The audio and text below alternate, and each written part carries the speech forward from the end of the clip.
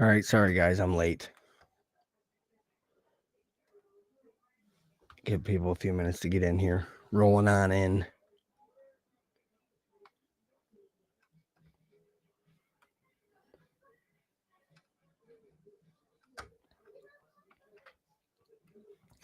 Then we'll check out the hearing.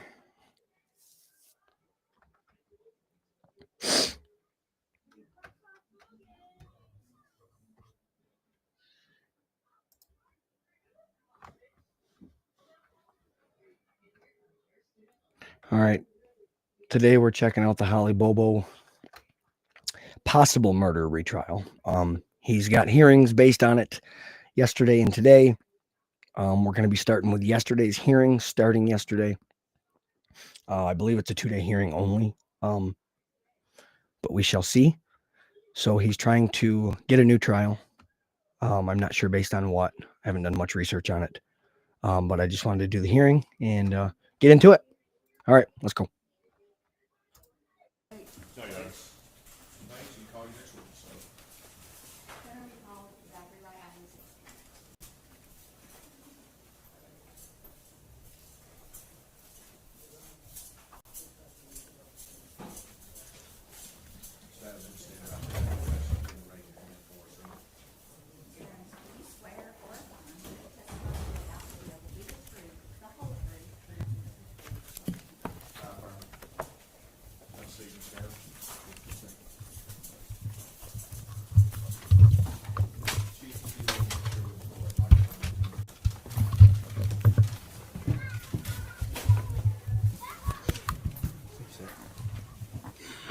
Mr. Adams. You ready? Oh. Is it on? Okay.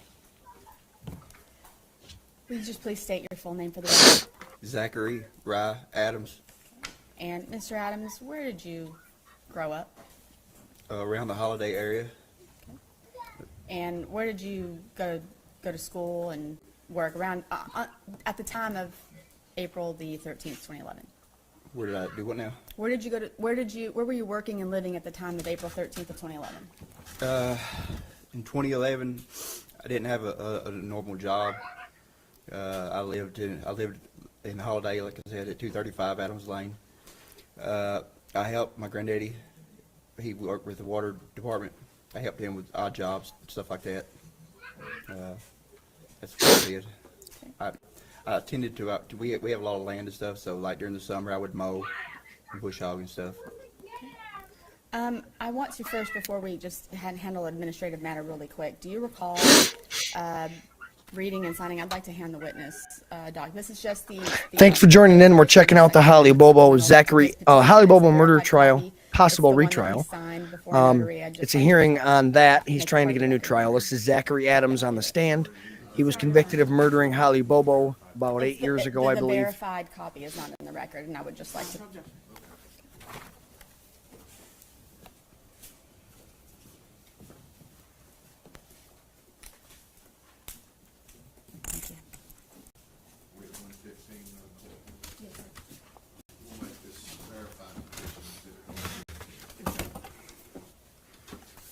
Mr. Adams, if you'll, do you recognize that document as a document that you signed? I dropped it.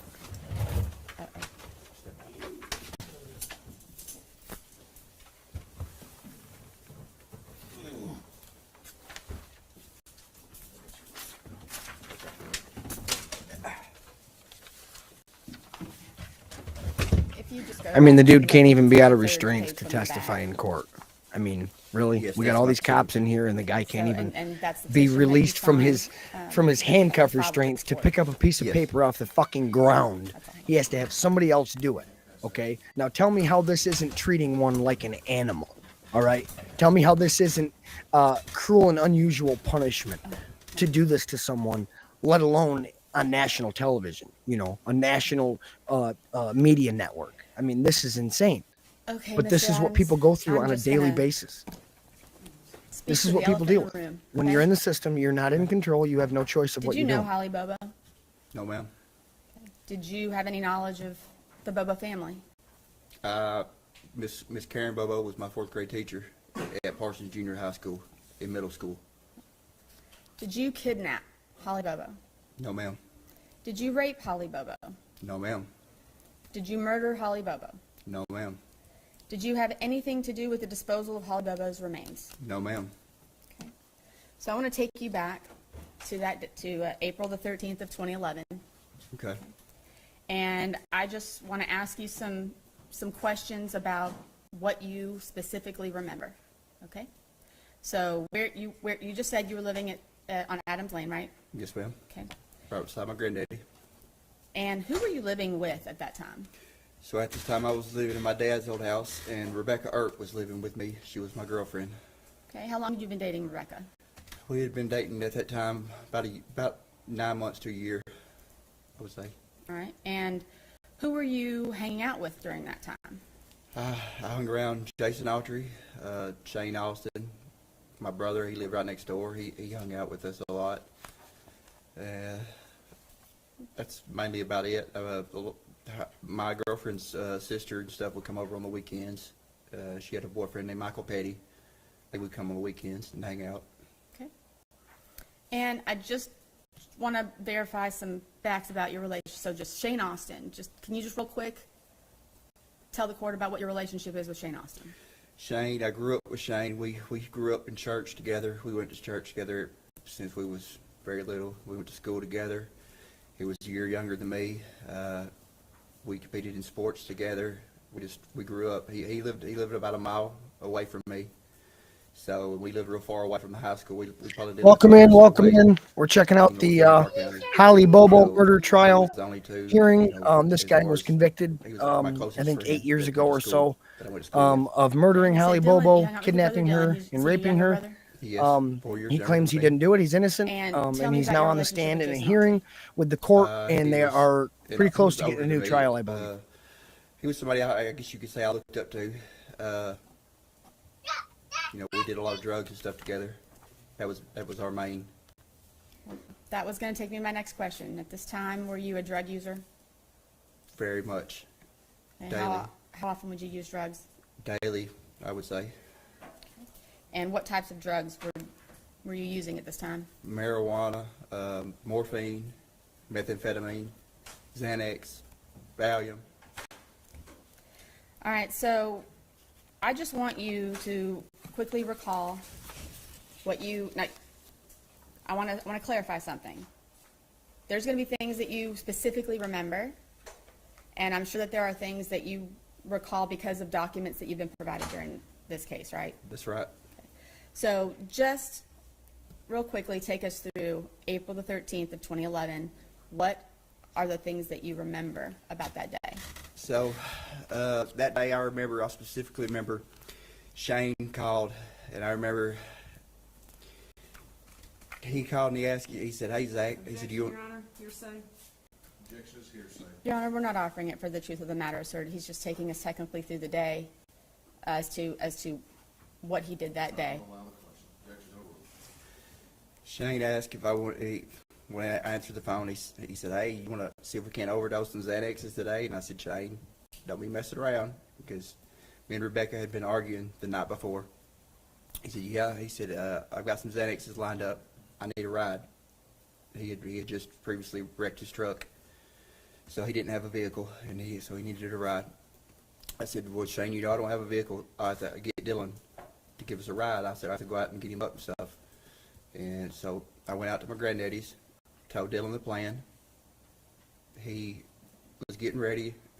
So while he was getting ready, I think I got on the internet and got on my Facebook, which is a password protected that I only have the password to. Nobody else gets on my Facebook page but me. Nobody has the password but me. And I got on there, and like I said, me and Rebecca had been arguing, and I think I had cussed or something on the main wall where everybody could see. And Becky Moody had commented, she said, "Zach, you can't talk like that." And I think I apologized. And it didn't take Dylan like 10 minutes to get ready, so we left. We went to Shane's, picked up Shane. Okay, so you say you and Dylan Me and Dylan. went and picked up Shane, okay? So Dylan didn't have enough gas in the truck to make it to Parsons. So we go to the Shell station on the Decatur County side. We get $5 in gas.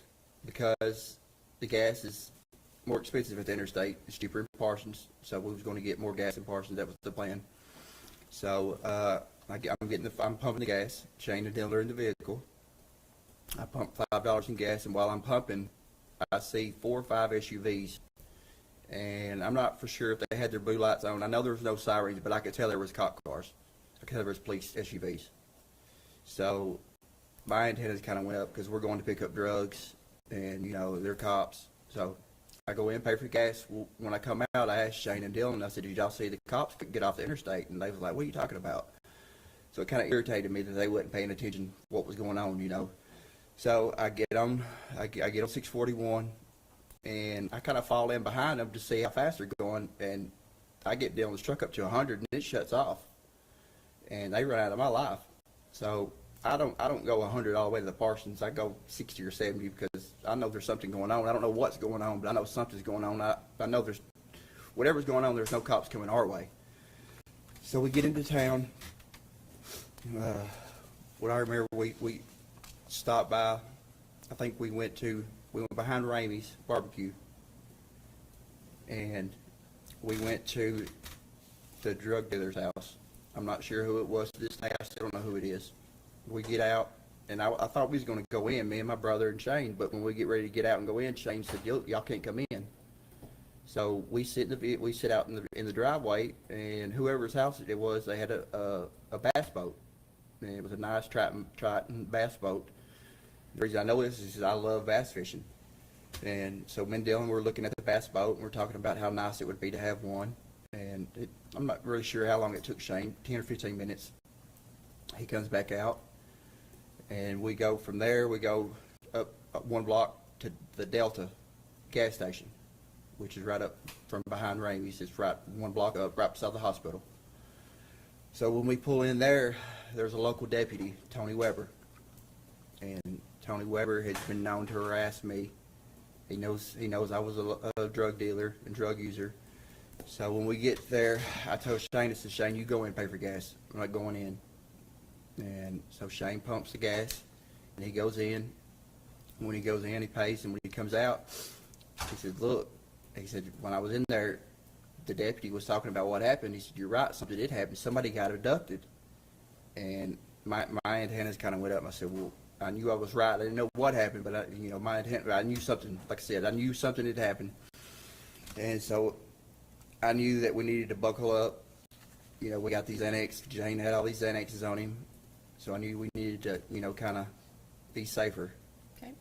So when you guys went to get the drugs, who paid for them? Shane. Okay. So, and again, I initially asked you, there's going to be things that you specifically remember and things that throughout the course of this proceedings that you learned. Mm-hmm.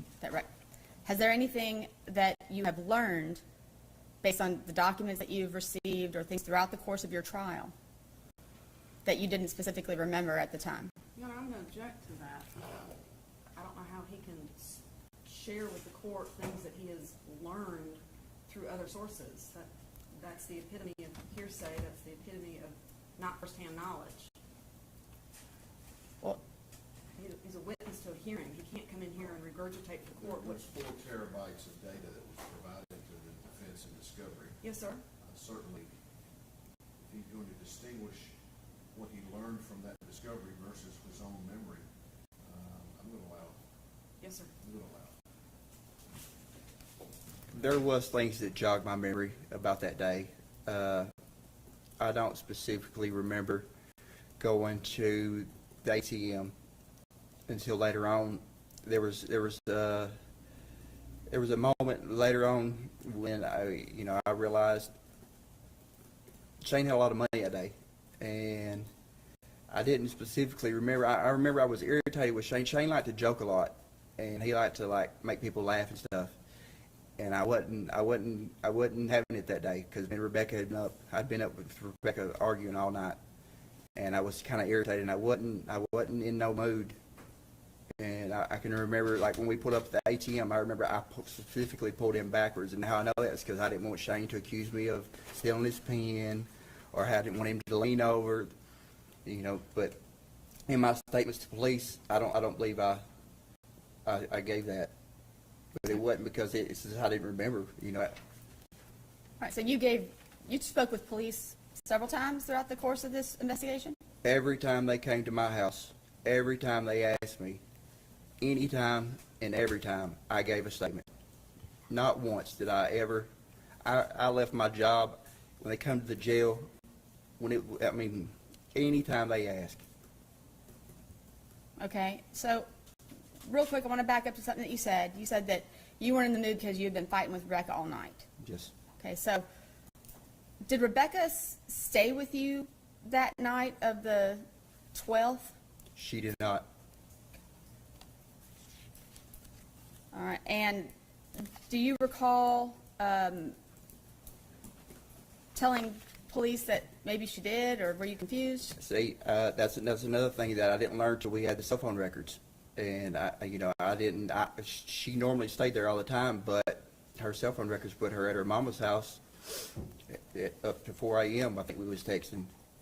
So there's no way she stayed with me that night, you know, because she got off work at 10 or 11 o'clock from Joe's video, and she would either come straight to my house or go to her mom's house. And, you know, her Okay. mom lived in Parsons, so. All right, so you're saying upon receiving the discovery documents, bank records, whatnot, it triggered your memory that you went to the ATM and got cash, and that you specifically remembered pulling in backwards. What vehicle were you driving at the time? We were driving my brother's Silverado. I think it was a 2007 Pewter. It's extended cab, Okay. 2-wheel drive. All right, and I'm going to ask you to look at something back there. Your Honor, this is Exhibit 8, I believe. The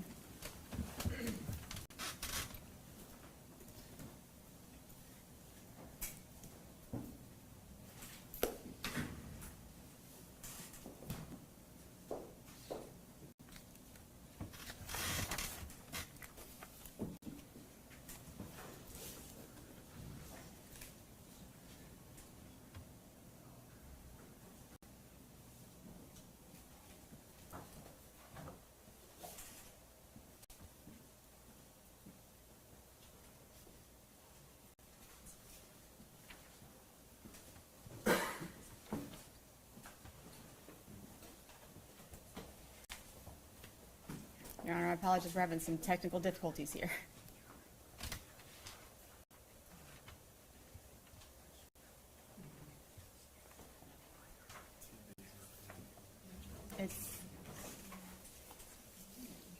Do we have a printout of the still yet? That was on one of the thumb drives.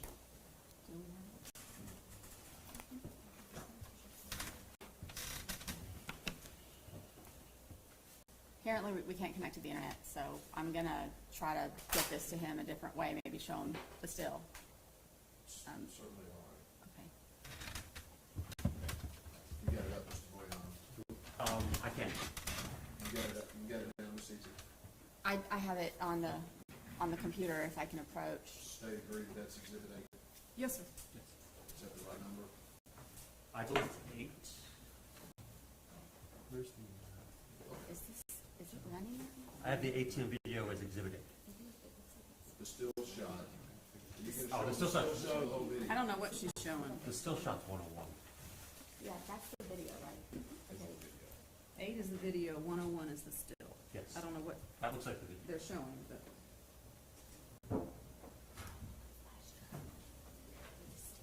I don't know, it's not my numbers.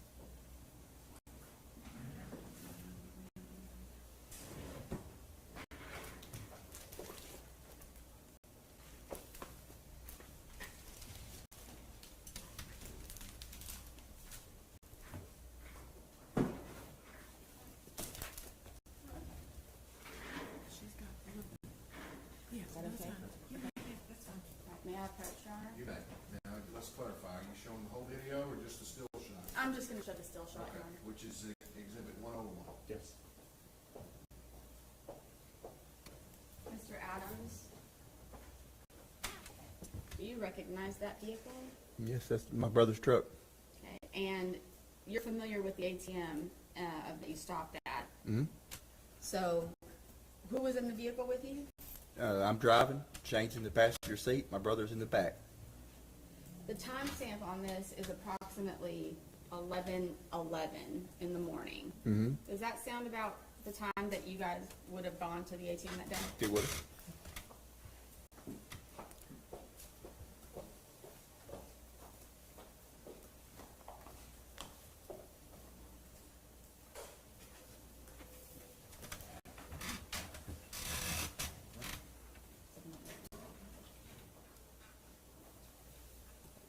So, one second, Your Honor, if you'll give me one moment. Sure.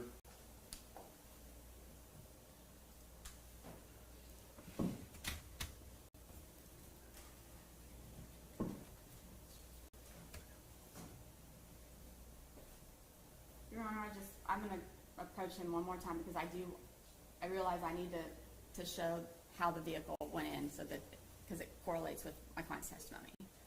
So I'm gonna show the video. All right, so Okay. now we're going to show video, Exhibit A.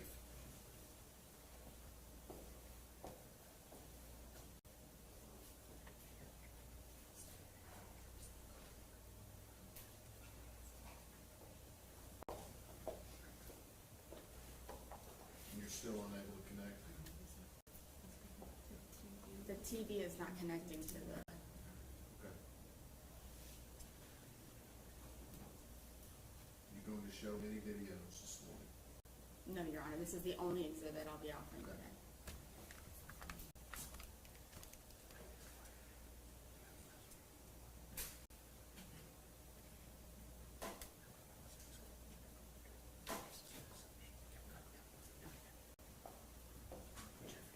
So I'm starting this video, Your Honor, at minute 11, hour 11, 10 minutes, 34 seconds, just to show how the other vehicle is.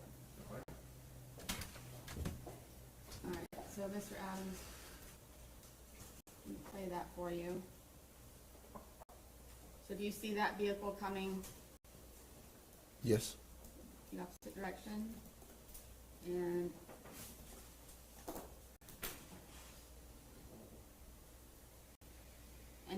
which direction is your vehicle going? That would be going the wrong direction. Like if you were going through the drive-through the bank, you would be, that's the wrong way. The Okay. arrows were pointed, it would be going the wrong way. So when you pulled into the ATM, who, was it the driver's side or the passenger side that was facing the ATM? It was the passenger side.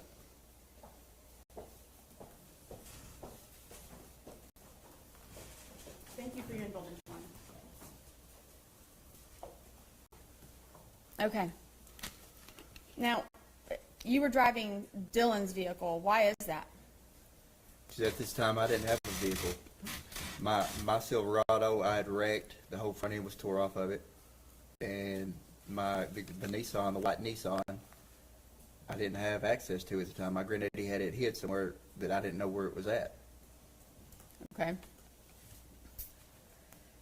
So when is the, well, first of all, this ATM footage and this trip to the bank, is this something that you told your attorneys during trial? It came up, yes. It came up, but like I said, I didn't, at the time, I didn't realize about the ATM. I didn't remember. There was a lot of places that we stopped that day that I didn't really remember. And when is the first time that you saw this ATM footage? First time I saw it was with Mr. Bates. Okay, so do you recall being in court back in, I think it was January or March, and Mr. Boyano had his laptop on the podium? That was the first time, yes, that's right. Okay, That's right. is that the first time that you saw the picture of your vehicle? That's right. That's right. All right. And what jogged my memory is the reason I knew that is because when it went pulled in backwards, I said that's us because that's what we did that day. Right. Now, you've been given your cell phone records, all these things that you've received in discovery, and you heard the testimony at trial. So you heard Jason Autry's testimony that y'all went to the river that day. Do you recall going to the river that day? I don't recall going that river that day, but I went to the river so much down there underneath the interstate bridge. It was, I would go 5 days out of the week, sometimes 7 days. I bass fished down there. I did drugs down there. I went down there to look for arrowheads. We just went down there just to kill time. Like, it was just a place we hung out. To be clear, when I say the river, where specifically are we talking about? Under the interstate bridge, under I-40 bridge, exit 133. All right. Now, do you recall going to Victor Dinsmore's house that day? I don't recall going to Victor Dinsmore's house. Is it possible that you went to Victor Dinsmore's house that day? Could have been. I don't remember though.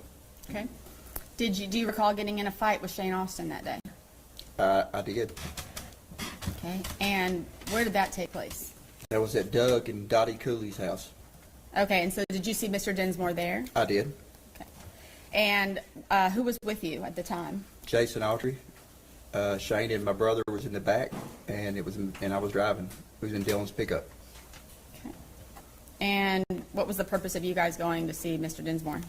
Mr. Dinsmore was a morphine connection of mine. I bought morphine from him, and at this time, Jason or Shane, they couldn't access Victor to buy morphine from him, so I was the kind of the go-between.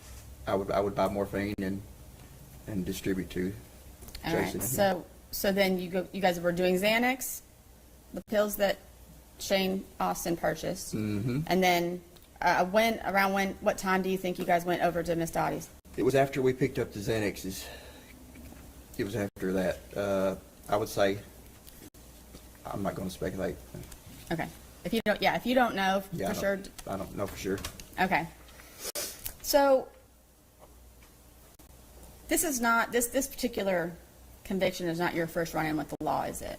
Absolutely not. Okay. So I would like to take you through. You're aware that if you would have testified at trial, that you would have had to have talked about some of your prior convictions. Of course. I'd like to run through those with you if you don't mind, okay? Okay. So, Mr. Adams, you have several convictions for possession of drug paraphernalia or possession of narcotics. Mm-hmm. Correct. Okay. When did you start doing drugs? Started smoking marijuana when I was 14. Started doing meth when I was 15 or 16. And there was a notice that was filed in your trial of, we call it a Rule 609. It just shows saying that this is the evidence that you're going to be impeached with if you testify at trial. Okay. Did you tell your attorney that you wanted to testify at trial? I did. Okay. And were you willing to face up to and acknowledge all of these crimes that you committed? Absolutely was. So you've been convicted of some assaults as well. I have. I've pled out to them. Okay, so there was one in 2004. Do you recall a conviction in 2004 for assault? I don't know the specifics, but I don't dispute it. Okay, and you have possession of controlled substance in 2004. Possession of drug paraphernalia in 2006. So you have several possession charges. Does that Drugs sound most of about my right? life.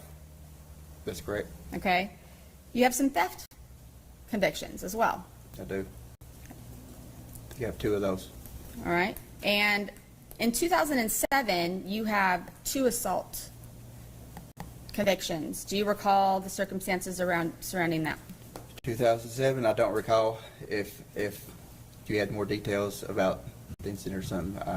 Well, why don't you tell me under what circumstances have you been convicted of assault? So, my grandmother knew. She knew that if I was in jail, sometimes, she knew I wouldn't be getting high if I was in jail, and she knew that she could call the law sometimes if I was high and say, "Hey, look, he pushed me or he did this," and she knew that I would be arrested, and she would be hoping that I would go to jail and, I guess, the catch Jesus moment, get Jesus and get saved and start acting right. And that's happened a few times where we had gotten in an argument or something and she called the law and Mr. Adams, isn't it true that you shot your mother? I wouldn't say I shot her. I did operate a firearm in a reckless manner that caused her to get shot. So it was my fault, but it wasn't like what you would say I just, shot her. And you weren't ever convicted or charged with that, were you? I was charged. You was charged. Okay. And what were you I convicted of? I did plead out to a simple possession or a simple assault. Okay. So that's one of these assaults that you have on here. It was. And in 2011, August 30th of 2011, there was a conviction for assault on a police officer. Do you recall that? I do. That was the incident at Nancy's Trace State Park. And where the park ranger, I got out and run, and he chased me down. I ran into some thorns and got scratched up real bad. Still got scars on on the inside of my leg. Okay. Oh, and I missed one. July of 2011. July 25th of 2011, you have an assault conviction that you pled to for 11 months and 29 days. That was me and Rebecca. Me and her got into it. It was kind of a shoving incident. And Was Rebecca using drugs at the time as well? she was. And then you also have a domestic assault June 11th of 2012. What was that from? 2012. I think that's where me and my granddaddy got into it. Okay, and you pled to 11 months, 29 days. I did. Okay. So, in your entire criminal history, have you ever been charged or convicted of any crime that was sex-related? Never.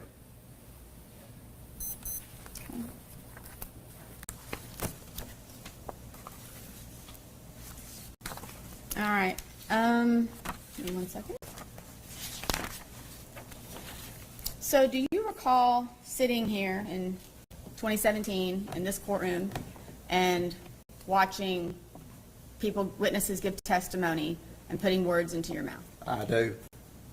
Hearsay. And I'd like to, first of all, what I'm going to do is I'd like to take you through some of the statements that you were alleged to have made. Okay. Did you say some of the things that were testified to? I did. And did you say all the things, every single thing that was testified to, did you say? I did not. Okay. I want to go through these statements, but before we do, these statements that were given at trial they were accusing you of joking about the murder of Holly Bobo, right? Yeah. Why would you say anything like that? Well, I sold a lot of drugs, and I found it a lot easier when I found the drugs out. If people were scared of me, I got my money. I got paid. It was just the way it is in the drug business. If people are scared of their drug dealer, they're going to pay. So that's kind of a stupid answer, but it's the truth. I mean, Right. Okay. Who's Carl Statler? he was a friend that lived right below me. He went to school with my brother. All right. Did you hang out with Carl Statler during this time? I did. Do you recall going to Johnny's Bar and Grill with Carl? I do.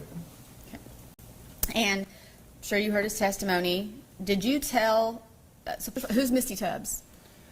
She was a friend of my son's mother.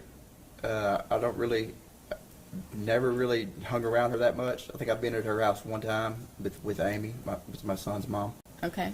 And was she the bartender at Johnny's Bar? She was. Do you recall getting in an argument with her? I don't really recall. It seemed like we did get into some kind of argument. She accused me of, I think, of doing something to her car or something. All right. And Did you say, I'm just going to ask, did you say, I'll kill you like I did Holly Bobo? I don't recall saying that. Did you tell Carl Statler that I did it? No. Is it possible that you made some statements similar? I've made some open-end statements before where people could have had the wrong idea. I remember I told Rebecca once, I said, there's already one person missing. What makes you think it can't be two? And by that, I wasn't meaning that I did anything. I was just, we was arguing and just trying to get her to. She was kind of griping at me. Were you admitting in that statement that you killed Holly Bobo? Absolutely not.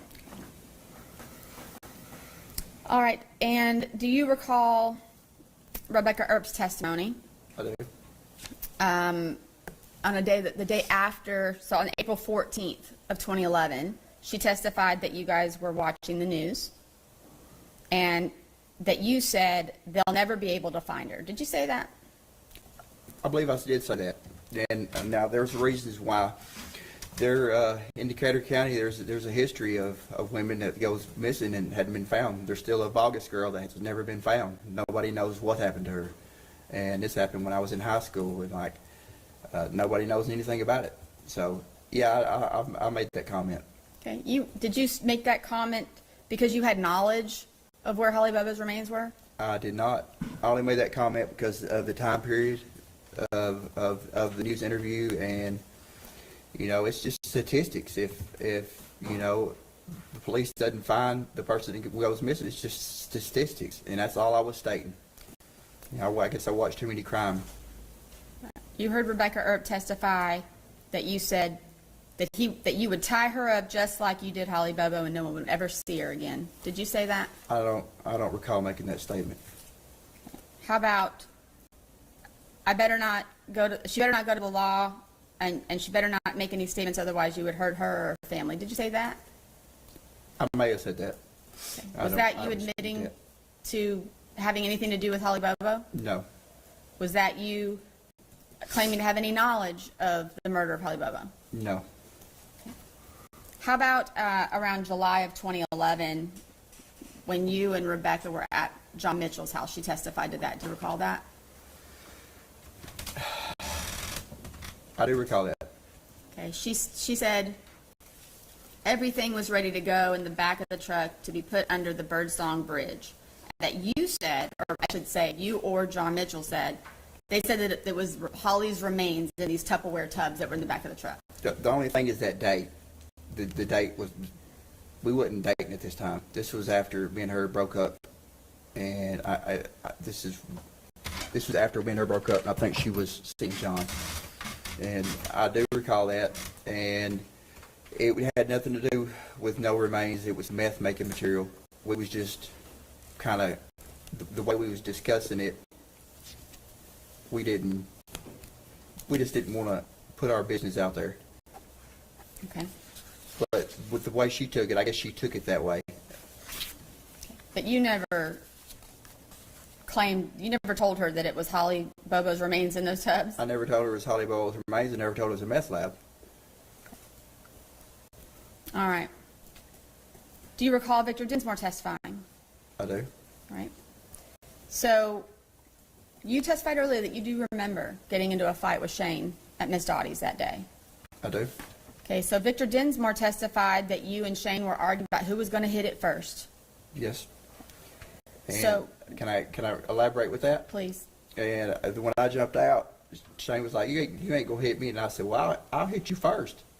And that's where that comment came up.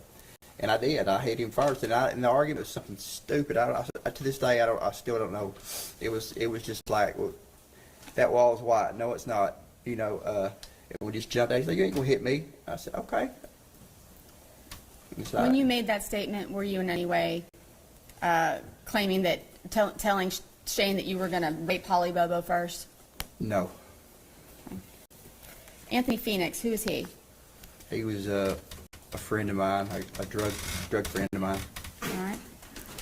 Do you recall hearing Anthony Phoenix testify? I do. Now, he testified that, first of all, did you talk to Anthony Phoenix about meeting with Miss Bobo? I did. And did you express concern to him? I don't believe I expressed concerns. I think I just told him about the meeting. Okay. He testified that you were driving around in the car and said, "Let's rape this bitch." I did make that comment. I didn't say, "Let's rape this bitch." We was riding around, and he was needing some money. He was wanting to rob somebody's house. And anytime I've ever stole something, I've always gotten in trouble. And I could not get him to shut up about wanting to go rob somebody's house. He was wanting me to drop him off somewhere and pick him up. And I made the comment, well, if we're just going to do that, we might as well just go rape somebody. Because anytime I steal something, I always get in trouble. So that was, and after I said that, you know, the wheels started turning his head, and I wasn't admitting nothing. I was just trying to get him off the track of going and stealing something, which he did. He didn't say nothing else about stealing nothing that night. So Did you say to him, I couldn't have picked a prettier bitch and it sure was fun? I don't recall ever saying that. Okay. So at any point in time during your conversations with Anthony Phoenix, did you admit to raping or killing Holly Bobo? Never. Jamie Darnell, who's he? He's a local friend of mine that uses drugs. All right. And did you guys use drugs together? Yep.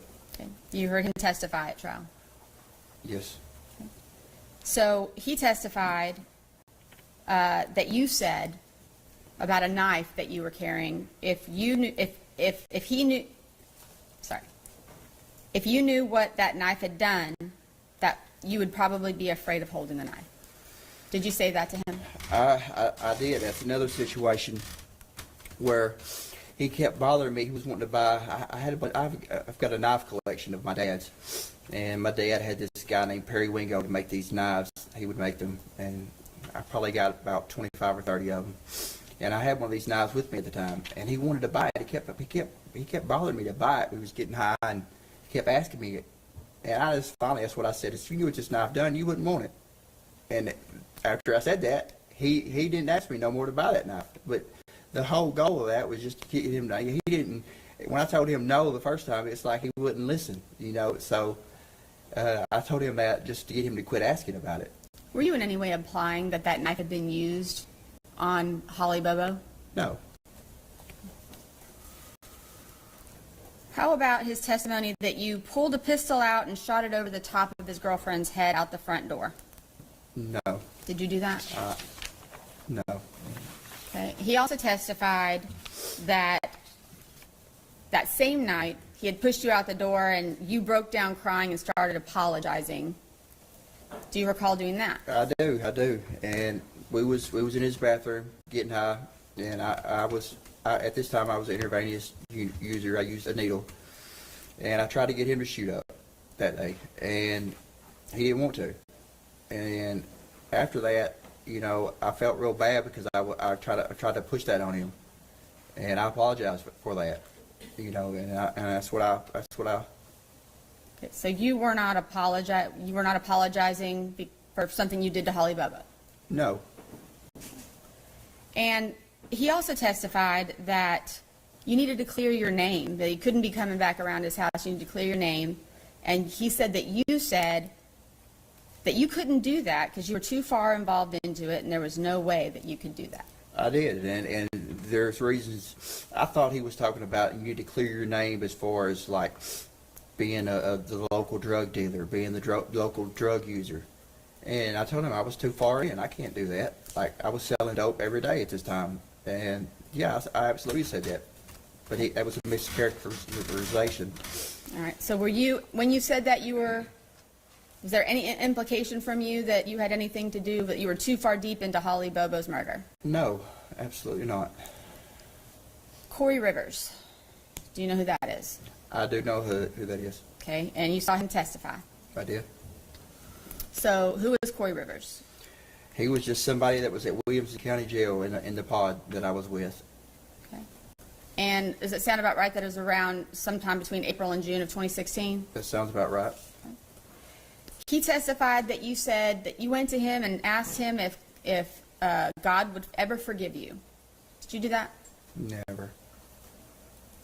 And he also testified that you told him that you and a couple of your friends got drunk and went into the woods with this girl. One thing led to another, and I was there for the worst of it. Did you have any conversation with Corey Rivers that was anything like that? No. Have you had conversations at all with Corey Rivers? I did talk to Corey. Okay. What did those conversations entail? I don't really recall. I may have told him what was going on, like what was going on with the case. You know, what the state was alleging. That's the only thing that where he, you know. Did you testify to him, or I'm sorry, excuse me, not testify. He testified that you said that the bottom side was found in one part of Tennessee and some other pieces was found in other places. Did you say that to him? I don't recall saying that. And that it had been chopped up? I don't recall saying that either. Did you at any time in any of your conversations with Mr. Rivers admit to killing, raping, or kidnapping Holly Bobo? Never. All right. How about Sean Cooper? You remember him? I remember Sean. Who's he? He was, so when I was at Chester County Jail, he was in the little room right there with us. I think there was 3 of us. Okay. Now, he testified that you asked him to tell your brother, Dylan, that if he doesn't keep his mouth shut, that you're going to put him in a hole beside her. I don't recall saying that. I do remember telling him that he needs to tell my brother. I think he had charges in Obion County, and that's where my brother was being held. I said, well, you get up there, you need to tell my brother, Dylan knows, he needs to keep his damn mouth shut, because the lies he's telling has got me arrested for something I didn't do. Okay. Did you in any way admit to Mr. Cooper or imply to Mr. Cooper that you were involved in Holly Bobo's death? No. Okay. How about Jason Kirk? Do you know who that is? I think that was the other guy that was in there. All right. And so he testified that he overheard you tell Mr. Cooper that, will you give my brother a message for me? Tell him if he doesn't keep his fucking mouth shut, I'm going to plant him next to that bitch. Did you say that? No. Did you make any statements? You know, Mr. Kirk also testified that you were bragging about the bond that was put on you. And he testified that you said, I guess you got to kill a bitch to get that kind of bail around here. I don't recall specifically saying that, but I did make a comment about the bail being so high, and the way the judge, when I left the courtroom at Chester County, the judge made an announcement to the court that was the guy for the Holly Bobo deal. Like it was kind of a messed up little deal, but I got angry, but I don't specifically recall just saying that. Okay. Chris Swift. He was another person at Williamson County Jail. Okay. He said that you went up to him and asked him, would God forgive you? Did you ask him if? The only thing I talked to Chris Swift about was making meth and his meth use and stuff like that, but no. All right. So he testified that you told him that you weren't involved in the killing, but you were involved in the worst part of it. Never said that. Okay. And he testified that you told him about some boy who hung himself, and that he and his brother were involved, and your brother were involved in the killing. Did you mention anything to Mr. Swift about Shane Austin? I may have mentioned that Shane and my brother were where my brother was being charged, and Shane was a friend of ours, and he had hung himself. But other than that, no. Did you tell Mr. Swift that they were in the back room having sex with Holly? No. Did you tell Mr. Swift that something went wrong, and and that you were involved in the worst part of it? No. Okay. Did you tell Mr. Swift that as soon as the trial's over that you're going home, they didn't have a body and they didn't have a murder weapon nor a motive? No. All right.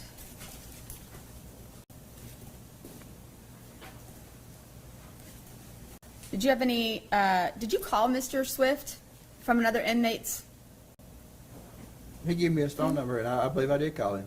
Okay. And did you tell him that you probably wouldn't be talking to anybody else and to take care of himself? I don't remember what I said in that phone call. I'm sure it was recorded if it was a jail phone call. Okay. Did you threaten Mr. Swift in any way? Absolutely not. Okay. All right. I want to talk to you a little bit now. You said earlier that you had been visited by police on multiple occasions. Okay. So, well, first of all, so I'm looking at all of these statements that you admitted to saying to the witnesses that testified. And so as I understand it, there were some of the things that were testified to by various people that you knew outside of jail, right, that you admitted to saying, right? Yeah, yeah. But that the people that you knew in jail, you didn't say any of those things. Mm-mm. Okay. Do you recall? I didn't know them well enough to talk to them like that. You know? Do you recall meeting with Karen Bobo? I do. Her and Clint. Okay. And you heard her testify at trial, right? I did. And she testified that when you met with her and Clint described what the kidnapper looked like, her testimony was that you said, "That's Shane." Is that what you said? That's not what I said. I said, that's the same height as Shane, but Shane has red hair and he was with me. Okay. Did you tell Miss Bobo that you would do whatever you could to help? I did. All right, so in all of the interactions that you've had with police, let's go back to the first time that they came out to your house. Have you cooperated with law enforcement during the course of the investigation? Yes, I gave my statement of where I was that day. Yes. And did you allow them to search your house? Yes. Did you allow them to search under your house? Anywhere there could be a body or, you know, I told the FBI and the TBI, y'all can come in here and look anywhere y'all want. Y'all start pulling drawers up, I'm going to ask you to leave. You know, you look anywhere a person can be, you know, anywhere you want to look. Anytime they came to me, I would answer questions. Anything. Anytime, I mean, All at right. jails, anywhere they wanted to question me. They bring me off the work crew at a jail, and I would go in and talk. You know, I knew I didn't really know my rights, but I knew I didn't have to talk to them. But I did. I wanted to help. Do you recall hearing testimony about officers observing you in those early days vacuuming out your car? I vacuumed out my truck all the time. If you looked at my vehicles, I vacuumed my trucks out all the time. That was a regular occurrence. You can ask anybody that knows me. All my vehicles were clean. I kept a shop back at the house just for that. What about the mattresses that were leaning up against the house? So when Rebecca moved in, we moved all her stuff. I had a double wide 16-foot trailer. We moved all her stuff on that. And the mattress, I think there was 3 mattresses. She had 2 mattresses in the box set. One of the mattresses blew off whenever on 641 when we was coming. So we took everything off the trailer and stuff. And I went back and got that mattress. And she said, "Look, don't bring it in. We're gonna clean it up and stuff. I don't really need that. It just makes the bed look higher." And so I was like, "Well, what do you want me to do with it?" And she's like, "I don't care. Just don't bring it in here. We don't have nowhere to put it, you know." So I said, "Okay." So I leaned it up against the back side of the house. And every time I would mow or every time it would get dirty or something, I'd either wash it off or I would blow it off with the leaf blower because I was under the impression she was still going to use it. I didn't know, what to do with it. It was hers. I wasn't going to throw it away. That would have caused an argument. Can you give me one moment, Your Honor?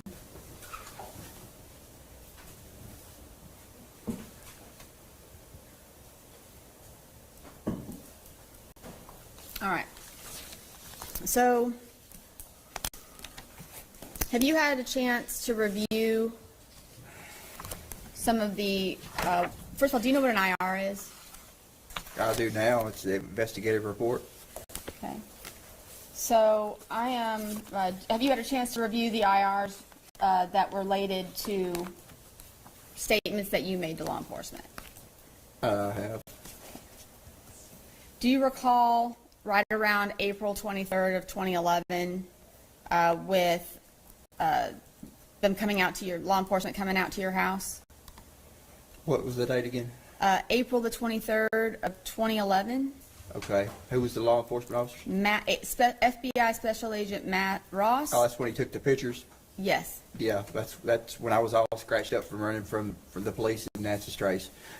But it wasn't nothing for me to have scratches. I grew marijuana back behind my house. It's nothing but clear cut. And that was another, the time when they was talking about ran behind the house. And if I'm not mistaken, Mr. Rainey also testified that he knew where my marijuana plants were, which he did. When they come searching, I had to move everything. I had about 5,000 marijuana plants when all this went on. And when Miss Bobo went missing, I moved everything outside. I had just got them started, and I moved everything outside. Well, when everybody started searching, they come through, I had to move everything. And when law enforcement came that one time and talked to me, that's what I ran around behind the house doing, was moving all the marijuana plants that I had there. Okay. Did you provide your best account of what you did that day to law enforcement? I did. I didn't tell them every time I used the bathroom, though. I mean, I didn't tell them, I was a drug user. I told them where I went, Okay. Did you, do you think that there were things that you did throughout that day that you didn't include in your statements to law enforcement? Absolutely. But I didn't lie. I didn't, I gave the best, there was people that called that morning that I didn't remember talking to, that later on that I realized I talked to, like going to the river. There's nothing that happened that morning going to the river. I don't specifically recall going to the river that morning with Jason, but we went down there so much. I'm not disputing that. Okay. And do you recall right around July 6th of 2011, you were visited by S.A. Dykes and Investigator Inman? Mm-hmm. Do you recall that? I do. Okay, and they came to your residence? Yeah, I think it was my granddaddy's. I think we sat on the back porch that time. All right. And did you give them an accounting of what you did I did. on April the 13th, 2011? Okay. I think they had, did you tell them that you had gone to the coon hunt or that you didn't go? I didn't go. I didn't have no way. And I didn't go to stuff like that. I mean, when I was younger, I did, but I didn't go to stuff like that. I was a drug dealer. I was a drug dealer. Like, I didn't go out in public much. Not a lot of people liked me, I had a known reputation in the neighborhood for being the local drug dealer and drug user. So, just, I could go at a gas station and people would look at me different, Of course, I would give them the stink eye, or I would, I gave them that perspective, like I wasn't the person to be messed with, And Okay. So you were visited again by Agent Dykes on August 28th of 2012. I believe that was in the Benton County Jail. Yep, in the basement, in the investigator's office. Okay. Did you ever ask for an attorney when you were speaking with law enforcement? Never. Did you voluntarily give them information? I'll take that back. When I talked to Jeff Jackson, I think I had asked for an attorney at the end. But during this meeting, I didn't. With Terry Dykes at Benton County, I didn't, no. And did you voluntarily sign a release for your phone records? I did. Anything that they needed, anything anything. You wanted my DNA, anything I could have did. I would have did. Okay. Even if so would you have done anything that you could do, even if it meant? There was so many cops in the neighborhood. We would have did anything to get the police to solve this, to get the TBI and the cops out of our neighborhood. It was so hard for us, drug dealers and stuff. We wanted the police to solve this thing, Okay. Do you recall meeting with Mr. Dykes, S.A. Dykes on May 22nd of 2013, and I believe that was at the Decatur County Sheriff's Office? Go into specifics on that.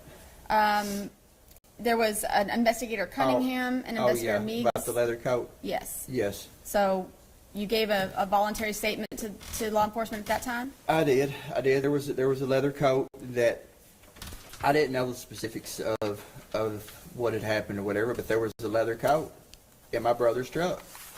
I didn't know who it belonged to.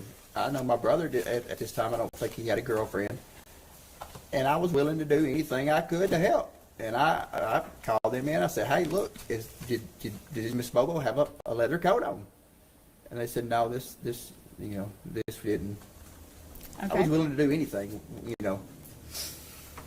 Do you recall again meeting with, or speaking with law enforcement September, let me make sure that I'm on the right one. Hold on one second.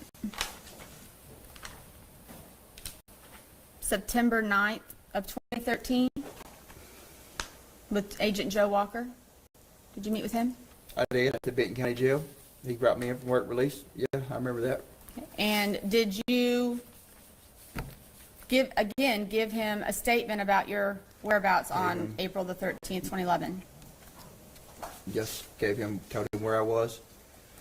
Did any of your testimony change? Did you add any additional information to him that you recall?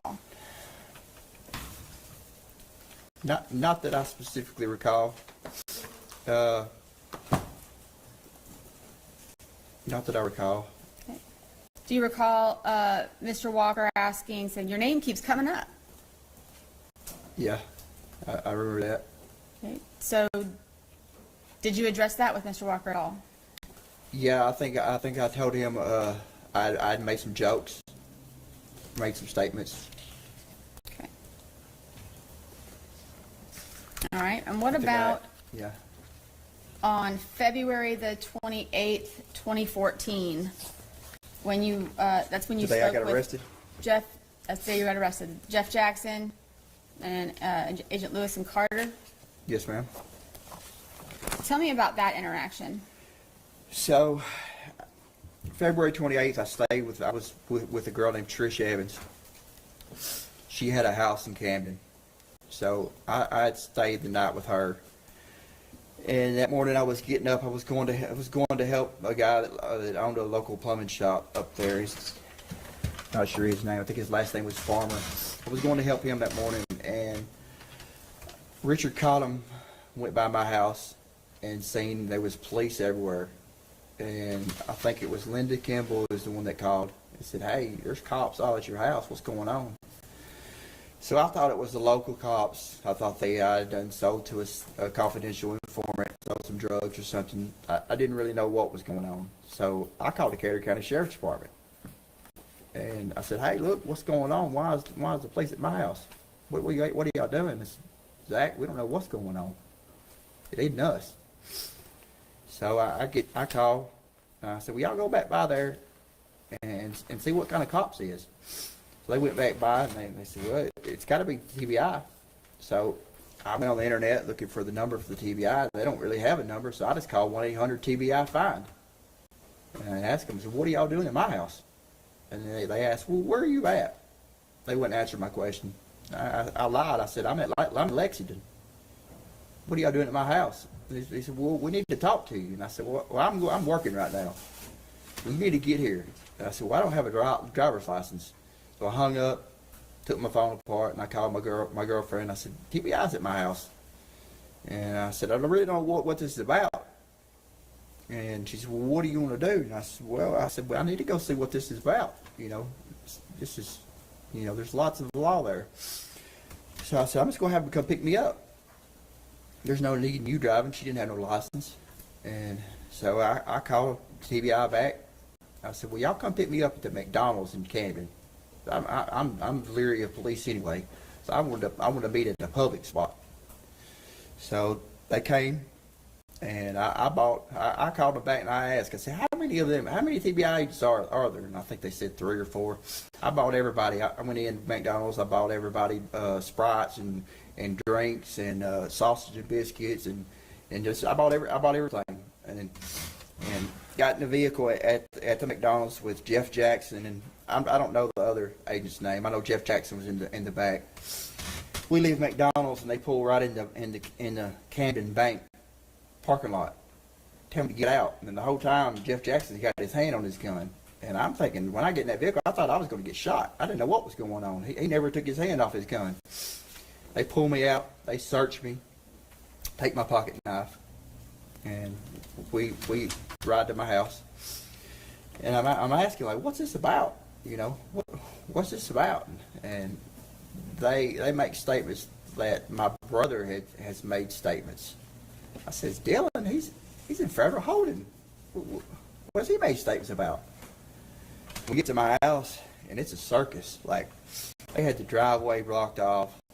They had the TBI mobile command unit in my granddaddy's front yard. It was circus. It was a circus. And So let me just make this, you voluntarily, you sought out law enforcement I when did. you found out that they were looking for you, and you invited them to come meet with you. I did. I called them. Okay. They had already knocked the door down, was in my house. All right, so I want to ask you one last set of questions. Okay. At your trial in this case, has your defense always been straight up innocence? Always. Then why didn't Till my last breath on this earth, it's always going to be innocence. then why didn't you testify? The reason I didn't testify, a week before my trial, Jennifer Thompson had my mom and my cousin come in from Atlanta. My mom had to take off work and come up here, and we all met at the Savannah jail over here in the library. And they had already talked before this and planned all this out, but they got up there. She got my mom up there and my cousin up there, and my mom made me promise that I wouldn't testify because all the bad things that the state was going to try to say about me, and you know, they just didn't want me to testify. And Did any of your attorneys ever meet with you and prepare testimony for you? never.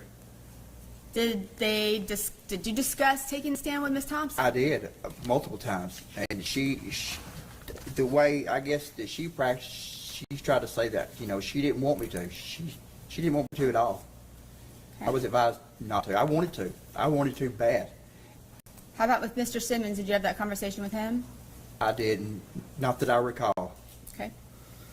Did the pressure from your family and the advice you received from counsel, did that in any way affect your decision not to testify? It did. Do you recall Judge McGinley asking you questions, saying, is this your decision not to testify? It did. He did ask me that, and at the time I didn't realize I could have said yes, you know, and went against my lawyer. You know, I just was going with what Jennifer.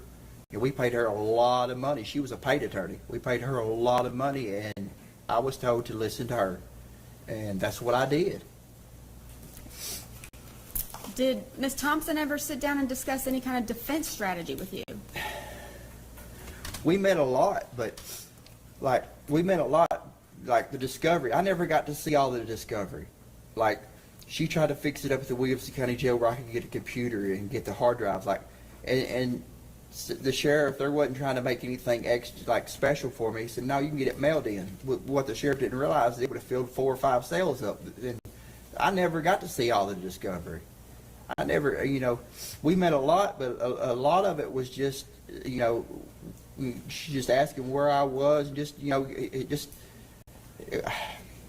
she was unorganized, very unorganized. So, being a part of this post-conviction relief process, observing Mr. Bates and I, Day and night difference.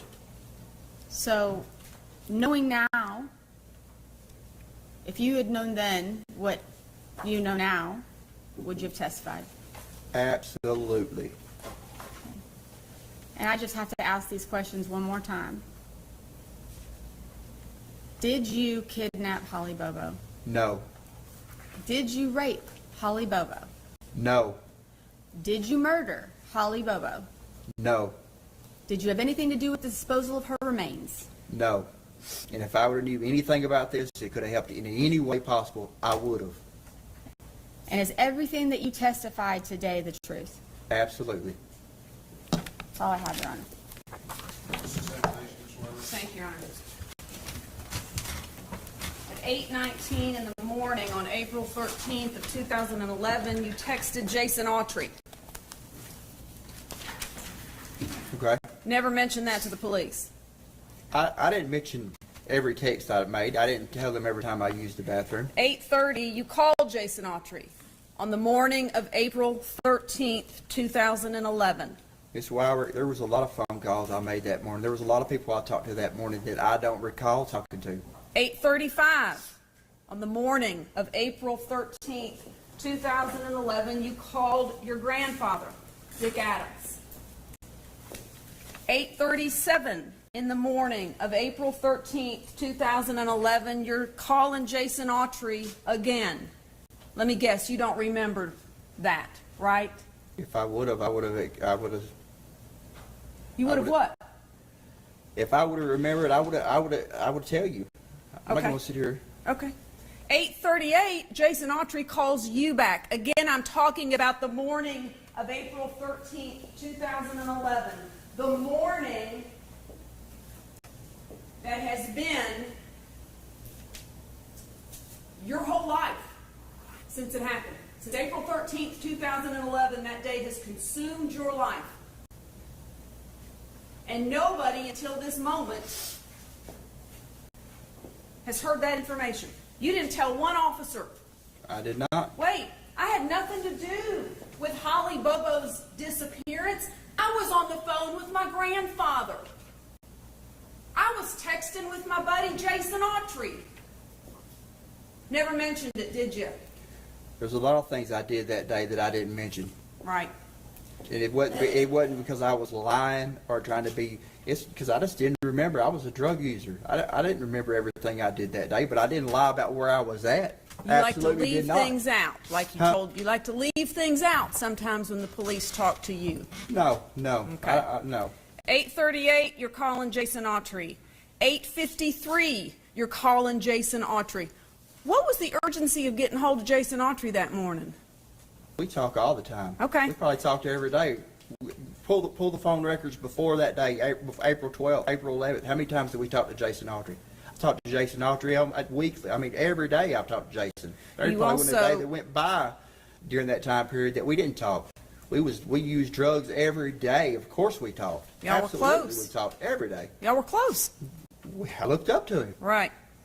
8:58, you get a call from Brandon Williams. Yes, ma'am. 9:10, you get a call from Brandon Williams. Yes, ma'am. We was talking. Brandon Williams was a friend of mine and Rebecca's, and yes, I was talking to him. We were trying to get him to help get on my side and get Rebecca back on my side. Rebecca Earp testified at the trial. Of course, she was not telling the truth, right? She was mistaken about what she remembered. She wasn't telling the truth. She told the jury, you left early that morning to go scrapping. Turns out you didn't go scrapping, right? Remember that? I didn't. Look at the scrap records. I didn't. I scrapped before. I think it was 2 days before that, and a couple of days after that.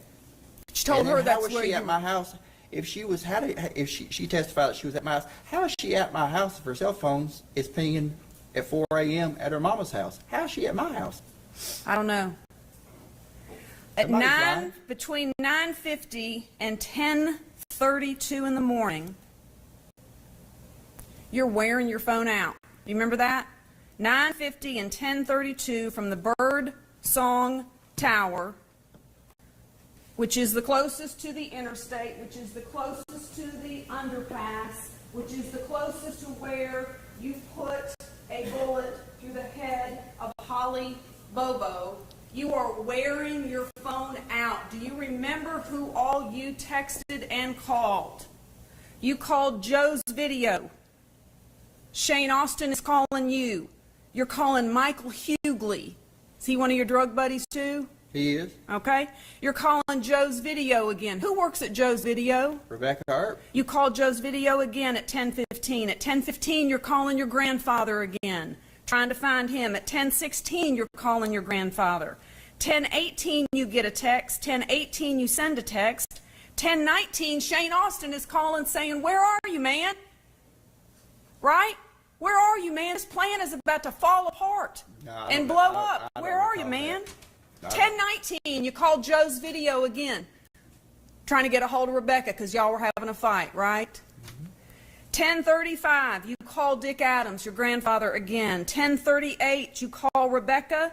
10:49, Rebecca texts you, and lo and behold, and the whole world world heard it, and there's no denying it, and nobody cares that at 11:12 in the morning of April 13th, 2011, where were you? It's at my house. At 11:12 in the morning on April 13th, 2011? I don't recall exactly where, I don't recall exact time. Like I just testified to, the first thing I remember that morning is Shane calling. He asked if we wanted to overdose on Xanaxes. Just like I said, I went out to my brother's, got him up, got on Facebook. No, you didn't. Because there's evidence in the file, and I'm sure you've seen it because your lawyers that are sitting here today have shown it to you. And the lawyers, the 16-member team that you had representing you at trial, they showed you everything. There's no proof that you were on that computer at home. It was a mobile posting from your Facebook page. The last activity was at 6 o'clock in the morning. Is that coming back to you? That's At wrong. 11:12 in the morning of April 13th, 2011, where were you? Let me give you a hint. Bank. Does that sound about right? I don't isn't recall. that what this is all about? Your lawyers stood up months ago and said, No, our client was at... We was at the bank. May I finish? They stood up months ago and told this judge that on April 13th, 2011, the last day that Holly Bobo took breath on this earth, my client could not have committed the crime that a jury convicted him of because he was at the ATM in Parsons. Dun da dun! Mystery solved. We are so sorry. 11:12 in the morning is the whole point of this hearing, for you to convince Judge Bradbury that there's no way you could have raped, murdered, and kidnapped Holly Bobo because you were pulled in backward at the ATM at 11:12 in the morning on April 13th, right? That's Right? correct. That is correct. Right. That's correct. But we got no proof of that. That truck. Okay, the truck that you can't see anybody in. That truck is my brother's truck. I was driving that truck. Okay. Was there any other vehicles that was pulled in the ATM backwards that day? I don't know. Couldn't tell you. If we had the real ATM video, we would know, wouldn't we? We've seen it. That's not the real ATM video. ATM video shows the person that's punching the numbers in. If we had that, we would see Shane Austin punching the numbers in, And here's, and you would see me in the driver's seat, and possibly my brother in the back. you know what the jury heard from your cell phone expert? Do you know what the jury that convicted you heard from your cell phone expert? Not the state of Tennessee's, though he agreed with it, but from the very expert. You remember Jonathan Reeves? Remember that name? I do. When you attended the trial, you were here every day, right? I did. Miss Thompson put you in a new suit every day from her husband, right? She put makeup on you, right? I did. Yeah. You're right. I mean, you sat here, you listened to the witnesses, you took notes, right? I did. You were engaged in the trial, right? I did. You're pulling on their suit coat and asking them questions. You're interacting with them. Jonathan Reeves, your cell phone expert, told the jury Zach Adams' phone was pinging off of the Parsons cell tower at 11:16 in the morning. Remember that? That's right, along with Shane Austin and Dylan Adams. Right. We're all in Parsons. That's right. We're all in Parsons at 11:16 in the morning. The jury heard it. They didn't seem to care much about it, did they? The jury heard a lot of things, a lot of lies. Right. Everybody was lying, weren't they? Well, I wouldn't say everybody, but there was a lot of lies told in that case, in that trial. Lots of lies. Let me ask you about the trial a little bit more. You mentioned that if I had just known that I had the opportunity not to testify, or to testify, I would have done that. I would have done that. I'm sure you've seen this, and we'll talk about it in a little more depth in a minute. There's a document, a series of documents that your lawyer's team put together titled Zach's Stupid Mouth. Remember that? Did you ever see that? No. It outlines everything that Ms. Etu has just talked to you about. In addition, everything else that you said to anybody with ears between April 13th, 2011 up to today, because you're still talking about it. But at the trial, after the state rested, right, and Judge McGinley looked to your team and said, will there be any defense proof? Does your client want to testify? Remember that? What was the question again? Do you remember being asked if you wanted to testify at your own trial? I did. Okay. You're on trial for the rape, murder, and kidnapping of Holly Bobo. The judge asked you if you wanted to testify. Did you answer the judge right away, or did you talk to your lawyers about it? I believe I answered right away. You just blurted out an answer. I said no. I was advised by my lawyer not to, and that's what I did. Okay. All right. May I approach your... You may, you can pass it to the vote. Your Honor, may I see what is being presented? The moment here at the trial, page 2,539. I don't know the bottom. There you go. Thank you. You recognize this? Your Honor, would you like the transcript? We have a copy of the transcript for the court if you would like to follow along. I'll be all right. If you're going to be objections, just figure. No, Your Honor. Let's go ahead and accept it for having fun.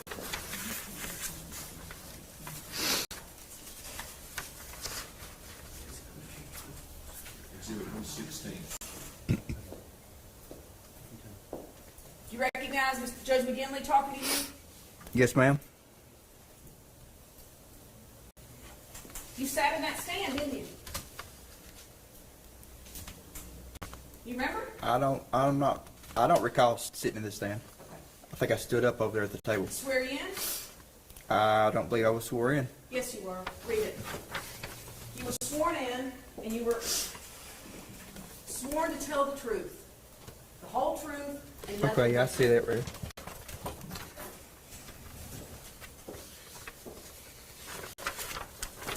by virtue of, Your Honor, I would ask that this be marked as an exhibit. I did. I marked it as Thank you. exhibit 116. By virtue of the Constitution, we all have certain rights. One of those rights is you can't be compelled to give testimony. You were present when this is the judge talking to you, right? Not to Ms. Thompson, not to your mother, to you. You were present when I read that to the jury at the outset. Said if you do not take the stand to testify, that they can draw nothing from that that's constitutional right. Also, you have a constitutional right to give testimony if you wish or desire. You can take the stand. If you do, you will be subjected to cross-examination, and your credibility will be judged by the jury by the same standards I've already charged them. This is your decision, okay? Again, this is the judge talking to you.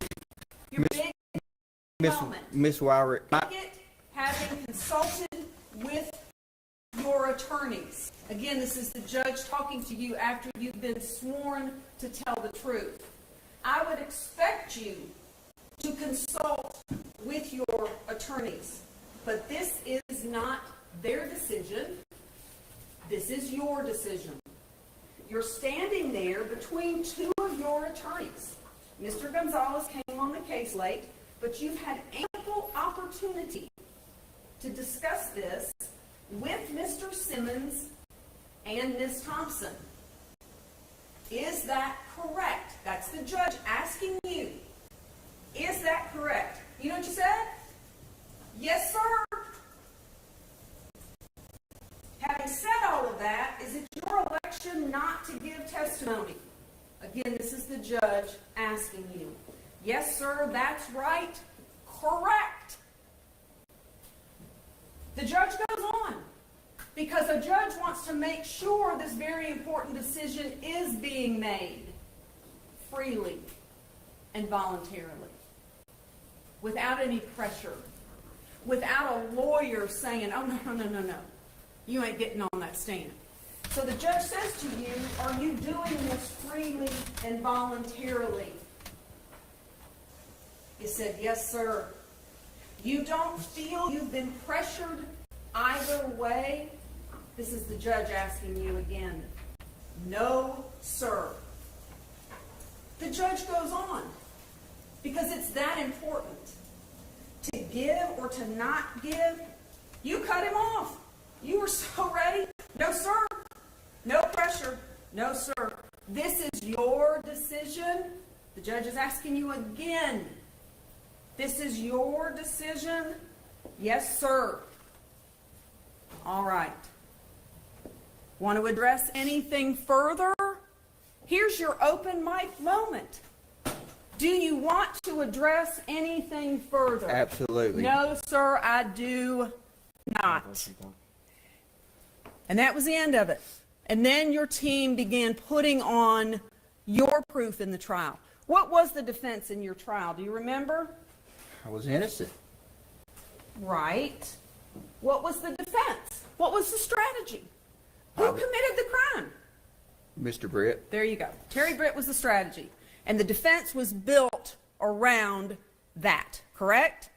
I also want to say my mind was already made up about the testifying before the judge asked me all this. My mind was made up the minute that I promised my mom and my cousin that I wouldn't testify. There was nothing that was going to change that.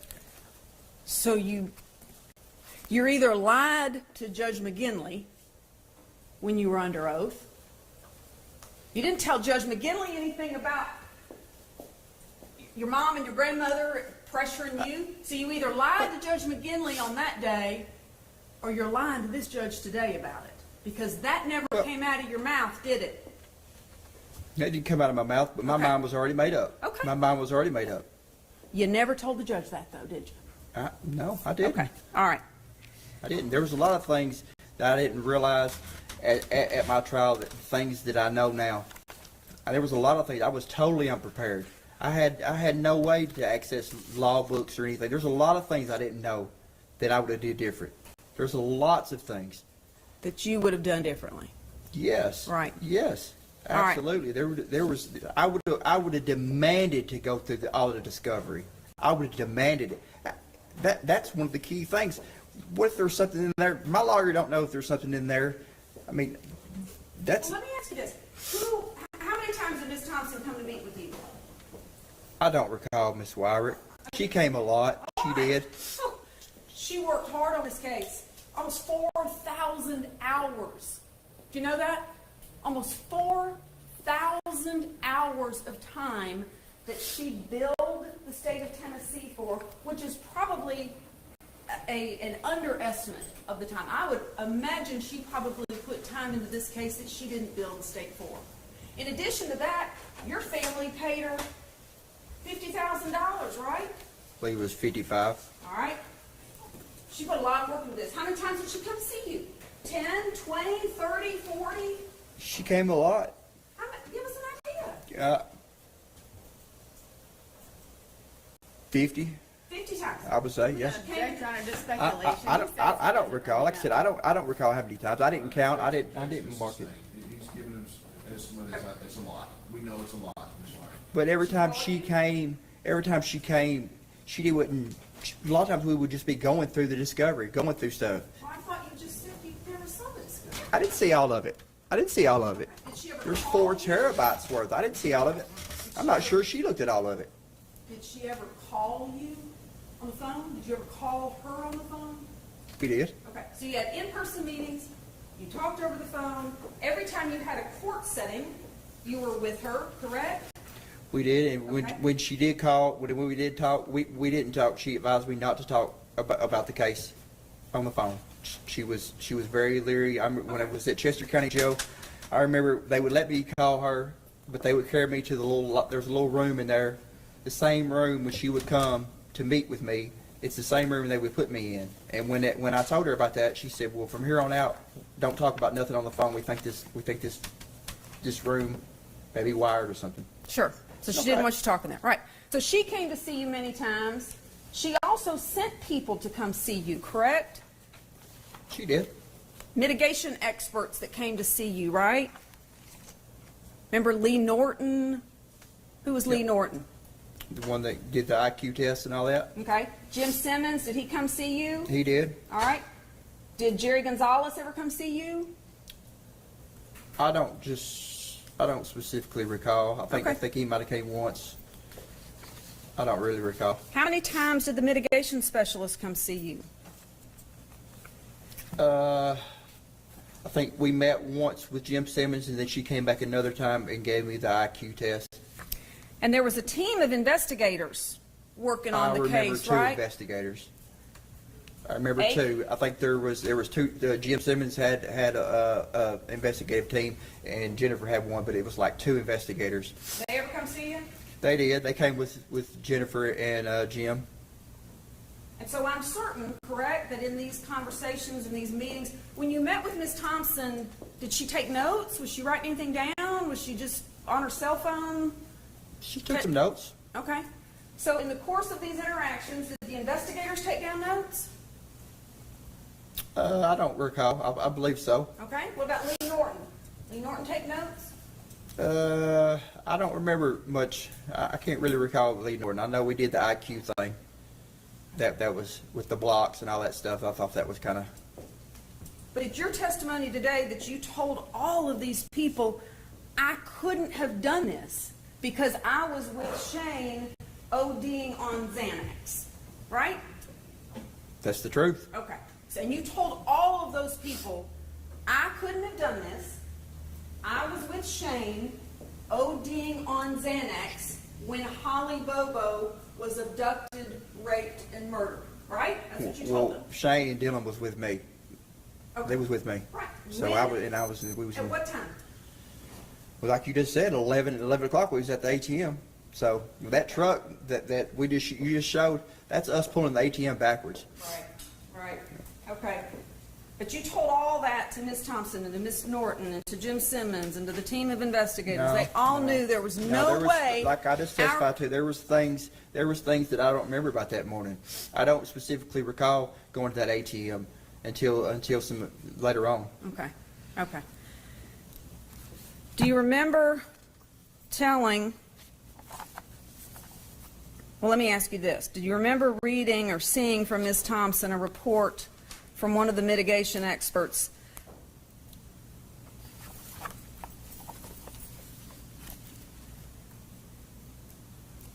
There are problems with using his mother as mitigation because Zach shot her. Remember that?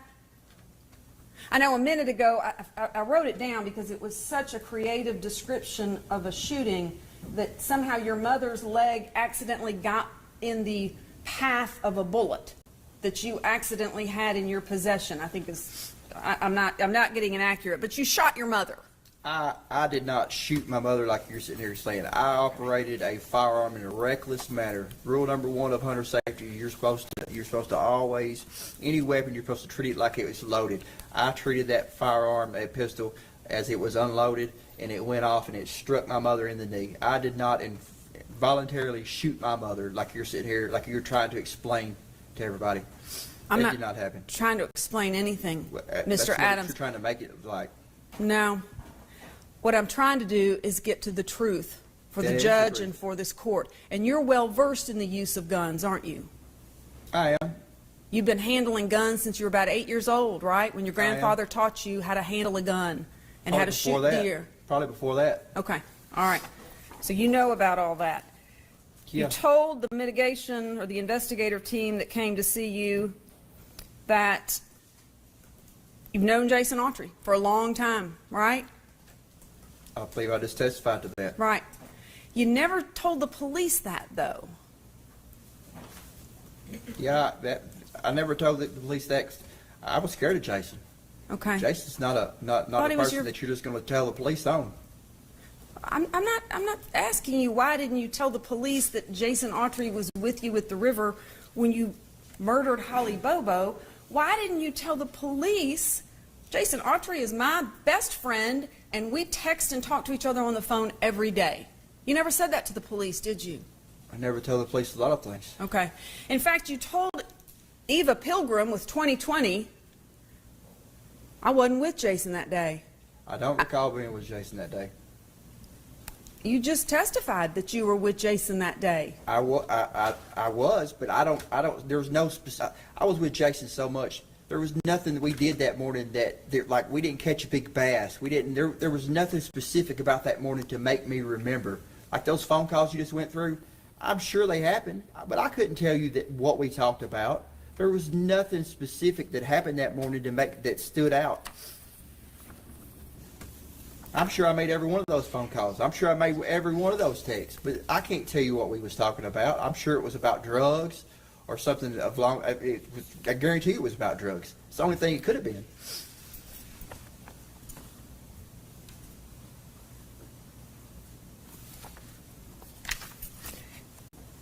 Do you remember how many times you told your lawyers, I just want to go to trial. I just want to go to trial. Absolutely. They wanted you to plead I'm guilty. innocent of this. Absolutely. I don't care if death penalty's on the table or not. Absolutely. I'll to my dying breath, I'll be innocent. And that's the truth. In all of these interviews with the investigators, when did you ever tell them, I was with Jason Autry that day? Like I just said, I don't recall being with Jason that day. I was with Jason so much. Ma'am, we did so many drugs. Days would run together. Jason hung out at my house so much. We was together all the time. All the time. Look Then at my why phone not records. tell the Look at police phone that? two or 3 days before April 11th or April 13th, 2011. Look, 2 or 3 days after. We talked all the time. All the time. Then why not tell the police that? Do you remember telling investigators that people steer clear of Jason and I when we're together? Most people know we are up to no good. Remember telling them that? That's the truth. Most of the time me and Jason was together, we was up to no good. We was Well, usually getting high or going, he was usually trying to steal something. What kind of car did Jason drive back in April of 2011? PT Cruiser, gray, 4-door. Did he come to your house later that day before y'all went over to Dottie's? He did, yeah, he came that day. So you did see him that day, later that day? I did. Okay. Yeah. All right, y'all went to Dottie's together, and you're both covered in blood, is what your brother and Shane told the police. You both had blood on your clothes. That's a lie. You know, that was, of course, that's a lie, yeah. And that's when y'all got in the fight, right? You and Shane got in the fight there. Yeah, but what?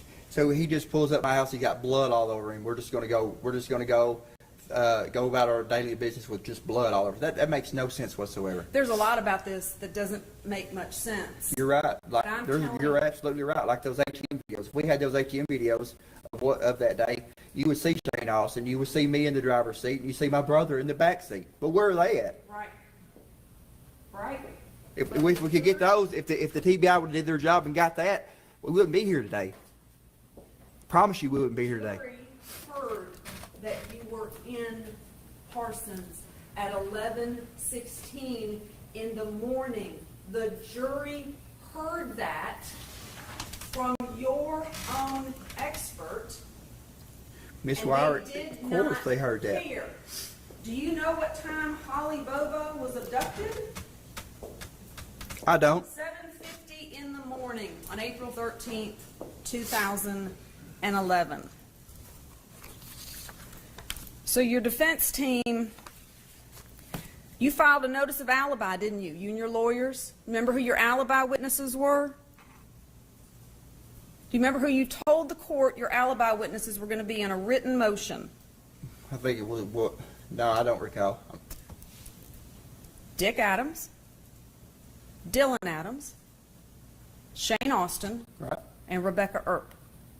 All the people that I seen that day. Right. All the people I made phone calls to that day. Everybody you just stated, I was talking to that day. Everybody, you just stated every one of those names. You just stated that I talked to on the phone that day. Every one of those names that I seen that day. Me and Dylan and Shane, we was all together that day. Did any of those people, who of that bunch saw you at 8 o'clock in the morning on April 13th, 2011? Nobody. Well, nobody. Right. So on April 13th, 2011, much later in the day, after you've gotten into a fight with Shane at Dottie's, your grandfather calls 911. Not once, but twice. On April 13th, 2011. That's correct. The jury heard that, right? That's correct. If I'm not mistaken, he said he's trying to get a gun and a vehicle.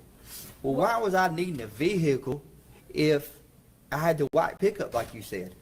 That makes no sense whatsoever. And I believe you said it yourself yesterday. If I had access to a vehicle, why was I needing his vehicle? Maybe you were trying to get out of town fast because you That's not the truth. It's because I didn't have a raped vehicle. And murdered Holly Bobo. It's because I didn't have a vehicle. That's why I was trying to get his van. See if you recognize these voices.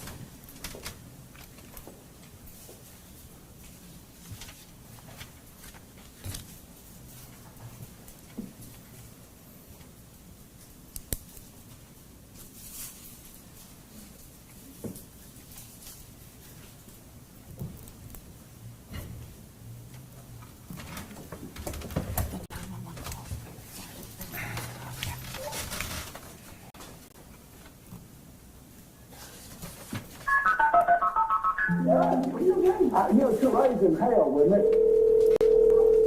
Is that your grandfather? That's Dick. 911, where's your emergency? Yeah, this is 260 Adams Lane. Zachary's down here raising hell again. Who? Zachary Adams. Okay. Causing trouble? Yeah, he's causing trouble. Is this Dick? Yeah, it's it. Alright, stay on the line with me. Okay. He got any weapons or anything? No, he don't have any weapons now. Did he have? Oh, he hadn't. He's just raising hell with me. County units, Minnie's been route 260 Adams Lane, 260 Adams Lane. I have a grandson causing problems. Come out 2147.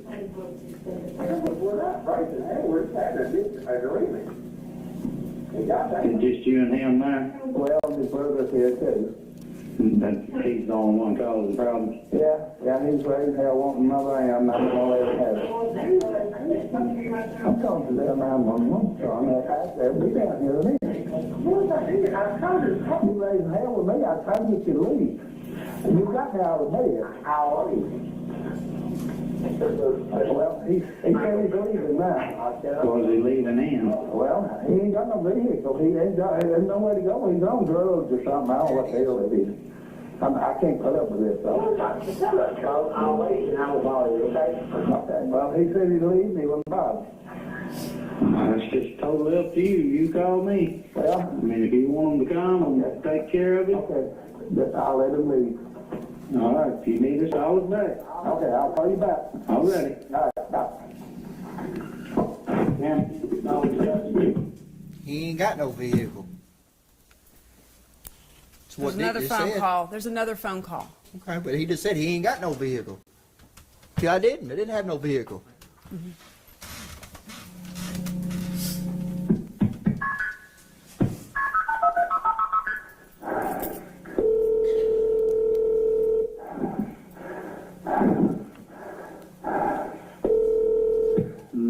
Where's your emergency? How's your dick again? Hey, Just send him on down here. Zachary's run, but he grabbed two guns. I got him away from him, but just send him down here and get him. He's on drugs. okay, has he got any weapons now? And Hang on just a no, he second. ain't got any weapons now. I got him. Hang on just a second. County units, gonna need units to be back en route to 260 Adams Lane, 260 Adams Lane. Also, I'm not going to do it. Have subjects come back causing problems. I'm not going to do it. Come out 2150. Go ahead. Hang on, just stay on the phone with me. Okay. Is he still there in the house? Now he's leaving. He's running out of his house now. Well, I'm tired of this. I can't put up with this. Where's he live? He lives right next door to me. What's his number? Do you know? 35 Adams Lane. Has he got the guns or you got him No, I back? got him back. Okay. And he may have one out to his house, an old muzzle loader or something, I don't know. He's all kind of cutting things Have you off. put the guns back up? I got him. Okay. You didn't have a car or truck at that time, right? Because it had been confiscated on April 4th, correct? When you got arrested? It was confiscated, and then my granddaddy went and got it out and hid it at Betty Bell's house. He hid it from you, right? Yeah, and I didn't get it. So Holly got abducted April 13th, 2011. That Friday after this is when he took me up there to get the truck. It was hid behind their house, behind Betty Bell's house. What time did he take you up there? I don't recall, Miss Wyrick. I know it was around lunch, I would say. All right. And where's that truck today? You know more than I do. I'm sure the TBI had it. They searched it, right? They did. They searched the black pickup truck. They did. Searched a lot of cars that you had access to, right? Tore my house all apart. Right. How many cars that you had access to did they search? Do you remember? All the cars that y'all searched, none of them ran. That white Nissan never ran. How many cars and trucks that you had access to did the TBI search? The Silverado that was wrecked, that was incapacitated. Just give me a number. I'm counting right now. I'm counting. I'm doing it right now. If you just my Silverado that was crashed. I had a black Nissan that didn't run. The white Nissan that didn't run, and then there was another black Nissan that didn't run. It was just the parts. Okay. They searched it all. Yep. All right. There's more to this 911 tape, if we may continue. He's run to 235. He's run back to his house at 235.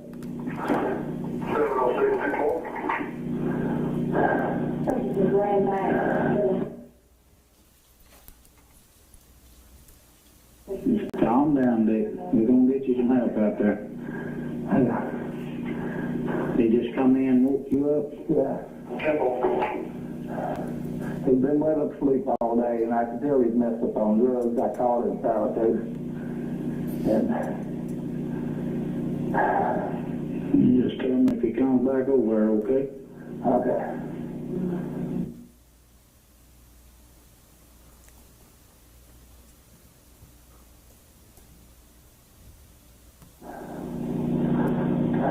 He go back in over to his house. I don't know where he just run out toward his house. I don't know where he went, but he run out toward his house.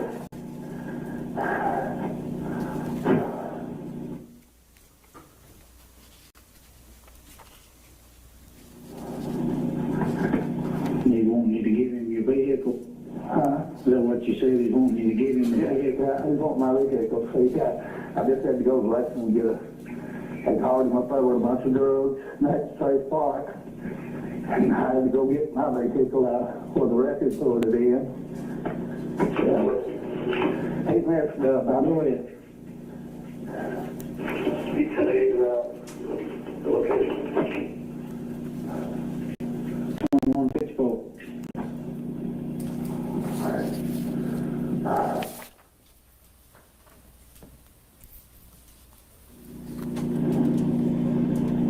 Don't know what all he's messed up on. No, I just know he's messed up. I mean,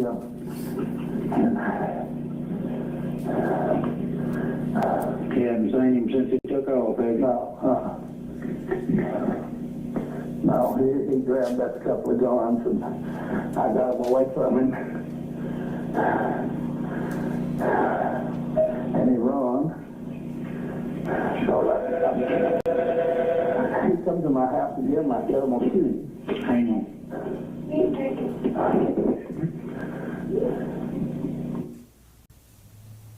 Pause that, Mr. Boyd. For what purpose are we playing this? We're just playing the entire thing, Your Honor. I'm sorry. I think it's almost done. To show that his frantic state of the defendant on April 13th, 2011, trying to get to vehicles and trying to get to guns. Is that it? I think we'd ask that it be marked as the next exhibits. Objection, Mr. Page, thank you. Let's put those both on one flash drive, collected exhibit 117. That's all we're going to do. Thank you. Thank you. A few days after this, did you get one of your granddaddy's cars that night after he's calling 911? Did you get one? I did not. Okay. No. A couple days later, Warren Rainey comes by your house, correct? I don't dispute that. Law enforcement? Okay. And he asked you for your phone number. You wouldn't give it to him. I don't cooperate. I didn't cooperate with law at the time like that. He noticed that you were shaking. They knew my phone number. Why do I have to? I mean, Sure. stuff like that. They had my DNA. I'm not. It's just little stuff like that. They would ask. Back then, Miss Wyrick, it was me. Like it was me against the police. I sold drugs. I did drugs. I knew that the police. Like it's not like I am now. Right.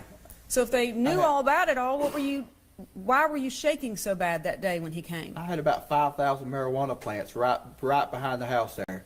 Okay. And inside the house. It was all inside the house. I'm talking I had about at least 5,000. But they knew you were a drug dealer.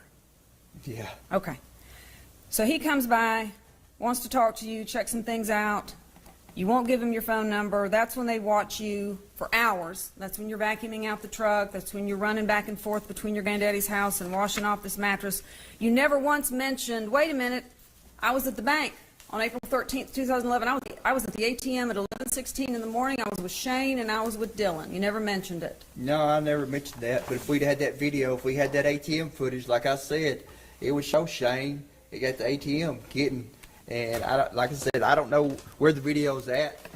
If TBI would have did their job, I wouldn't be sitting here right now in blues like I am. Well, thank goodness for your cell phone expert. Thank goodness for Jonathan Reeves, who made it clear to the jury. Zach Adams was in Parsons at 11:16 in the morning. He made that clear to the jury. Well, ma'am, that Law ATM footage enforcement- would have showed me. It would have showed me sitting in that 2007 Silverado with Shane in the passenger seat, my brother possibly in the back. All right, Mr. Adams, I know that's your position. Ms. Wyrick, I know that his expert testified. Yes, sir. The jury heard it. Yes, sir. Let's move on. Yes, sir. April 23rd, 2011, law enforcement comes back. They see the scratches on you. You said that you got those on April 4th of 2011 when you were arrested by Henderson County. That was investigated. You didn't get the scratches then. And there was testimony about that you lied about that. Again, you don't mention the bank. You don't mention Jason Autry. And you don't mention, I was frantically on my phone the morning of April 13th, 2011, trying to get a hold of my grandfather and Jason and Shane. I couldn't have done this. Never mentioned I it. never mentioned that. July 6, 2011, law enforcement again comes by, different version. This time you're getting up a little bit earlier. This time you mentioned Tony Weber. And when that was run to the ground, problem there was Tony Weber said, I didn't get gas that day. I wasn't at that gas station that day. I don't know what Zach Adams is talking about. Miss Wyrick, I believe that we found bank statements where he did get gas that day, and it wasn't once. I think it was twice, if No, I'm sir. not mistaken. Well, the record will reflect what the record reflects. August 28th, 2012 is the first time, August 28th, 2012 is the first time you mention to law enforcement that you were with Jason Autry. You then go, Miss and Wyrick, Miss I wasn't Etu- with Jason Autry. He came by. I remember he came by that day, and we went over to Victor's house for a little bit, and I got morphine. I was to go between him. Like it wasn't like we was together all day. He was there for like 30 minutes at the most. He came by. We got the morphine. We smoked a joint. Me and Shane had a little spat. We got out of there. Like Victor got out and said, "You can't be coming over here fighting." We went back to my house, and he left. Like Jason wasn't with us that day.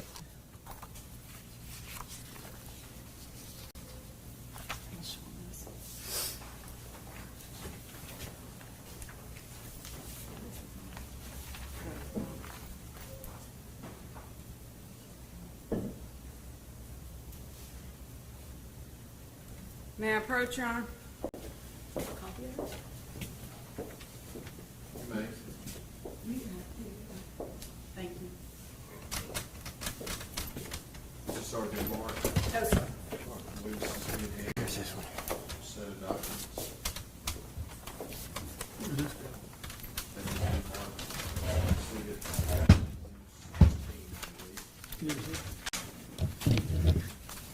No, that's just the transcript of the moment that was never marked. 116. Identification related to.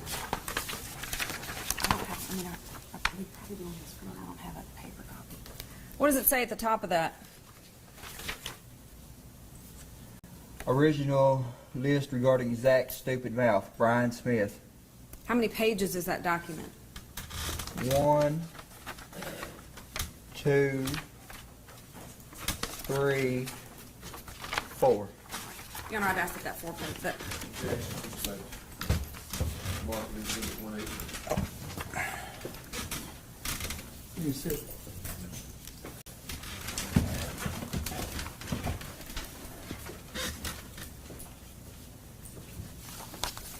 may I proceed, Your Honor? Thank you. When did you hire Jennifer Thompson? Do you remember?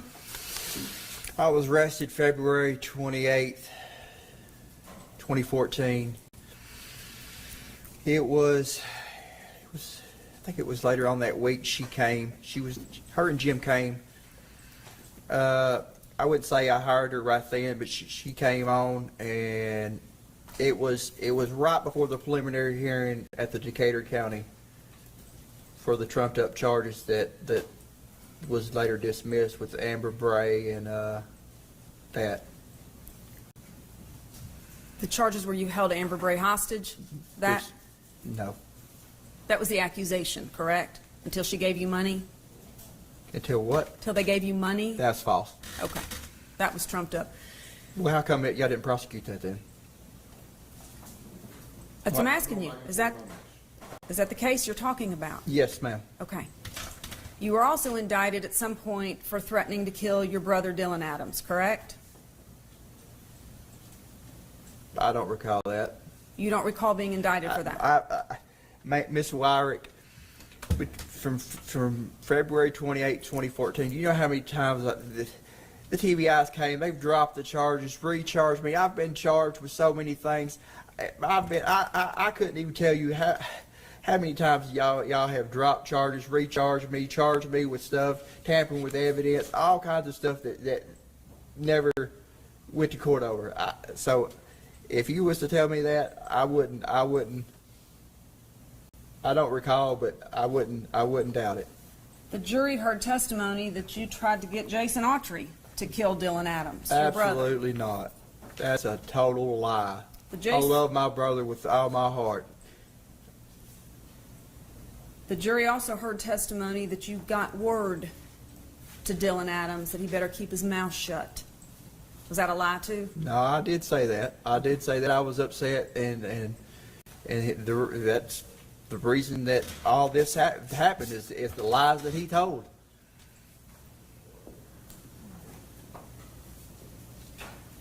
When Miss Thompson came to meet with you each time, you spoke to her, right? Like you answered her questions, y'all talked, you got along? Absolutely. Did she show up at every court appearance? Absolutely. Did she file motions on your behalf? Yes. She argued those motions? Yes. She subpoenaed witnesses to the trial? Yes. She asked you questions about, all right, I mean, where were you on April 13th, 2011? She asked you where you were and you told her, right? Yeah. You gave her everything you knew, right? Yep. You gave her names of people to talk to? I did, but throughout that day, there wasn't really a whole lot of people that I seen other than Rebecca, and like I didn't like throughout April 13th when we went to Parsons, we didn't really run into nobody that day that I could specifically give them that you know I didn't run into anybody that I knew. I didn't get out. I don't recall getting out of the truck after I left the Shell, and then we got up there to the drug dealer's house. I don't recall getting out of the truck except for up there at Joe's video. Other than that, I don't recall getting out of the truck that much that day. Would it surprise you to learn that Ms. Thompson, in talking with one of the many consultants that she brought in on this case, shared with that consultant that you were not engaged, you were not talking, and that you had absolutely no short-term memory about these events because of all your heavy drug usage? And she was doing the best she could, given the fact that you were not sharing information with her. Would it surprise you to learn that she said that? It wouldn't surprise me at this point. It wouldn't surprise me what anybody would say. There's been so many lies told on me. I wouldn't be surprised what anybody would say. All right.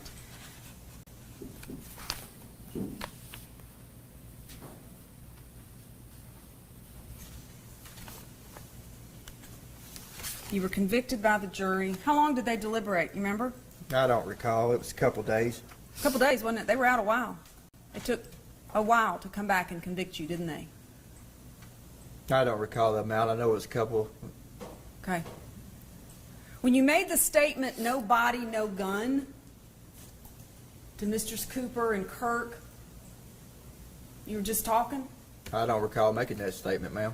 Okay. When you made the statement, I couldn't have picked. That's another thing.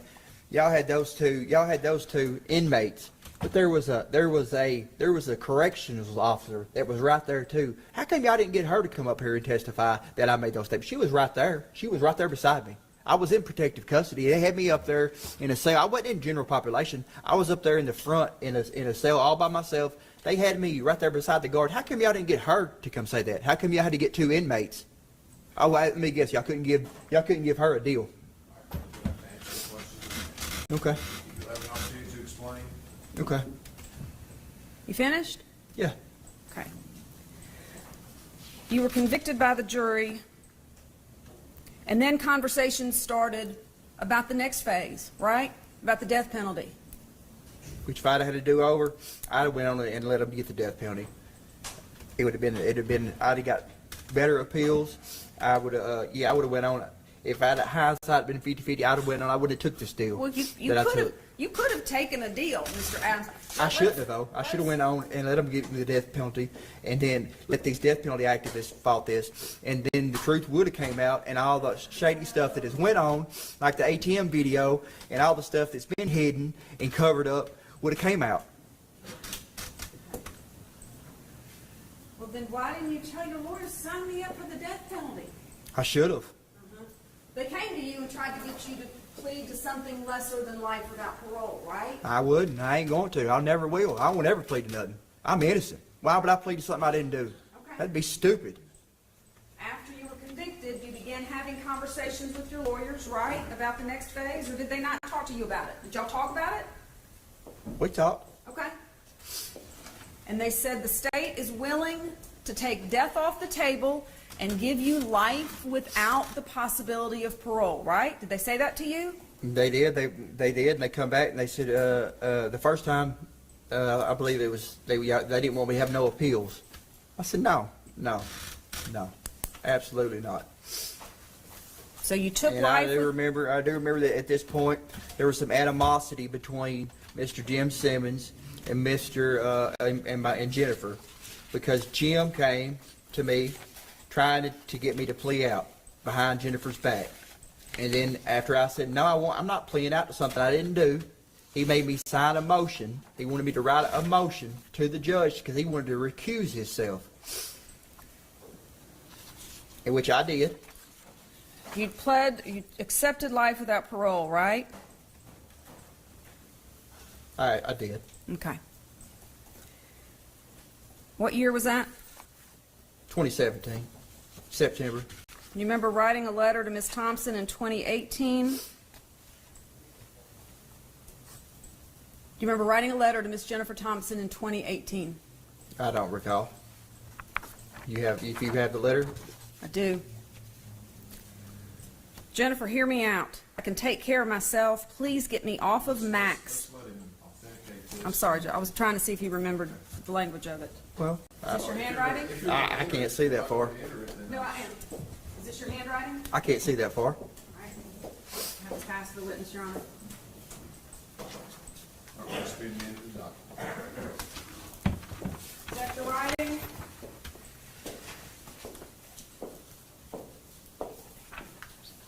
That is. Okay.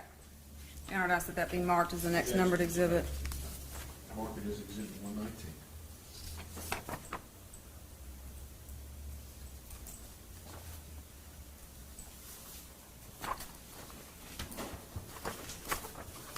second page. Okay, where at? I wanted to go to trial and you made that happen. Remember telling her that? Well, that's what happens when you don't plea out. So I don't believe that she made that happen. I believe that that's part of the court system. That's what happens whenever you don't take a plea. You go to trial, right? Is that your writing? That is my writing. Is that a letter you sent to Ms. Thompson? That is. Okay.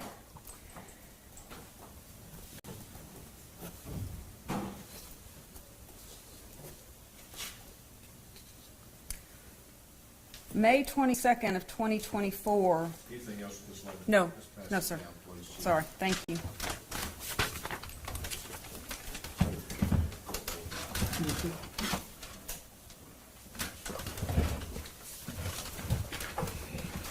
May 22nd of 2024, do you remember having a jail conversation? What's the date, Ms. Wyrick? May 22nd, 2024. May 22nd, 2024. You're in jail, you're having Who fun. was the phone call to, Ms. Wyrick? 'Cause I'm making lots of phone calls. Ms. Spirko? Okay. And she was needing instruction and help on burying something. You remember this? I don't recall, Ms. Wyrick. She said she had something she needed to bury. She didn't say what it was. And you told her where to go. You instructed her to go to a piece of property that your family owned. You remember this? Okay. Yeah, I remember. You remember that? Seems like I remember. Seems like I do. Keep going, though. You told her to go to that property and bury something. And not to take a cell phone with her. You remember that? Okay. Do you remember that? Seems like I do. Okay. Do you know what it was that she needed to bury? I don't recall. Okay. Do you? Do you know what she needed to bury? I do. Okay. But What was it? I don't really recall. I don't really recall the conversation exactly, but it was something to do with if something happened to me, it was the story so if something happened to me while I was in prison, it was the interview that I gave to her of everything that the truth. That's what it was. Nothing further, Your Honor. Redirect this. Yes, Your Honor.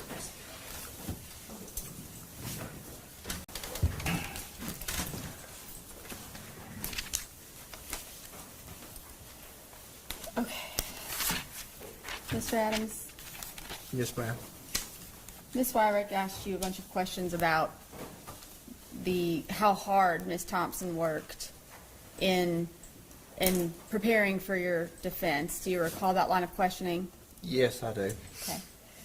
And she read through your testimony to the court, telling him it was your decision not to testify. Okay. Right. Can I elaborate a little bit? So I've never been in a trial before. I never knew how a trial worked. So I never knew. I couldn't. Looking at the way she worked and the way y'all work is like day and night. She was so unorganized. She was just. She didn't know. It's like she didn't know what she was doing. Well, let me ask you this, okay? Did you have any idea that your attorney did not know the circumference of a .380 round? I did not. Did you have any idea that your attorney did not know the difference between a cell phone expert and a cell phone tracking expert? I did not. But I do know we had unlimited resources that we could have hired any kind of expert available. And we didn't. I believe the only experts we hired were a jury consultant and a cell phone expert. And do you recall seeing any video, still image, anything that showed your truck at the ATM during trial or before? Nope. Okay. I remember I told Miss Thompson that about me being at the Delta, and I remember she was asking me like which pump I was at, but no, I've never seen no video of the ATM. Okay. You recall Ms. Wyrick asking you about when you accidentally shot your mother. Yes, ma'am. Okay. And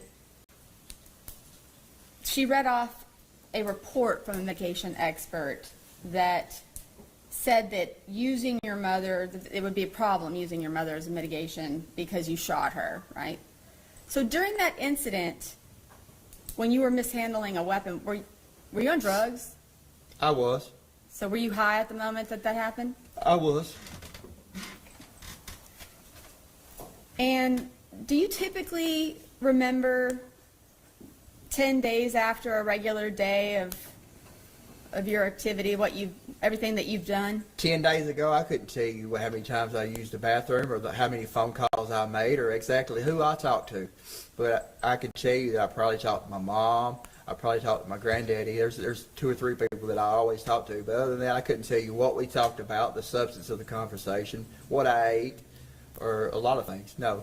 Did the police at any time ever ask you specifically about Jason Autry? They did not. They did not. They just wanted to know where I was that day. Where was you at, Zach? And I told them. I told them exactly where I was at. Okay, so your testimony was that you met up with Jason Autry and went to Dinsmore to go buy morphine, right? Mm-hmm. Okay, so is that something you would want to tell the police?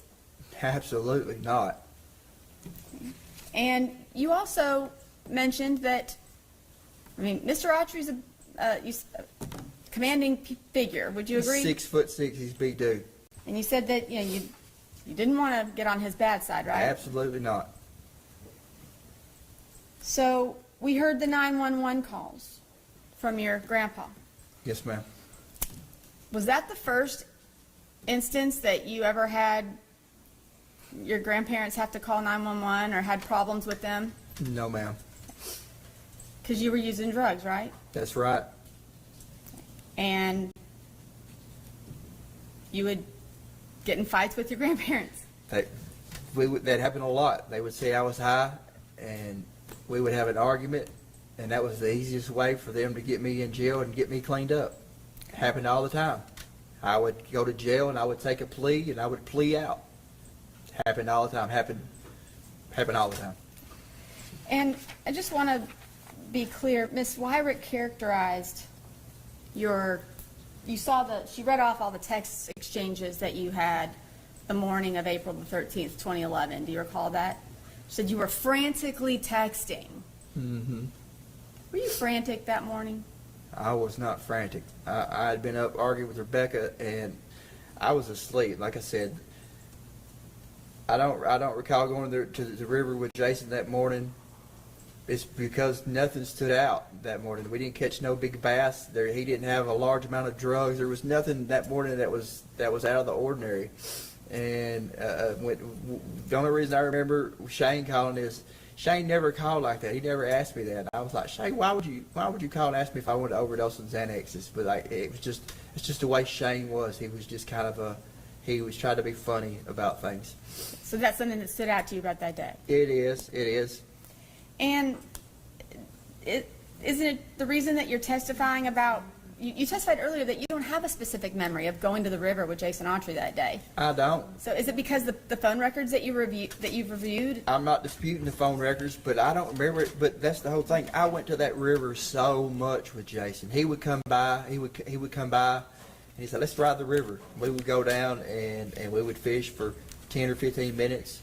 And we would go back. We would smoke some weed. Sometimes we would just go down there and get high and smoke meth. Or we would go down there so often. It was a place that we hung out. And the document that you received that said all the stupid things Zach said. Have you ever seen that document before? I haven't. I haven't. 1 second, Your Honor. All right, that's all I have. Were you, Questions? one more question. Were you at the river on April 13th, 2011 with Jason Autry? The phone record says that. Were you? I do not remember.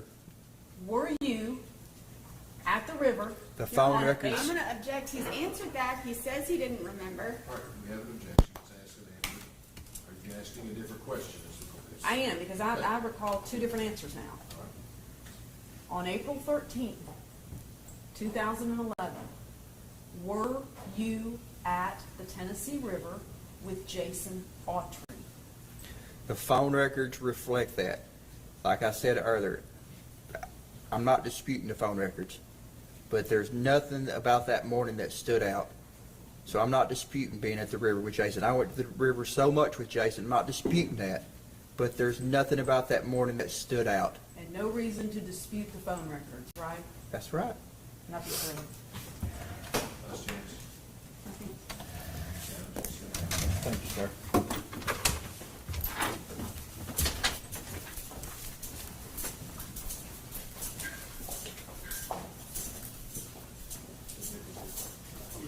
The next witness is here, and we're going to take a break. Thank you, Your Honor. So, we'll try to start right at 11 o'clock. Thank you, Your Honor. All rise.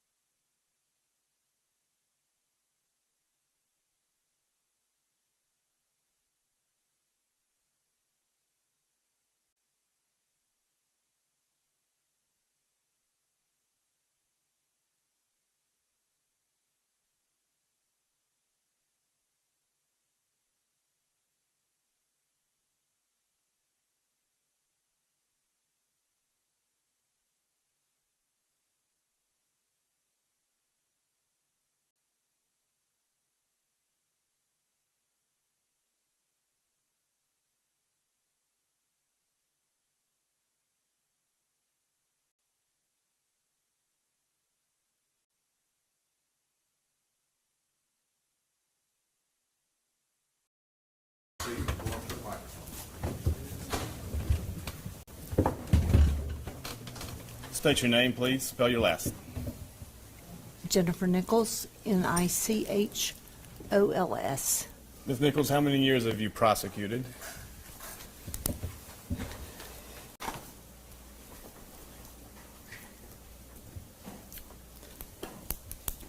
$23 in three, I believe, in three different times. Okay.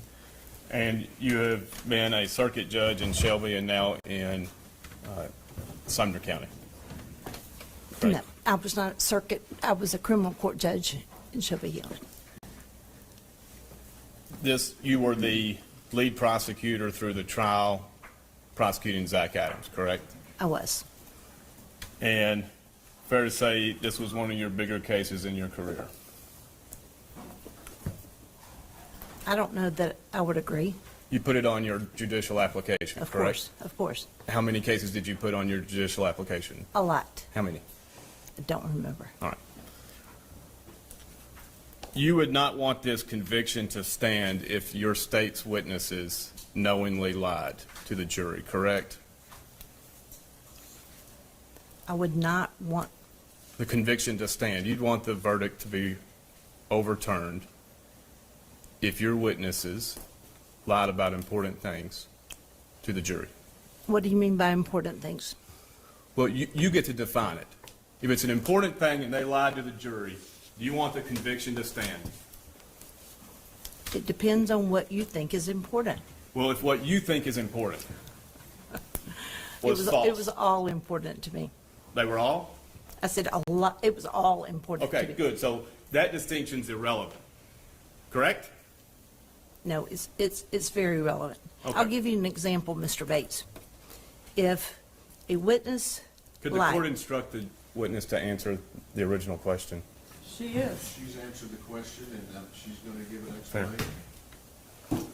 if a witness lied about something that was not material to the guilt or innocence of your client, then I would want the conviction to stand.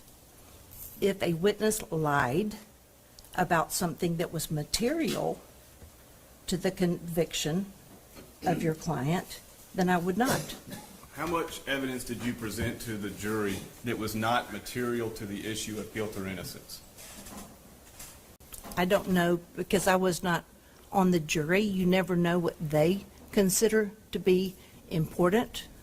Is there anything that you presented that you did not think material and relevant to the issue of guilt or innocence? Yes. What? Oh, lots of things in context. Example, Holly Bobo's lunchbox and what was in it. What she was studying for that morning. Her cards, her study cards for pharmacy class that were found on the side of the road, we put them in. Was the fact that she was studying for a test that morning material? No. Did it add context and let the jury know what she was doing that morning before she was abducted? Yes. Fair enough. The fact that Dana Bobo put $20 on the counter beside her purse that morning, was it material to her, to the conviction of your client? No. There were lots of things like that. You would not want this conviction to stand if you knowingly misled the jury on material issues, correct? I would never mislead the jury on material issues. If TBI coerced witnesses to say things that were not true, you would not want this conviction to stand, correct? That didn't happen that I know of. If it did, you would not want it to stand. Coerced who to say what? Material witnesses to say material things regarding the guilt or innocence of Zach Adams. Correct. All right, when you came in the case, when did you come in? I was appointed November of 2014. What was your understanding of why you came in? My boss at the time, Ms. Wyrick, was the DA. I was the deputy DA. It is my understanding that she received a request from the District Attorney General's Conference to provide support to General Stowe. She agreed. She walked into my office, which was next door to her office, and asked me as deputy, who do you want to put on this?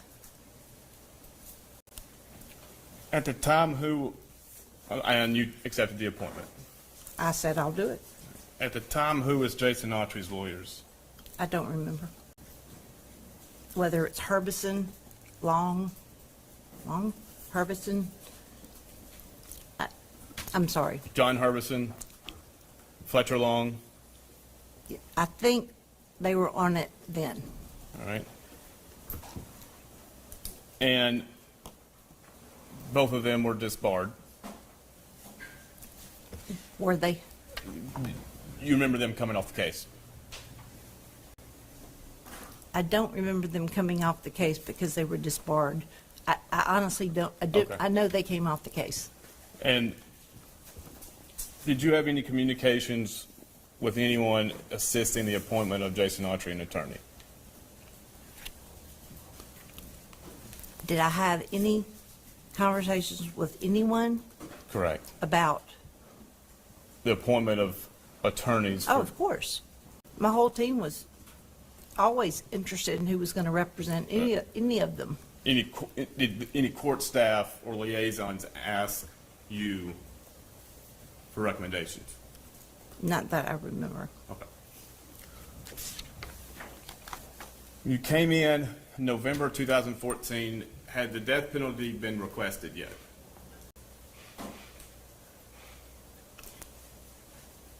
Requested by You. Mr. Stowe. Correct. I don't know if he had or not. What is my understanding is that he campaigned on the issue that he was going to seek the death penalty for the individuals responsible for Holly's kidnapping and murder. Had he filed that yet? I don't know. You then did. I did. What's the Actually, process? I don't know that I did or whether it's Ms. Wyrick, because we did not, as her assistants, you had to have permission of the DA. Okay. I don't know who signed it. What was the process that you had to do What I just said. in court? You have to file. You have to go to the grand jury, or you just file a notice. You don't file it with the grand jury. Okay. When did you file that? I don't remember. How soon after your I appointment? do not remember. Months, weeks? Mr. Bates, I don't remember. Okay. If I did, I would give you the date. Fair enough. I'm sure it's in the file. And you know approximately how many months? I do not. Okay.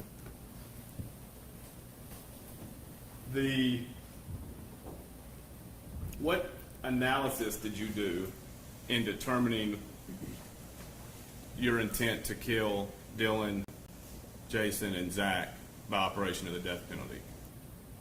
My intention to kill them, The processes, end result was they would be put to death, correct? you're familiar with the factors that one has to look at to see whether or not a particular homicide even qualifies. My question is, Okay, are you familiar with that? I'm Because not on the stand right now. I understand. My question is, what did you do? Okay.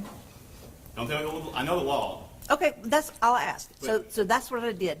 I looked at the law, I went through the factors, I looked, and don't ask me which ones because I don't have it in front of me, whichever ones I found applied, and then I presented that to my boss. What analysis of the facts did you do? I can't tell you the analysis of all the facts I looked at. What you look at are the facts that determine whether or not a crime qualifies based on those factors. And so to determine whether those factors apply, you would have had to look at the facts of the case relative to each of those factors. Did you, prior to filing the notice, review the September 2014 interview of Dylan Adams by Jeff Jackson and Brent Booth? I don't remember the date that I filed the notice, therefore I can't say for sure. But what I can tell you is I reviewed that interview early on. Okay.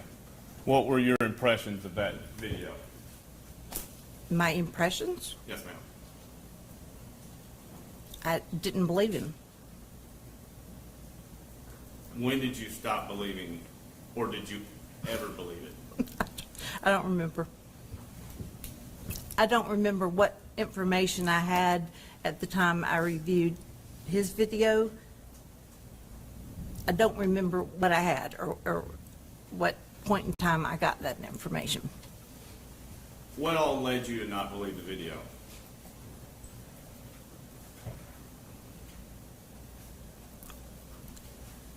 I believed he sought to minimize his role by claiming he was forced to do certain things and he didn't want it, and he didn't know what happened before and didn't know what happened afterwards, and it sort of happened upon the events. What's the importance of minimizing your role? Why did that jump out at you? You asked me why I didn't believe him, and I'm telling you what I didn't, that's part of why I didn't believe him. What effect, in your experience, does minimizing your role have in a so-called confession? Well, I would never, if it was so bold, it sort of changes everything about how you would analyze it. Are you talking about Dylan Adams? Yes, ma'am. Okay. Let's start here. He admitted to raping. He says he raped her, correct? Correct. All right. He talked about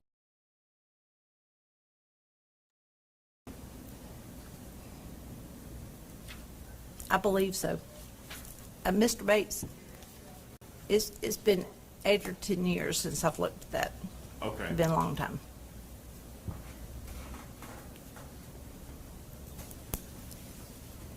If you want me to answer those questions, I would be happy to review it. As it stands, I didn't review it. What do you mean by that? What do you mean, as it stands, Well, I didn't review it? I asked you several times leading up to today, what information do you want from me on the stand? We had this discussion. I didn't know what you wanted. I Okay. did not review things. Okay. I don't have access to things.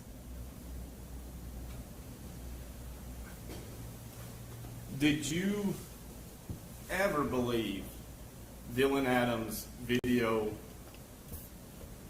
was going to be used as evidence in this case? Against which defendant? Any? Because initially, Well, all, then it's not one answer. All right. I'm not, I mean, that's 3 different questions. We had 3 different defendants plus another suspect. So did I believe that it would have been used if we had tried Dylan Adams? Maybe, because parts of it he did admit to. Against his brother? No. It would have been inadmissible. Against Jason Autry? No. The co-defendant would have been inadmissible.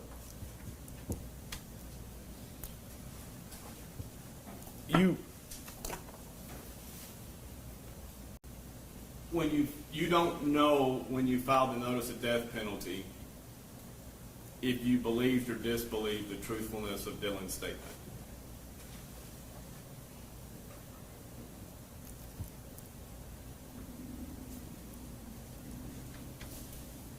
I don't know the timing. I do know that I didn't believe Dylan Allen. All you have to do is watch it. At the time, you recall being concerned about the behaviors of Brent Booth and Jeff Jackson interview methods. Whether I was? Yes. No. You don't think perhaps their conduct created answers? I never thought that. He had confessed to other people before that. And were you aware that, you remember who Sheila Kilzer was? I do. Was it your opinion that Sheila Kilzer contacted TBI in an effort to get favorability for her son, Jason? You want me to comment how? Whether I believe that was her? Yes. That was the motivation of hers. I did not. Right. Any reason why TBI would say they did believe that. You'd have to ask TBI, and not as a whole, that's an organization, you could ask the individuals, Fair enough. agents. You were aware Jason Kilzer provided statements that he nor Dylan had anything or any knowledge of the crimes against Holly Bobo. I do not remember that. Would that be an important thing in this case? Potentially, but as I said, I didn't believe Dylan Adams. Right. You didn't believe what he said. Did it concern you in this process of yours that witnesses said multiple things, multiple times? About what? Information regarding the guilt or innocence of Zach Adams. Oh, of course. I was very interested in the 8 or 10 or 12 individuals that said Zach confessed to them. Very interested, always. Even though the statements he made were made to people that didn't have contact with one another, different parts of the state, out of state. Is that what you mean? Talking about what happened the day of April 13th, 2011. I'm sorry, I couldn't hear you when your back was turned. Do you remember different witnesses testifying to different facts that occurred or didn't occur on April 13th, 2011? Testifying? No. Their discussions with TBI changed over time. I do not remember what individuals said or how necessarily, if you gave me a name in particular, I might can. Victor Dinsmore. Okay. Do you remember his statements changing over time? Yes or no?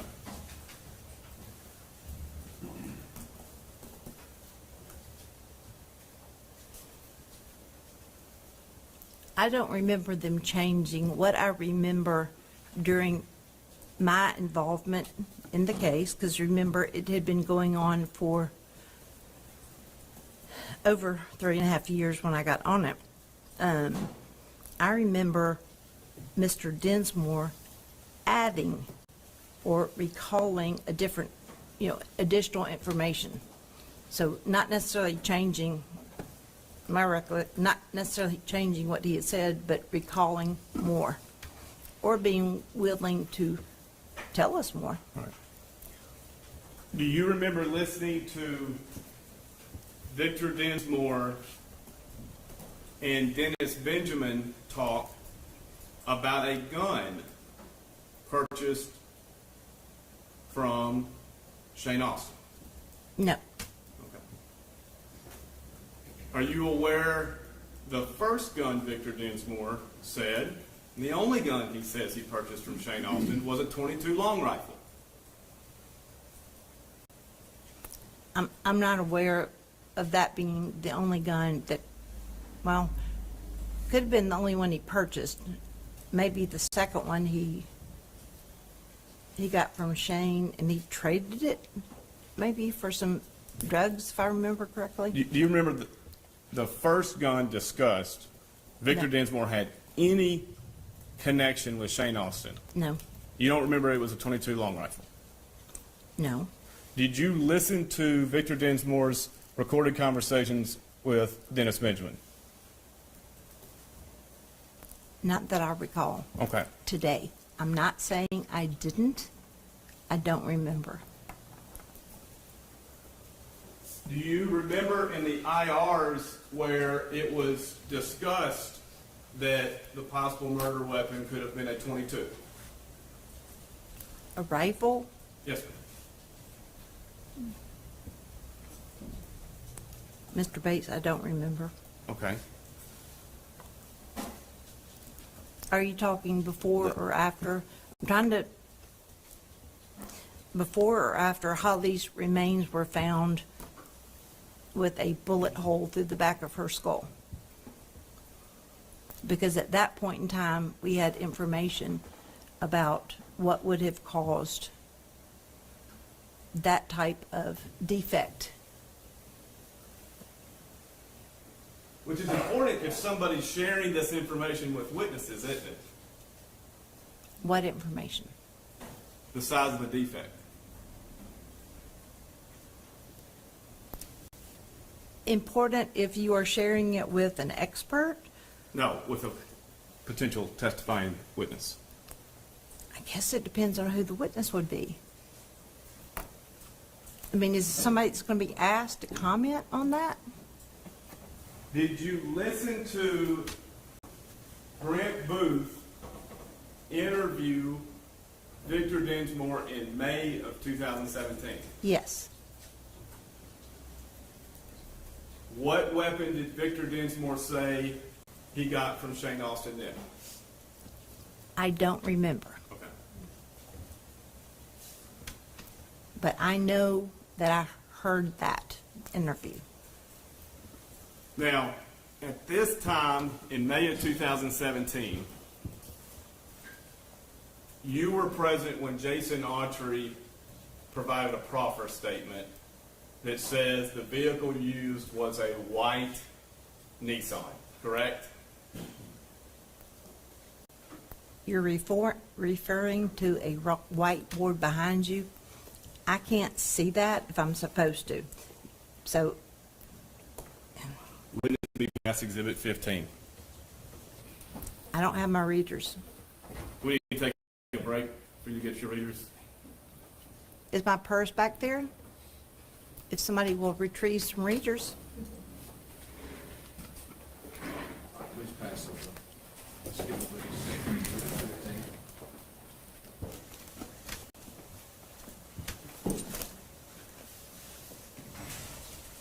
Thank you.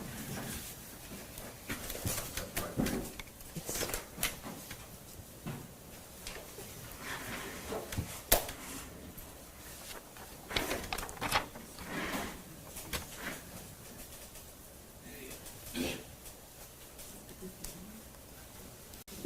And do you recall the proffers with Mr. Autry where you were present? I do. I remember being in the room at the table with Mr. Autry, his lawyers, Mr. Hagerman.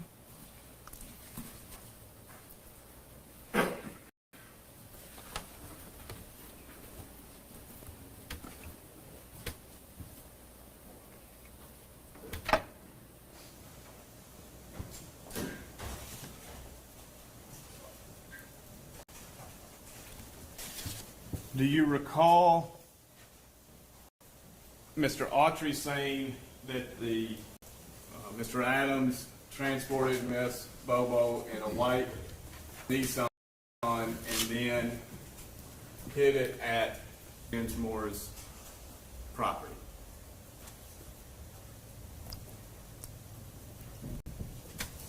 And you're talking about Zach Adams, not Dylan Adams, doing the transporting? When you say Mr. Adams? Zach Adams. I do remember including the information that Zach Adams transported Holly's body wrapped in a blanket in the back of a truck. The second part of your question, I don't recall.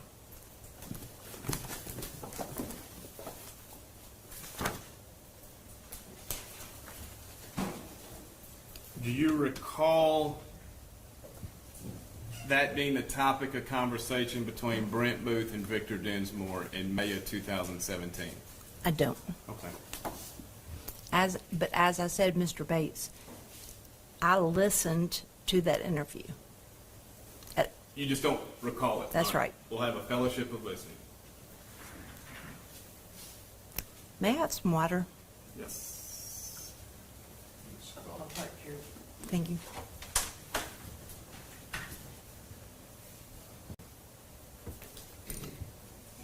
14th, 2017.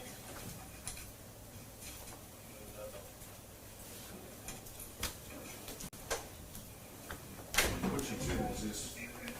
Yeah. Hey, man. Pause it. Thank you.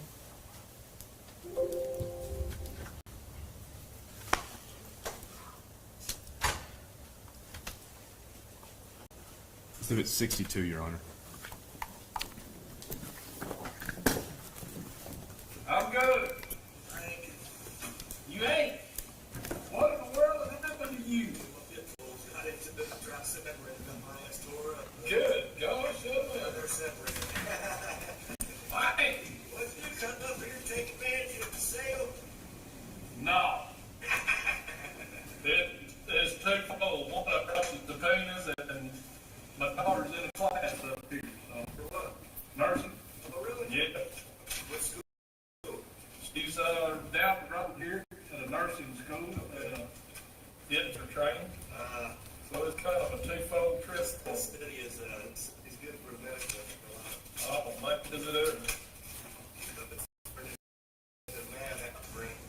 Has it? Good. All about where we're at. You wouldn't think that looking around here. Get up towards the inner city where we're at, but Really? it's bad. Our house paid off $3 million, so we're big blues now. Where'd it go? East Tennessee, Kentucky.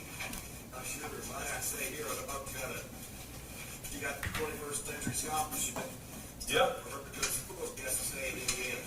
Okay. So probably won't be here. Okay. 31 Saint.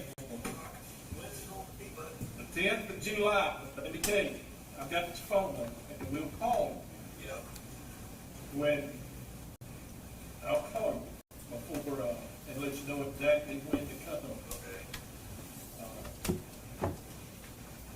Y'all got a minute? Kids in development. Let me talk to you. Can you come on over here? Sit down. Oh, I am still young. Yeah. Around her 8 meters, I said. Yep.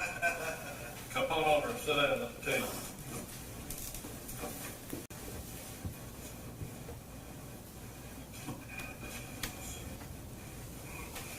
Well, get in the front and up the back.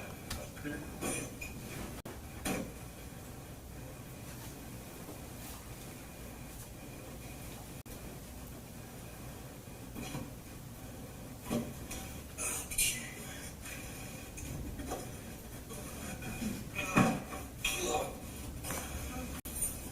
What's going on, buddy? All right, since we talked, Jake and his roll. I figured it'd go on. Yeah. Did flip all the way. Yeah. And I need to tell you what we testified to. Okay. My head, you remember. He says, in the part that involved you when you came over to what's your name is, I don't want to know. Oh, no, It's not. Yeah. That he got the truck, and said, back of the driver. He was sitting on the passenger side. Yeah. He was in the middle. Yeah. That's right. And Dylan was sitting back there in the back seat. I didn't see Dylan. When they come to dogs, They come to die. I didn't see Dylan. He said they pulled up, and he was in the garage. Yeah, because I was following her garage. Yeah. Outside. What's your name? The house Yeah. he came out, Yep. and he, that guy, that first thing he done was punch Autry right in the face. Yeah, they started happening. Now I remember what they were saying. They were fighting over who was going to hit that little bitch first when they got back. That's what they were saying. And so I was He says that, yeah, he says the fight started actually at the end of the driveway down there before they ever left Adams Lane.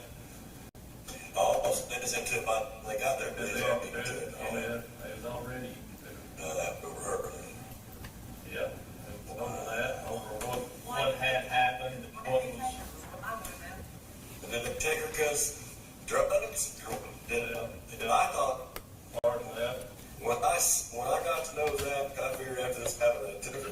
him down, buddy. You know what I'm saying? When he asked her how she said no, and that was it. He said, that's just how I thought he was at the end, and I got to know him a little bit better. He says also Zach had taken his truck and taken the garage, and that he had told you, or he had seen you when he brought it over there. He saw you when he put the truck in the garage. And I know the truck was there. I know it wasn't there because we pulled recordings and pulled tapes from 911, and Dick says that the truck, he didn't have his truck that afternoon. That he had taken that wasn't our house, in the garage. No, Could he have done that and you not know? It ain't gonna matter. I ain't gonna nail this down I remember because this is what's gonna be he testified. borrowed the brown truck and had me drive his old truck, and I looked at Vic and I said, I'm not driving that truck. It's hard to tell what he has in that truck. I want the brown truck back. Yeah, he just borrowed my brown truck so he could go up to Decaturville. That's the only time he left his truck at my house. No, that wasn't that day. So, now I know he didn't hide the damn thing in my bullhorn. Now he might have marked it out the side, you know, behind my bullhorn and let it there for a minute, but I don't remember that day, buddy. Listen, According to him, according to what we got from Dick, that's Now, which where truck he are you hid talking about? a little white front kicker. he told me the day that he had put the brown truck while you guys were doing that, because he hit his truck in Caterville that when cut to that thing hadn't matched the place. They're telling you something that ain't right there. That white truck was the quarter mile house. I can tell you. They said they hit it in Caterville because that stuff matched the trains talk. Yeah, that's right. So, but now they get done. We never did find out. No. She come to after about a week getting back, and she remembered that she went and she leaned over and sat in the water because she didn't want her damn fingerprints on it. So it's in the water right there on the side, and it went too far. That water don't rush like, you know, a creek, big creek. Okay. So I was going to call you. They guys can bring my metal detector if you cut. I can down with something, but I don't be down there messing with the looks. I just don't, Brent. Okay. Well, They don't like me. You know what I'm saying? I know. at the beginning. So, but it's, and she thinks that it was right there the first big pull off. She got off and leaned over, she said, and put it down in the water and covered it up with some leaves and stuff so there wouldn't be no fingerprint on it. I believe it. I believe that. So. All right, but we needed to get the water. It's in the water. It's in the water, and I know handgun's not going to go far with it, but they might have tongued it 1 or 2 times and it's stuck. It's there. It's there. So, and that tells me that nobody found it, you know, riding a four-wheeler or nothing down through there. So it's there. It's in the water somewhere. So. We dug the whole side of that road. I figured you got the material. Yeah, it's totally different. It was higher, so the road was wider. That's 5-6 years time. So, yeah. But I don't remember them storing that truck at my house. Okay. I do remember him using my truck and leaving his white truck there, but the button inside, it was been outside. Yeah, and Because I have both, you know. They They kept what he did over in Chester. Yeah. Well, supposedly, that's what he said, that's what he's, what's going to be testified to. They had to move around to get it in there. And that he saw you when he was putting it in there, and you knew it was, you saw him putting it in there. But you didn't know nothing. Ain't nothing wrong with it, I'm just trying to nail it down. You wouldn't have thought nothing about him putting it in there. Well, he might have now, Trent, down. Well, You know, I was doing a lot of dope back then, okay, and I mean meth and stuff, so, but he might have right about that time. There might have been another time. I don't know, the only time I can definitely remember is when he was in that shit Natchez Trace and he wanted to go hang out and kind of let me low in Caterville, didn't want to drive the truck. He was According to what Jason is going to testify to, is he told you that when you pulled up over there at Dodge, that he said, I put my truck in your garage, I saw Sandy, she knows it's in there. I had to move 4 rims to get it in there. No, that didn't. She would remember that. Well, I don't mean, You know, shit to me, we didn't do it. Could it have happened? It could have happened. Okay. It could have happened, man. I can't say no, damn it. I know. No, I was smoking weed, I was drinking liquor, I was doing that. I just didn't want to be here anymore. So I can't hardly remember shit. But when I do tell you, I remember. So It helps me. It helps this case. It can do that. The more pressure I put on him, the more. Ms. Nichols, have I jogged your memory about this recording? I would like to say yes, but I don't, without listening to it, I don't remember, what was said. So this is helpful if you want to ask questions about what was in it. All right, we'll keep playing. Yeah. The more y'all can remember, the more it helps push this that case to where maybe a plea. That's what I'm saying. They let them plea. are they chancing to get out? No. You know what a damn jury's gonna do, but I gotta know. It's got more details that I can nail down, the better I am. No, he can get that. You may have. I think maybe he did, damn it. The same day they took Holly? Yeah. Yeah, would have been probably around lunchtime, maybe a little later. And I was real sick then too, Yeah, so. because I had Took me down the hall. You were in, I thought probably did that, because that's when he kind of had a run on my property. Yeah. You know, I trusted him a little bit. You got me thought he was just a good little boy. Little country boy, like guns and shit like that, but, yeah, okay, yeah, I could have, yeah, You could've. yeah, let's just, yeah, it did. yeah, let's say that. Because I'm starting to think now, I ripped the boat, because that's what I went to work that one with, is that, gosh, that's what we did, our bed, my boat wasn't in there. And Holly got taken, I was there, yeah, but what I got he might have. Somewhere with But- Holly when they came to dock him. They were killed. She remembers. They had already killed her and dumped the body. That's what they needed to hide, needed to hide the truck. They'll have the load back. Son of a bitch. Yeah, that's it, but, and the wheels that had to take off. Is that the one you borrowed the brown truck then? Probably is. Now, more think about it, that's the time where I was off. They would have barked around, they would have got your brown truck out. And then I had to drive his old black truck and it made me very upset. I told him, oh no, I'm not driving. Because I looked at the garage and I'm not getting caught for somebody to see it. Was it the black truck? That was the black. That was the black truck that he had. Yeah, that's what I'm talking about. The black truck was at my house. The white truck, I don't remember the park in my house. I'm talking about the black truck. I definitely remember being at my house, sitting right outside my house. But the white truck, I don't remember. So, but it might have, man. Okay, it might have. So, There's one other thing I've got to know. okay. And you got that letter from me, you don't know you're not in trouble. Or nothing. Oh, I don't remember Brent's trying to help me. I gotta ask you a hard question. Go ahead. I don't like it, Go ahead. but I gotta know.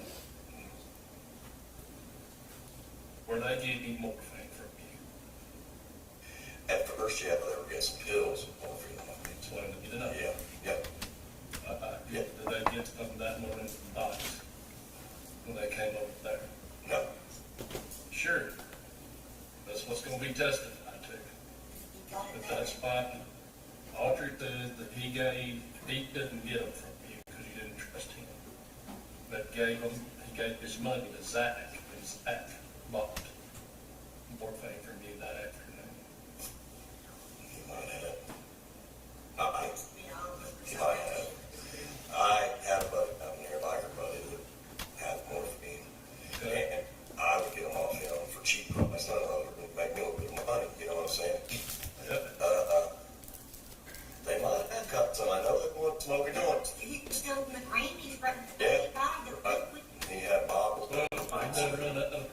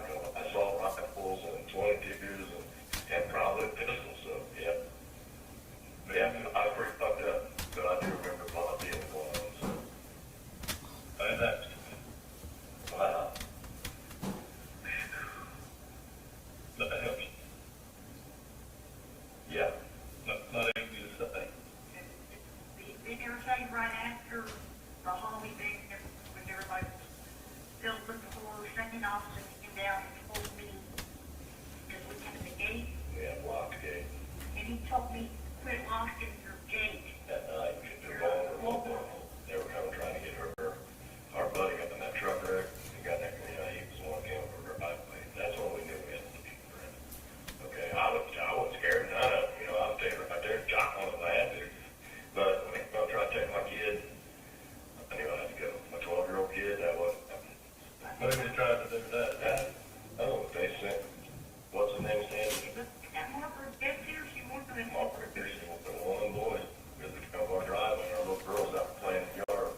He pulled up and said, "You want to go help find Holly?" And she said, "Let me go ask my mom, because we taught her that." And she went towards the door, and he put the reverse and slammed her out, backing up all the way out the driveway.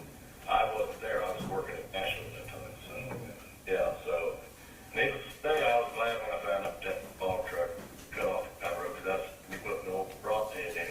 And that's what I was gonna do, Brett, because you don't deserve to fucking die if I do that to a little 12-year-old kid. I agree. So, yeah, so some of it went nuts on all that dope, so it is. I thought for about a year and a half, Brett, and I felt what it does, because I felt it getting my mind of DPA, making me a sexual force. Pausing it at Making me a 39. Ms. Nichols, refresh your memory. I have the same answer. I can hear what was said. I know that I listened to this at the time. Okay. Can I tell you what was said next? No. Okay. Do you condone what Brent Booth did? Interviewing Victor Dinsmore? Yes. Yes. The way he did it. It's not the way I would have done it. What, do you condone the way he did it? I'm not sure I can speak to how he did it. This is what I would have done had it been me. I wouldn't have led. I wouldn't have led. He more That- than led. Okay? You agree? No, He said, I heard him lead. this is what Jason Autry is going to testify to. Okay? You condone that? Well, that's a different question. That's my question.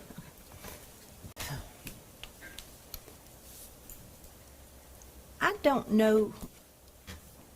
know that whether I condone it or not. I understand that he was trying to get information, understand that he was trying to trigger Mr. Dinsmore's memory, a person who admittedly was on about every kind of drug you can be on, and much as what's happening to me today, when somebody tells you things,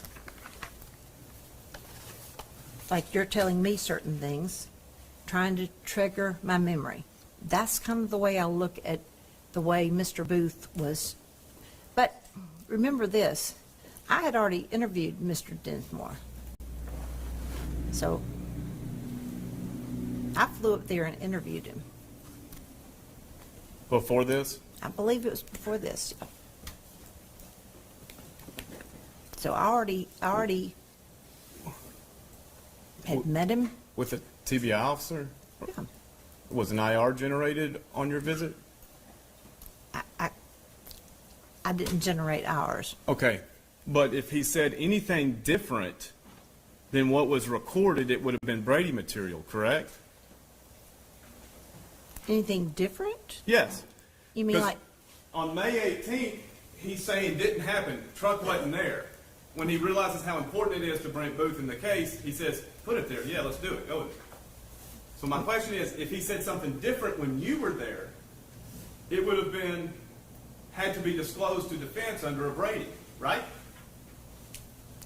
if he had said something different, I don't remember discussing that, the trucks with him when I went. It wasn't, I met him at the airport, introduced myself, met his wife. I don't have notes. But, Why do you not have notes? excuse me? Did you not take notes? I didn't say that. I said I don't have notes. Did you take notes? I don't remember. Did Sir, Was it your routine practice to take notes talking to important witnesses? and sometimes not.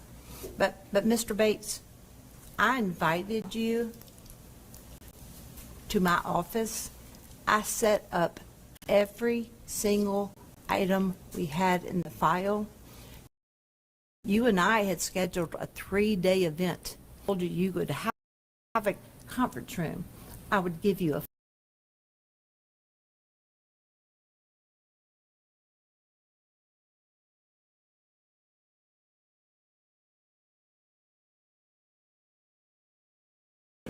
Correct? You said that. You thought 3 days was enough for me to go through it? Oh, no, Okay. you picked the 3 days.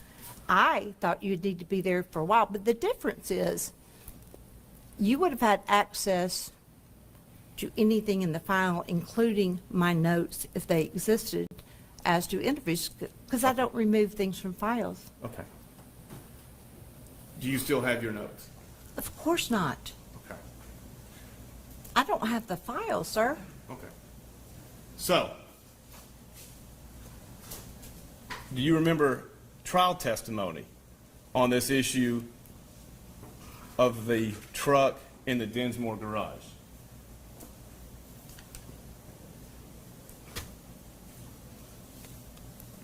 Perhaps. All right. I don't remember, I don't know if I remember exactly what you want to ask, but I was there in the trial. I have a transcript for the court and for the witness, Your Okay. Honor.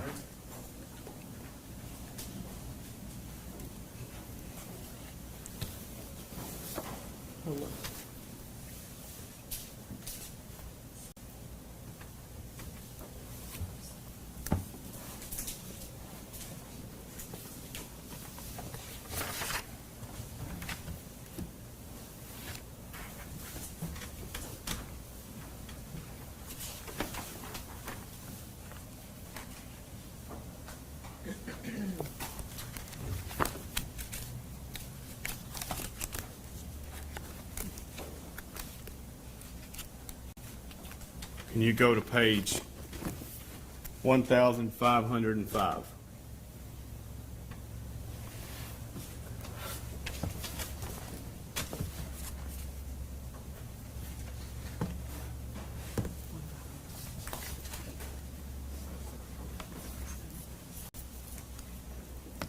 $1,000 what? 505. Oh, my.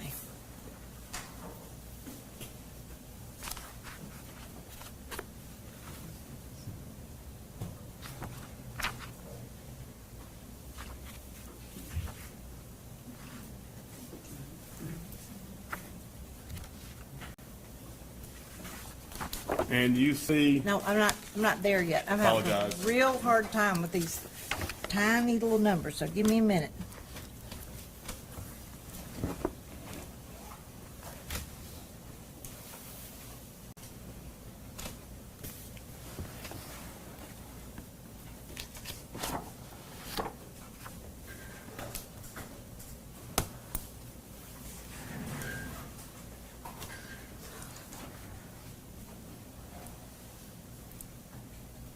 Mr. Bates, can you come up here, please, sir, if the court lets me. and help me find the page? Because I cannot read these little numbers. Yes. Ms. Bates, I can't read them. I'll have I think I'm in the 1.5s.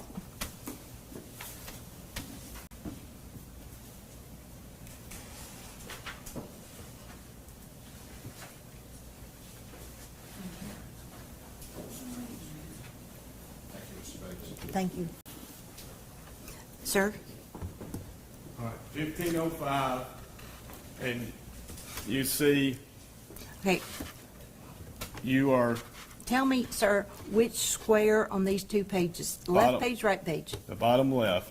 All right, bottom Yes. on the left page. Yes, ma'am. Okay, I got it. First question, line 2. You're asking Dennis, or sorry, Victor Dinsmore, do you remember getting a morphine pill or Zach buying a morphine pill or Shane buying one for Autry while they were there? No, not there. This fight, how much of a fight was it? Jumping around, basically, swung at each other a couple times. I think Zach hit Shane, about blacked his eye. That's about all there was. And I went out, told them they couldn't do it, they had to go. So, you said that they pulled up in Zach's, no, Dylan's truck. Answer, Dylan's Chevy. What color was that truck? Black. And while they're on the property, did Zach make statements to you about speaking to your wife or going to your wife's house and putting a car in the shop? No. Question, he did not say anything? No. When you asked that question, did you expect the answer to be yes?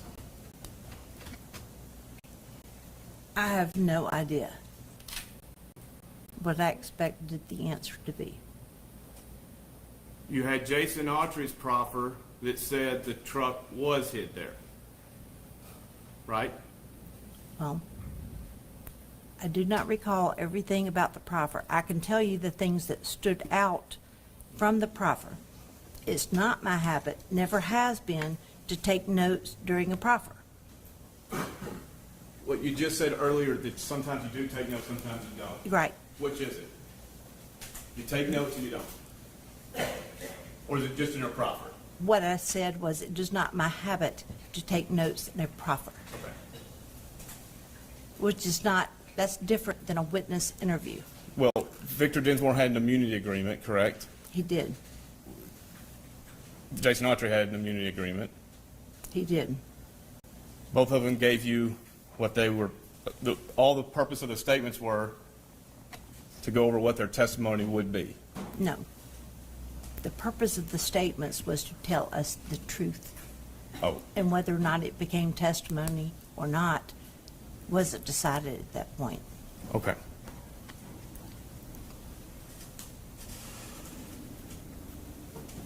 Do you want me to keep the book? Yes, ma'am. He continued on line 20. You continued line 24. At any time did he tell you that? Answer, no. Next page, bottom right quadrant. Has he ever hidden a truck in your, twice? Did he ever hide his Nissan? Yes, that was a very short time. Question, but you don't recall him mentioning it there on the property? Answer, no, I don't remember him saying anything there. I was trying to get them out of there before Mr. and Miss Doug or Dottie showed up. You recall, of course, being interviewed by law enforcement several times after this happened, correct? Correct. And in that statement, just a minute, in that statement, if you told, and there's several objections, and then it continues on 1507, my question is, did you make this statement or TBI Trout that Zach hid his grandfather's white Nissan post-abduction? Answer, yes. What was your understanding of the time of that post-abduction hiding? I'm trying to catch up with you. Just go to the bottom right and then pick back up to the top left on 1507. And while you're reading that, if the witness can be passed, Exhibit 112. All right, I found the question. So my question is, did you make the statement to TBI Agent Trout that Zach hid his grandfather's white Nissan? Yes. Is it? Okay, what was your question?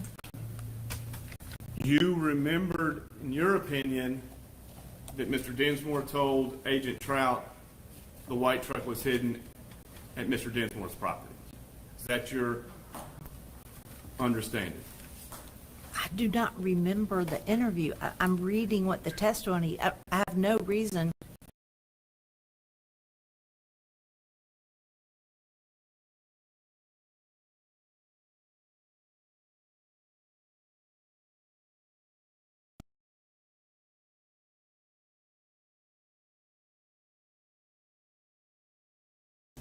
Agent Trout, and I don't know how many interviews. I don't remember all of them.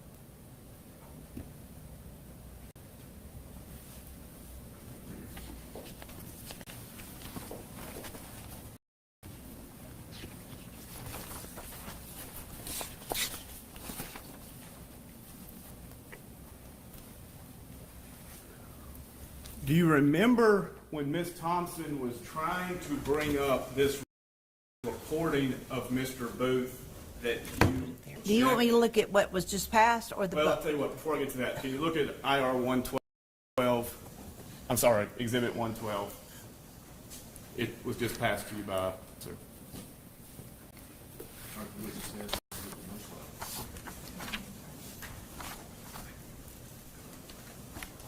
Do you want me to read it? So, If you can, please. okay. You...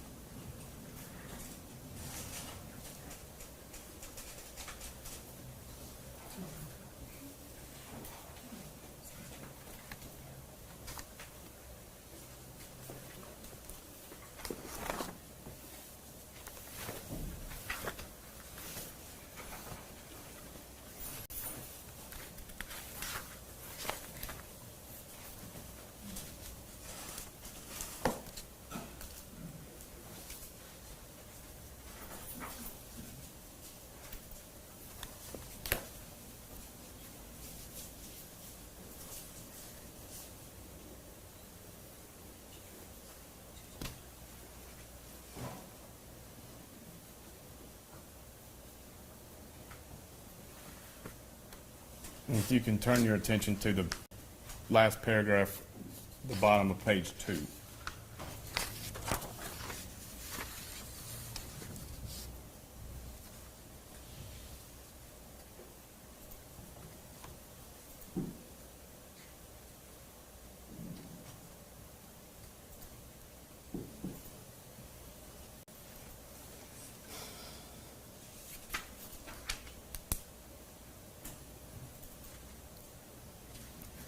I've read the last paragraph of page 2.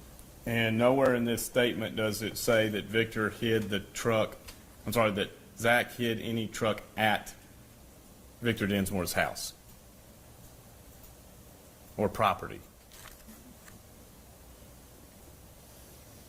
Correct?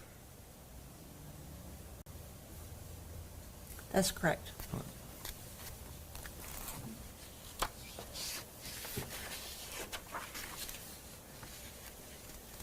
Do you, and you can now go to page 1537.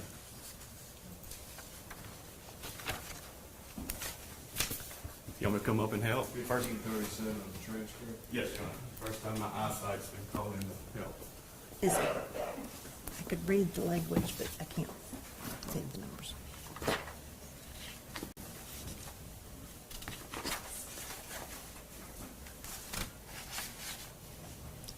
This is 1537. Okay, we'll go this way, this way, this way. All right. This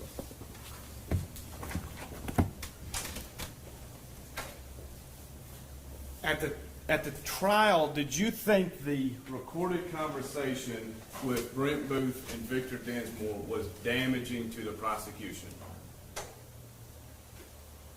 At the trial? Yes, ma'am. Did I think that? Was it played? It wasn't. But did you think it was damaging if it would have been? Not particularly. Okay. Then why did you object repeatedly to it coming up? Because the witness was on the stand. Unless there is, the witness was there. The witness is there to ask himself. We didn't go back and play all of these recorded statements and introduce all the written statements at trial. Bottom of page 1542, middle of page, the far right bottom. Got it? Question, when did you and your wife talk about the fact that the white Nissan truck was parked in your shop? Answer, before Brent came up. Question, before Brent? Answer, yeah. Now, as we're sitting there, we've listened to Victor Dinsmore and Brent Booth, and now we've the transcript. You admit Victor Dinsmore lied when he said he remembered it before. No, I can't. Which trip is you talking about before Brent came up? Brent was there several times. This is the last time he's up. May 18th and May 19th, 2017. From 1536, the discussion comes up. You met him in a parking lot, the sporting goods store, yes. You actually got in his car, your wife got in the car, you were talking to him, yes. So at that point, this special agent, Brent Booth with TBI, isn't it? Yes. At that point, he proceeded to tell you what? General Nichols, Your Honor, I'm going to object what Brent Booth proceeded to tell. Ms. Thompson said, I'm not going to say what he said, I'm going to just, and you said, she literally just said at the same time Brent Booth proceeded to tell you. If there's a question, the court said, all right, make your question, be aware of the hearsay objection. So we're talking about the sporting goods store parking lot. Is that where they met the first time, on May 18th. The first time? Of the May visits. The May night, the next day was in the house. Okay. And the question was? You asked me if I thought if he was lying. I don't know. Well, I mean, isn't that your job? You had Victor Dinsmore under subpoena, correct? We did. All right. I don't know. I honestly am confused by jumping around from Trouts to trial testimony to you having me listen to a recorded conversation. I don't know when he said what, Ms. so Nichols, I'm sorry. you don't have to worry about being confused. The court's going to make decisions. No, I do have to My worry. question is, I do have to worry about being confused. all right, my question is, Mr. Dinsmore said before Brent Booth came up, the May 18th, 2017, I remembered the white truck being hit at my place. You would agree with me that is inconsistent with the recording of May 18th, 2017, where Mr. Dinsmore says repeatedly, it didn't happen, and only when Brent Booth says how important it is to the case Okay. does Mr. Dinsmore change his tune. Okay. I mean, the recording is what it is. The testimony is what it is. And I'm asking you, is it inconsistent? The way you put it, it sounds to be. And did you know it was inconsistent when you let it go unfixed? I would never put someone on the stand and suborn perjury. Have I seen many times witnesses be inconsistent? Yes. Of those times, how many times? If she could finish her answer, Your Honor. Let's let her finish the answer, Mr. Lewis. This witness, it should be clear to all that have heard that recording. He remembers more, he'll say no, and somebody hit him with something, and he'll go back and say maybe, and I'll give you an example. The drugs. He's a felon. He's not wanting to admit that he sold or traded drugs. He did.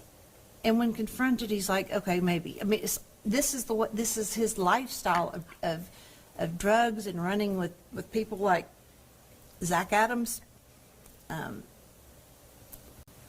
would be shocked if there were not inconsistencies.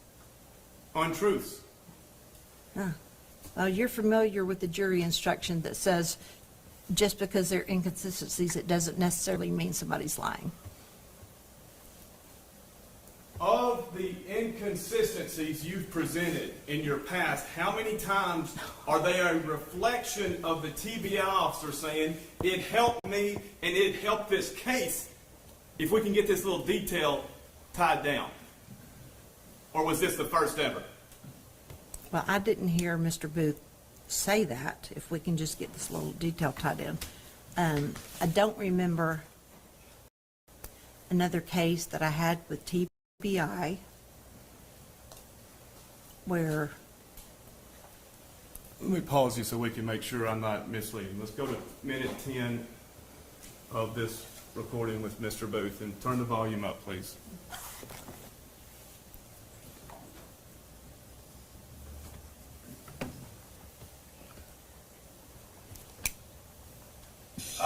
Don't make them. You know, we should do because we didn't do it. Could have happened. It could have happened. Okay. It could have happened. I can't say no, damn it. No. I was smoking weed, I was drinking liquor, I was doing that. I just didn't want to be here. I got So I can't remember shit. But when I do tell you, I remember. So It helps me, it helps this case, if you can remember. Pause The it. more purpose you have to put up, All right, clear on that. Agent Booth says it helps me, I heard him. it helps this case. If he could nail this down. Now, how many times have you had a TBI or law enforcement officer change what would be an inconsistency in their testimony to make it consistent with two witnesses in your career? I have no idea. That many. I didn't say it was a lot or a few. I said Take your time, it's important. How many? I said I have no idea. Does it concern you that what you presented to the jury was the result of TBI telling witnesses what would help get a conviction? You and I listened to that differently. Tell me how you listened to it. I listened to it as Brent Booth having just apparently, because I used the words rolled, Autry rolled, I think towards the beginning of this audio. Brent Booth armed with information that filled in a lot of holes, and he is going back and re-interviewing people to see whether or not if they too are armed with additional information, if it jogs their memory or if it doesn't. I know him. I mean, Brent Booth wanted to give it the truth. I worked with him for years. I saw him at work. I never saw one time where Mr. Booth tried to have someone lie or that he covered things up. And Mr. Bates, he came back and immediately turned this audio over. He wasn't trying to. So we now have full memory of it. No. Well, how do you remember him turning it over? Because I do remember that, and I answered your question the first time. When I don't remember other things, I remember this. I remember him coming back. I remember him going up there, and I think he went on a motorcycle. I don't know why I remember that, but I do. And I know that I heard it, which means it was turned over to me, and it was turned over to the defense. Because that's what we did with every piece of evidence. We turned it over.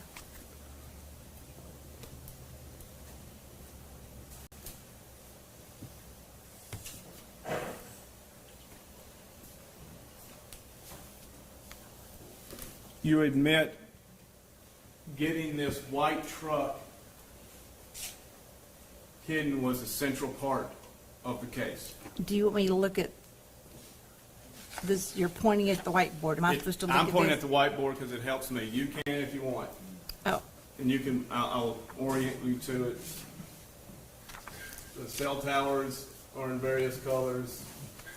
Postcards with the names and cell pings. The Bobo residence in the bottom southwest.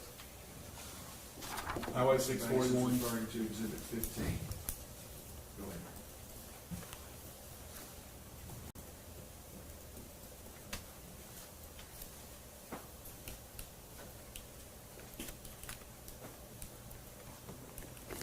Do you remember the need to corroborate Jason Autry's testimony that the white truck was hidden? Do I remember the need?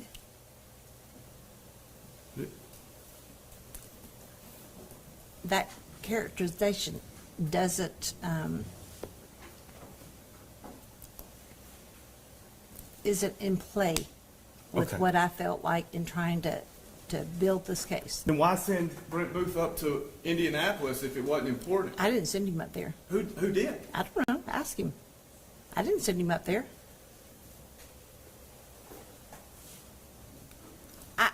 I didn't, TBI, go here, go here. They helped me. They took me places. I think he was going up there anyway. Did he Is talk what he with you? said. He said something about his daughter, class. I heard that in the, Did he talk with you in between the May 18th and May 19th? I have no idea. Do you remember saying, we need to clean this up? No. Do you remember saying, or anyone on the prosecution saying, it seems like you might have put words in his mouth? I do not remember saying that. I don't know whether someone else said it. If I had the discussion with him, it wouldn't surprise me that somebody thought that. I said he led, and that's basically the same thing. He wasn't asking open-ended questions.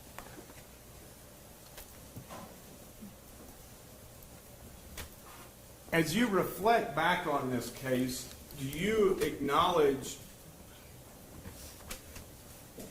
witnesses were interviewed until they provided what the state was satisfied with as quote-unquote the truth, and then there were no other interviews afterwards?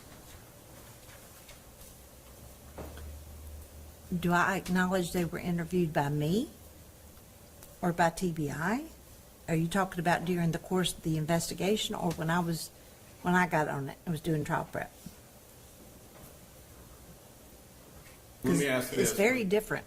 When TBI interviewed, both before and after your case, you went through important witnesses' statements through IRs, correct?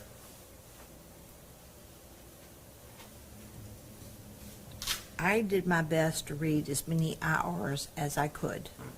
And you're aware, like, Jason Kilzer gave one statement, a year later he gives another when he's incarcerated. I don't remember today. I would have been aware at the time. Victor Dinsmore gave multiple statements, correct?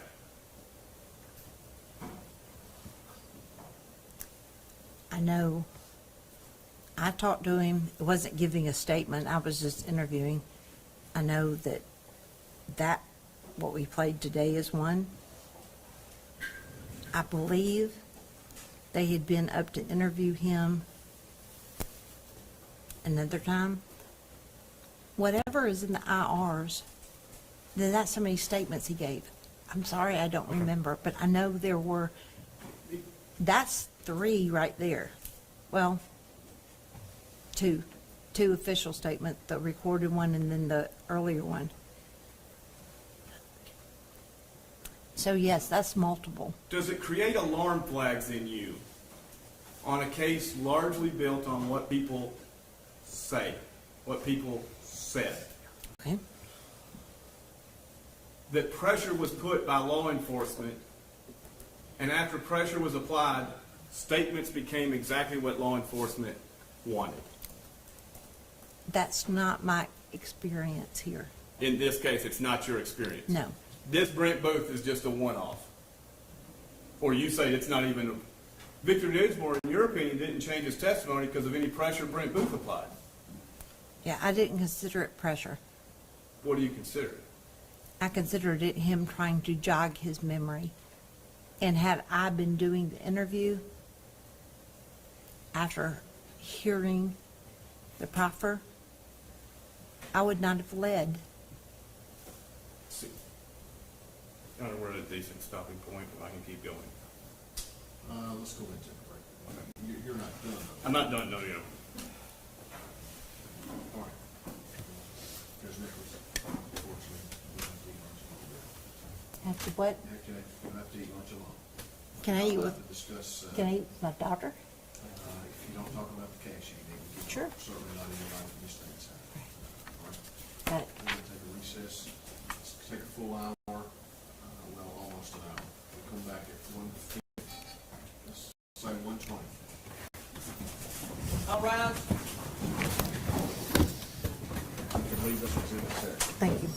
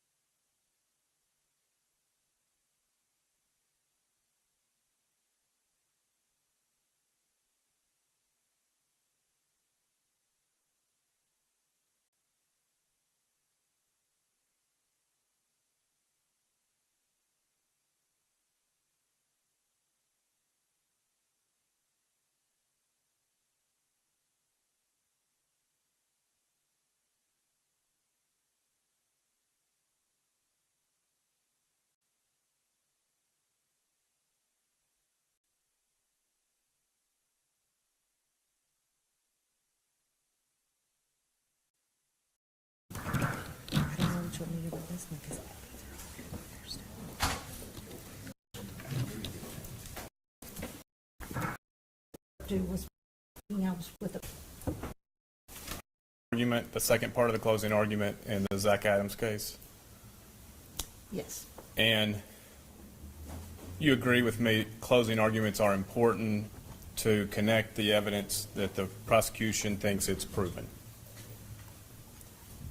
That is certainly the goal. Okay. Are we done with the transcript? No, Your Honor. Okay. It is important for you to present to the jury evidence that you think is true, Of course. and you would agree it's misconduct to state evidence that's not true, if you know it, Right. or if you should know it. Well, that's two different things. But if you should know it. Well, if you know it, yes. If you should know it, I would say it would be subjective. Fair. And would you agree at this point that any inconsistencies, quote unquote, the closing argument is the chance to show what is the state's theory resolving any inconsistent evidence? No. So if it says one thing, if you say one thing, you're okay if it's the other? That's not what I said. Okay. I disagreed with your premise. I believe closing argument is the opportunity to go over with the jury what the proof was. Okay. And you may discuss jury instructions if they were charged ahead of time, or if you have permission or seem to have an understanding of what the judge will charge. Let me ask you, you don't have to follow this, I'll read it, page 2732, line 9. You remember the night, the 13th, the 911 call? Do you remember the heavy breathing of Dick Adams, who had to wrestle 2 guns away from his grandson? Do you remember Zachary Adams asking his grandfather as well as his brother for their vehicle? Why didn't he have a vehicle? Why didn't he have a vehicle? Where was the white truck? Hidden in Victor Densmore's garage for a minute and then returned back to the Bells. Do you remember saying that? I was going to ask you, are you reading, is that what I said? Yes, ma'am. So I don't remember saying it. I've never reviewed my closing argument. If that's what the court reporter took down, I have no reason to suspect that I didn't say that. And you would agree that is saying your belief that Victor Dinsmore had the truck in his garage. No, in fact, we're not allowed to give what I think and I guess this and I that. You're supposed to not, what we're supposed to argue is what the proof was. Right. As opposed to our own opinions. Well, the proof was Victor Dinsmore said, in the answer that we went over before lunch, Victor Dinsmore said, no, I don't remember it. Then you clarified it, well, sometime or other, you said that you put the garage in and after the naturalist trace after the induction. We just went over that before lunch. Okay. Right? I mean, I'm waiting for the question. Where did you pull this out of to present to the jury that what Victor Dinsmore testified or said to Brent Booth in May was somehow wrong? Where did you get this? Everything I said was based on what I remembered the proof as being. Okay. Talk about the gun. Well, that's exactly what you said, page 2734. Let's talk about the gun. Do you want me to go to try and find that page? You don't have to. I'll read it for you and we can discuss. What are the chances Jason Autry finally started talking? He didn't know where the gun was, hadn't seen the gun since shortly after it was used to kill Holly Bobo, and he went with his cousin Shane, traded it for drugs to Victor Dinsmore. He's done it with it at that point. He's done with it at that point. Victor Dinsmore gives it to his wife to carry. He's sitting there one night talking to somebody, and he gets worried about where the gun has been, what gun is this?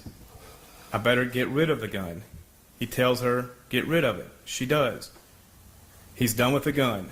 That's in 2011. They left Tennessee before the end of the year.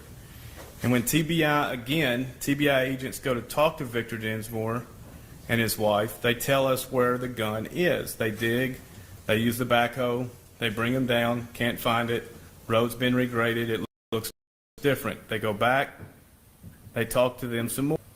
She's thought about it again. They go back to the spot, she tells them with underwater detectors, and guess what? They find a gun. I don't know why Miss Thompson is upset that it wasn't buried. Nobody said it was sitting on top. You saw the pictures. There and there, what it looked like when they raised it, it was covered in slime and rust and all sorts of crap. And Servine Broswell soaked it, got it off, and guess what? Guess what? It still fires. It still fires. Still loaded. Still fires. Your opinion was that was the murder weapon that was found. Correct? Yes.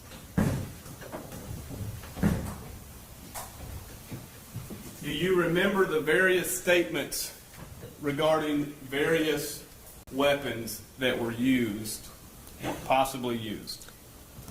No. You asked me earlier about a long gun or something. I don't remember. I'm going to hand you IR 1929 and a copy to the court. Can you identify its entry? No. IR 1929 the exhibit.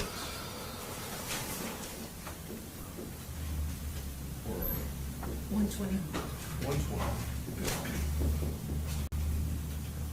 Go ahead, Mr. Bates.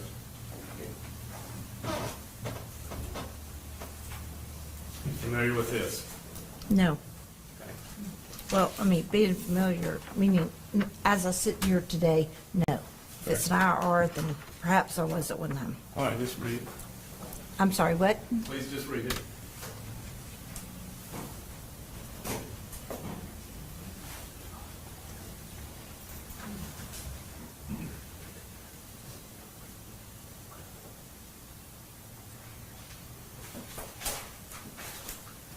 Okay. All right. So we have in January of 2014, it's a .22 rifle that may have been used.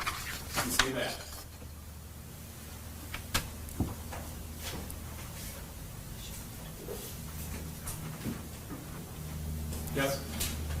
I'm finding that statement again. I see where this person reported that that person told her that her husband bought a .22 rifle that may have been used in the Bobo case.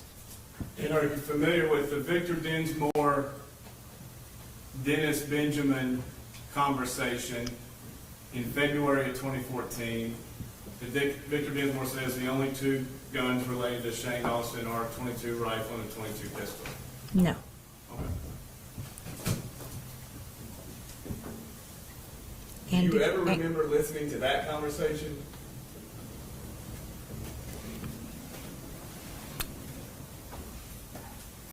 Not as I sit here today. Do you remember listening to the conversation where Victor Dinsmore was threatened by Dennis Benjamin in March of 2014? I do not remember. Okay.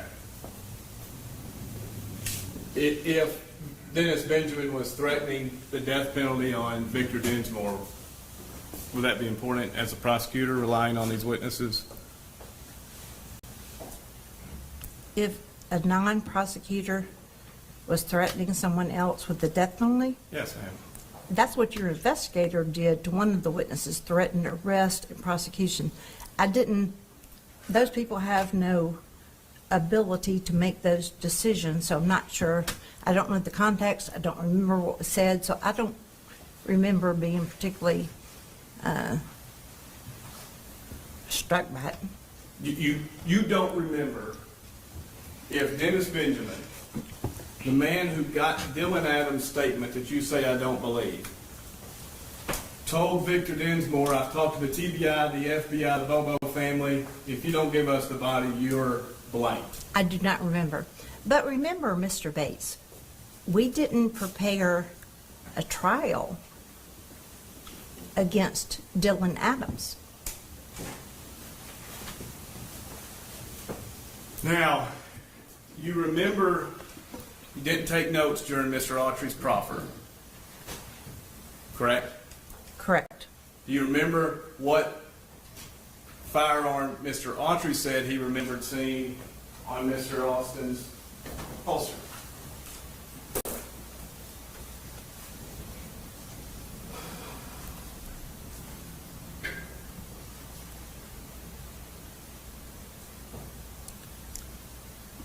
I am guessing, so take this and give it what weight you want to.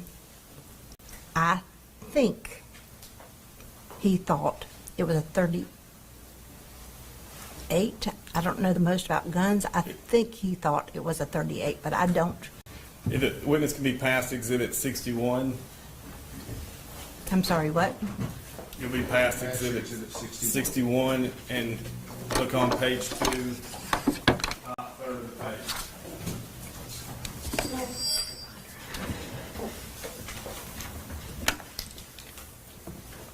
Thank you.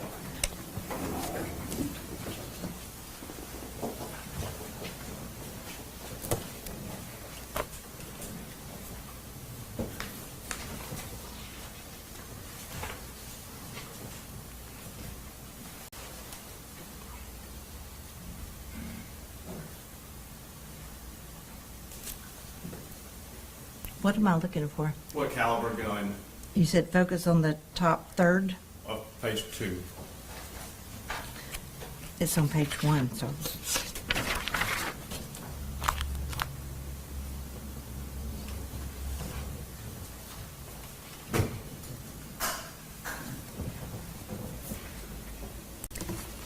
This says 357. Okay.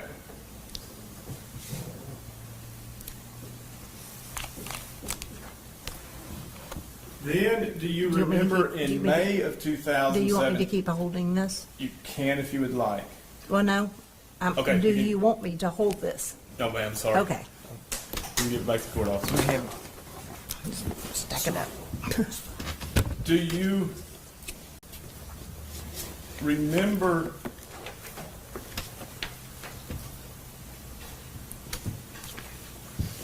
on May 8, 2017, meeting with Mr.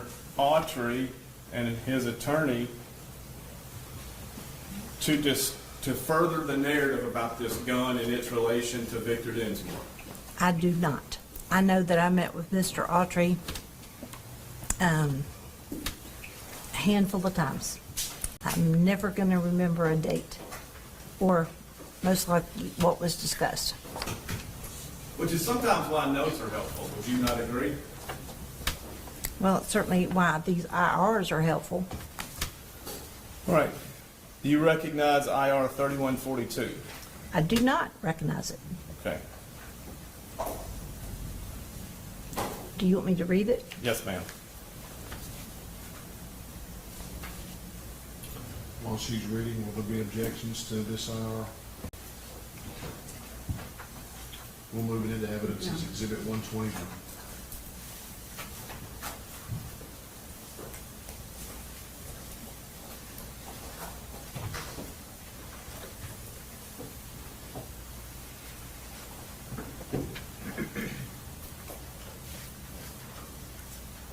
I've read it.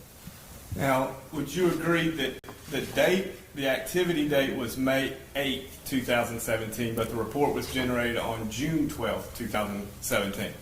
That's what it says. Would you agree that I didn't prepare it, so. Of course not. But that's what it says. you agree that the .32 revolver was found in between these dates?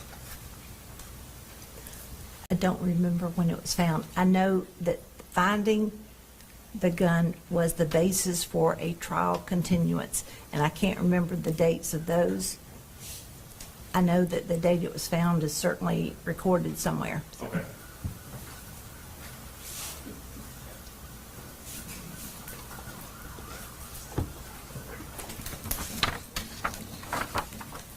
Would you agree with me during May, there's now this effort to go back and forth between Autry and Dinsmore, Autry and Dinsmore? It was not where I was putting my time. It's where Brent Booth was putting his time. Yes or no? I don't know. I cannot tell you what part of his days he was spent on those issues. Okay. I'm sure if the if the IRs show what he was doing, and that's what it appears, or that's what's proven, then it is.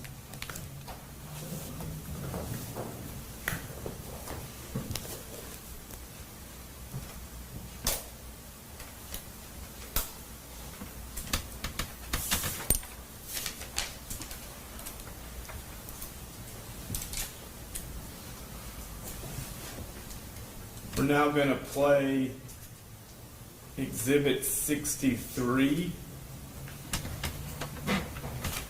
Ms. Nickel, this is the recording from May 19th, the second day of Brent Booth's trip to Indianapolis to see Mr. Dinsmore. And prior to lunch, you heard the first hearing where Mr. Dinsmore is talking about the gun that he in exchange with Shane, correct? I heard the recording from the first day. Okay. And now let's go to the second day, starting at minute 5, second 40. And he said that he didn't get them off of him, but I trust fronting them to him, but let him get them and pay me later, because he'd never do that. He buy directed from you? Yeah, he had cash, but I wouldn't let him get them and run because he never paid me. He was notorious for that. You talked about the gun yesterday. Do you remember them trading you a revolver or Shane and Shane trading you a revolver? Shane, I remember now that Shane traded me a black 38 revolver. All right. Just a regular revolver, but it was one you could switch the cylinder and make a 357. He came to me and wanted to get some pills for it. And I said, I can't remember how many I gave him. I think I gave him some one time. The next time I got some, I paid him off for the pistol. But then we started talking, and remember when Jamie Darnell moved in, was with Mom and Dad threw him out. She was carrying that, and she pulled out, and he saw, he asked where we got it. We said, no, where it came from. He told us we need to get rid of it. That's when I told her she went to the doctor in where was it, Kenzie? Yeah, I think. Huntington. She was going to the doctor in Huntington, so I told her to go to the river, on the way down through there. She didn't, because there was too much traffic, came back, and that's when she pulled off into the car that river looked in the water.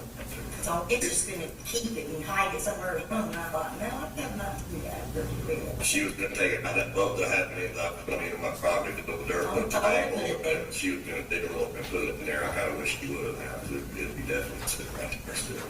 So. So you pulled up on the road. And she, right there in the water.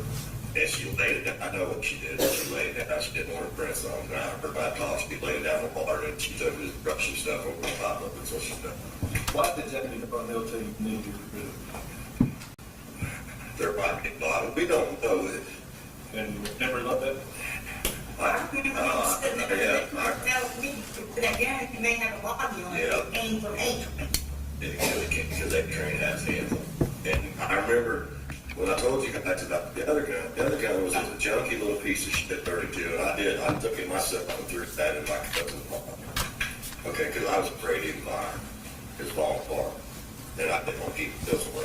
So the one we got off the film, I traded for them pills. I had her start carrying it because hell, I thought somebody was going to snatch her. Holly Bobo stuff was going on. I wanted her to be protected.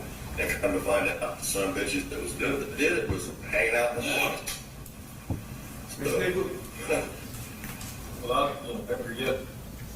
So now we have a 38 revolver with an interchangeable 357, and Mr. Dinsmore admits that he threw a 32 away unrelated to the Bobo case, right?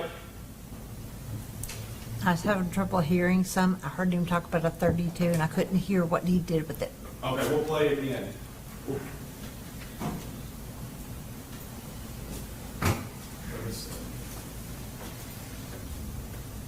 Which gun did you not hear?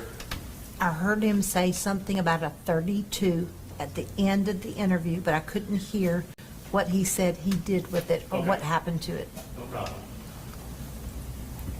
I heard him call it a junkie gun. when we got off them, and I traded for them pills, I had her start carrying it. And I remember.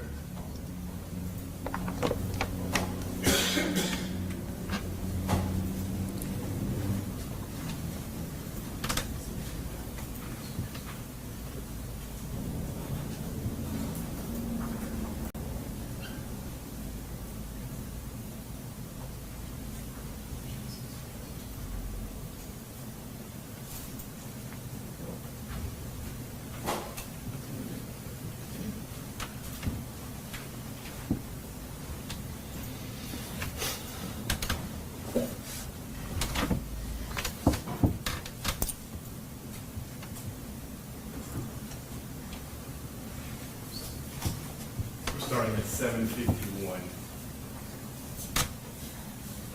Still exhibit 63. Yes, Your Honor. To get rid of that gun, it may have a body on it, it came from Autry.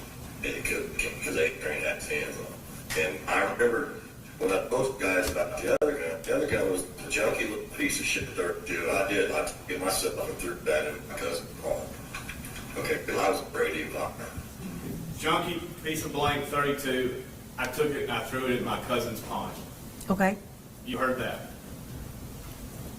But I heard, if that's what it says, I'm not disputing it. It's breaking up.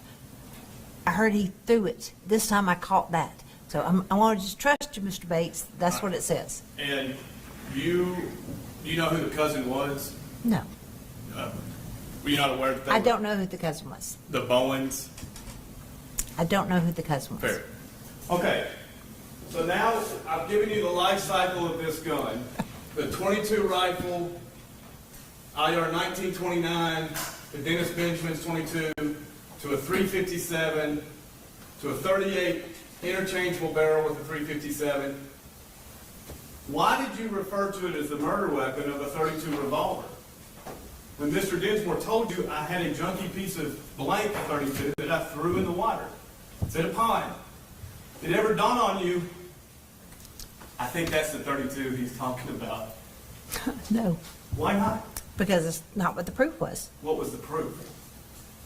That Mr. Autry's statement excuse me, was- did you ask me a question, or do you not want me to answer it? I want you to answer. Great. The proof was that he traded drugs for the gun. He was nervous about the gun. He gave it to his wife. His wife, I think, was later told there could be a body on it, and she put it over here. And we went and looked for it, and that was the gun that was supposed to have been used. Does it concern you, prior to pulling the .32 revolver out, that every other statement before this, a murder weapon was something different than the .32 revolver? No, It doesn't give you pause. it did not give me cause. During the prosecution... Sir, I said no. My answer's not going to change. No matter how much you yell at me, or no matter how much you argue with me, I believe we found the murdered weapon.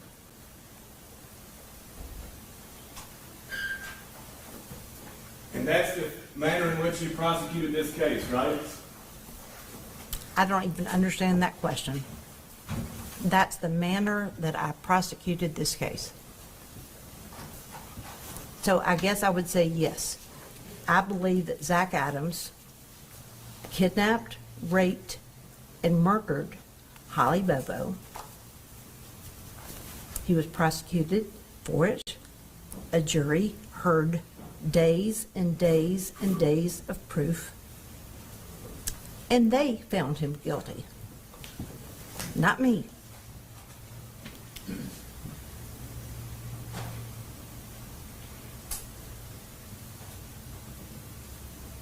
Your closing argument, page 2,733, line 21. Am I supposed to find that page? Or you I'll can read it for you. There was some discussions about the measurements of the ammunition. Marco Ross told you the exact measurements of the hole in Holly's skull as compared to the measurements of a .32 caliber. And then, bless his heart, the defense witness that came in with pictures of different calibers, I have no doubt that the way he measured them is the way he reported it, but he didn't know how to measure them. Didn't know that remove the projectile from the casing and then measurement. So the expert who testified about that gunshot wound to Holly's head said it matched my words perfectly, basically .32. And if you look at those measurements and you remember his testimony, it excluded a .38. Excluded it. Do you remember giving that part of your closing argument? I do not. All right. As I said, I don't remember my closing argument. I have never gone back and read it, and nor have I ever gone back and listened to it. You were the attorney in this case when the post-conviction filing brought this up. I was. Did it jog your memory to go back to the transcript and read it? Are you asking me whether I actually did read it and I'm not willing to admit it? No, Because I'm I told asking you what Mr. I Bates, Mr. Bates, I did not read it. Okay. But you were on notice this is an issue. Honestly, I don't remember what notice I had about various issues. There were several that stood out in my mind. And one of them was that you misstated No. the diameter of a .38. I was never worried about misstating it because you're incorrect. Okay. Well, what is the diameter of a .38? I am not, A 380 auto round. Mr. Bates, you are wasting your time if you start asking me about various diameters. No. Argue with Mr. Bates. I don't know. Okay. I don't know. I know what the expert said. I know what Marco Ross said Well, about the defect in her head, right, her but skull. how many hundreds of thousands or millions of dollars did the state of Tennessee have at disposal in prosecuting Zach Adams? I have no idea. A lot. A lot of money. Yes? Is that a question if the state had that much money? Yes, it is. I mean, I don't know how much money they had to spend on it. All right.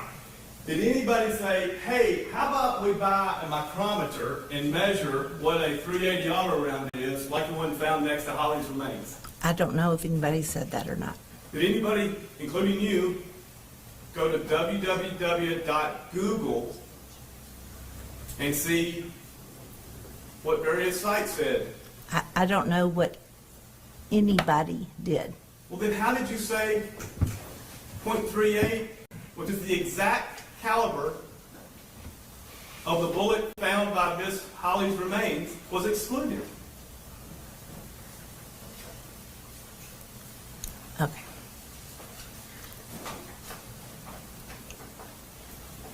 Marco Ross, who was the person who performed the autopsy the second time on Holly's remains.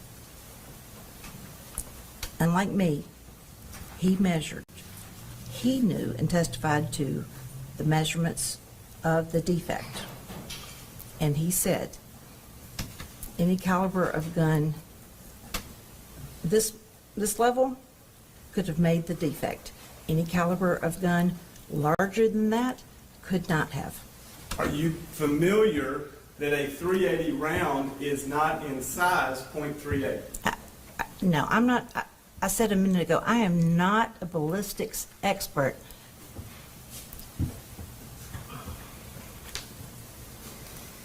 Do you stand by what you said at closing argument? Yes.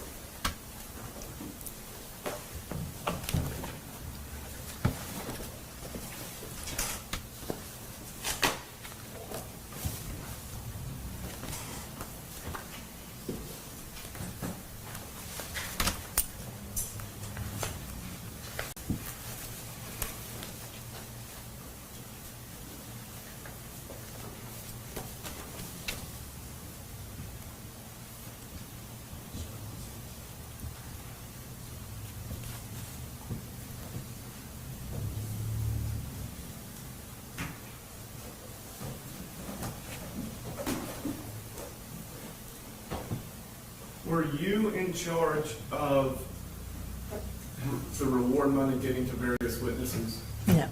Did you have any part in that? No. Do you have any awareness of that? No.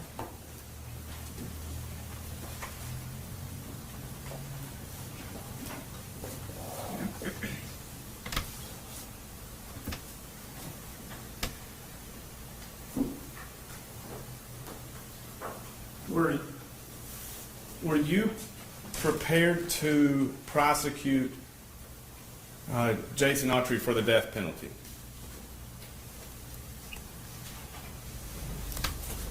Well,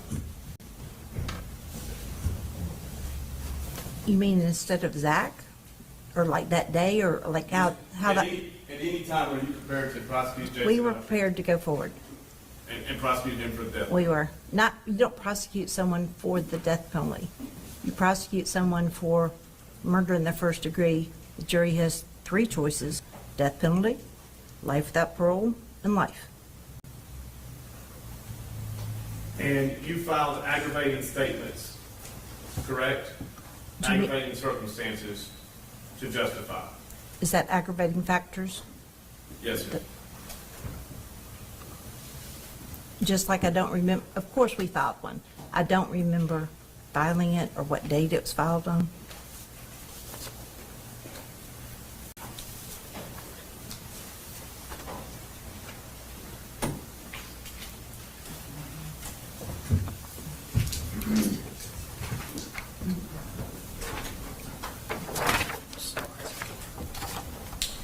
This is already in the record, but we'll mark it as Exhibit 122.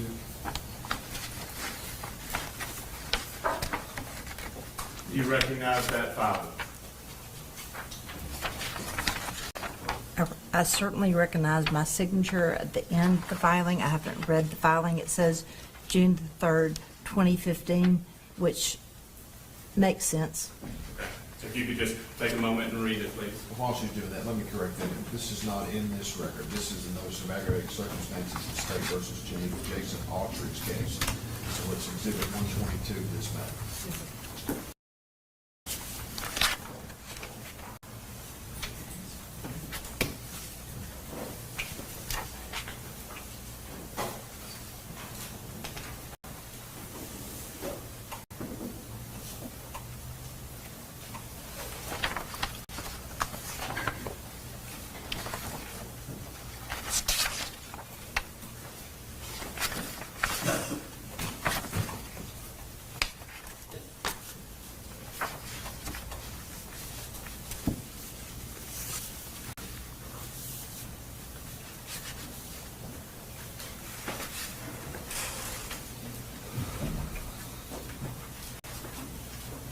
You read it?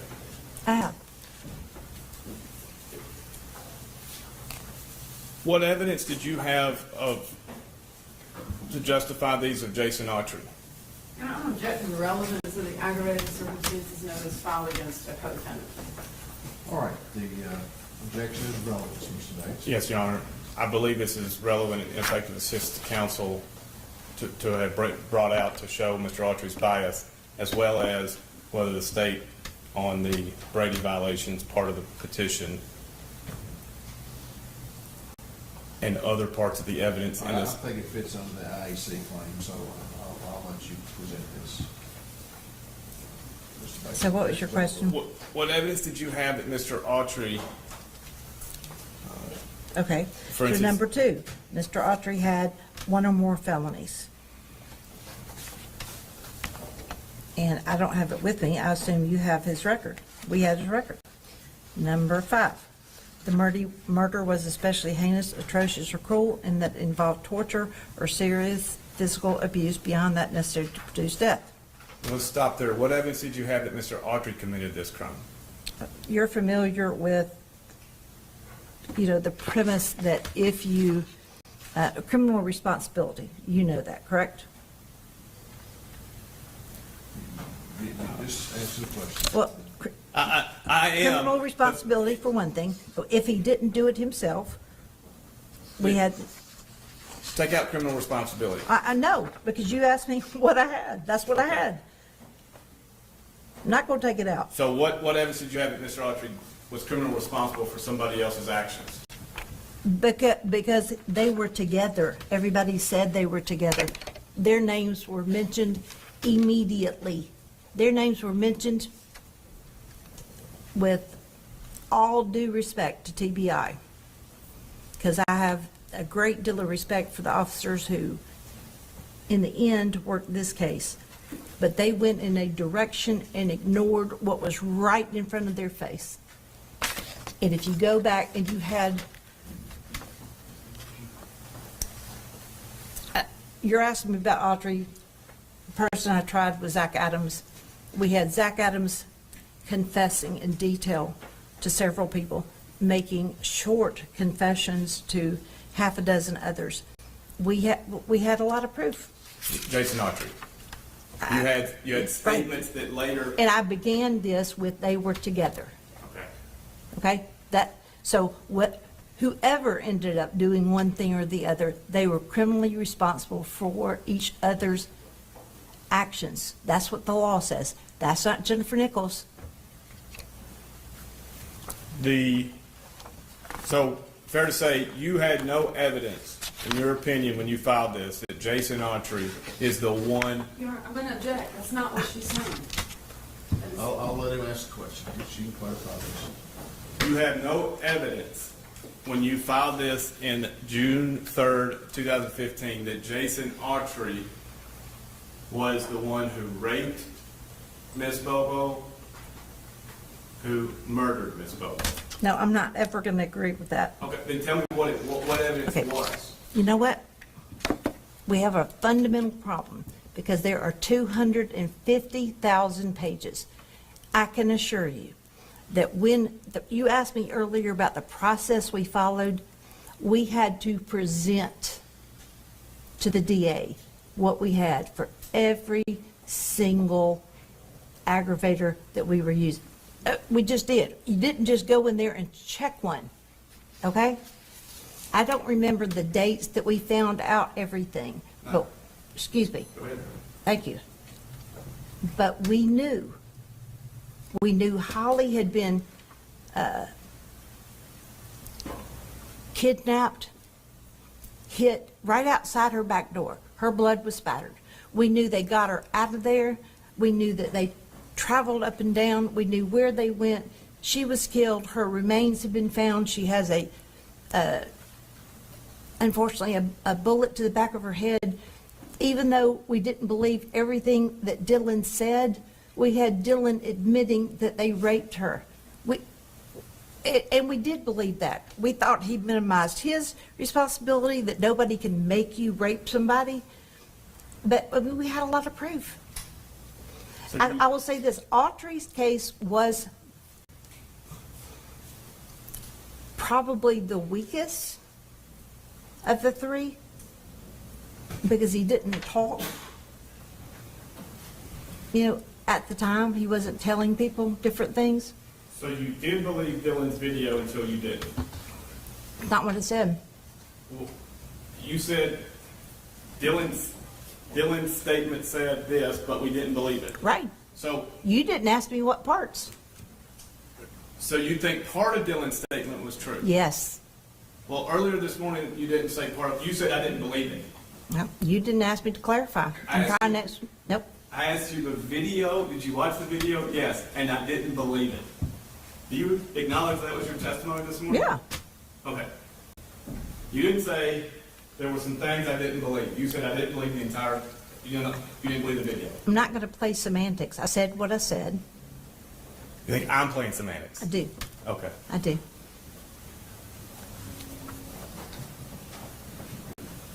Do you remember? Do you want me to put this one down now? We can mark it as, yes, it's the I next mean, I don't one. mark, but I know somebody else did.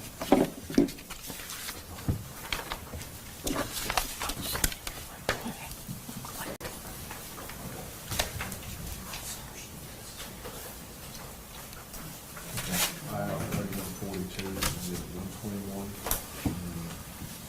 File with the aggravated circumstances, exhibit 122. I think I'm going to do that.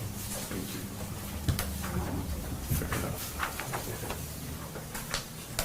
One for the witness, one for the court.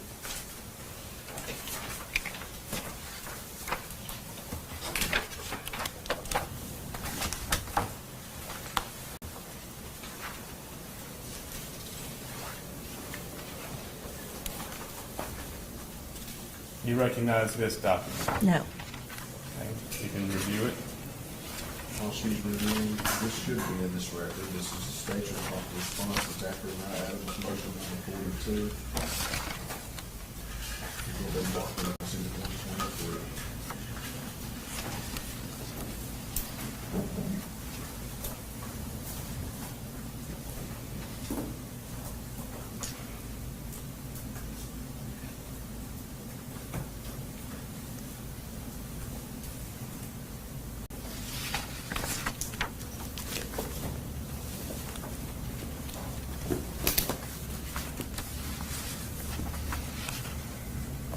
Does this appear to you to be a motion that, a responsive pleading that state filed in this case?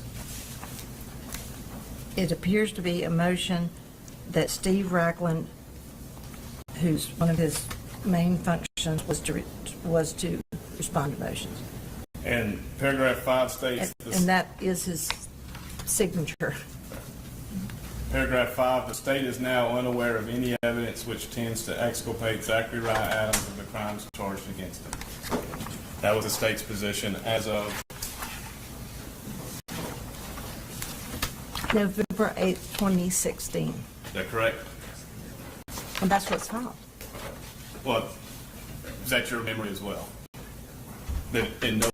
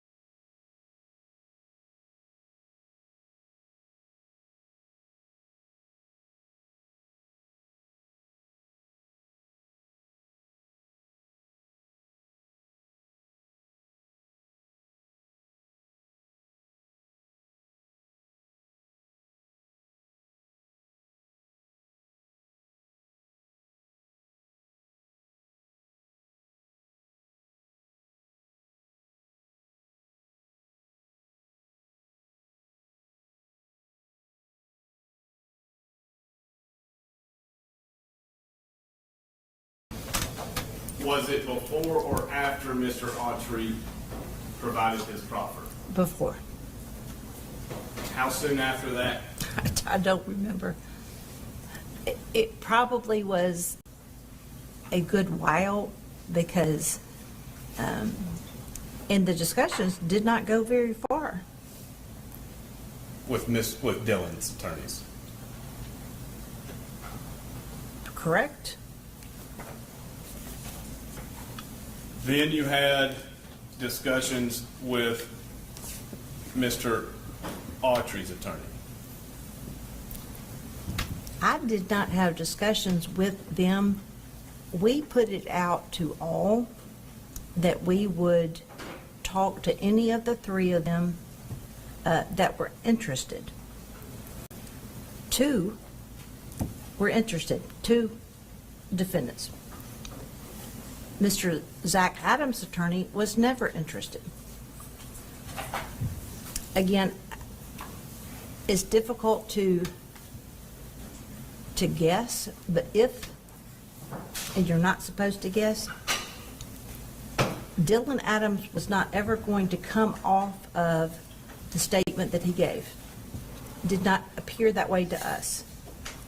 It did not comport with the proof that we had. So to try him first and to put on a statement or to that you didn't believe and that you were trying to I guess fill in other holes didn't appear to be the smart thing to do. And I've already said Autry's was the weakest of the three. So we prepared for trial for Zach Adams. And once we made the decision, that's who we were going to try first. And Dylan Adams was not offering anything that we found to be reasonable. We got ready for trial. We were going to trial without Autry.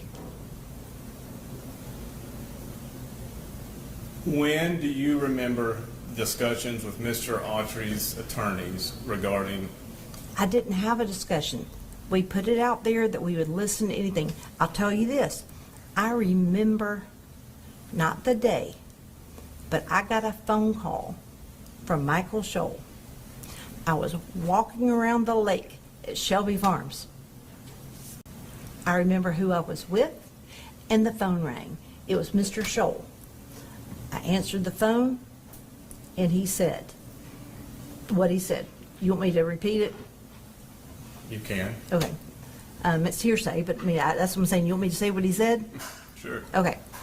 And he told me, and he called me before anybody else knew, that Autry wanted to talk. All right. And he was interested in a proffer. And when was this? I just said I don't remember. Was it? It was close in time to the proffer. I'm not ever going to be able to give you a date. How close in time? 2 weeks? 3 months? No. Don't know. Certainly wasn't months. Okay. We had a trial coming up. I Okay. said close in time. It would have taken a few days to arrange that and get ready and get everybody in the same room.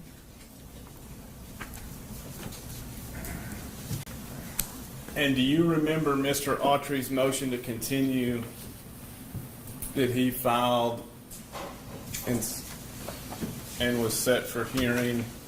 No. Okay.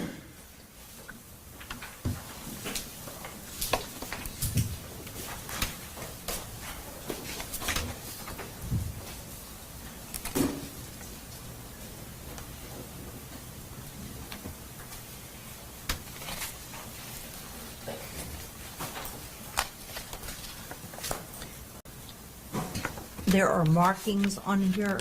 Are you wanting me to pay attention to the particular markings or the brackets? No, Your Honor, no. And Your Honor, I apologize. This was a copy I probably had and made copies of markings. I can white it out and submit it. It's not bothering me. I just didn't know if you were directing my attention to those. So it's a long motion. Are you wanting me to read the whole motion? Well, if you can just review it quickly to see if you have any memory of Mr. Scholl's motion to continue. It is a 11 or 12 page motion. I won't be able to review it quickly. I told you I don't remember this being filed. I know that there were requests for extensions. So it looks like Mr. Scholl filed this on August the 12th of 2016. Although it's not stamped filed on the front, I'm assuming it was filed. But the copy you passed doesn't have the clerk's stamp on it.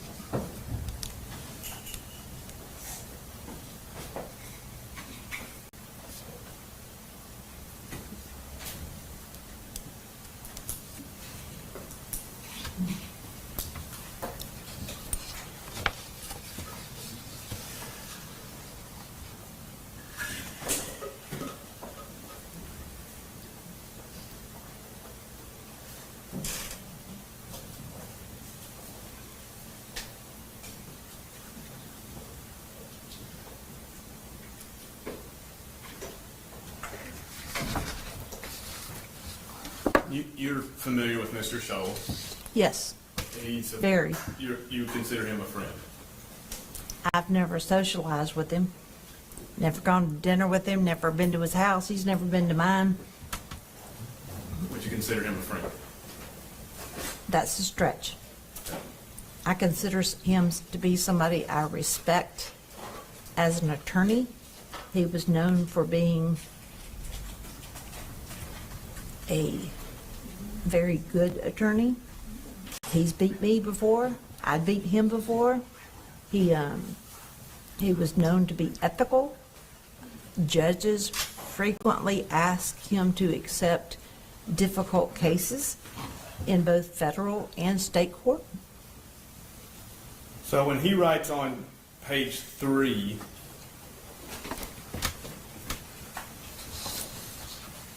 lead counsel has to travel 200 miles one way to visit the client. Sometimes contact visits are not allowed, which makes the visit worthless. Hang on, I'm getting to page 3. Okay. Further, because of availability, all experts are at least 200 miles from the client. When a contact visit is made available, counsel is forced to sit in a room with the client, which is approximately 4 feet by 4 feet. An officer sits outside the door. There's no table, no place to write or spread out documents. Further, because of the nature of the facility, counsel is not permitted to take a computer. Therefore, he's unable to review many pieces of evidence with the client. When the counsel gives the client discovery, it is often seized by the authorities, much of which is not returned. You have no reason to doubt the truthfulness of that statement, correct? I have no idea what he's talking about. But you trust what Mr. Scholl puts in pleadings? Of course. All right. I mean, as an officer of the court, he wouldn't lie to the judge. So, what do you remember Mr. Scholl telling you, hey, I don't have a copy of the cell phone records in November of 2016? And you sending those cell records via Joe Walker to Memphis to give Mr. Scholl another copy? That's not quite how I remember. Okay, well, how do you remember? Well, I think the phone records were there, and he may have had trouble opening them, or he couldn't do something with them that he was wanting to do.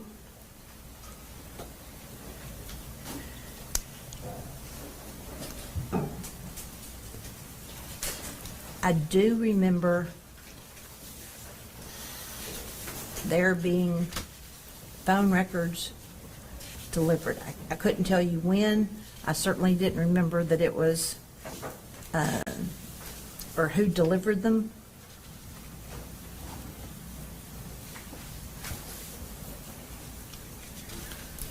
And you said what date? November 2016. A couple of weeks before the proffer, about a month and a half. That was after Mr. Hagerman had gotten on the case, and we pretty quickly had divvied up work. I was not going to be the phone person. So I would defer to Mr. Hagerman. Yeah. Ms. I mean, that was his area. There was too much for one person to do. No reason then why the TBI said it was authorized by you. Everything in the case would have been authorized by me. Any reason to doubt Mr. Scholl's statement in August of 2016? It is imperative that he be granted a continuance of the upcoming trial date so as to receive adequate, competent, and effective representation, and for such further relief as the court deems necessary. Is that in this motion? Page 12. Okay, so your question about that is what? Any reason to question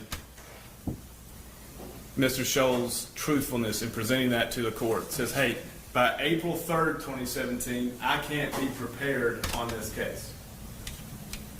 Mr. Bates, just like in this post-conviction where people have asked for resets, it is very common for defense lawyers and prosecutors to seek to push a case back. I'm not sure anybody ever feels like they have enough time. It looks like he'd been on this a year.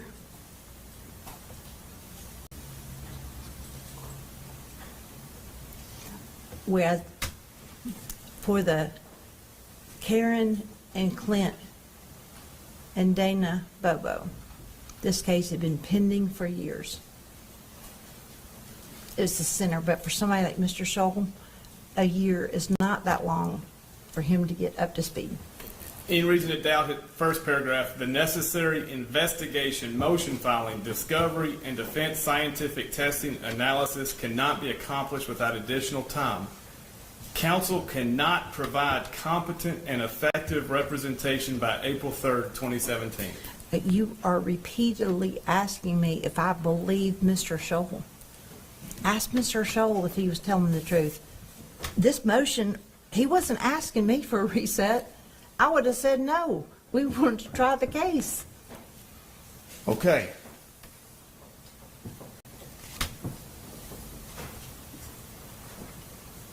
The TBI team at the time of trial, I think I'm correct, the main players were Brent Booth, Joe Walker, Kathy Ferguson. Well, there were a lot more that considered themselves to be and were main players. Okay. And I can't name them all for you. Fair enough. But it's people who's invested a lot of time. But in terms of the day-to-day contact that I had, those would have been the three people that I spoke to the most. Y'all had a good working relationship. Yes? Yes. They had worked on the case from virtually the beginning. I don't know when. I believe Brent Booth made the scene within a couple of hours. I don't know when Special Agent Wheeler got on the case, and it's my recollection that Kathy Ferguson got on, if not on the first day, soon. Did you trust their analysis and their work product?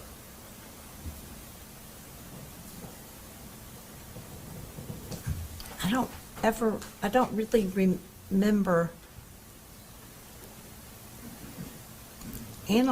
them analyzing things for me. I relied on their work product. So yes. You think they're intelligent people? Is that a question? Yes. Yes. They were honest to you? Is that a question? Yes. Yes. As far as I know. Okay. Jason Autry testified on page 1265. Are you done with this motion? Yes, Your Honor, if I move You it. want to move it in? Yes, Your Honor. Objections from the state? You know, we don't know if it's been filed, but I guess the record will speak for itself. Well, this was actually in Mr. Autry's case. So we'll Right. get Right. that. There's no set file, and I can't tell what it probably was filed, I just can't get the court. It's marked as Exhibit 5 to some other pleading. We'll make sure that that is already on the face of this document. It's going to be Exhibit 123 to this hearing.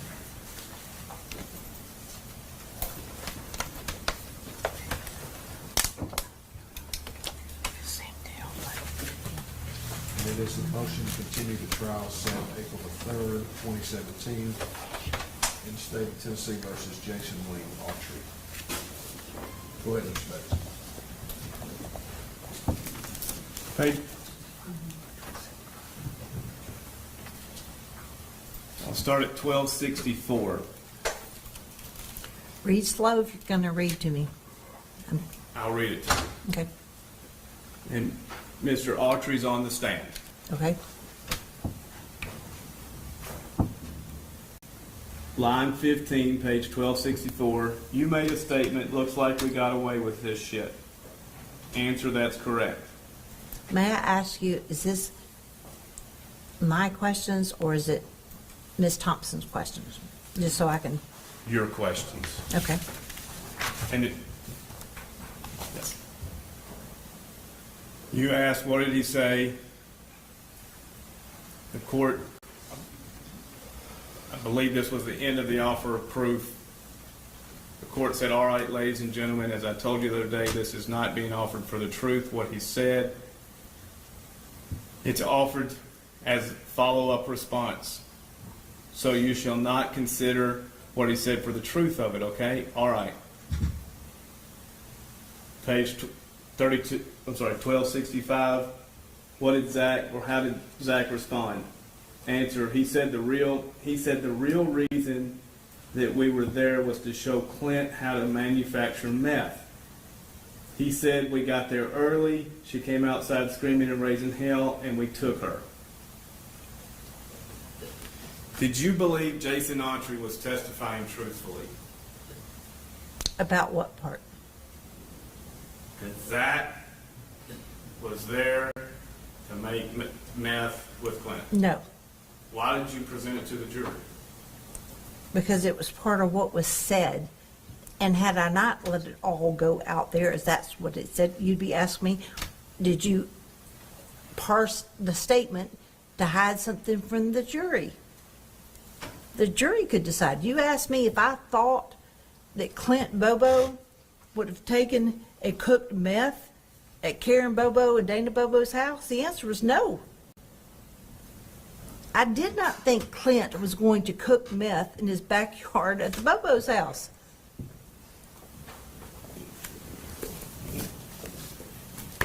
But you submitted it to the jury. It wasn't my statement, Mr. Bates. Yes.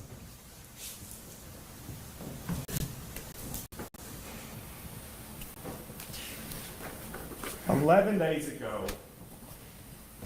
who's the first person you phoned on 11 days ago? Don't know. You don't recall? No.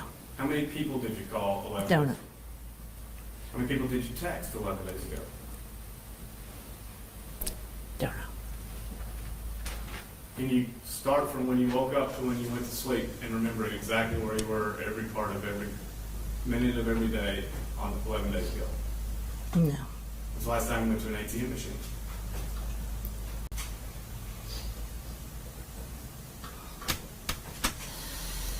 I went last week. Do you know the date? I can figure it out by looking at my bank records.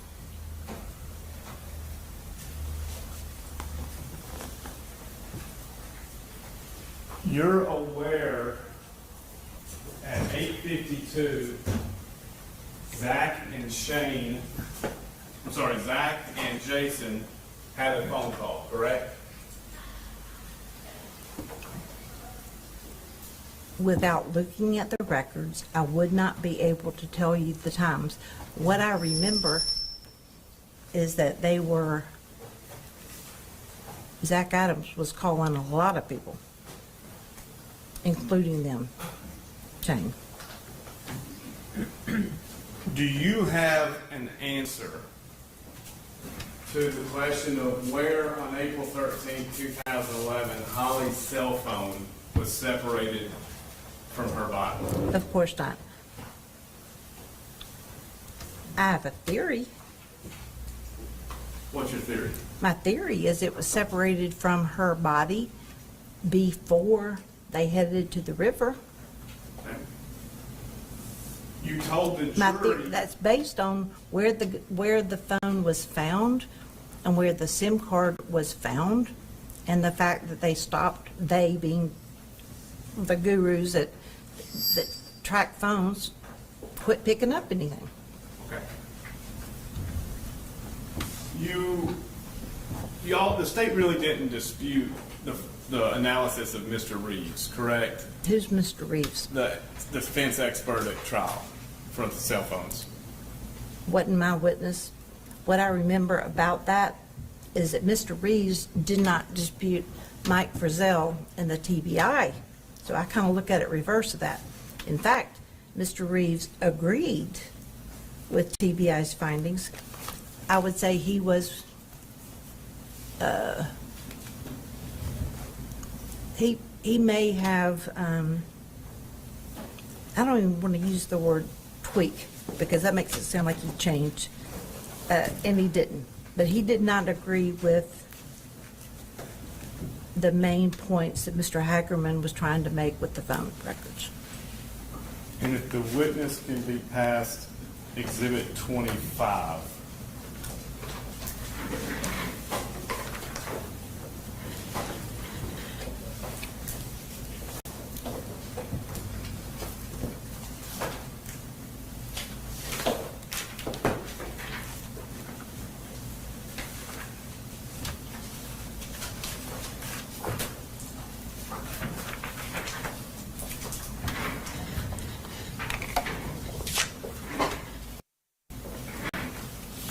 All right, technical analysis and report, Jonathan D. Reeves. If you can go to what's the 7th page.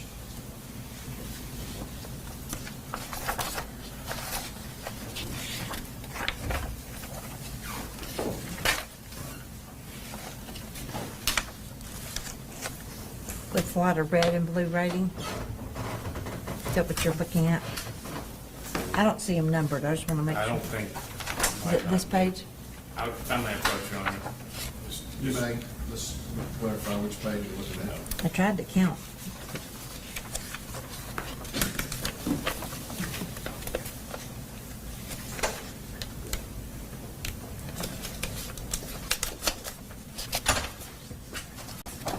So it starts.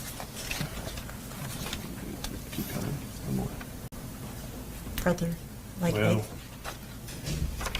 tell you what.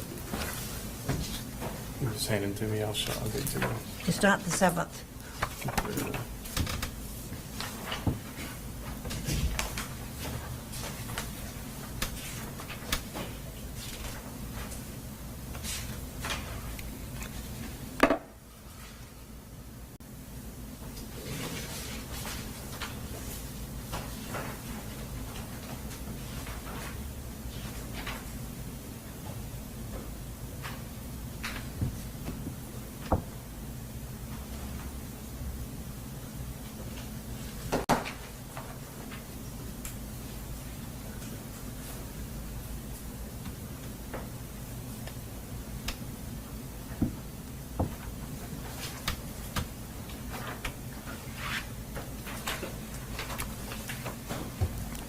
I'll hand you this page, and if I do the one before, it'll be just the page before.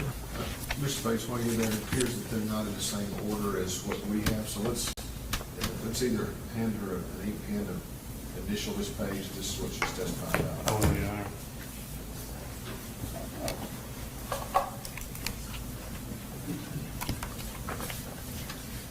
Clarify. And sir, you just want me to initial it? And just top right corner, initial it, please, since your testimony on this page. And it begins call records and locates for 731-549-7352 and 731-733-70191. 0191. From 8:19 to 9:50 a.m. Yes, Your Honor. All right, go ahead. And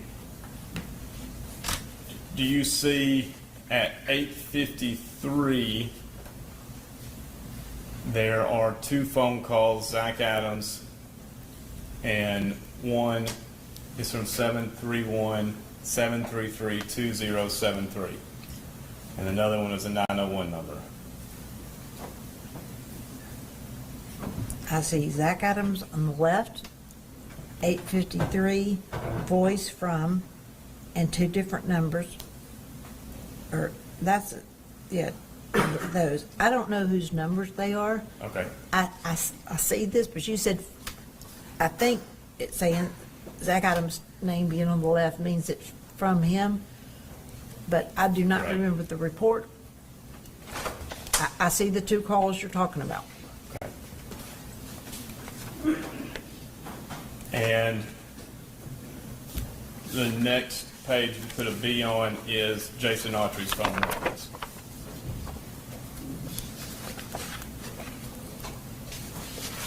So you went to the next page that says call records and locates for 731-733-0191. That page? The one previous with Right. 549-7352. Right, I'm looking at a page that says call records and locates for 731-549-7352 and 731-733-2073 from 8:17 a.m. to 9:42 a.m. Is that the right page? Yes, ma'am. All right, I'll initial that one.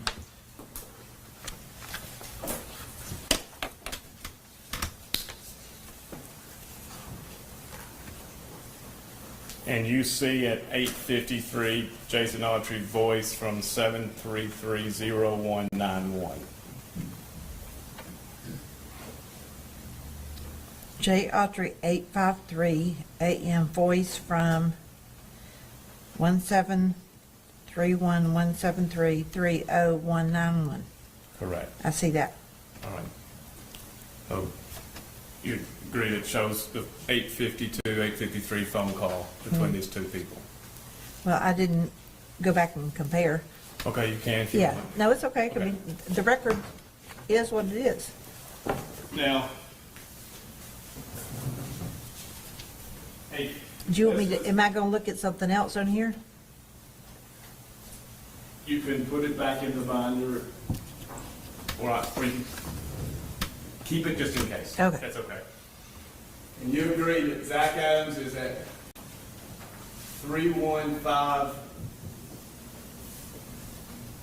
31523 and 31522, these two cell towers.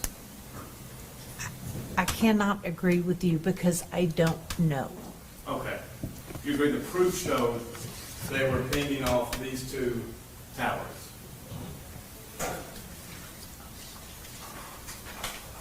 I'm looking at Jason Autry. You said the 853 is the last number where it says cell 31522. Is that a cell tower? Yes, ma'am. Okay, so I read that's what it is. I didn't know that's a cell tower. I don't remember that. But I see that. Well, all right.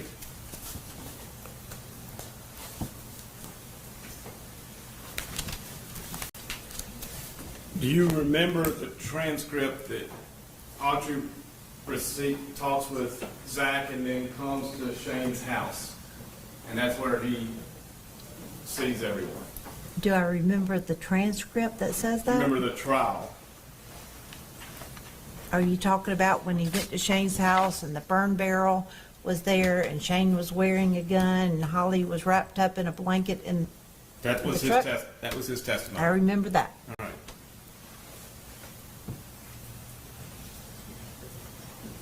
page 1200.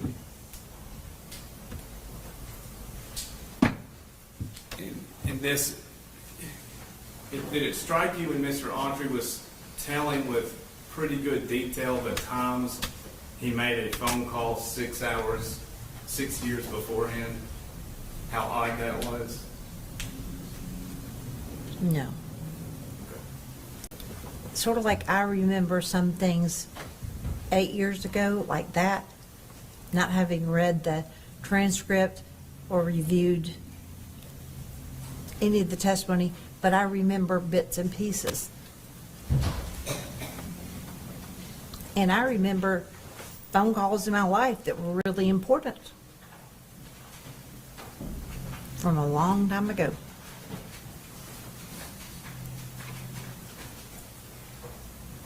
Question, line 9, page 1200. Did you have any idea what time in the morning this was? It was after 8. Okay, probably 8:40, 8:50. Can you maybe. tell me who's asking questions and who's answering? You're asking Jason Autry Okay, questions. okay. Somewhere in that time frame. Question, earlier you said you wanted to kill time until you could make a phone call. Answer, that's correct. How late were you wanting to wait before you started calling? I made the first call at the river. You can't get a signal. It's pretty tough to get a signal there. It's real low. When I come out of the river, I made the first phone call at approximately 8 besides Palmer, Tool, and Dot.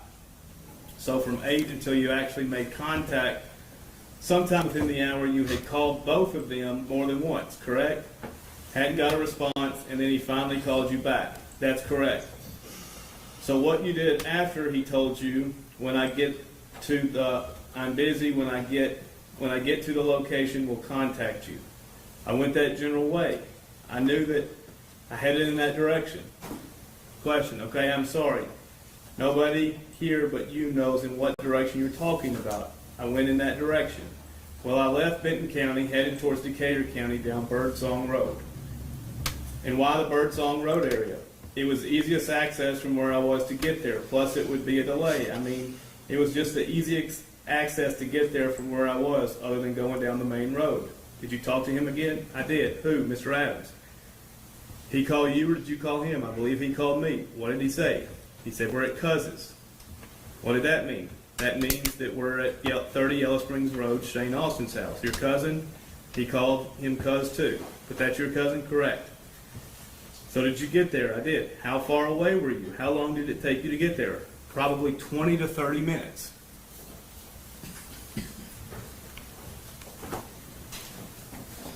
Do you remember Mr. Autry testifying to that? No. Do you remember Mr. Autry saying when he got there, Dylan had his shirt off? When he got where? To Shane Austin's house? Yes. Do you remember Mr. Autry saying when he left, Dylan was still there? Yes. All right.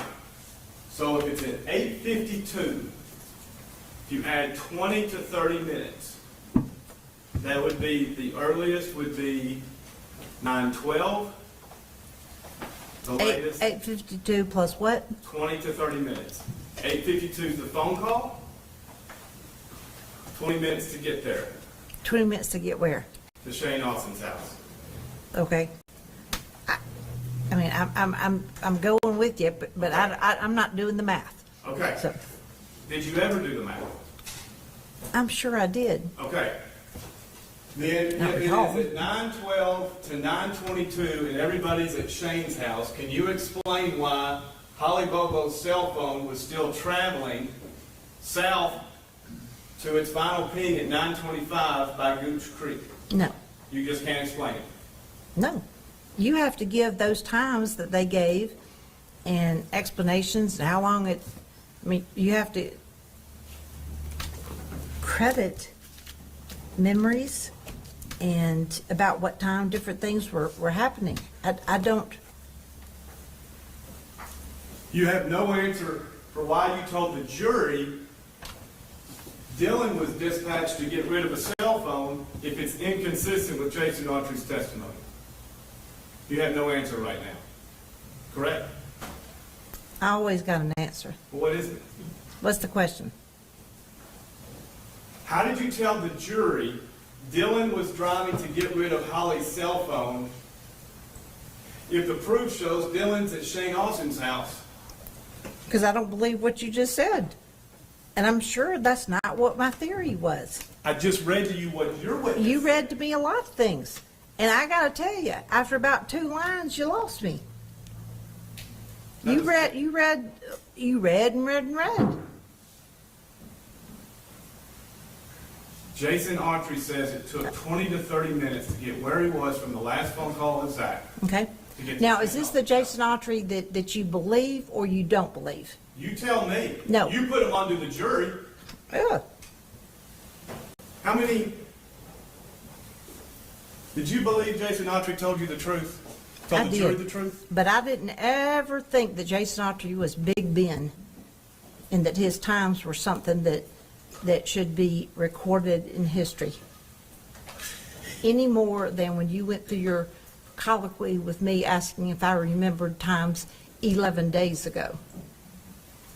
Yeah, doesn't show you're a liar if you don't remember something 11 days ago, does it? Doesn't show you're falsifying an alibi, does it? Well, I'm not sure how I could lie when I didn't remember it. If I'd made up something and answered it, maybe I'd be lying, but I didn't. I don't understand the analysis or the analogy between that and what I said versus Jason Autry and what he said. Who in TBI told you they believe Jason Autry raped Holly Bobo? Who at TBI? Yes. The first time I heard it was from Dylan. After the proffer. Who told you that Jason Autry's proffer was not true? What? After the proffer, who employed currently at the time by TBI told you they did not believe Jason Autry's proffer and that he also raped Holly Bobo? I do not remember that. I can tell you, if you put all the players around a table today, the people who tried the case, the people who investigated the case, there would be differences in their theories, which is why we endeavored to put it all out there for the jury. Is that why you filed a motion for protective order to prevent coming from in evidence the opinions of TBI officers? Opinions of TBI officers would be irrelevant. I know you know what opinion testimony is admissible and what opinion testimony is not. I do not remember filing a protective order. Maybe I did it if I got wind that that was something that the defense sought to introduce.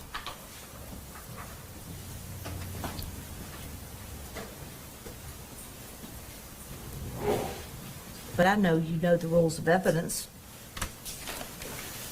Don't give me too much credit, Ms. Nichols.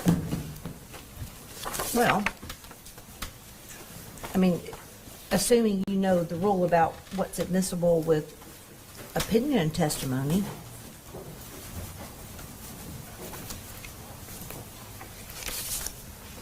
Is this a motion you filed? I got two.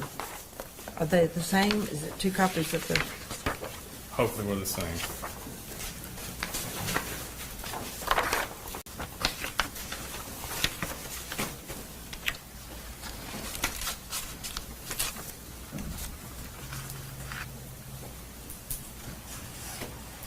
This looks like a motion filed on June the 3rd, 2015, and served on Mr. Herbison, who I think we have established represented Mr. Autry. And is that your signature at the end on page 5? It is, and Mr. Lapone's. And you asked that would prevent discovery, including testimony regarding reports, memoranda, or other internal state documents made by the District Attorney General or other state agents or law enforcement officers in connection with investigating or prosecuting this case. The state also requests this court prohibit any discovery regarding confidential materials, mental impressions, or work product of state officials who are involved or have been involved with the investigation or prosecution of this defendant. Did you signed and filed this? Already said that. Okay. Your Honor, I move to mark this in next. Objections?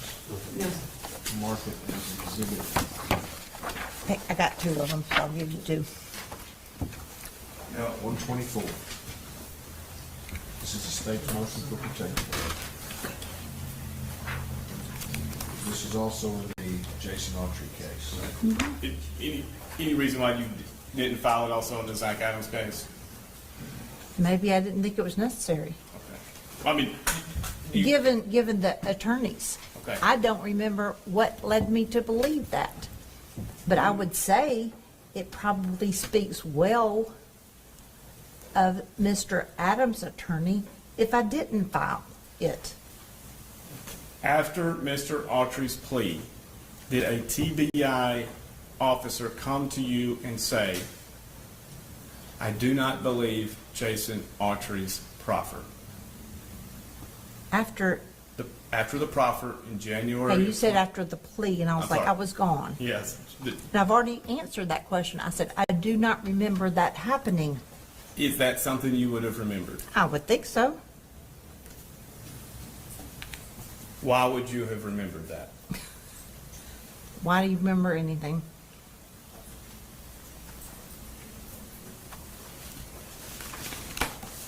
You agree that reconstructing April 13, 2011 is important to determine if a crime took place? No, because the crime took place. You don't need to reconstruct April the 13th, 2011 to determine if a crime took place. Absolutely not. Did you do that to the jury in closing argument? Do what? Reconstruct April 13th? I may have, I don't remember. Okay. But that wasn't your question. You asked me whether I thought it was.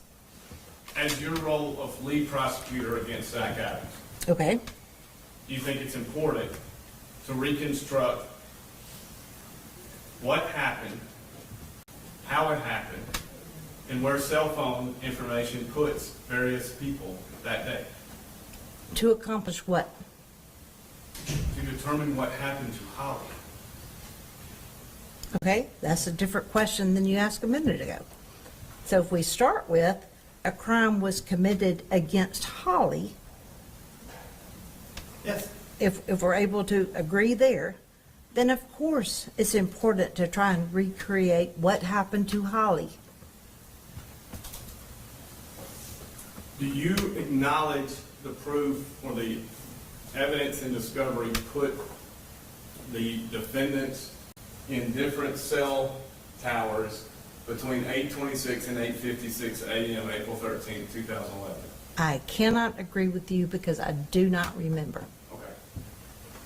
Do you agree that that Zach, Shane, and Dylan were in Parsons that morning on April 13, 2011?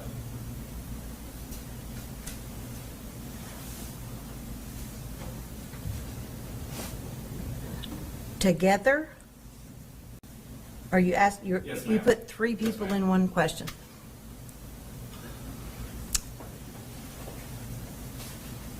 I remember the evidence, are you talking about that morning, anytime that morning? Anytime that morning. Okay. And what's morning? What's the cutoff? You remember at 11:16 a.m., Zach's cell phone was pinging on tower 12572, the south tower of Parsons. I do not remember that his phone was pinging on a particular tower. I remember that his phone showed him to be in Parsons. Same with Shane from 11:15 to 11:52. I don't remember the times. I remember, or the cell tower, but I remember that sometime around that time that their phone showed they were in Parsons. Okay. And you didn't dispute their phones were with them that morning? I don't believe I did. But remember, Mr. Bates, I wasn't the phone person. Right. I didn't put on phone evidence. Now, let's comment on that a little bit. Okay. When you're the lawyer, you have to have experts. You rely on the experts to form the evidence to present to the trier of fact, right? When what? When you're the lawyer? Right. Of course. Okay. Now, when do you understand the idea of starting when these three are in Parsons and working back makes Autry's alleged route very relevant? I don't know what you're looking at. You're using your hands again and I can't see. I found all of their phones and where they moved to be relevant. Not just Autry's, not just Zach Adams, not just Dylan Adams, not just Shane Austin. I found all of their phone evidence to be, or their phone locations to be important. So if Zach is at Tower 31523 at 1049, having come back from the river with Mr. Autry, and he's in Parsons at 11:15 a.m. through afternoon, where and when was this white truck put at Mr. Dinsmore's garage? I don't know. You presented it to the jury. I may have, and I'm telling you, I sit here today, I don't know. I don't know how many more times I can say, I don't remember. I didn't present phone proof. And Mr. Bates, I wouldn't lie to a jury.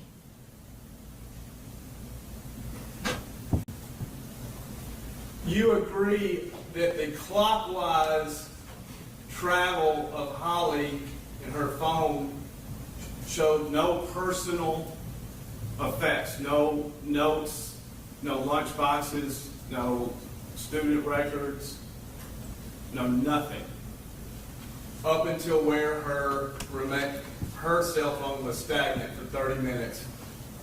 You would agree with that? Do not remember. So I cannot agree. Would you agree that the property seemed consistent with a clockwise direction of travel from 9:03, 9:10, 9:25 is consistent of evidence being thrown out along that route? I mean, I've said it 10 times. I do not remember. This is why I ask you, if there is something I can do to prepare that you want me to review, tell me. It's my fault. I would have reviewed it. Now, you've read the petition. As a lawyer, you read this petition. Yes? Have you filed an amended one since I left? The ones when you were still the attorney. I did read the ones when you were still an attorney. I don't know if that's what we're going on because you haven't asked me anything about Jennifer Thompson. I thought we were here about her representation. Now, at what point did you realize there was an ATM device held in Alabama that you felt necessary to go and obtain?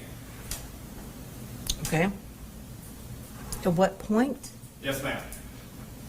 I was still the attorney on the post-conviction when I got a call from TBI that your investigator, Ms. Spirko, had served a subpoena to some bank personnel seeking this device. I don't remember when, but I remember being advised that the bank personnel had, finding her to be sketchy, called TBI and said, what do we do?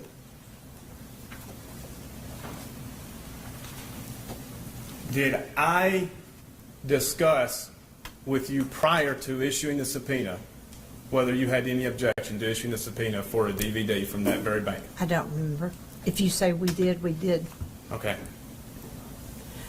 It was different. Her subpoena wanted the device, not, and so that's two different things. I remember discussing with you the, like, potential footage versus a machine. A DVD was the first thing. You remember that?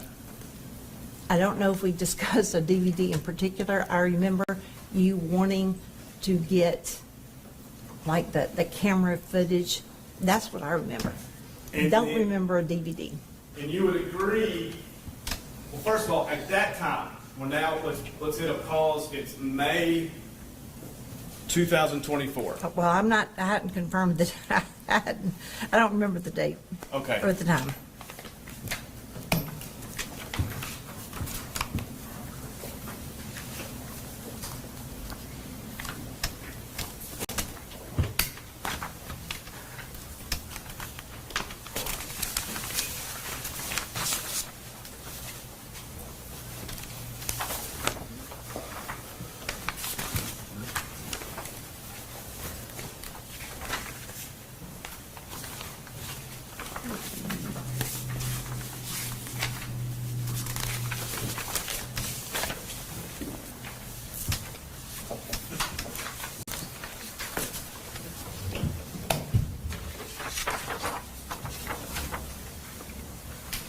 Do you recognize put the first one as May 7th, 2024?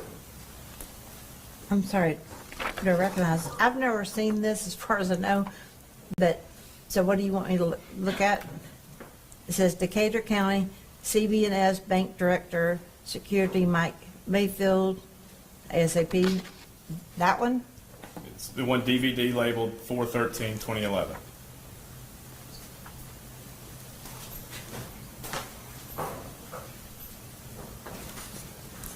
I don't see anything about a DVD. Said It might be record. the second page, ma'am. I don't have a second page, sir. That would explain. Ah, See what you're looking at, please. She has a different page than was handed to me, so maybe there weren't two copies. I see. Both of these were supposed to go to the witness. Let's do that. Just keep what you got right now. okay. So the witness has two documents. And I'll get the court, hopefully, out of that.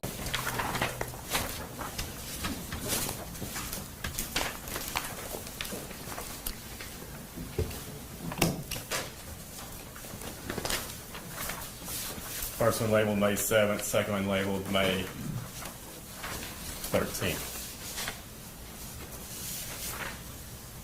Those two.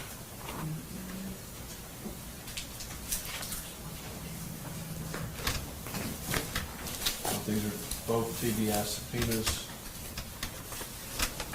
for identification at this stage.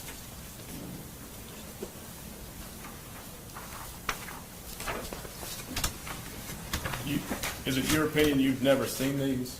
I do not recall ever being shown. Okay. Do you? Was I aware that a subpoena had been issued? Yes.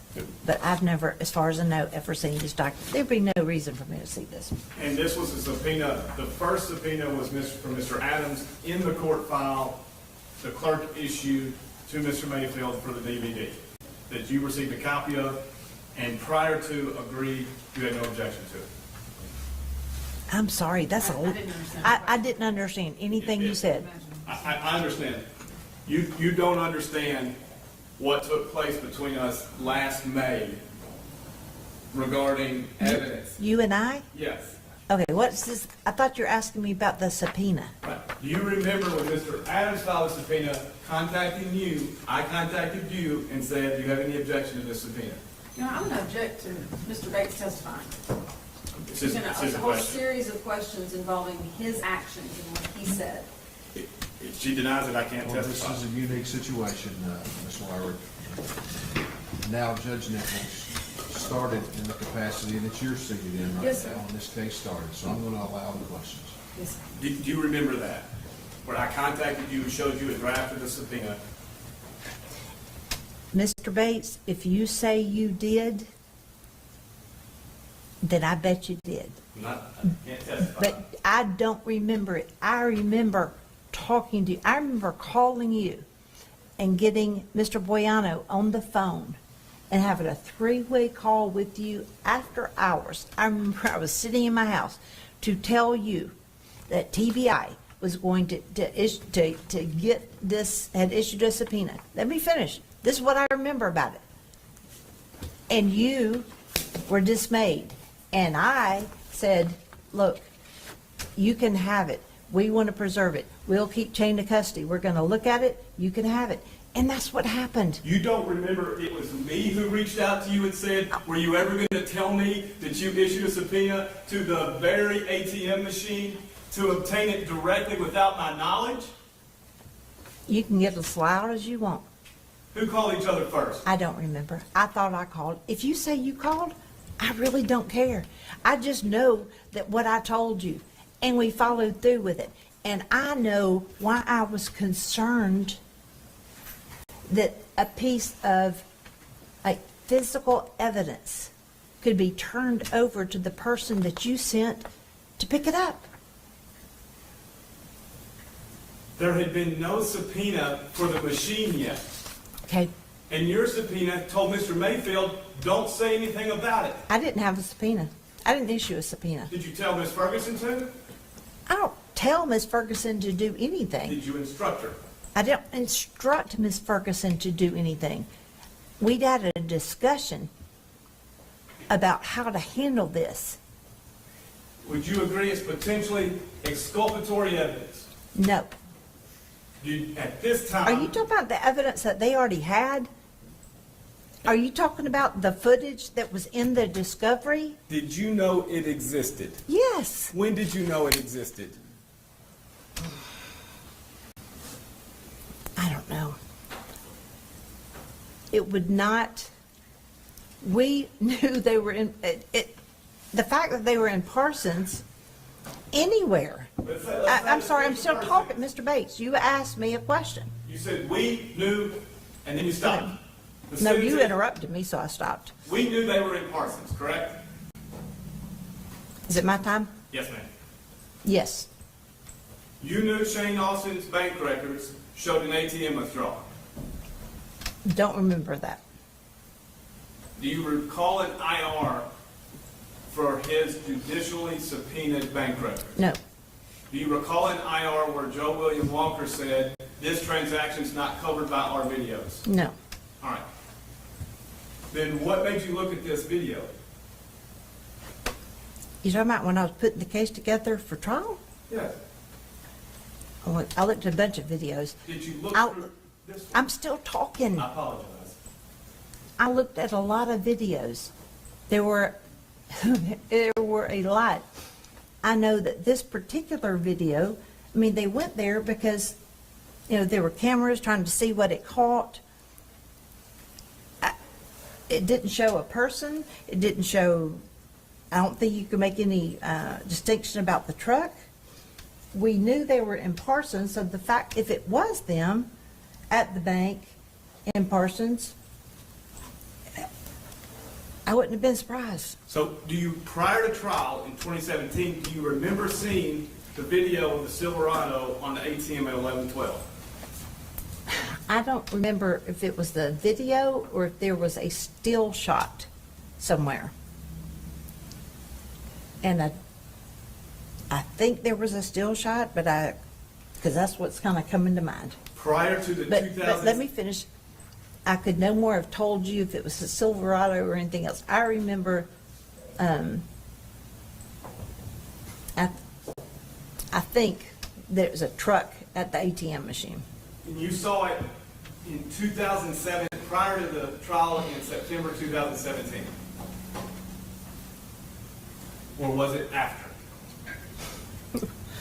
Well, there was no after until the post-conviction was filed. I was gone, so I didn't. So if it wasn't before, it would have been after you. I seem to recall, doing my best here, Mr. Bates, that I'd seen it. If I didn't, I'm not trying to be deceptive. It would not have been astonishing to me if there had been proof it was them. We knew they were in Parsons. Then why go get it? Thank you for asking. Thank you for asking. So you hired a pseudo investigator slash forensic psychologist slash other thing. I shouldn't, does she still have her license? Because I know they were investigating. She intimidated a witness, Miss Britt, I don't remember her first name, who contacted TBI and advised that she'd been threatened. This is the same person who purchased domain names, my name, my election names, that you connected them to your client's website, so that if somebody looks me up and missed my actual, but it says Jennifer Nichols, judge, goes straight to the domain name. I listened and listened and listened to this person speak on jail calls. I know that she wormed her way into a federal holding facility by using her credentials, going in, knowing that a person was represented. You and I discussed this a lot. Recording him in a recantation that she tried, or you tried, to get admitted after she knew he was high. Even asked him, are you high? This person did not need to have her hands on physical evidence.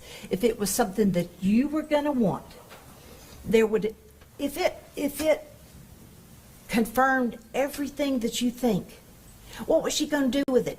Take it home and put it in her garage? And then try and introduce it at trial?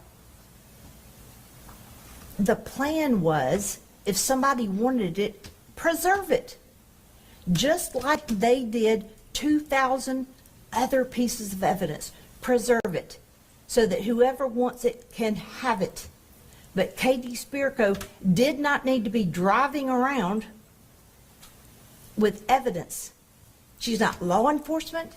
She's, I don't know if she's claiming to be an investigator now or a blogger or what, but she didn't need anything evidentiary that was going to be important. We know what she did. You turned over discovery to her. She released it.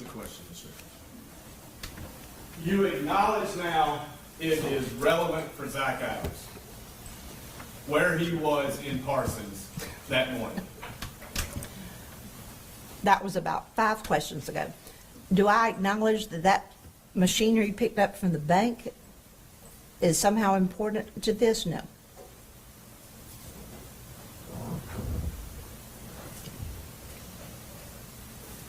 It didn't change a thing.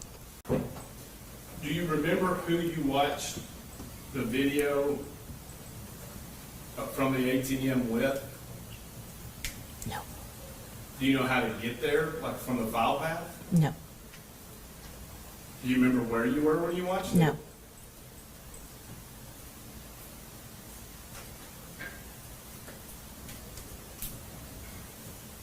So, if I'm understanding you, you don't dispute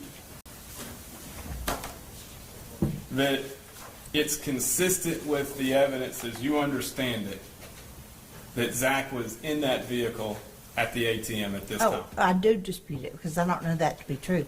I don't know who was in the vehicle. But you do know Zach's cell phone was in Parsons. That's my belief. His cell phone was. And we thought they were. Okay. Well, I hear what I've heard in the past. Are you saying Zach didn't have his cell phone in Parsons that morning? I'm not saying that. Okay. So you acknowledge Zach was in Parsons that morning? Zach's cell phone was in Parsons. We believe that he was either with it or close to it. I don't know if somebody else used it. I have no reason to believe that he was separated from it.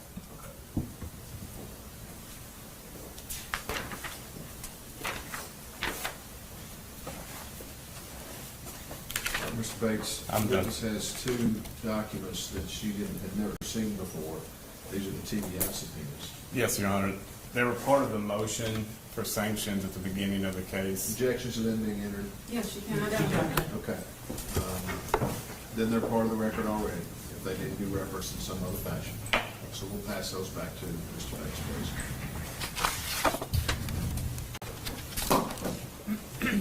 Is that the one that you made ID? Yes. I was gonna make it 125, so I didn't know that I ever did. You said So that. whether it's not going to be. I don't know. I have no idea. There is no 125 as of yet. Now, this one, Well, I guess she's testified about it. We do need to make it for identification only. Yes. Objections, I mean, No, that's fine. I'm sorry, I'm making a face at Your Honor because my exhibit list is off. If Your Honor's on 125. is that correct? No. Whichever one, the last document was marked for identification. 125. Two All right, TBI. I'll get reconciled later, but these are going to be two different exhibits. Just making collective exhibit for identification only. Thank you. You've got four papers there. Let's see what they are. Did you take the judges? I need Yeah. one back. you handed it to me, sorry. Let's leave this here.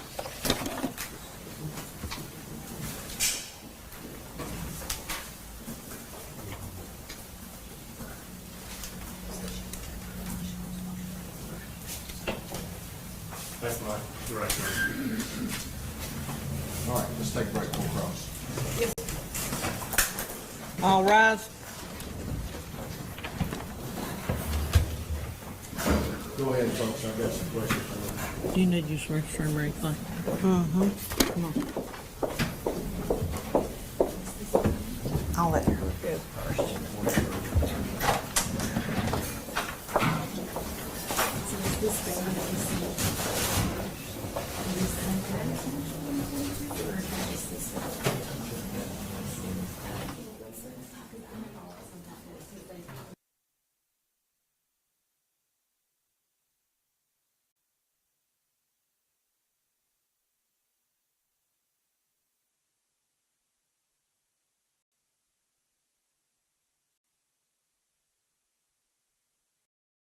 That's where I got it. Yes, because we missed.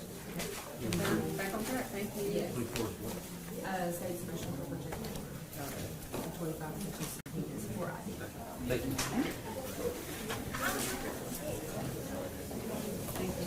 You're welcome.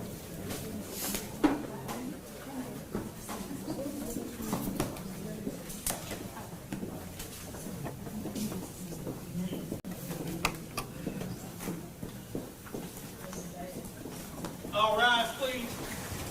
Court will come to order. Put your right here for the resident. Don't be seated. Put your right here for the resident. Come on, right down the way.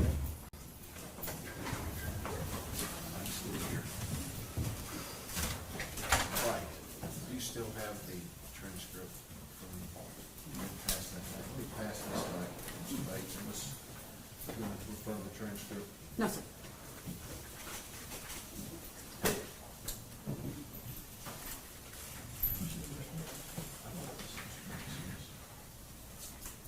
Mr. Beneficiaries.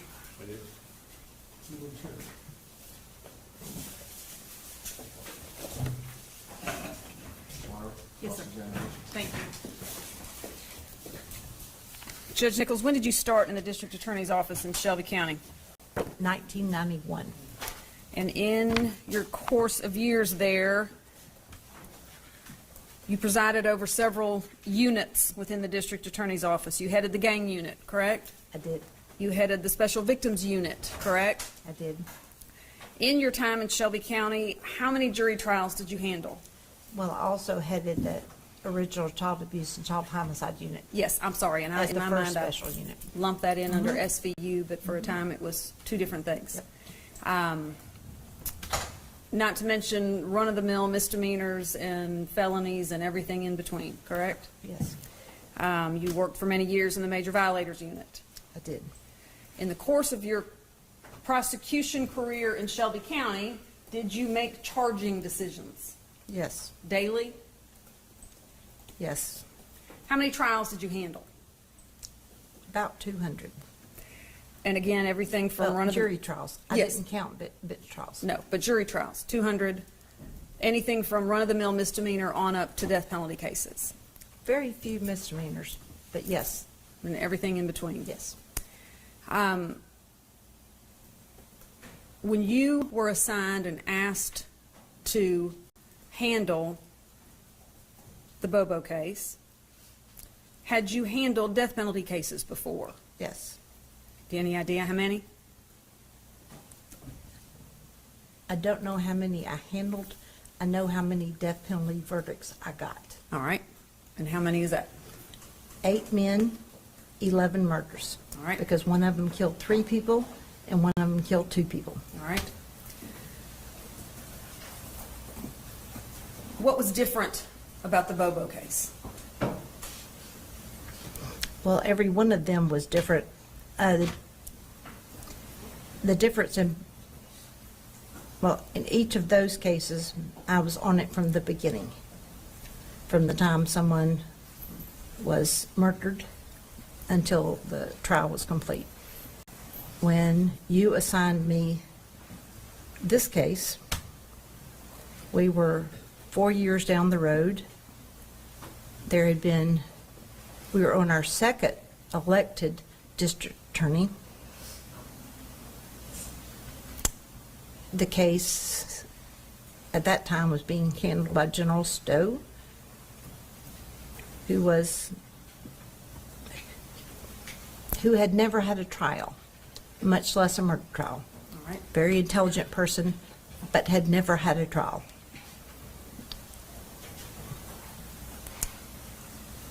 I had so much catch up to do. How big was the file, if you know, when you first came on the case? I remember being told that it was close to 4 terabytes, which meant nothing to me. And then they would tell me it was like 250,000 pieces of paper. There were over 3,000 investigative reports. At that time, we started printing them. I had 30 5-inch, those big ones, 5-inch binders. And I'm not sure we got through them. So paper-wise, it was certainly more to get through. That was different. As you worked through the case and worked with your prosecution team and the defense team, at some point, a decision was made to give the defense attorneys everything. Every document, everything that the state of Tennessee had. I made that decision. All right. Do you remember when you made that decision, or Early. at what point? I don't remember the time. Early. And was part of that decision made because of the exculpatory information surrounding Terry Britt, or the some other dude did it? The investigation into Terry Britt could be viewed as, was that part of what contributed to that decision? Of course. The other part was coming on when I did, several years down the road, I could not verify what had been turned over and what had not. So we went back to the beginning. Shook the slate clean. Literally went to the beginning. And a person was hired to download and copy so that I knew that the defense had everything that the state had.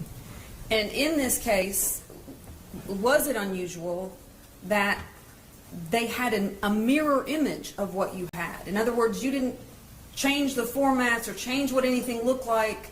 You just gave them everything you had, and as things came in, they got a duplicate copy of it, correct? That's correct. Was it unusual for defense attorneys to ask for copies of things that they'd already been given and then ask for another copy of it? Only one attorney did that, All right, and who was that? Jennifer Thompson. Okay. But if another attorney, well, like Mr. Scholl with the phone records, asking for those. Right, he had them, wanted a different form or something. All right. And when those requests were made, they were granted. Of course. I thought you meant like routinely asked. I'm Other sorry. people asked. That was something that was more than one time. All right. Well, let's talk about the routinely. When you came on the case, was Ms. Thompson on the case? Yes. All right. Because she filed a motion seeking to vacate my appointment. Okay. And that was soon after the appointment. All right. And she had been hired by the defendant and then later appointed by Judge McGinley. Is that correct? Yes. And then at some point, she brings on Jim Simmons and Jerry Gonzalez and a team of experts. How many court appearances would you say you made on this case? I have no idea. Was she at every one of them? Yes. In between those court appearances, did you have interaction with her? Yes, some. All right. Did you set up discovery reviews? Yes. Talk a little bit about that. More than one? Yes. There was discovery kept. The vast amount of it was at TBI headquarters in Nashville. There was a fair amount at the TBI office in Jackson. And then there were multiple, it was either 4 cars and a truck or 4 trucks and a car and 2 boats that were also at different locations. And I arranged discovery review days for each of those. And the process was all of the evidence would be pulled out. In the case of the discovery, the evidence at TBI headquarters in Nashville, they had to use an entire bay, rows and rows and rows of bags. And TBI had an agent that would take the first bag. Their job was to open it. The items were displayed out of the bag. The lawyers had the opportunity to touch, smell, feel, photograph every piece of evidence. Which lawyers were there? Well, the one in Nashville, they were all there.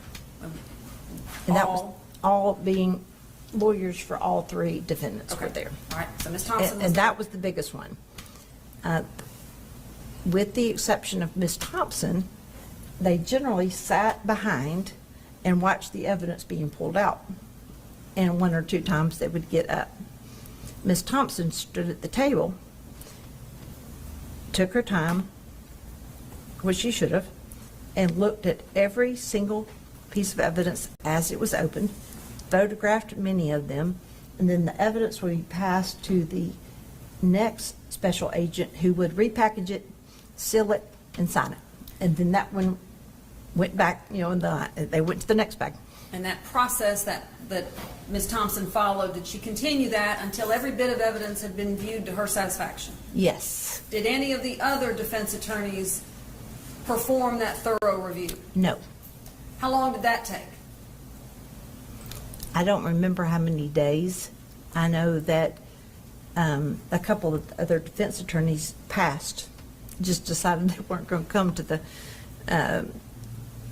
one of them at least. They were frustrated at how slow it was going. It was slow, but no one rushed. Every bag was opened.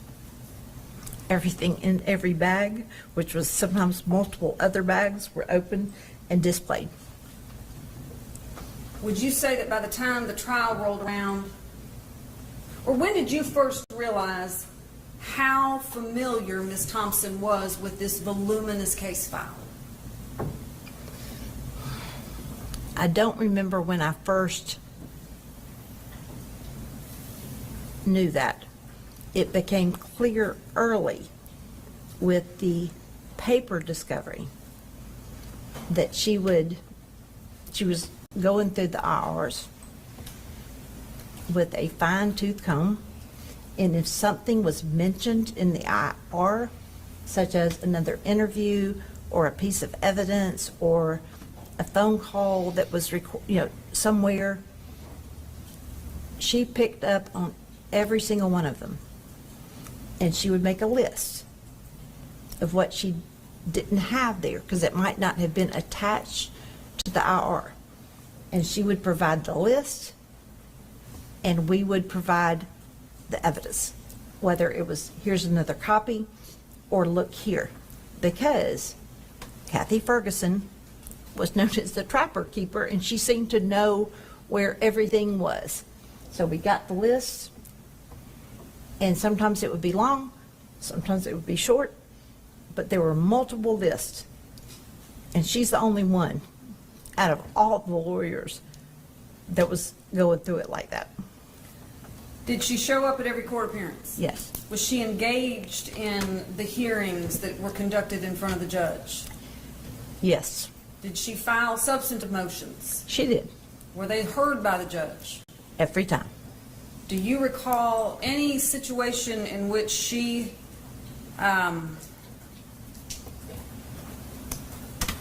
asked for something from Judge McGinley besides a continuance or something that was not based in the law that wasn't granted to her in terms of resources, extra help, extra hands?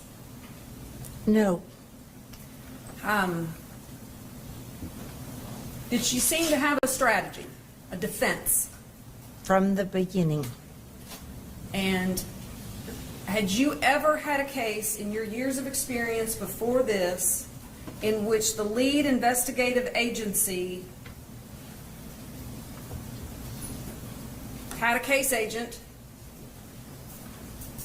who believed strongly in the guilt of one particular person to the exclusion of any and all other suspects? I had never had that happen. Had you ever had a case before this in which a defense attorney called to the stand a TBI agent or any other law enforcement agency to say, I think somebody else did this besides the people on trial here? No. I had one other case where I had to be recused as the prosecutor because a police officer said something to me that was Brady. I immediately let the defense know, so I was recused in the event they wanted to put that evidence on. So it's a little different, but that was a case involving a police officer. Yes. But any other case in your career in which TBI and federal agencies felt that someone other than the person indicted was actually the person responsible for the crime? I don't remember that I've ever had that. Terry Britt. He was the strategy.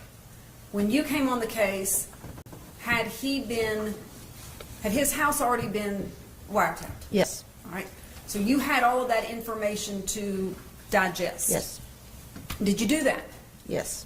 Did you look through that complete, voluminous investigation into Terry Britt? Yes. Did you ever contemplate, maybe he is good for this, maybe I do need to present this to a grand jury?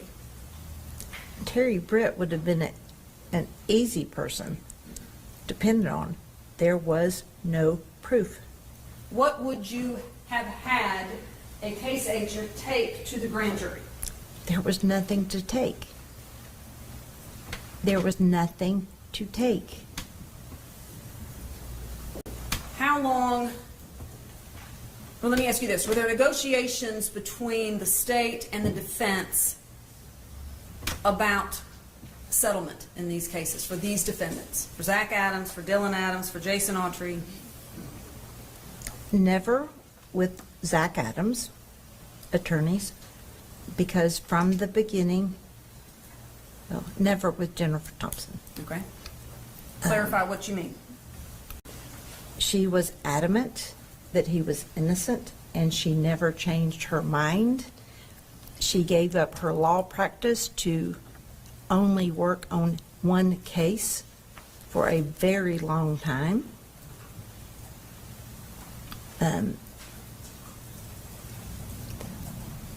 She was relentless. Is that a word to use? Yes, yes. What about the attorneys for, or Mr. Maddox, who represented Dylan Adams? Did you have conversations with him about did. settlement? I did. And as I said during my direct, it didn't go very far because the statement he gave was going to be his statement, and there were too many holes and things that didn't match what we knew. Mm-hmm. And so those talks stopped.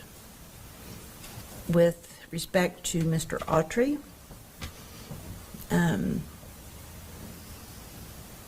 I would say Michael Scholl and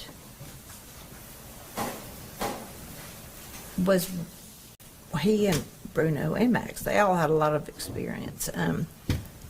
He kept it closer to the vest, whether any discussions, whether we were going to talk. He came on it, after I was on it, and I was not surprised that he was in the mode of getting up to speed. He's somebody that is always going to consider the options. I had seen him do that in other cases. There was never a situation where he said, my client is not going to cooperate. And that didn't happen, and we kept moving forward. Was the first time you met Jason Autry at the proffer, other than seeing him in court? Yes.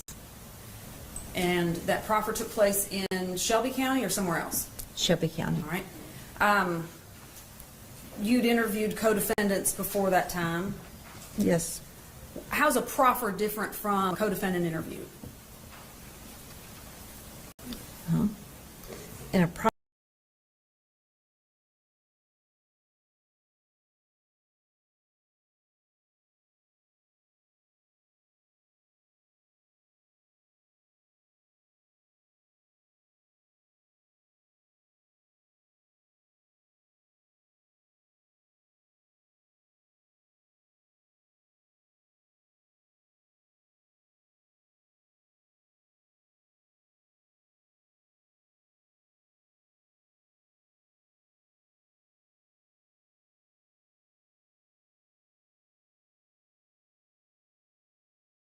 or whether it's Paul or myself. All right. And did you have all of the discovery in the room with you when you're meeting with Mr. Autry? No. Did Mr. Scholl bring binders of information No. with him? No. Did he have a laptop that he pulled up No. terabytes of information on? Sitting around a conference room table, I remember where I was sitting. I remember where Mr. Autry was sitting, and him talking. And one reason I don't generally take notes or didn't in proffers is because you're watching them, you're listening. They need to know that you are laser focused. By that time, you've got a handle on facts. It's not a situation where you are confronting, arguing with, anything like that. You're listening. And the best way to do that is to keep eyes up and engaged. And you're assessing that individual's credibility. Yes. How are they going to play in front of a jury? Yes. What is this going to look like? Yes. How long did that proffer take, the first interaction? I don't remember. It was not short. Neither was it abnormally long. I mean, it would be a guess. If I gave you a time, I'd be totally guessing. Had you ever had a situation in your years of experience in which a co-defendant trying to get on Team America but was not being forthcoming with you? Many. Wanted to be on Team America but just couldn't quite seem to get over that honesty hurdle? Many. How do you assess those individuals? How do you narrow in and figure that out? Well, you've got your evidence, but on top of that, you're listening to them. You're looking at them. I mean, just like you judge the credibility of anybody who testifies or anybody before you. I mean, we all do it every day, all day. You listen to somebody, they are judging your credibility as they speak, and you're doing that to the person that's offering a proffer. And if you had gotten any sense in that proffer that Jason Autry was regurgitating information or selling you some party line, or I don't know, repeating things that he read in a news article, you could walk away, right? And have many times. Many times before. You were prepared to go to trial on Zach Adams. Yes. And after you completed Zach Adams' trial, who was going to be tried next? Did you know? After Zach Adams? Yes. I don't know that we had nailed it down. Probably would have been Autry. All right. But I don't know. But ultimately, all three have been indicted. Correct. All three have pled not guilty in front of the judge. And unless and until the state of Tennessee null processes the charges or they plead guilty, the only other door to go through is a jury trial, correct? Correct. The state of Tennessee was not about to null process these charges. We were not. And no firm settlement had been reached on either Mr. Autry or Mr. Dylan Adams. Absolutely not. Okay. Did the case against Zach Adams get stronger after you talked to Jason Autry? Yes. How so? There were pieces, there were holes that he filled in. You know, things that that we could not have known without one of them talking to us. There's so many, but an example of that would be, you know, what happened that afternoon when they were at Shane's trailer. Who was doing what and who was saying what. Is it unusual that times didn't match? No. Were these individuals who were all lawfully employed No. and kept calendars? No. Is it fair to say that their days were spent ingesting drugs, getting off of drugs, and finding their next high? Yes. Day bleeding into night, night bleeding into day? Yes. Did you tell Jason Autry what to say? No. Was Mr. Scholl feeding him information? No. Sitting here today, are there still unanswered questions about the last moments of Holly Bobo's life on earth? Of course. In fact, it's not unusual for prosecutors to tell victims' families to tell juries, we're not going to be able to answer all the questions, correct? It was part of a pretty routine practice of mine to tell them that. You give the jury as much information as you can, but you're not going to be able to answer all of their questions. You're never going to be able to answer all of the family's questions, and you're not going to be able to fill in some of your own. Such as? Well,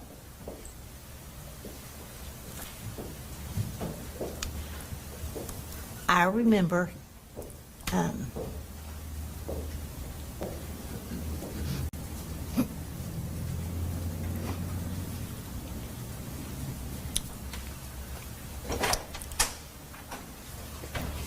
Karen Bobo saying, Holly would have fought. I remember it like it was yesterday, but we don't know.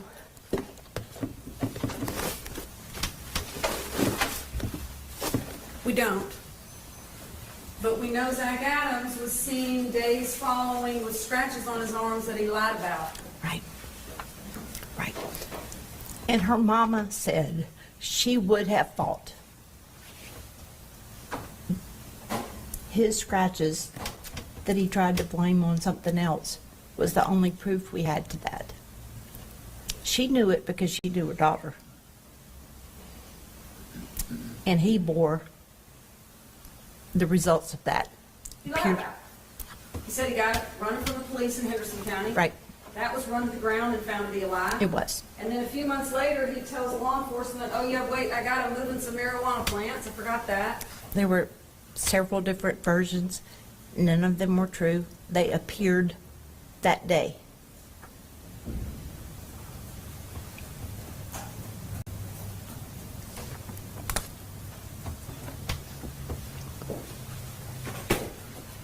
Sitting here today, do we know in all of these hundreds of thousands of pages of information that has been gathered, the countless videos that have been collected and viewed and reviewed,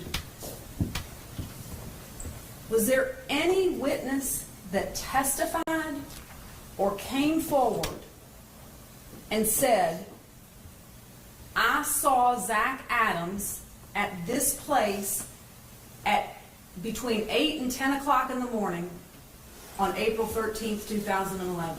There is no way he could have been raping, murdering, and kidnapping Holly Bobo because I saw him.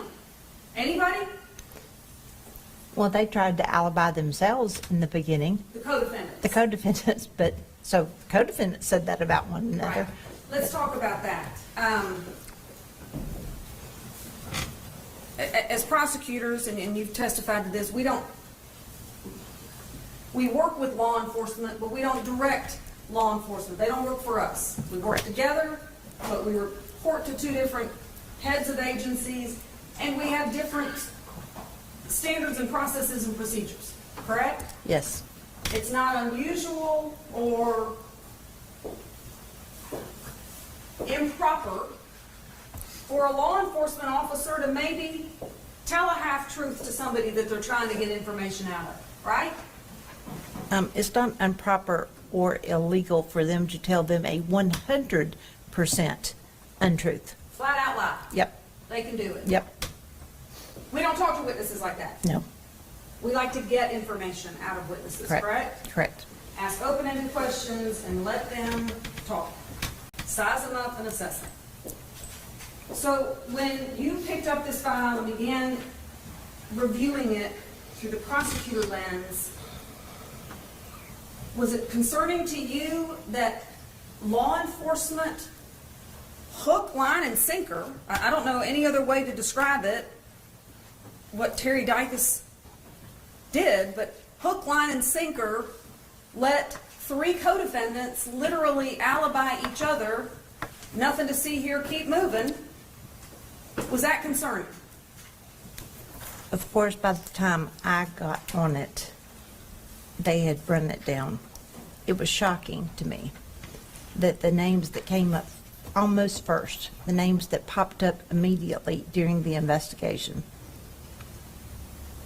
gave an alibi, and nobody checked it. And it wasn't even really a very good alibi, was it? No. They couldn't even get their story straight.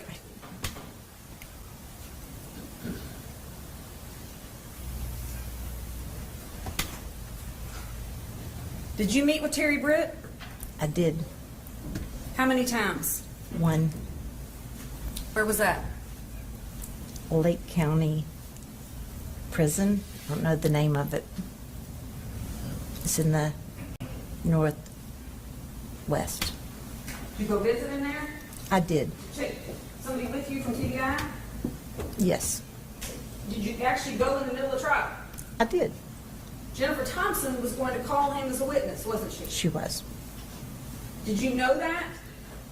He was on, she didn't give us a witness list, but because that was her strategy, I assumed he was on ours as a potential, but we had not decided to call him.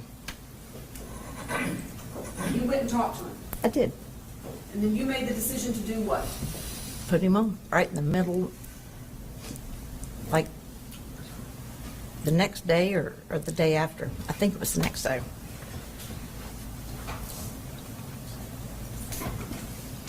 the sake of this hearing, did you ever get a sense from Mr. Britt that he was being anything but truthful with you? No. But What about his confession to Johnny Walker? there was not a confession to Johnny Walker, despite Mr. Walker trying to couch it that way. What was wrong with what Mr. Walker had done in the name of investigative work? Mr. Dykus had already been told to stand down by his boss. Stand down. Truthfully, Mr. Walker had been told to stand down, but Mr. Dykus had really been put off. Mr. Dykus and Mr. Walker agreed that Mr. Walker would go to the place. I don't remember where Terry Britt was being housed, but he was incarcerated somewhere. And Mr. Walker walked in, did not Mirandize him, and proceeded to ask him questions. He reduced that interview to a one-paragraph report. A memo. It was a memo. I think it was six lines or something like that. In his mind, he's obtained A confession. the $60 million confession That's in correct. the history of Tennessee criminal jurisprudence. That's right. And he puts it in a memo and files it away. Just puts in the file. I remember it well. Had you, in the course of meeting with Terry Britt in prison, what if you'd gotten some uneasy feelings about him? What if in the course of that interview you had said, you know what, wait a minute, something's not right here? What's your duty? What's your responsibility? Depending on what it was, if it was a feeling as opposed to something he said, if he said it, and I thought it could in any way be exculpatory to the 3 defendants charged, immediately tell them. Just like you did with every other bit of evidence that they had in this case. I did. Had they talked with him, you know? Not that I know of.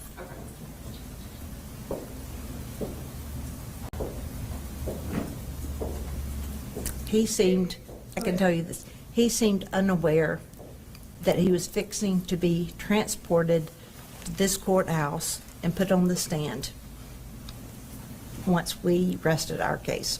He seemed unaware. He testified in front of the jury. He did. They heard it all. They did. They heard over 60 plus witnesses, correct? How many witnesses, I'm sorry. You good? Yep. Over 60 some witnesses. How many witnesses did the defense call? You remember? More than a handful. I can't tell you. 10? I'm guessing. And the judge instructed the jury on credibility, on how to assess, on how to do their job, correct? Yes. Take the law, take the evidence, use your common sense, wrap it all together, and come back. They were out 2 days, right? They were out a long time. Deliberating, thinking. Felt like a long time. Yep.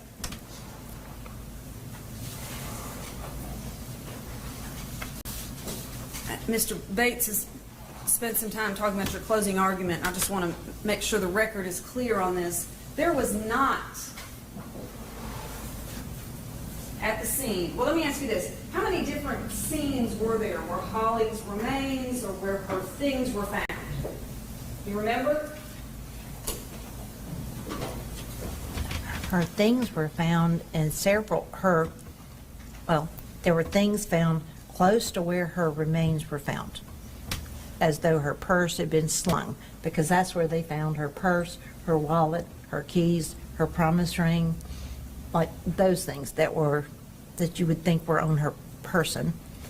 Other items were found closer to home. Some appeared to have been thrown out a window, and I say that because they went down the road. And those things were like her books, her study cards, her lunchbox, her phone, the SIM card, which was taken from the phone. All of these things were found in a different location. Where was her body ultimately found? By a cell tower. I mean, I can't tell you how many miles it is from home, but it was. Was it near where her personal effects were found? Or was it a different location? Well, all of those things I've named were personal effects. It was near where the purse and ring, teeth, I believe, were found. Outside? Oh, yeah, outside. Did you know before her body was found that she'd been shot? No, no one did. Had anybody mentioned anything about a gun? Zach Adams. No body, no gun. No body, no gun, no case. When her body is found out in the elements, and this was how many years later? She was found in September of 2014. Disappeared in April of 2011. It's found outside. It was not found by a round. By what? A round. It was found by a shell casing, correct? Correct. Or a shell casing was found by the body, I Correct. should say. Not a round. Yes. All right. And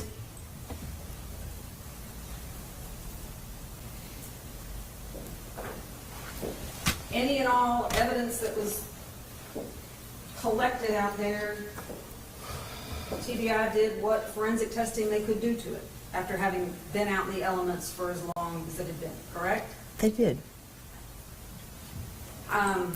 And the reason that we know about the casing is because they collected it.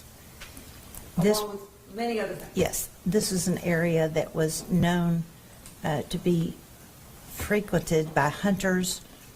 I don't think anyone was surprised to find a casing in that area. It was in the woods, the deep woods. You had to hike down there to get to it.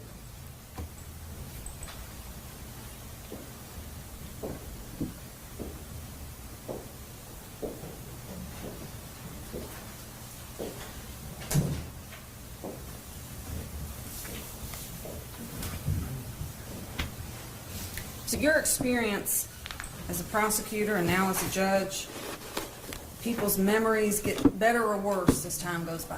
Worse.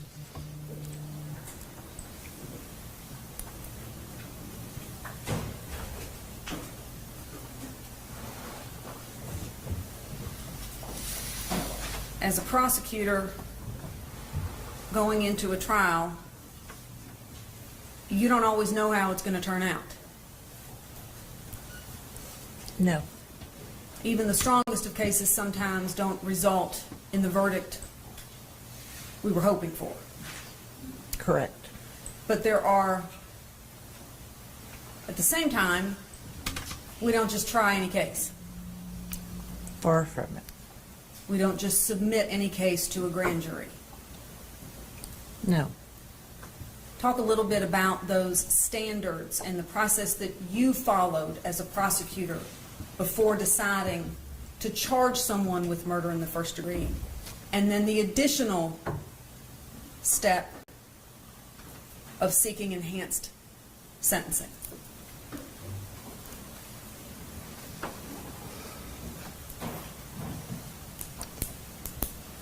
When a case is presented to the grand jury,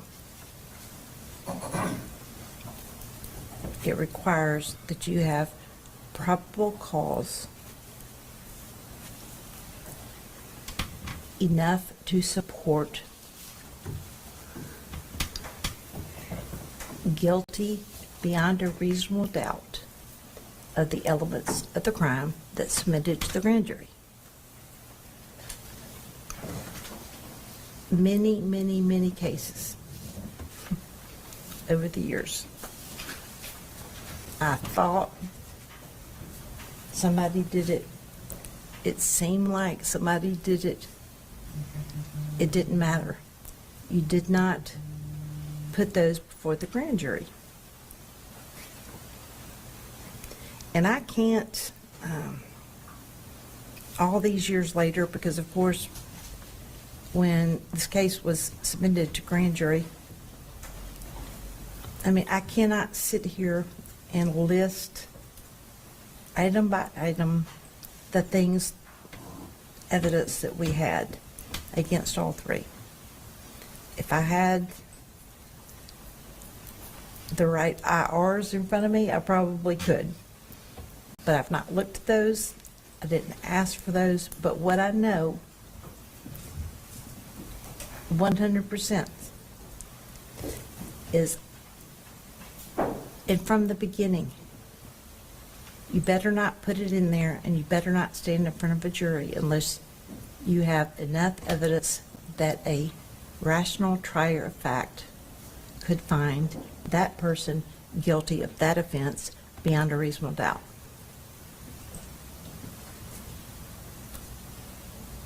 Doesn't mean we always have all the answers to all the questions, does it? No. Honestly, if you had all of the answers, those are the cases you don't try. When you have all the answers. Because there's nothing to try. Was it unusual in this case that, and you spoke to this a little bit earlier, things don't always add up. Things don't always line up. One witness's statements about the same set of facts could be a little bit different from some other witnesses' recounting of it, correct? Yes, and I'm glad you brought it up, because when people match too closely, if two people are saying the exact same thing, using the exact same words, it gives the appearance that maybe they have talked to one another when things are slightly off. And that's why juries are instructed that they are to resolve discrepancies if they occur and decide how much weight to give them. And that one person saying something that's slightly different than somebody else doesn't mean that person's lying. It can mean they're mistaken. It can mean they didn't look at their watch. But the jury hears all of it, and we don't hide those things. You know, this wasn't a case where we only put on people that lined up perfectly with somebody else. It didn't happen. Couldn't do that. Couldn't try this case that way.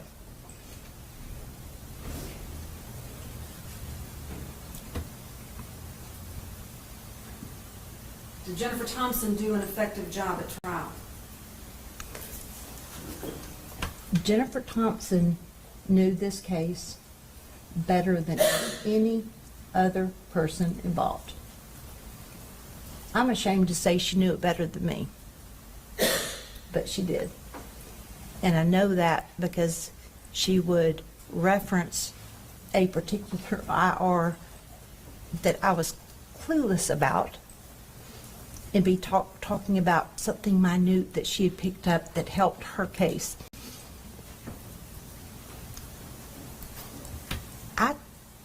You asked me about the number of trials. I had about 200. But I tried over 50 of those were murders. I have never, and there have been some really great defense lawyers, but I've never had someone that doggedly determined to track down every single thing that could be tracked down, and she did it. None of the lawyers who were witnesses to the evidence review day, we weren't surprised at how long it took, because that's the way she had been the entire time on this case. So to answer your question, yes, she was effective. She had a strategy. She stuck to it. A strategy doesn't have to be a good one, but hers was. Hers was, because she had Terry Dicus, the original case agent, who had zeroed in on Terry Britt.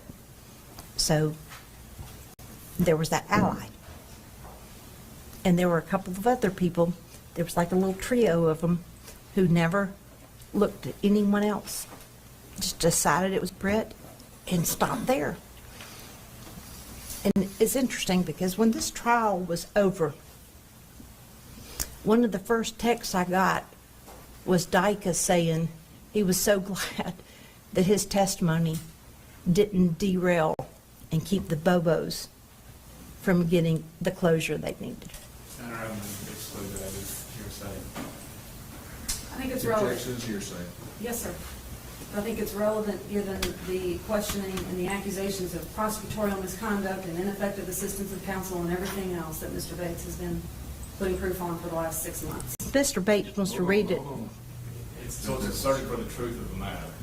No, it's not. It's asserted for Mr. Dykus saying that It's asserted for the truth of what Mr. Dyke has said. No, it's not. That he, It's not being offered for the truth of the matter, sir, John. so in other words, it's Hold on, fine. hold on one second. Sorry. All right, let me ask you this, Mr. Bates. For what purpose is it being asserted? For the truth. And you're saying it's not. So Saying it's- for what purpose is it being asserted? For her frame of mind, information that she received. For and what Judge she. Nichols' frame of mind? Yes, he sent it to her. He sent the text message to her. Well, Her state of mind. if it weren't true, then it wouldn't be relevant. So it has to be true to be relevant here. Yes. And so objection sustained. Yes, sir. Thank you. After the trial was over and second phase is about to begin, talk to the court about what happened. Were you approached by Ms. Thompson, Mr. Simmons? Were you gearing up for the death penalty phase? What happened? The verdict came in. Our trial team went out to dinner together, knowing the next morning we would begin the penalty phase. I got a call from Jim Simmons at dinner. All right. Asking to consider taking death off the table? That's correct. All right. And what did you do next? I told him I was not in a position to discuss that now. I had no real inclination to do that, but that I would gather the Bobos the following morning, which we did in that file room down the hall. And how long did you discuss that issue? Wasn't staring at my watch, but I'd say an hour. It wasn't a short meeting because it wasn't an easy decision. For who? For me to even consider it, and certainly for the Bobos. And did they finally agree to that? They agreed to that for their family, not because they didn't think he deserved it. They did that because their son would outlive them, and they didn't want this still being on him 20 and 30 years later.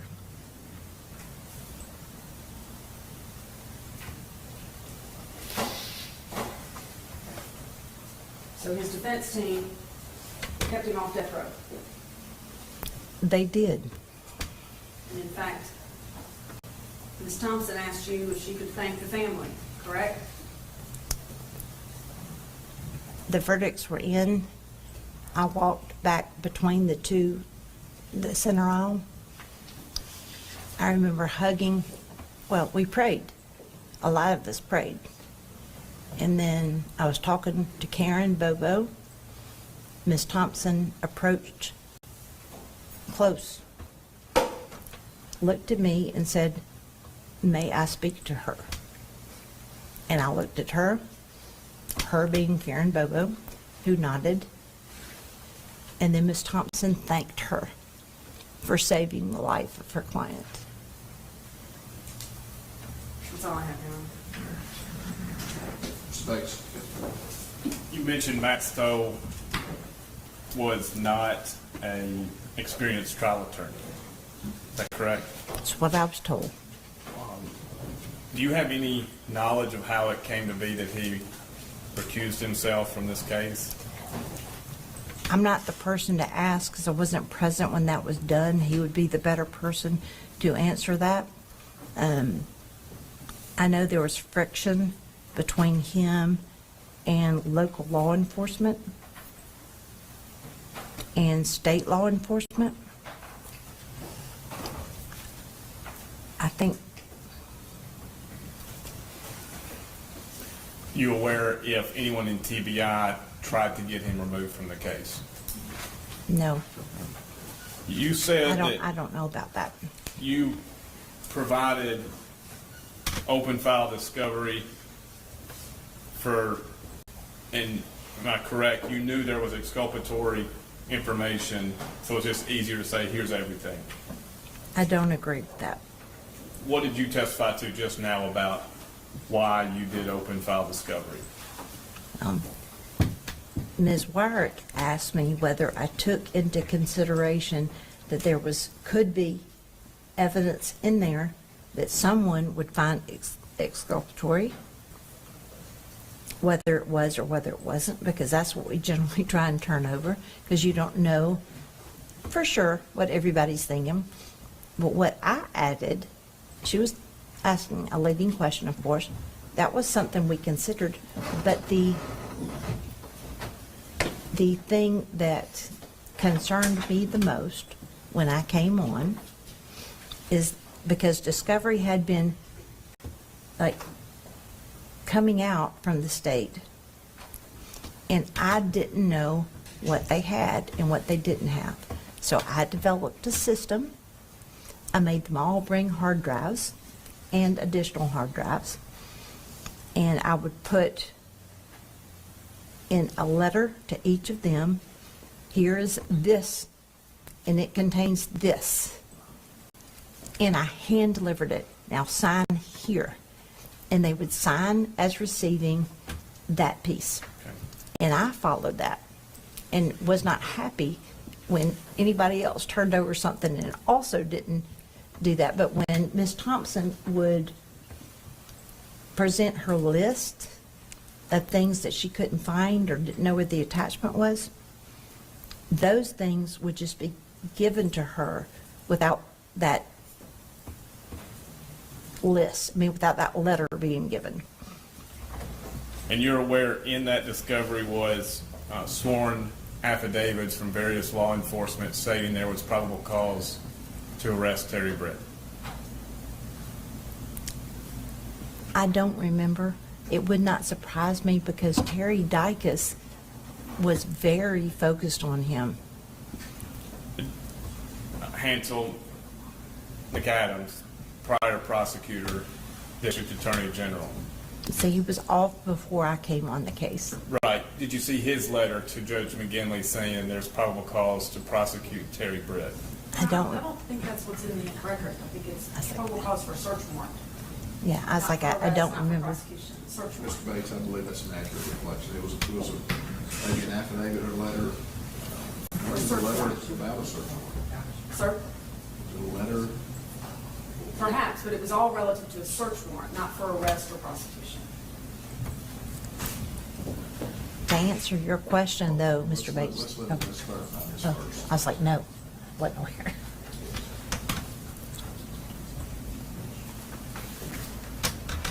It was one of the early exhibits, I think.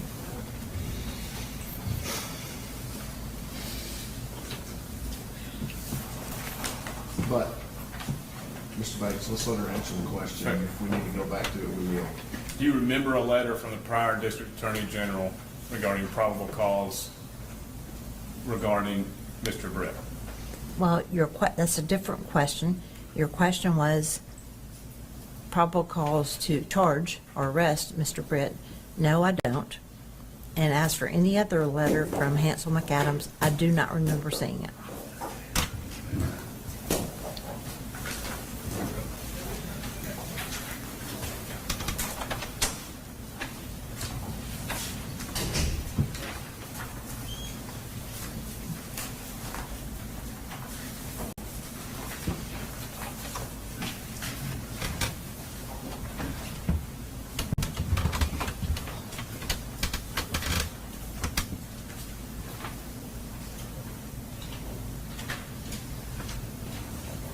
Exhibit 79, do you remember Hansel McAdams' letter? I've carefully reviewed the information concerning the kidnapping and murder of Holly Bobo. I concur there's probable cause to believe that Terry Britt and Janet Britt committed these crimes. Yeah, I already answered. I don't. Okay. And again, for the record, that was a letter from Hansel Adams ending the wiretap. But again, it has to do with the search and the wiretap, not. I don't know what that was. The record speaks. Record does speak for itself. Yes, thank you.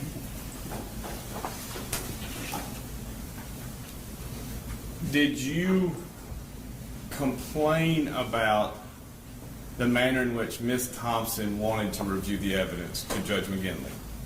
No. I don't remember that. You don't remember a motion hearing where I complained to the judge? Ms. Thompson complained of how it was happening, and you said, well, the other attorneys are fine with it? Well, the scenario you just laid out is completely different than your question. You said, did I complain to the judge? I didn't complain to the judge. And in response, you attacked what Ms. Thompson was asking for. That's a strong word, attacked. Criticized. If it's in the record and there were court reporters at all, I have no recollection, but if I said it, it's recorded. Do you recall complaining about Ms. Thompson recording Me? meetings? Oh, yeah. Yes. Okay. What unethical or illegal act was she doing by recording conversations she's a part of? Okay, so the answer to the question is yes, I complained. I found it unethical that we were sitting in a TBI office where undercover officers were coming in and out all of the time, and she was recording without people's knowledge, both audio and there was some contraption. She was apparently like recording us. I was shocked. I know today it's a different day. Maybe, I mean, social media is bigger and all that, but at the time, the idea that Jennifer Thompson had this secret pen and she was like recording everything that we said was shocking to me. What rule of Okay, conduct? I don't have the rules in front of me, so how about if I just say I don't know? I didn't like it. No, it'd take me, you need to spend 2 hours looking at that?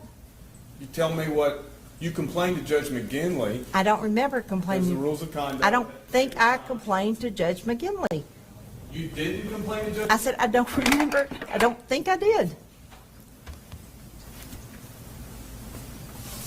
You don't remember? I said, I don't remember. I mean, asking me again, asking me louder is not going to change it. What I said is, You've answered the question. Thank you. You were asked there was no evidence of anyone who saw Mr. Adams except for the people who alibied him, correct? wait a minute, I'm sorry, I was still thinking about, Fair. so what did you say? You were asked in cross that there was no evidence of the people who saw Mr. Adams that morning. That wasn't exactly what the question was. Do you have any explanation for why Mr. Adams' phone calls were taking place in different cell sectors than where Holly's phone was prior to 8:56 a.m.? No. Other than, we don't know if Holly was with her phone.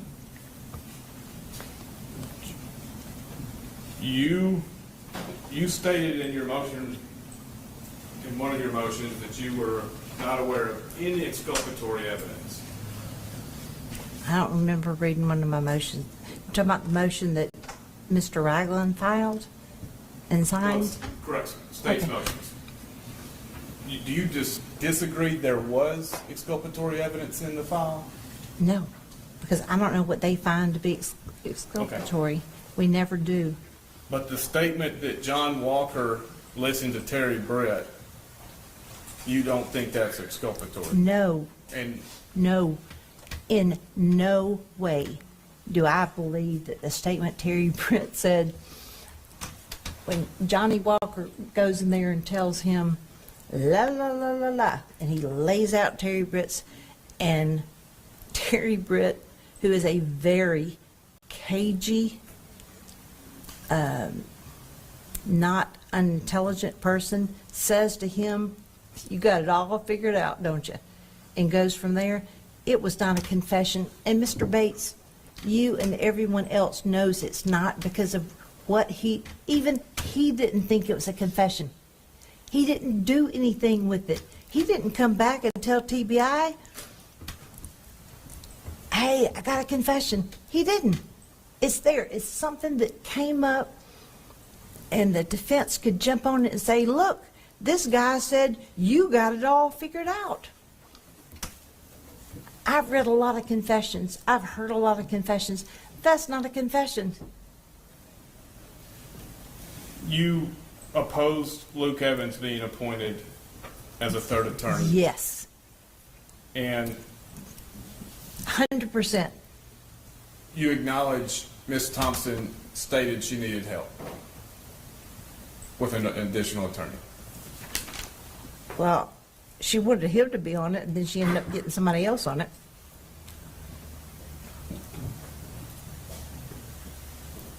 You said that where the remains were found, there were hunters back there.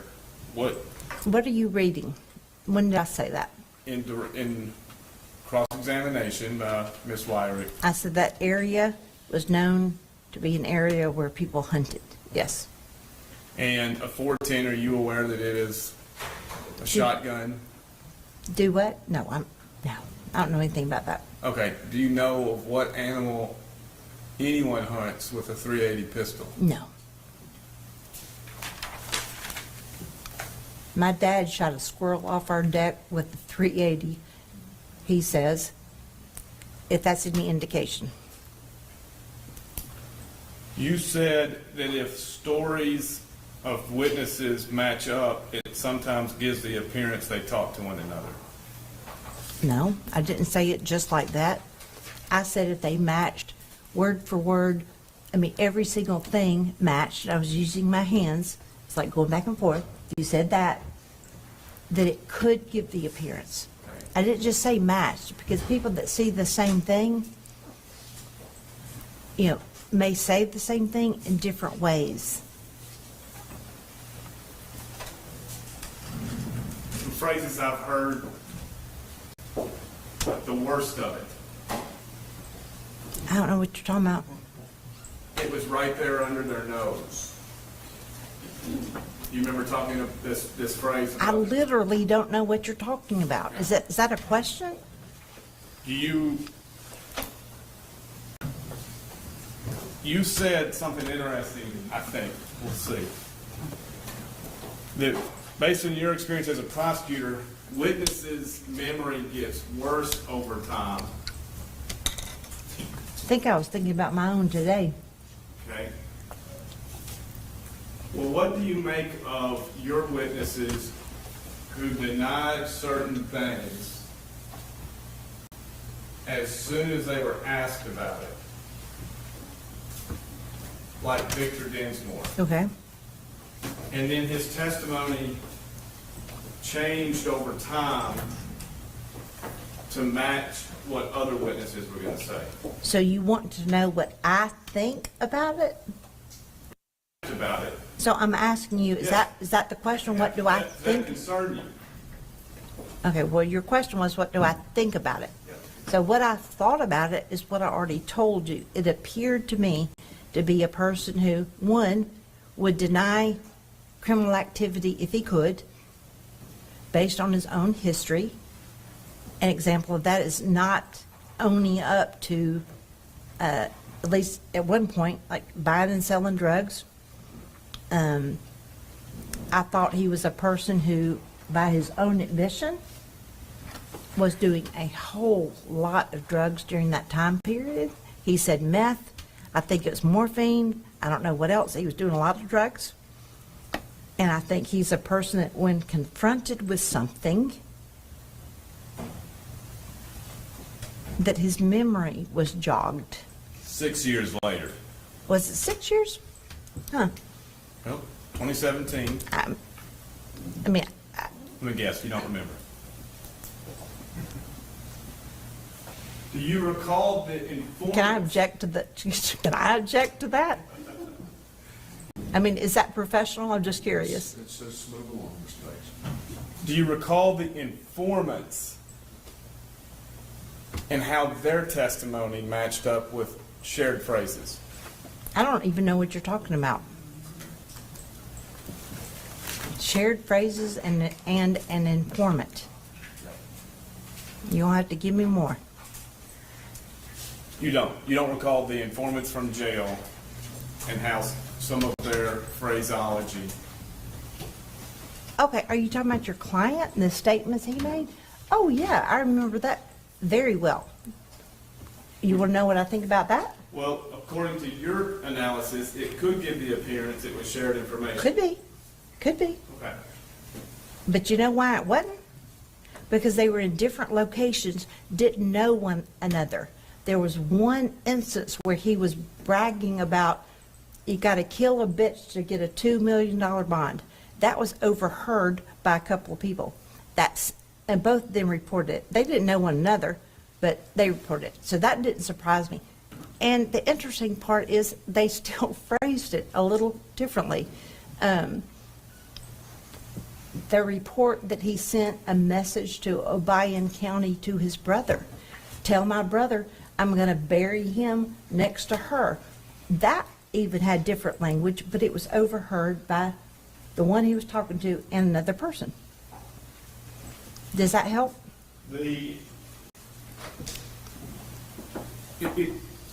Why do you remember that so well, but you don't the cell phone records? Oh, because those were my witnesses, a lot of them. Okay. Yeah, there's a really good reason for that.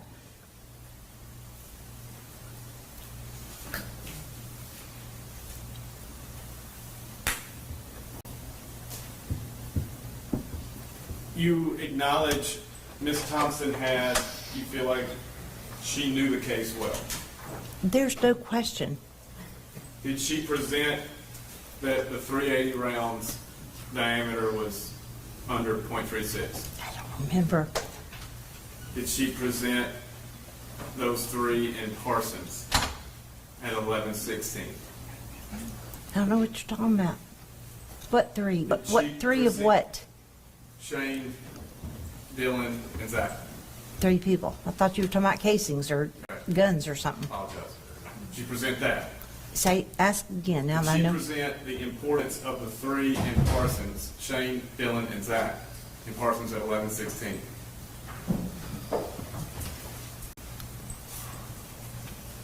I honestly can't remember. I mean, Mr. Bates, you have the transcript, so this testing my memory is not going to help you. I don't remember. But if it's in the transcript, she did. If it's not in there, she didn't.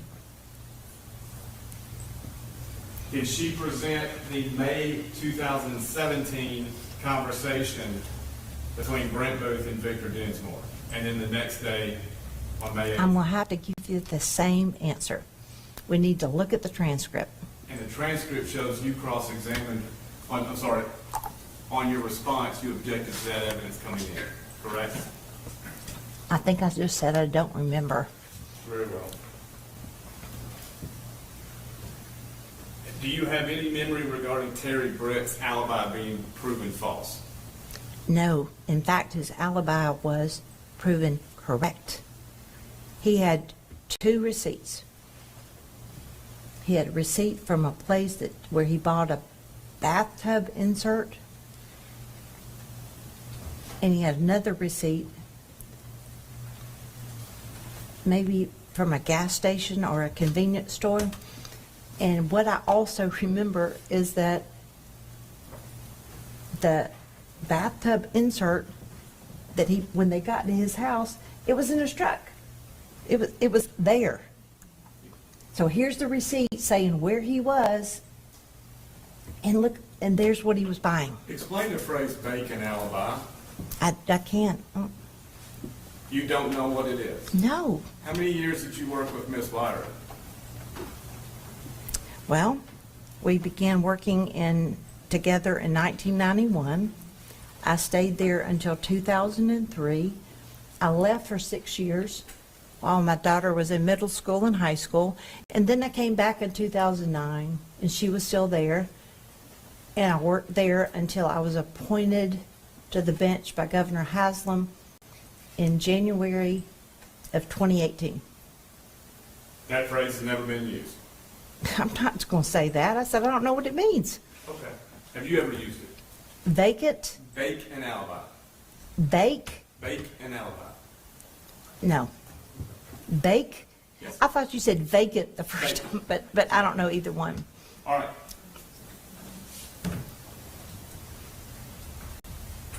When you say Ms. Thompson unethically recorded, do you have any idea what rule of professional conduct she was violating? No. All right. I'm gonna have my green book back. Just being dishonest with us. Being dishonest. Yeah. How was that dishonest? Because we were in a meeting where I think generally in these kinds of cases that you believe you can talk to the other side freely and not record. Like I never would have recorded anything she said, would have never used anything she said, you know, in a situation like that. Did she ever say she wasn't recording? No, she didn't walk in and say, I'm not recording. She did turn off her magic pen, though. She said. Any of my questions? Ms. Warwick? No, sir. All right. Judge Nichols, thank you for your testimony. You step down, free to leave.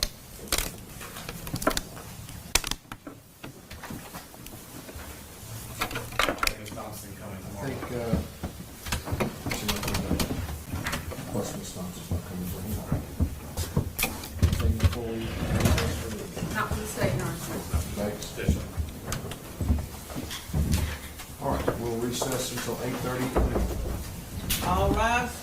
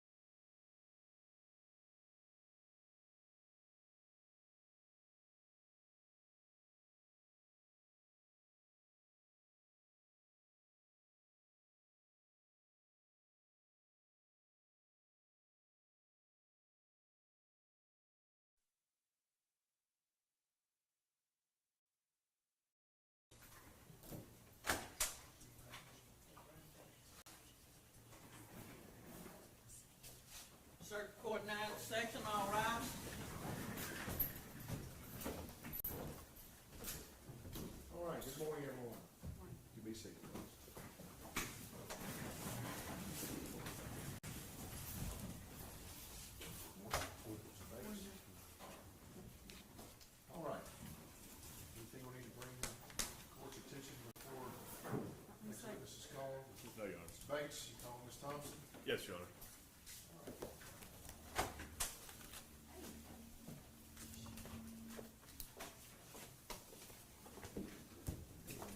Stand right there and be sworn. Here's. Do you swear or affirm the testimony you give will be the truth, the whole truth, and nothing but the truth, so help you God? I did. Please have a seat, ma'am.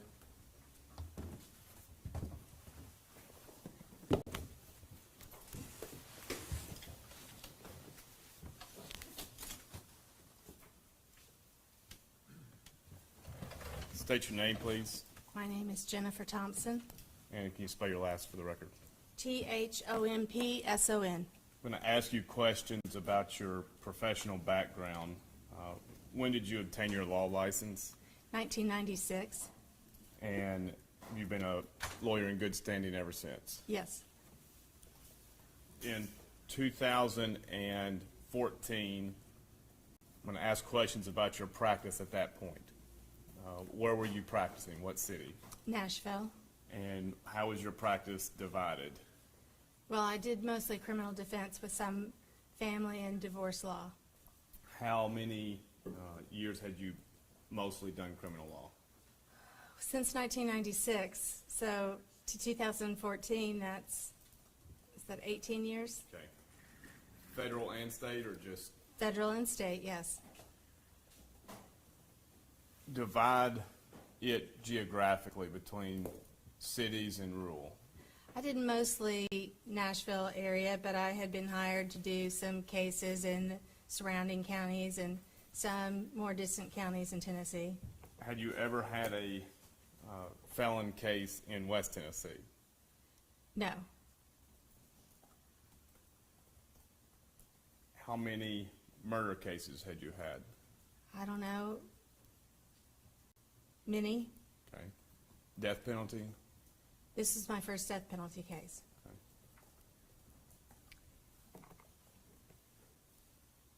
How many assistants and paralegals did you have? At that time, I had one assistant, a paralegal. Okay. Did you have any more assistants through the case with representing Zach Adams? She was the only assistant that I employed. Okay. Describe the process of being retained by Zach Adams. Well, I was on the board of directors for the National Association of Criminal Defense Lawyers at the time. I was very dedicated to defense and indigent defense. And so I had been going to the national meetings for the National Association of Criminal Defense Lawyers, NACDL, I'll call it. And I had got a call from a cousin of Zach's in Atlanta, and she had gotten my name from an attorney in that organization as someone in Middle Tennessee that did criminal cases. How soon in the process was this? It was after Zach was arrested, but before there had been any court. Okay. And did you charge a fee? Yes, I did. Was he in General Sessions case or in circuit court? No, it had been indicted. It was a direct presentment indictment. What fee did you charge? $50,000. Was that a flat fee? It was a flat fee. Okay. And you were paid that? Yes. At some point you became appointed? Yes. And how does that process work? I think it was about a year in, and I had done work. I had done enough work where if I had been billing at an hourly rate, I would have run through the retainer. And Jim Simmons had already been appointed, and I think that somebody told the judge they needed to appoint me in order for me to keep making a living while I was doing the case. When you charged the $50,000 flat fee, did you have any idea how voluminous discovery would be? I had no idea. Had you charged a fee that much in your past? Yes. When you were retained, was it a death penalty case? No, it wasn't a death penalty case. When it became a death penalty case, were you appointed or still on a flat fee representation? I was appointed, I guess. Maybe that's what it was. It became a death penalty case about a year after, in May. I think it's May of 2015 that it became a death penalty case. And that's when I think I got appointed. When you came on,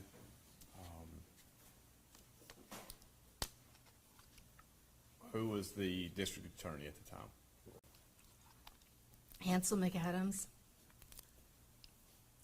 Then you were present. And Beth Boswell. You were on the case during the time Matt Stowe was.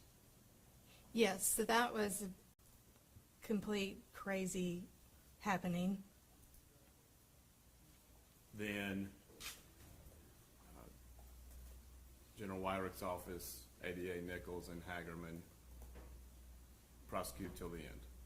Yes. All right. I think that was in the fall of 2014.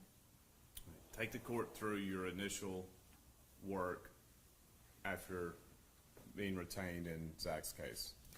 Well, it kept saying that they were going to get me discovery, and they kept saying, we're going to get you discovery, we've got the discovery, we're going to get it. And so I was retained, I guess, in late February, early March. Of what year? Of 2014. And so then the district attorney, Beth Boswell mostly, said that they were going to have DNA evidence because they had searched Zach's house and they had done all this testing on things. And she said, we're waiting for the DNA evidence. We're going to have DNA evidence. And so that's when I got Jim Simmons to come on board as co-counsel.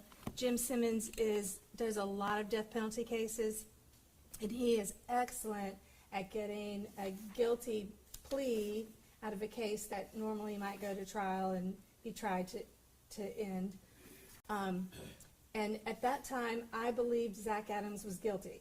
I assumed that because the state had charged him with a crime and they had been doing intense investigations, that he was guilty and there was going to be evidence of his guilt. So it wasn't... Let me stop you right here for a second. Were you aware of Zach being arrested in a general sessions case? He had a lot of arrests in general sessions. In March of 2014, were you aware that he had been arrested and the victims were Tara Carrington and Amber Bray? And what was the case about? Statements they made. Valerie Trout was the affiant. And he was arrested for assault? In general sessions court. I'm sure I was aware of it at the time, but it doesn't come to mind right now. All right, so you were being told search warrants. There was going to be DNA evidence, but it wasn't until the fall, after Matt Stowe had come on board, that I think it was after Matt Stowe came on board, that they gave me a hard drive. It was a 4-terabyte hard drive full of discovery, and they just handed it to me, and it was a mess. It had 4 files in it, file folders, and they didn't describe anything. It said binder 1, and then had massive PDF files in binder 1, and I think the binders went up to 10 or 12. It had audio tapes and videotapes. I didn't know whose voices these people were. I didn't know who was talking. I didn't know who was being interviewed. A lot of them were interviews that the Bobo family had done. And so I was lost. So for the first 6 months or so, I was lost in the case because there was no, they didn't give me the IRs, or they gave me some IRs, but they were mixed in. So there was no narrative that said, this is what happened. Someone came into the yard and took Holly from the carport. There was nothing like that, and I had to figure out, these binders were binders that the TBI had, and they had just scanned them from page 1 to page 500. I guess they were huge binders, page 500, and just scanned them in straight. No naming or labeling what things were, what reports were. And so for the first 6 months, I was lost and didn't even know what had happened. And so I just slowly was eating my way through all this discovery. This was when General Stowe was the DA, or was this, who was the prosecutor during this time? I think either Beth Boswell or General Stowe gave me this discovery. It was not provided by Jennifer Nichols. When Mr. Simmons came on board, was there a division of assignments initially? Initially, is the microphone not working? Initially, we were both just going through the discovery. We had a hard time even copying it. It took days to copy, so the disk was so slow. I had an external hard drive that we had copied this onto, because 4 terabytes at the time was really high storage termination or volume, and you couldn't find a lot of hard drives that were 4 terabytes. So I had gotten one disk that was 4 terabytes, but I'd gotten it at like Office Max, and it was really, really slow. So if you tried to search on the word, and a lot of these documents were not OCR'd, meaning they had not been converted from just a picture of the page that it was to searchable text. So you had to go in and read each of these documents. You couldn't do a search, but if I were doing a search on something, it would take minutes for the hard drive to come back. So at that point, I did some research, and I ordered online a special hard drive that was about this big, so it's about 10 inches long and about 8 inches high. It had 4 hard drives in it, and it was 6 terabytes, but it was really fast hard drive. And we hired a computer expert to transfer the disk that I got from the state over onto this Pegasus hard drive. And I'm going to hand you your document, if you can please review. All right, this is being handed in motion for discovery in this case, which I'm sure is part of the record, but we'll mark it as Exhibit 126. Is that your motion? So this is my motion that I filed March 27th, so early on. Fairly standard motion. Standard motion. I got one from a friend of mine that practices law. I rarely change the discovery motion. Okay. And you felt like that covered what you were authorized to receive under Rule 16? Yes, it should have been a broad discovery motion requesting any and all evidence that they had against Zach Adams regarding the murder, rape, and abduction of Holly Bobo.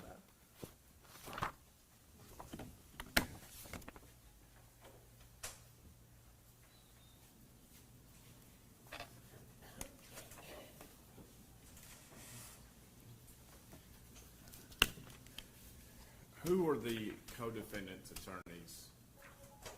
Well, at that time, there were no co-defendants. Okay. When did they come on? I think when the case was re-indicted by Jennifer Nichols. Okay. They added charges, and they added co-defendants. Who were the co-defendants added? Okay, so Matt Maddox, which I did not know Matt Maddox, Paul Bruno, which I did know, they were for Dylan Adams, and then John Herbison and Fletcher Long, both of whom I knew were attorneys for Jason Autry. Okay. And I think that maybe somebody had tried to hire Paul Bruno. I think that maybe Jason Autry had tried to hire Paul Bruno, and they had actually had a discussion, which I'm not sure why there wasn't a conflict of interest there after they had had a discussion, but they had a discussion. Jason did not hire Paul Bruno, and then Paul came on as appointed counsel for Dylan Adams. Did the co-defendant's attorneys ever have a joint defense representation agreement or We never had a written one, but in the beginning, we were all talking about how there was going to be a joint defense what is that? plan, meaning that everybody said they were not guilty. And by this time, Shane had already taken his life. So Luke Evans had been Shane's attorney. And so everybody gets together and says, you know, we're all not guilty. We're going to work together to present a defense in this case and combat these charges. At some point, did you tailor the rest of your practice to accommodate this case? Yes. How so? I got off almost all of my other cases. All of my federal cases I got off of, and almost all of my state cases. I think I kept 1 or 2 state cases, but I got off of all the other ones. So I filed motions to withdraw so that I only had this one case to work on. I'm not sure that the other attorneys did that. At what point in this process were you able to devote exclusively to this case? Probably starting in about summer of 2015 or 2016. Okay.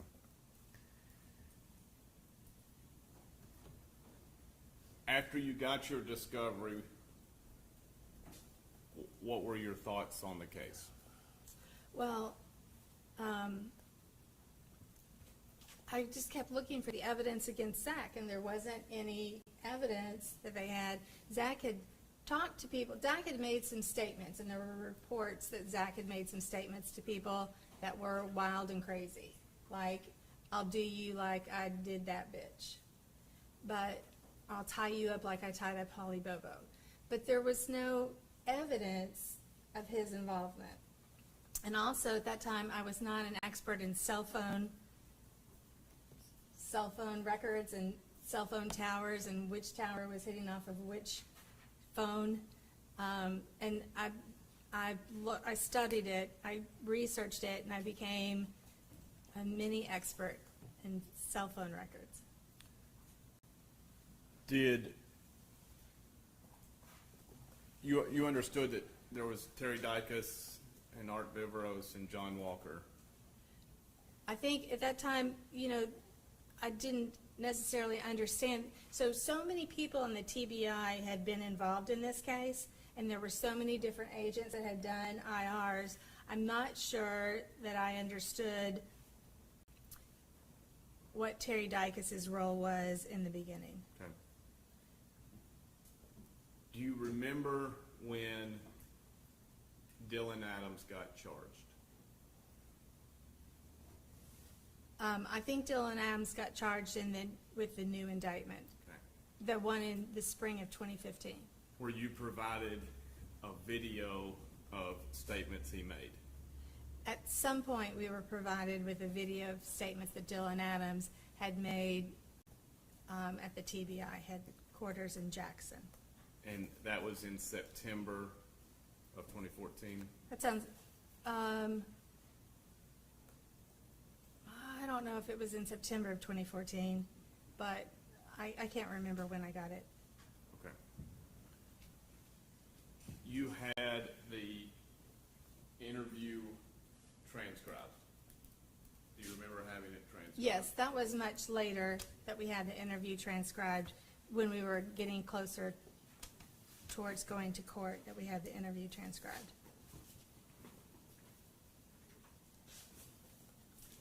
Wow.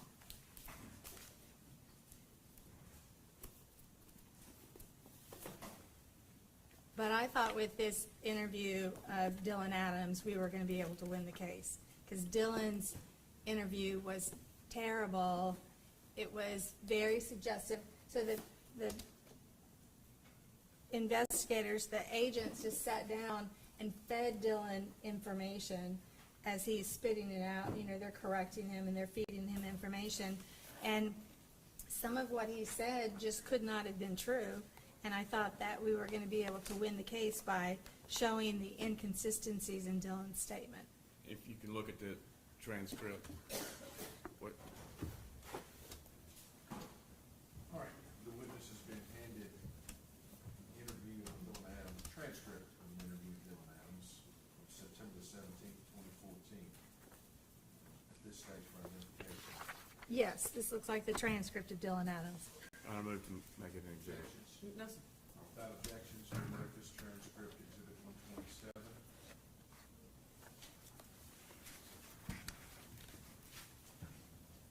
Was it your understanding that Dylan was going to be a testifying witness in this case? Yes. Dylan, I think it was I thought it was more about December, after we had gotten the initial agreement, or we had agreed as a joint team that we were going to do a joint defense. And I remember sitting in the jury room in Decatur County Courthouse discussing this with the other attorneys, because Mike Scholl and Robert Paris were from Memphis. All right, let's pause here, introduce those to the court. When did they come involved? They became involved in spring of 2015, I think. Okay. Why did they come into the picture? Well, Fletcher Long had been tried for crimes and had lost his law license in Clarksville. And I think John Herbison had also lost his law license. And so we had two disbarred attorneys, or if they weren't disbarred, they were on probation and suspended. And so they couldn't represent Dylan. So we had Paul Bruno and Matt Maddox come on that spring. At the same time, they appointed Jason Autry attorneys that were Robert Paris and Mike Scholl. Had you ever worked with either Mr. Scholl or Mr. Paris? No, I did not know them. Was it the still undefined defense agreement when they came on? So Jim Simmons is a very quiet man. He's very subdued and quiet.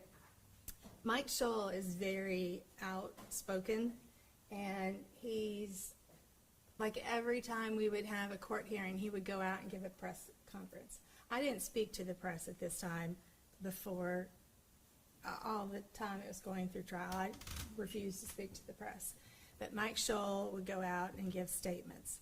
And so Mike and everybody was like, yes, we're going to all do a joint defense agreement. And then at some point, Paul Bruno and Matt Maddox kind of began to pull away. Even though we were going to do a joint defense agreement, we weren't having a lot of meetings, like team meetings and stuff that you would think that we would have. We were having No, I don't remember having any team meetings with them where we got down and said, okay, let's look at this discovery. What did you think about this report? What did you think about this report? So we never had any of those type meetings. It was just in the jury room at Decatur County Courthouse. By this time, had you gone to TBI offices to review physical discovery? I think that happened in the spring of, I don't know when that happened. Okay. Matt Maddox and Paul Bruno were still part of the joint defense team when we went to TBI and began to look at the discovery. By this time, I had looked through the evidence enough to recognize that Terry Britt was a really good suspect in this case and seemed like the person that had committed the crime. And so when we went to go look at the discovery, I already had Terry Britt as an alternate defendant in this case. Did the other attorneys curtail their practice? I don't think so. And what was your rate of pay that you billed? I don't know, $60 an hour maybe. I was second chair, and second chair gets paid less than first chair on death penalty cases at the time. And so I think maybe I was making $60 an hour. It was much lower than what I normally would charge. Are you able to bill your assistant's work as well? No. You brought on private detective. Yes. Well, do you want to talk more about the viewing of the evidence at TBI? We'll come back to it. Okay. Who did you hire for a background investigator? Well, at first, Jim Simmons hired Danny Mulligan, and I think it's Brian Smith, to work on the case. Because Danny, I knew Danny, I'd known Danny for years. He'd worked on other cases for me. Danny and Jim were very close, and Jim always hired Danny. Jim did a lot of death penalty cases, and he always hired Danny to do death penalty, his investigations. Okay. All right, let's go to the TBI physical evidence meetings. Okay. How did they go? It went very badly. So at this point, there were 500 items to view, and I don't know how many of them were, about 500 items to view, and I don't know how many of them were at the TBI headquarters, but I, at this time, believing Zach was not guilty, because the evidence didn't show that Zach was guilty. The evidence was showing me that Terry Britt was guilty. And so at that time, I wanted to go in and see all the evidence. I really felt, I was a very enthusiastic attorney, and I really believed that we needed to look at every piece of evidence in a case before you try it. That was just a given.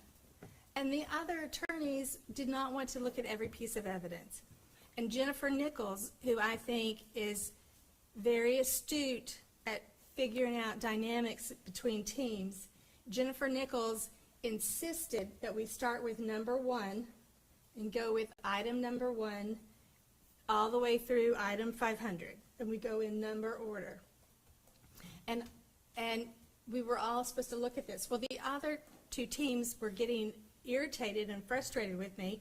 They actually took me, like I'm the child, they took me into one of the other TBI lab rooms, because we were in a giant room bigger than this courtroom with all the physical evidence. So they took me into another room and said, Jennifer, what are you doing? Why are you looking at all this evidence? This is a waste of our time.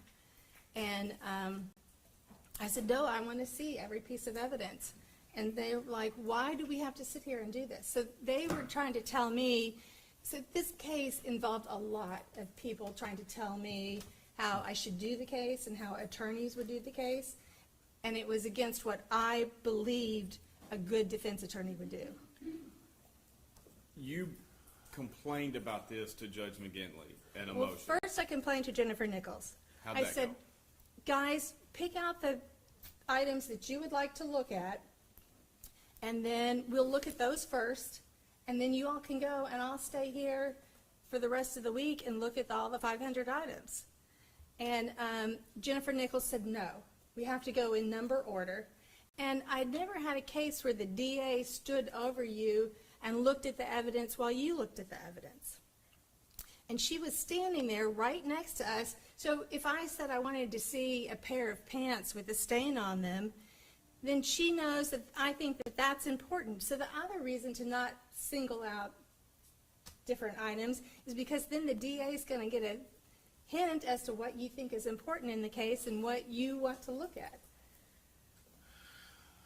So she said no, so we sit there and painfully go through, and the other teams are getting frustrated with me.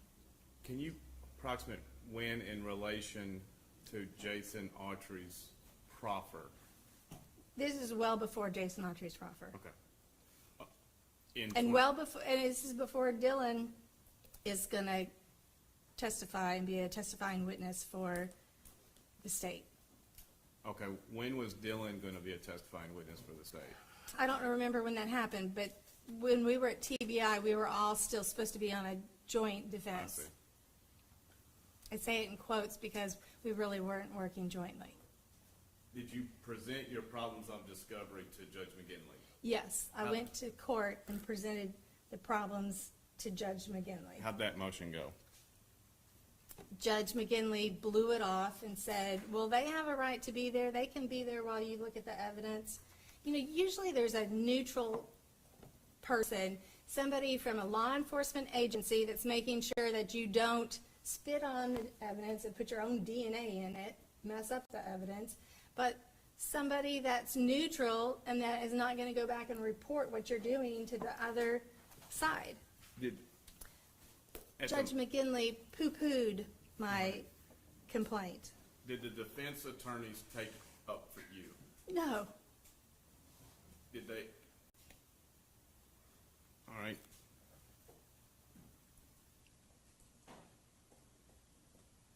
Did your relationship with the other defense attorneys improve or get worse over time? Well, after this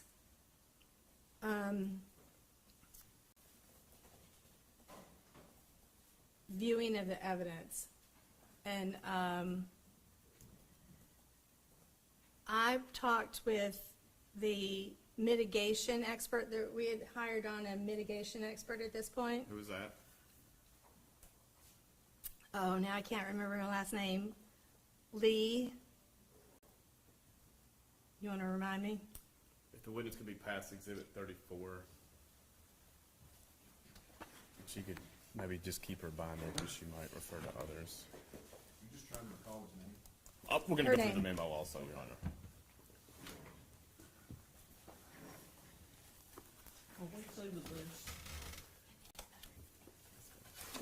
You said 34? You are through with the transcript? Yes, Your Honor. I would have handed Exhibit 34, you said, right, Mr. Duff? Yes, Your Honor.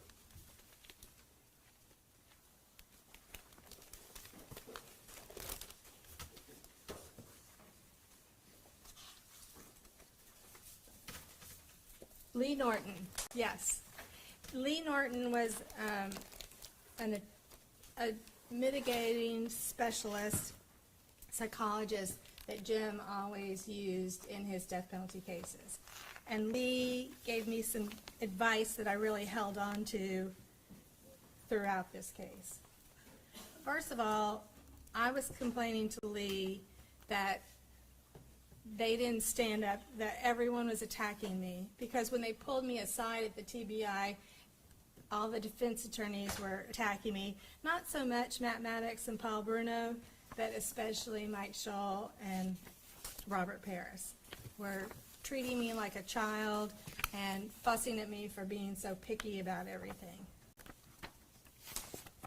And I called Lee Norton, and the first time, this is the first time in all the years that I had practiced law that I really felt that there was sexism going on, that the men in the case were discounting what I had to say and the information I had because I was female. And they were all very masculine, not so much Matt Maddox and Paul Bruno, but Mike Scholl and Robert Paris were very masculine, man, we're going to do this cowboy type attorneys. Right. As you reflect on your services at this stage in your representation, do you feel you were competent? At this point, I still felt I was competent. You were diligent? I was diligent. I was going to look through every piece of evidence. I was going to make notes and make sure that I knew what it was. And the things that I thought were important, I was trying not to look at extensively. And I was trying to throw them off a little bit by looking at some things that I thought were not important a little longer, just so that they didn't know what I was interested in. So through 2015 through 2016, in a given week, how many hours would you work on the case? I don't know, a lot, 40? maybe. Okay. I'm not sure I billed 40 hours, but I didn't bill a lot of the time that I worked on it.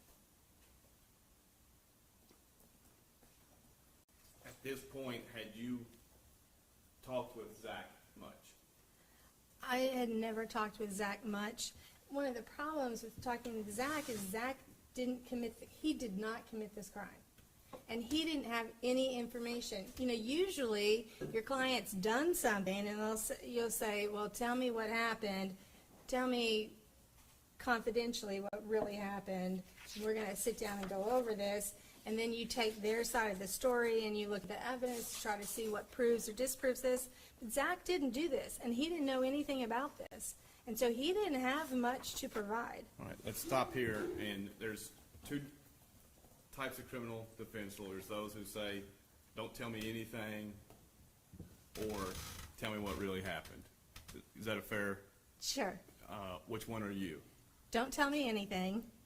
So usually it's don't tell me anything, because when you get in there and you're talking to your client initially, the first few times, the client will say, oh, I didn't do this, I didn't do this. So now they've told you a lie that's between you and the client.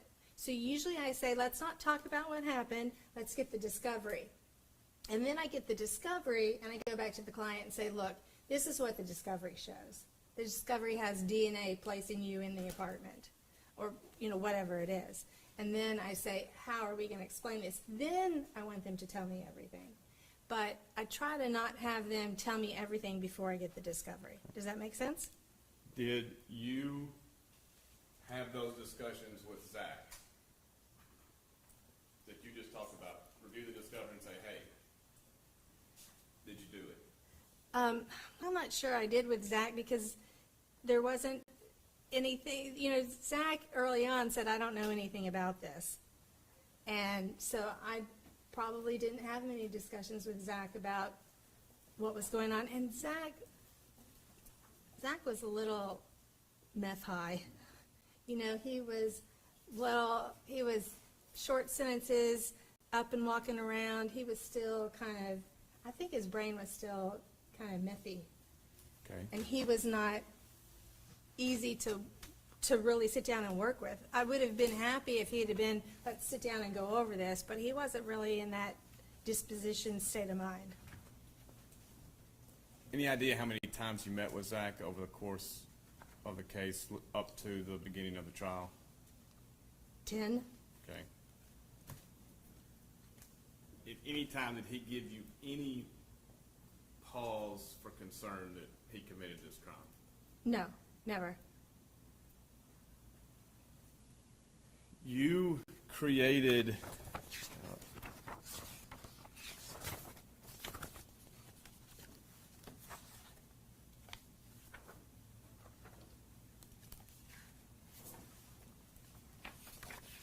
or received list of digital evidence.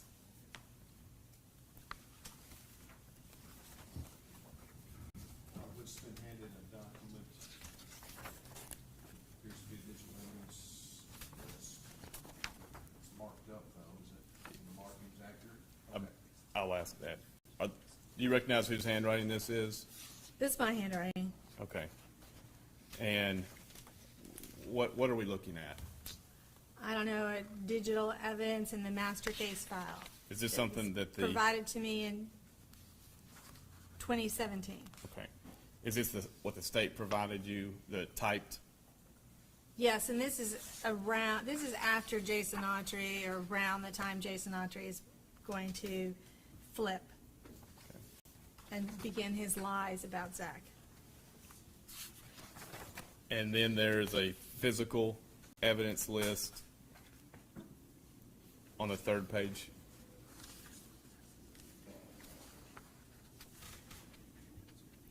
Yes. What is that? This is a list of evidence that we got showing what was where and saying where it was being kept. A lot of this evidence was being kept in West Tennessee, but they brought many, many pieces to Middle Tennessee for us to review. It's my memory. And the handwriting throughout on that document, Is not all my handwriting. you know whose else handwriting it is? It might have been Jim's daughter's handwriting. So my handwriting down at the bottom where it says Kevin, that's my handwriting. My handwriting is not at the top where it says Nash office, 6/15/16. So this must be when we went to go view the evidence at the TBI lab. All right. So 2 years in. All right. And Simmons, I think that's Simmons' handwriting right there where it says Simmons on the page. And are you confident these are documents that were prepared or worked with in your course of your work representing Mr. Adams? Yes. Your Honor, I move to enter them as the next number exhibit. We're 128, correct? Ms. Bates, the witness was handed exhibit 34, and we never, We're going to go with that now. so it's at 34. We're at 128.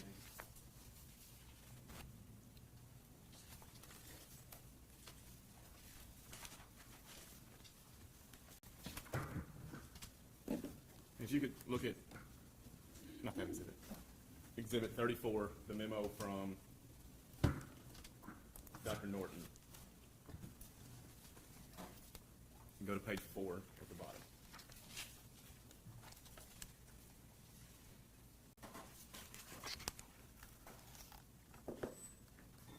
Where it says ATM.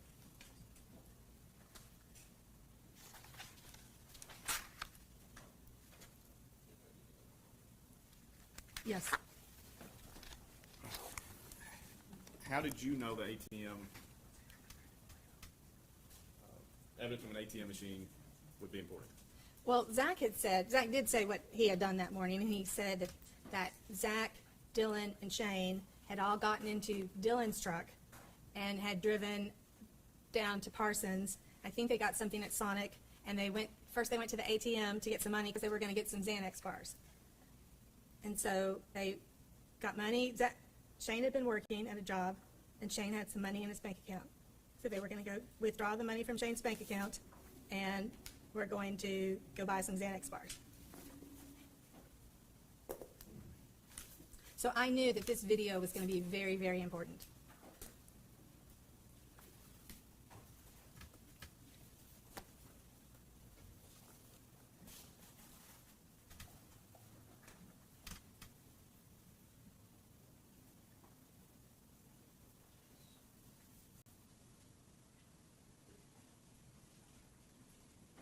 Had you read in Discovery where Joe Walker, Agent Walker, had subpoenaed Shane's bank records? I'm sure I had. Do you remember going over that with Zach? I don't have a clear memory of that, no.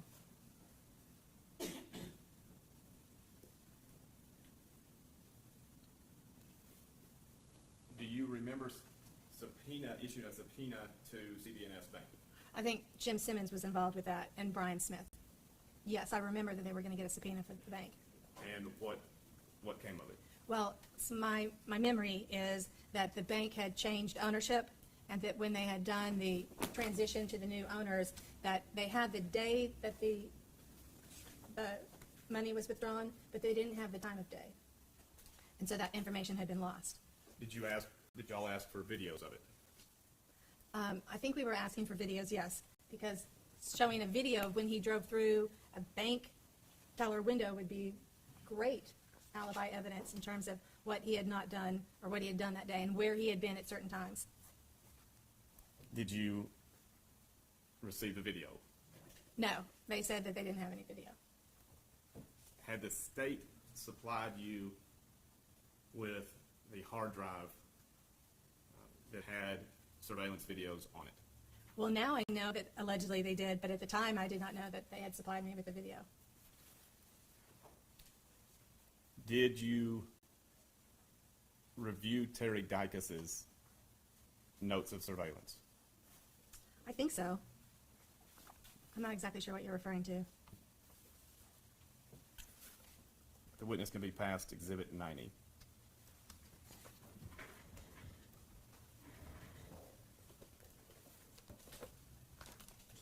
Just for a little clarification, I may have heard this name before. I believe the witness testified that Jim Simmons and Brian Smith were involved in something. I can clarify. Who's Brian Smith? Oh, do I have his name wrong? So Danny Mulligan had a team that he was employing, and it included Brian Smith was one of the investigators. Okay. And is his name right? Okay. Okay. Can you review Exhibit 90?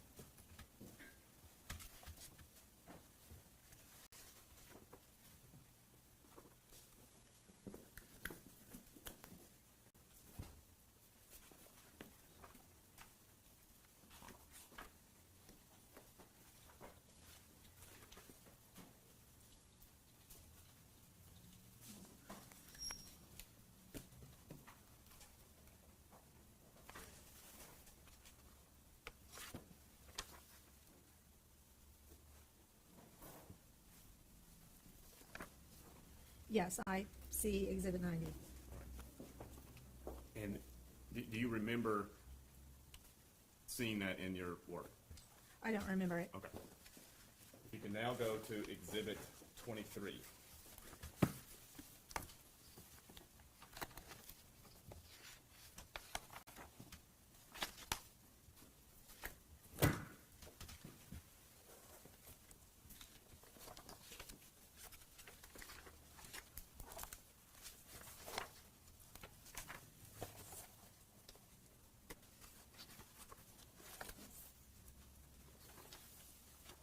Okay.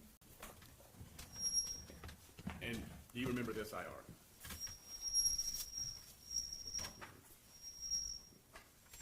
Ms. Thompson, do you have a cell phone on? Do you have a cell phone on possibly that's causing that? I think it was because I was too close to it. Okay.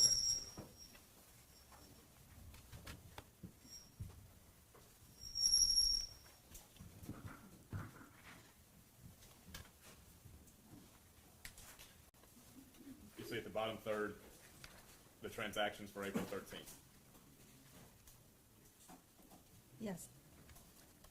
Transactions for April 13th were as follows: $120 from the ATM at Community South Bank, $22 from Shell Service in Holiday, $10 from MAPCO in Parsons, $9.84 Shell Station in Parsons, $6.78 from Sonic in Parsons.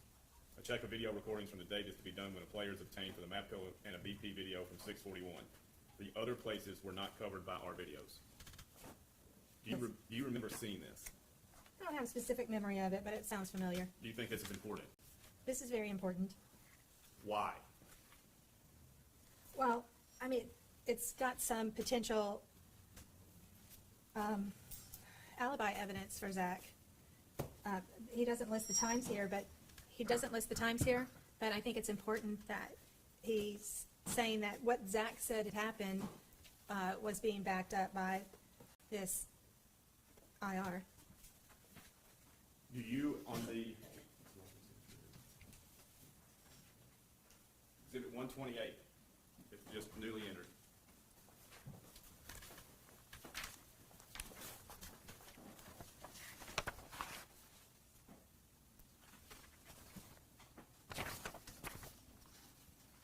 Can you find any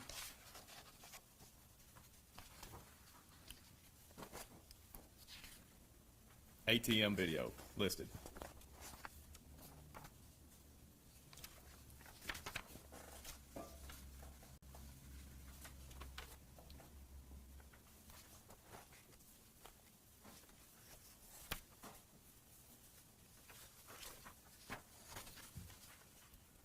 No, I don't see anything that says ATM video. Did you ever pre-trial file simply a motion that says, we don't have this ATM video? Is it on this report, the ATM video? I don't see it. IR 2743 says $120 from ATM at Community South. Says the other places were not covered by our videos. How do you interpret that? That there's no video. Dr. Norton told you that you need to get this. Yes.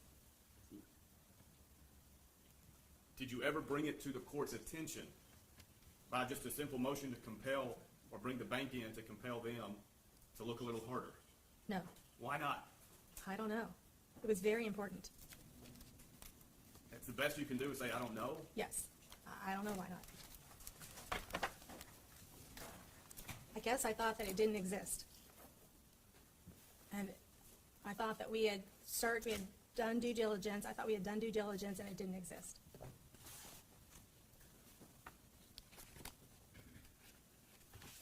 At some point you filed another motion. I'm going to hand you in the court a copy of.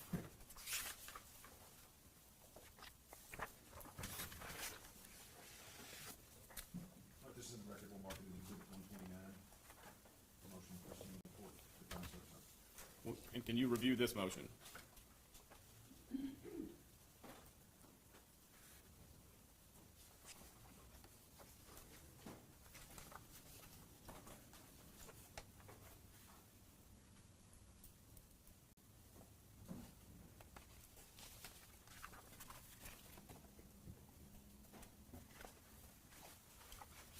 Yes. All right. And can you go to page 3 of 9?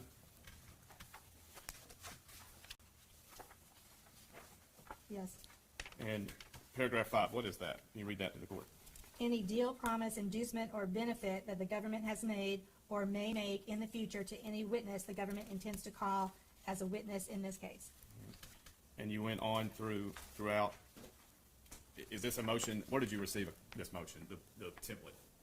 I don't remember. Okay. Yeah. Yes, sir. Thank you.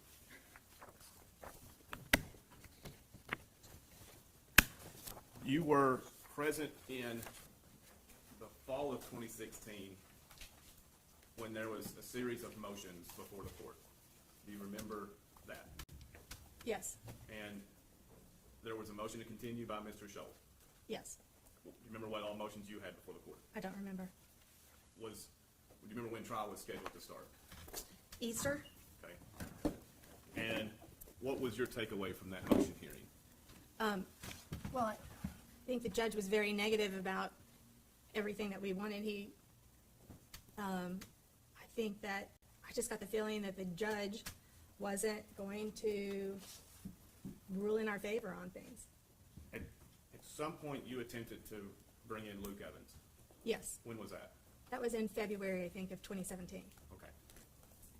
That was very disheartening. What took place in between the motion hearing in the fall of 2016 and February of 2017? Well, Jason then had flipped and had made up this whole story about he was with Zach when Zach shot Holly Bobo.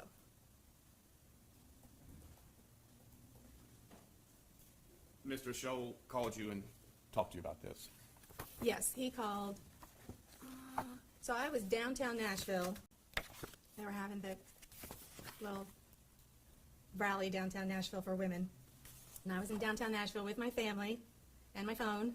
And I got a call, I think I got a call from Jim Simmons. But then Jim, I can't remember how it went, if we did a three-way call, but I was in a Jack's Barbecue down on 2nd Avenue. And I went outside upstairs to a balcony, it was cold. And I went out to the balcony to try to get some quiet so I could hear what they were saying. And Mr. Scholl told you what? That Jason was going to flip. And did he outline? He basically outlined the story. Now let's put a pin right here. At this point in your representation of Mr. Adams, do you believe you were providing constitutionally effective counsel? At this point, yes, but my heart sunk. Okay. Why did your heart sink? Well, because Dylan had already flipped. Jason was going to flip. And these guys were innocent. I just didn't understand why 3 guys or 2 other co-defendants that were innocent and had not committed this crime would flip to to say that they did and put themselves somehow in this.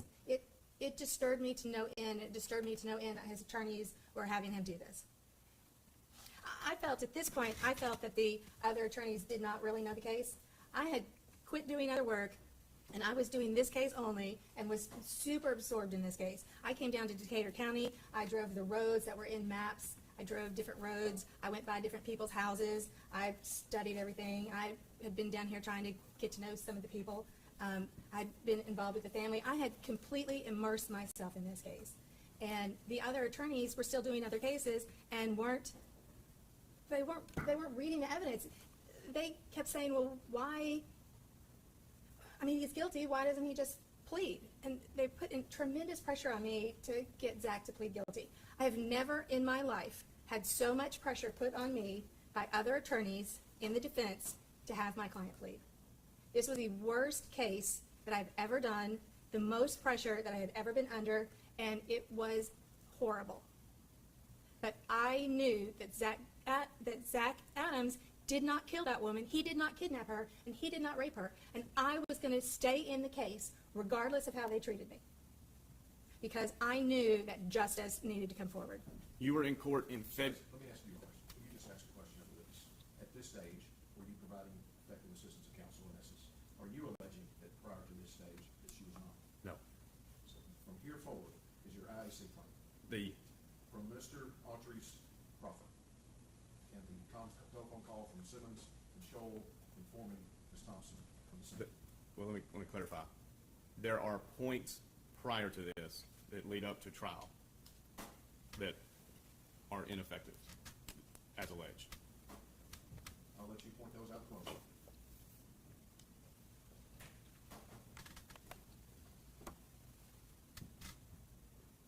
Do you remember February 2017's motion hearing?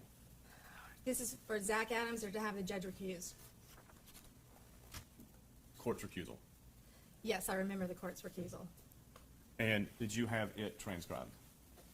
probably, because we appealed it.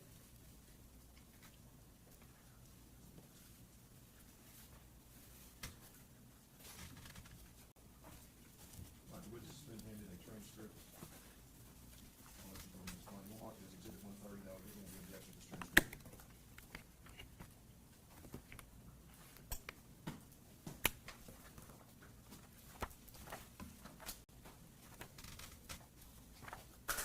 So it's at this point that Jim Simmons and I really severely parted ways.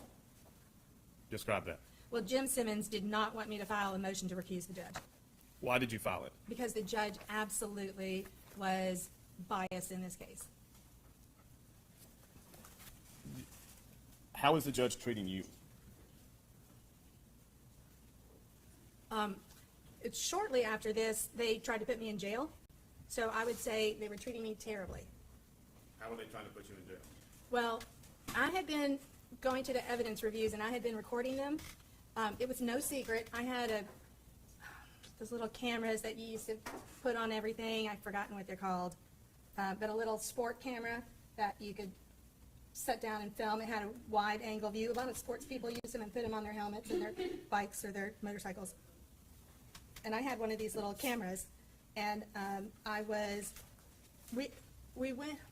to go see, there were some items of evidence that were still in Jackson, Tennessee at the TBI headquarters there, and I wanted to go see these. None of the other attorneys wanted to go. Jim Simmons didn't want to go. I was the only one that went. And Jennifer Nichols was there, and we were opening up different items, and I had the video camera sitting there on the table, and it has a red light when it's on. It's on. I had been recording at the office, the TBI office, in that summer in June when we went to the main TBI office in Nashville to look at the 500 items. And I had been recording there. Everybody knew I was recording. So Jennifer Nichols, at some point in the middle of this review, said, "Are you recording this?" And I answered honestly, yes. And so she blew a gasket. She had a fit. She went out and got the head of the TBI office there in Jackson, came in and said, "How dare you record this?" Well, first of all, Zach had a right to see this if he had wanted to see any of this material, and I needed to remember what was there if something came up. So she came in and said, "How dare you record this?" And the TBI head of the office said, how dare you record this? We have all kinds of cases in here. You're not allowed to record in here. Nobody had said I was not allowed, and I wasn't doing it secretly either. And so I stopped recording.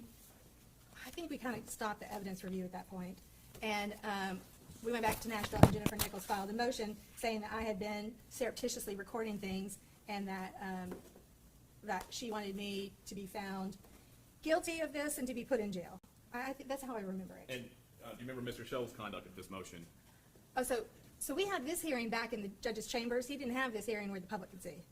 And he took us all back into chambers, and Jennifer Nichols spews out, and she's just so hateful and mean. She just spews out this tirade about how I've been secretly recording everybody and how this is against the law and how I need to be disbarred for this. And I can't remember. There's a transcript of it. But she's just pouring out this poison. And Mike Scholl and Robert Parrish got really, really upset.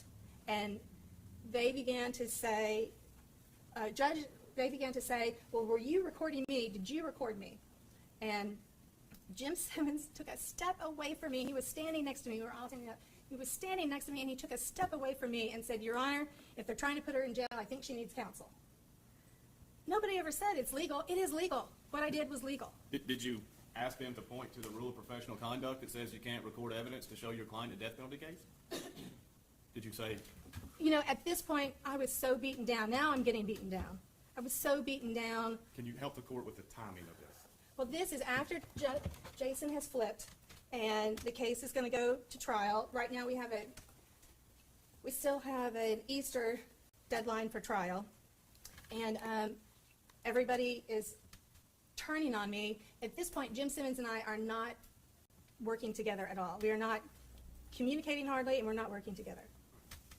I'm going to ask you some personal questions now about your mental health. Yes, my mental health is declining. When did it start to turn? Well, it started to turn early on when Jennifer Nichols came into the case. Jennifer Nichols is just so aggressive. Usually, even in criminal cases, I can be in the worst criminal case, but you talk to the DAs and they're polite to you outside of court. They're nice to you. You have nice chats, and nobody takes it personally. Jennifer Nichols was hateful to me at all times.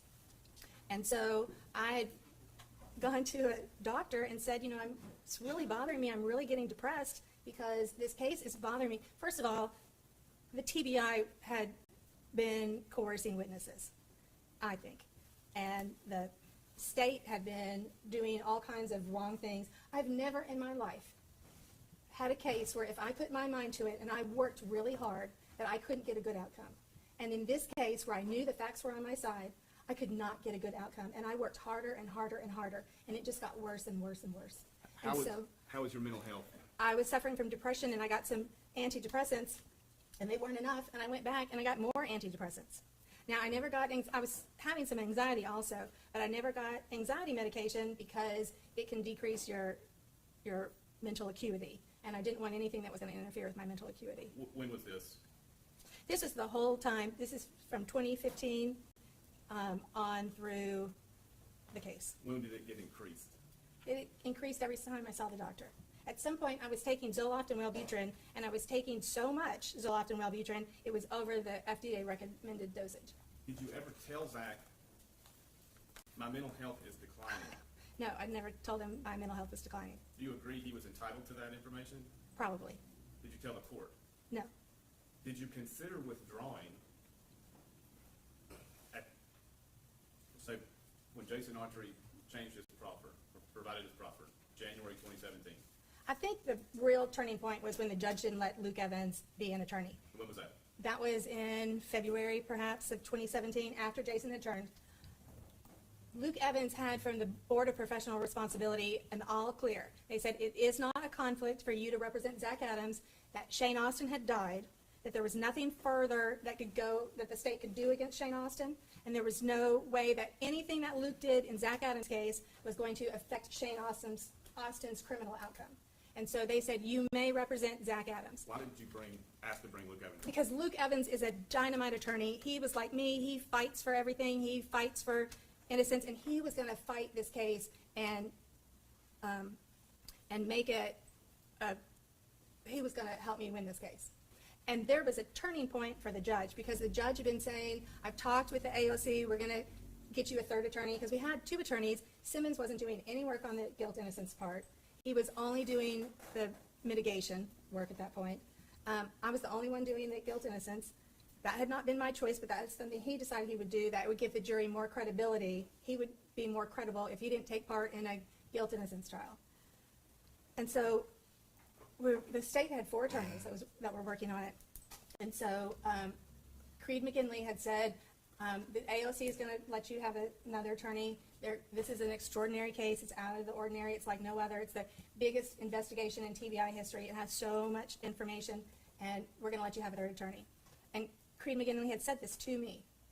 And then I brought on Jennifer Nichols, and we had a telephone call. I usually recorded my telephone calls with my recording pen.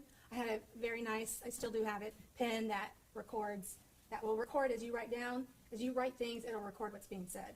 And so I almost always turned it on during telephone conferences with the judge, but I didn't on this occasion. And but my assistant, it was a call-in, it was a large conference call, and I was in West Tennessee at a Cracker Barrel with Luke Evans and an investigator or 2, 1 or 2 investigators. And we'd eaten breakfast, and then the judge said he wanted to have a conference call. And we went out, and the judge said something to the effect of, well, I talked with Jennifer Nichols about this. And so right then, I knew something was wrong. He had been talking to Jennifer Nichols about this, and what they had decided is that Luke Evans, if he came onto this team, this case was never going to settle. I fully believe that she said, if you bring Luke Evans Your on. Honor, to what Ms. Thompson fully believes might have been said. This is total speculation. This is speculation. It is, Your Honor. Objection sustained. So the judge said, I talked with Jennifer Nichols, and I'm not going to let Luke Evans come on. There's a conflict. And so at that point, we had a big hearing about it, about the conflict. The Board of Professional Responsibility, which is the board that decides whether or not there's a conflict, said there's no conflict. And the judge still refused to let Luke Evans come onto the case. Did you feel you needed another attorney? I needed another attorney. I tried to find other attorneys that would come onto this case and try this case with me. How many other attorneys did you try to find? Multiple. What did you do? I called people that I knew were death penalty qualified, and I called people that I knew were good, hard fighters and could try a case, take a case to trial, try it to the end, and get a good outcome. And so 2 attorneys that I know that I called that spring or that winter, I called Jody Bell, who's an excellent attorney in Nashville, who's just been appointed judge. And I cried on the phone with Jody, and I begged her to please come do this case with me and replace Jim Simmons. Why were you crying? Because I was so exhausted and so worn out from all this. And she said no. She said, Jennifer, I've gotten out of death penalty, and I cannot do another death penalty case. And I called Kim Hottie, who is an excellent attorney in Nashville, and she does excellent work. And I said, will you please come on this case with me? And then I talked to several other attorneys. And I think word got back to Jim that I was talking to attorneys trying to get people to come onto the case. But nobody would come, nobody of quality attorney skills that I thought could really try a case would come onto the case with me.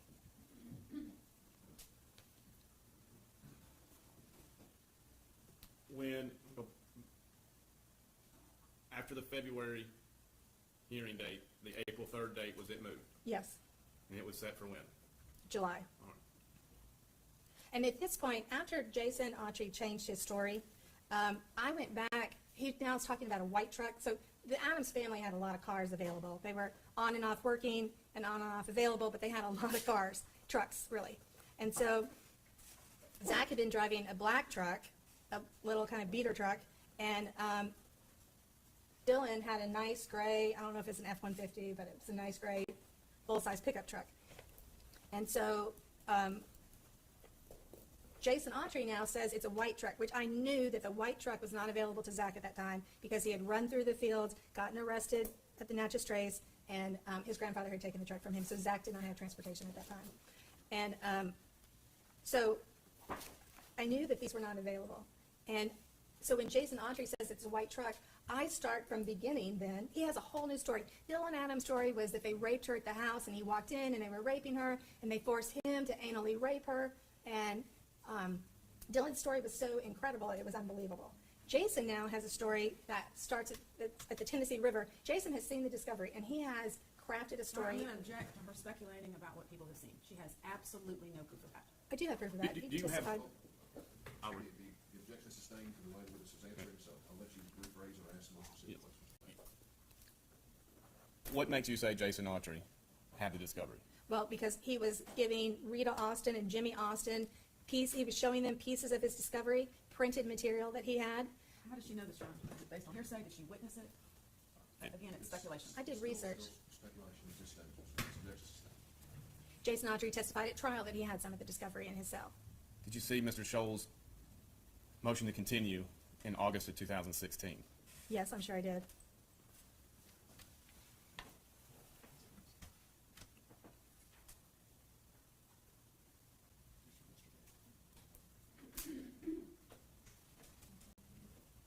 Witness to be passed. Exhibit 123B.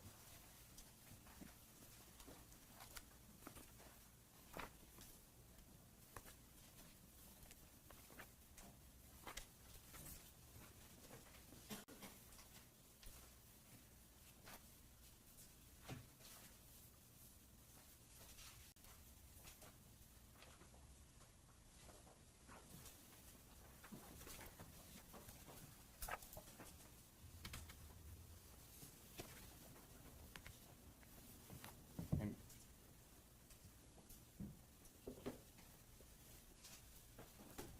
can you review this motion?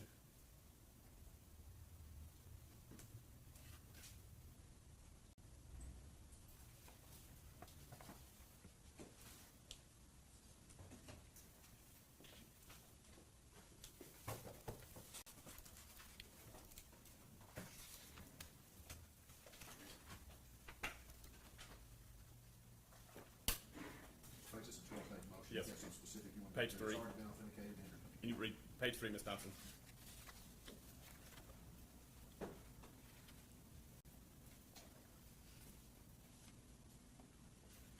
You see where Mr. Scholl says where they meet, Yes, and Mr. Scholl provides discovery to his client. yes, Now, did you bring that motion out to the jury at any time? no. I should have.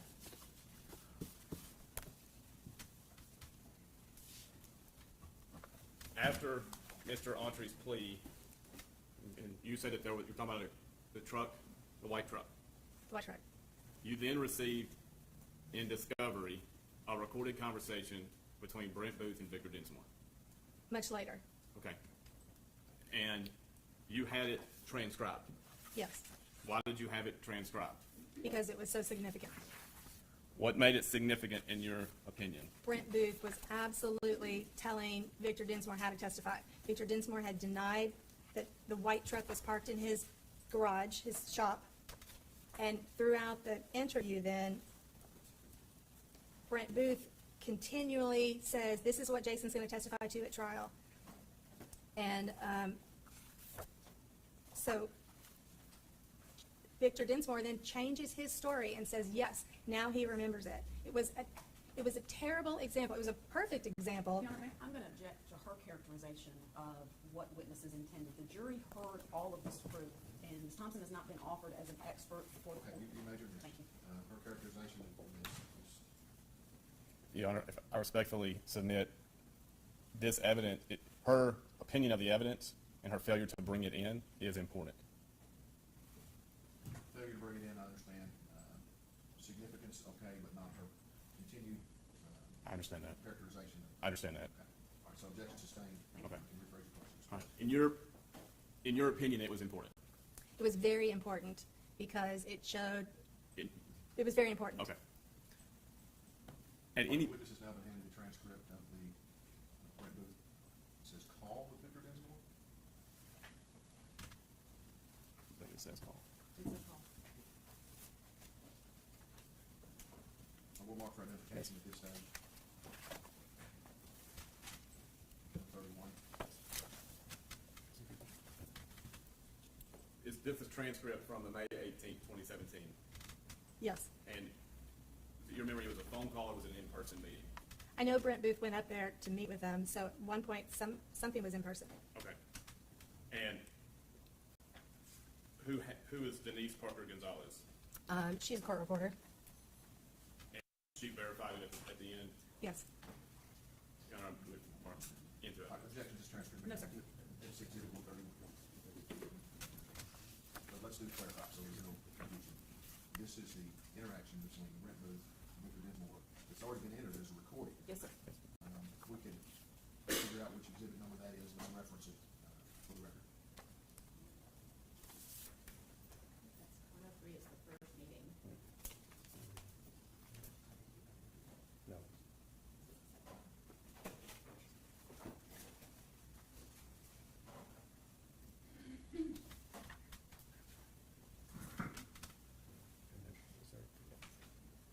Exhibit 58, Your Honor, is the May 18th recording. All right, court's going to have to look back at my notes. Exhibit 58, so this exhibit 131 is a transcript of the audio interview. This marked as exhibit 58. All right, thank you, Mr. President.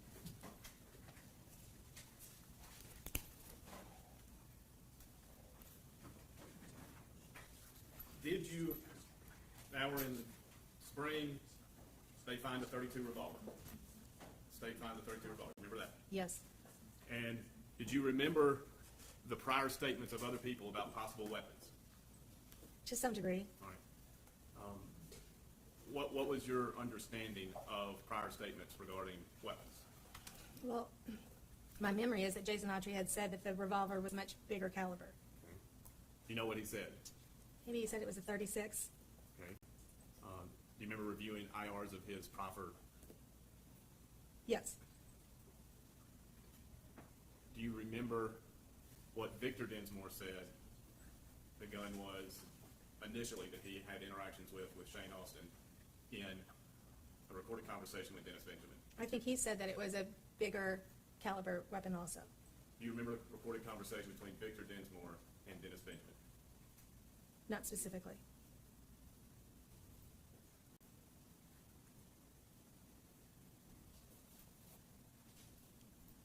Do you remember if Mr. Dinsmore referencing a .32 revolver? No, he didn't reference a 32 revolver. Maybe he said that he had thrown one in a pond. Okay. At some point, I know that Victor Dinsmore said that he had had a 32 revolver that did not shoot, that would not fire right, and so he threw it into a pond at his cousin's house, I think. Do you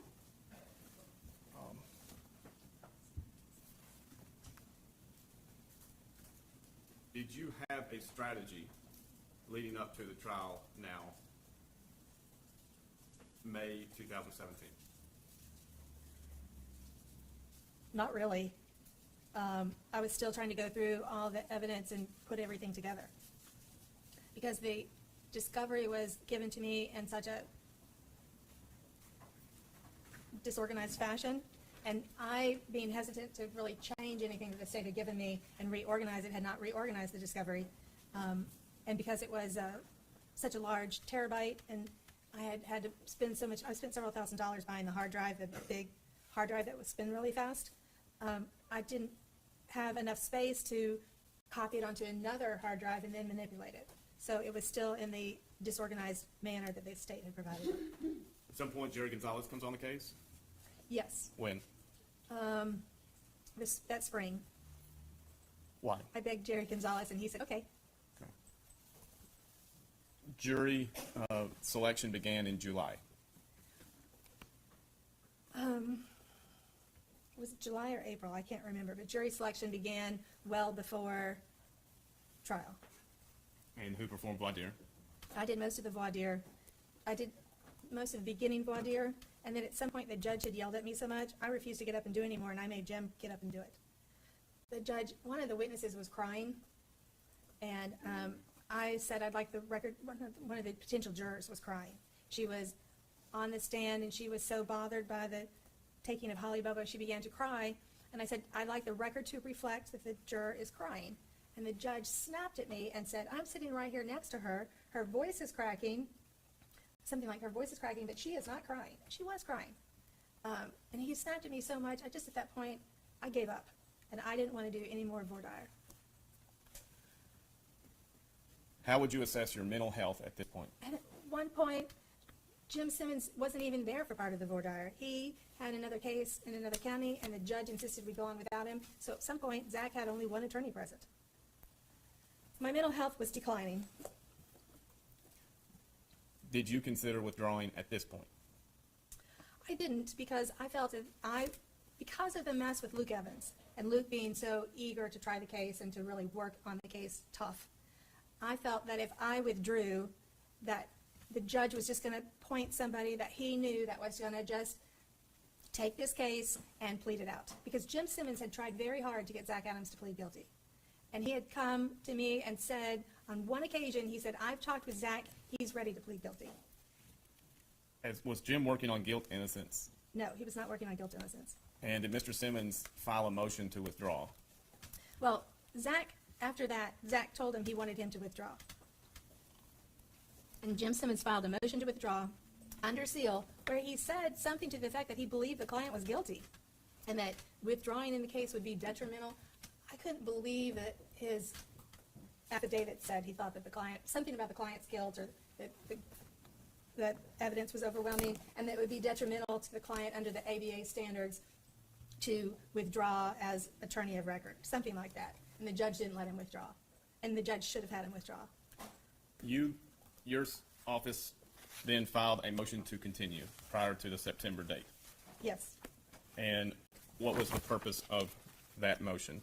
I was not ready to go to trial. The state had given us all the IRs, so I can't remember at what point the state gave us all the IRs, but they'd never given us all the IRs with the materials attached to them. And the state had dumped on me all these hundreds of IRs and the materials attached to them. And so I had gone back, and I was chasing butterflies at this point. I had gone back and I was reading the IRs. They'd given us a witness list of 200-something witnesses that they said would testify. And these people had names I didn't even recognize. And I could sit down and search in the discovery and not find their names because it was not OCR. And so we were desperately trying to figure out who these witnesses were going to be. So instead of doing my witness prep like I should have done, and sat down and thought about each witness and what I was going to bring in and what evidence I was going to put in, how I was going to get it in, how I was going to cross-examine them, I was out looking at these new materials. They gave us lab reports shortly before trial. So all these materials were fresh to me, and I was desperately trying to digest them. And I've handed you the motion to continue. Is this your motion? It looks like it. And who argued this motion? I don't remember. And you attached the various complaints you had about discovery in an affidavit. It looks like it. Your Honor, I'd like to make this the next numbered exhibit. No. All right, this is Zachary Adams, motion to continue the trial. Is that August the 8th of 17? Yes, Your Honor. March of 132. And the motion was denied. Yes. Were you ready for the trial? No. I still thought, up until the day of trial, I still thought we were going to ask for another continuance, and I was hoping we were going to be granted an additional continuance. At this time, had you communicated to Zach that you did not feel prepared? No. Did you communicate to him that your mental health was declining? No. Did you communicate to the court there still are these videos of an ATM that nobody has seemed to have found? Probably not, because at that point I thought that the videos didn't exist. They had converted to a new company and that the system had been wiped out. Had you talked at this point to U.S. Marshal John Walker? Yes, I had. I When think. did you talk with him? I don't remember. Do you remember meeting with him during the trial? Yes. Well, I have a vague memory of it. Okay. Had you met with him before trial began? I'm not sure I had met with him before trial began. What was your understanding of Marshal Walker's qualifications? Well, he was the one that did cell phone tracking for the Marshal Service. So when somebody would disappear, they'd run off and you couldn't find them and they had a federal case. He would go in And he had secret methods, which he wasn't going to disclose. He would go in, search their phone, and figure out where they were. He could do it kind of by figuring out what road they were on or what area they're most likely to be in. And he had said, made a report that said that Holly was most likely going to be found north of the cell phone tower where she was found. She was found north of the cell phone tower. And he said she most likely had been in that area. Do you remember seeing, I'm going to project Exhibit 5 on the screen behind you. Do you remember seeing this map of John Walker's? I think so. All right. Do you remember discussing it with John Walker before his testimony? I don't have a clear memory of it, no.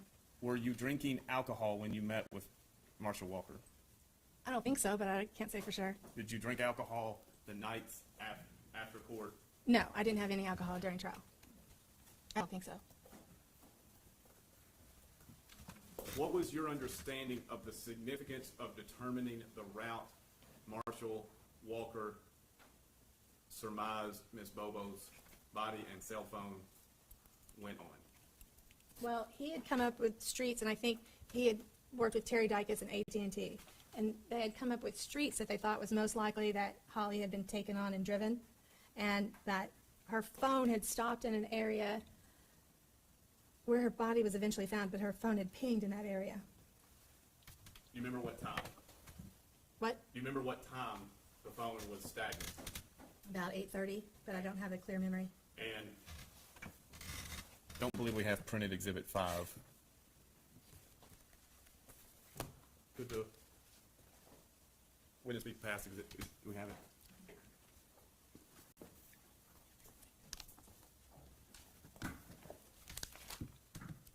Four. 6. Is it up there?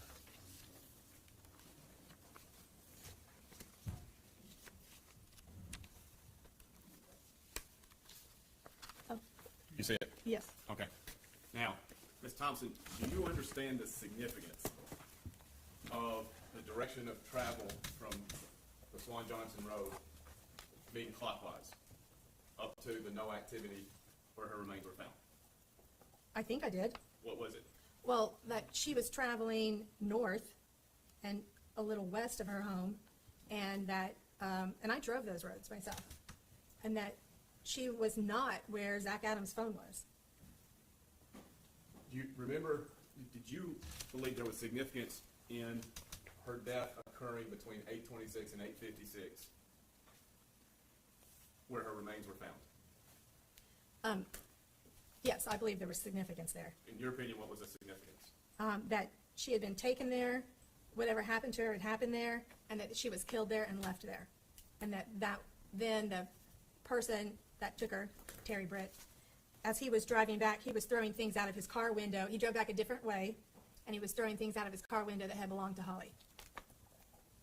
And the last ping of Holly's phone was at 9:25 where the lunchbox and other things were found. Do you remember that? Yes. Did you understand the importance of qualifying Mr. Walker, Marshall Walker, as an expert?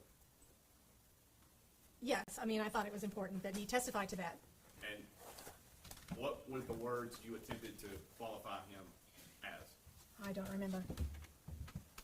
Remember attempting to qualify him? Objection, Your Honor, completed. I remember we tried to get him. All right, hold on. The question that was asked was objected to and sustained, so I'm asking another question. I remember trying to ask him. I'm sorry. Ask you a question. The question that was asked, the objection was sustained. What do you remember? I'm allowed to answer that question. You can ask another question. What do you remember? I remember trying to have him testify about these cell phone records and not being able to get his testimony in. Did you ask Judge McGinley to tender him as a tracking 2G expert? Probably not. Objection, Your Honor, for the leading. All right, I'm going to allow this question. Objection. Did you? Probably not. Why not? I don't know. Maybe I didn't understand that that's what his expertise was in, is tracking 2G phones. Did you go over with Marshall Walker his qualifications? I think I did. Did you make a proffer of evidence? Probably did not.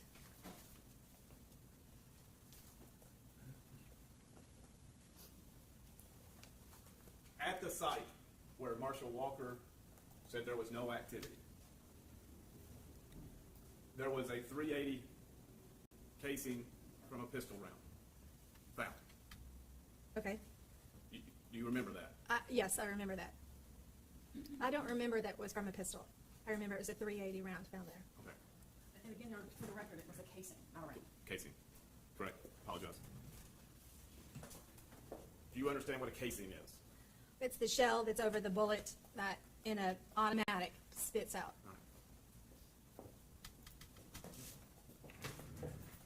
Did you, at the time of trial, understand what the diameter of a .380 bullet is? No. Did you think it was important? Yes. What did you do to find the diameter? Well, I had some other people on the case with me. David Hopkins knew a lot about guns, and I was listening to what David said. Did anybody in your team suggest scientific ways to measure these rounds? Yes, well, we had some discussion about whether or not a .32 could make the hole in Holly's head. And I think we looked for an expert. We're not able to find somebody that would say a .32 would not make a hole that big in Holly's head. You remember Dr. Ross's testimony? Vaguely. Okay. Says it anything, you remember .36 or below? Yes. Were you aware that the .380 was below in size .36? No.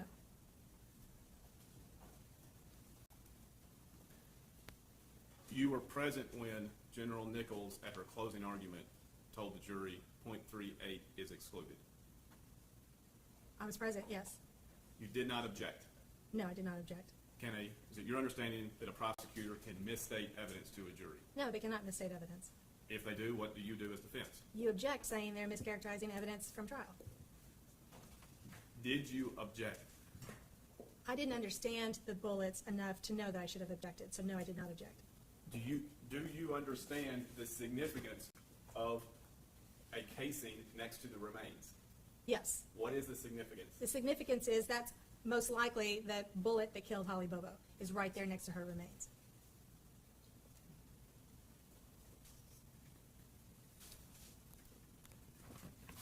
You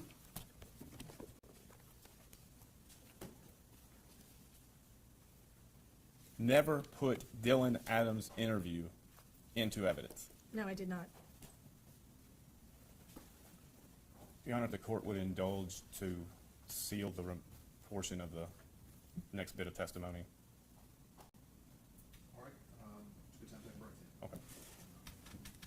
All right, ladies and gentlemen, Mr. Bates has alluded to the fact that he wanted to address, let's put your board down so these folks might see. Mr. Bates will be asking questions about testimony that was previously sealed by other judges, and this court's going to honor that sealing. So I'm going to ask that you step outside the courtroom for this next bit of questioning. When that is completed, back in the court. So we're going to recess for 15 minutes. Also, the cameras will have to be off, as well as microphones. So we're going to recess for 15 minutes. All right.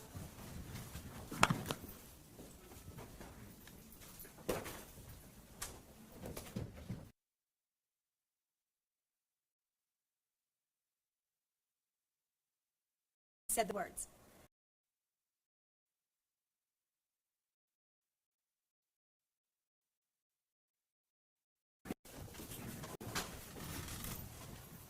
Your Honor, I have the transcript of the proceedings, or at least for the witness. All right. We'll be referring to it. Transcript's being passed up. While that's happening, I want to address something relative to an application of the rules of evidence.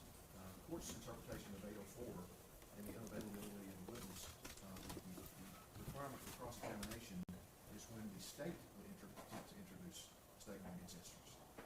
In this case, not the defense. Correct. So I'm not sure how that, but I'll give you an opportunity to respond if you wish. Well, I'll defer to Your Honor's more recent research than mine. The state's position is consistent that it wouldn't qualify as a statement against interest. It would have to meet both of those prongs, and that statement was self-serving and was not a statement against interest. That's a part of that rule as well, but there potentially were parts of that interview that could be taken as statements against interest. And the point of this was it should never attempted to. And I'm going to clarify that with the witness as well. Staying off our... It's not going to be. Ms. Thompson, do you believe any part of Dylan Adams' September 2014 statements were true regarding who raped, abducted, and killed Holly Bobo? Well, they weren't made in September 2014, right? The recorded statement. The recorded statement was made back in early January or February or so of 2014.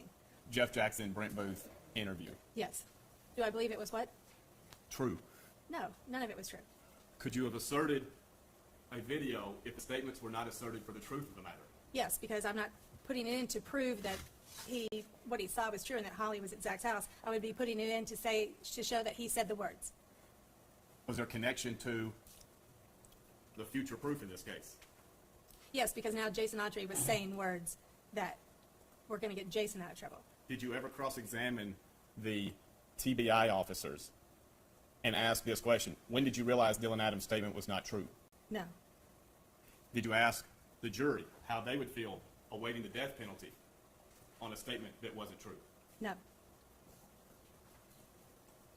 Do you think it was relevant for why Mr. Autry engaged his proffer in 2017?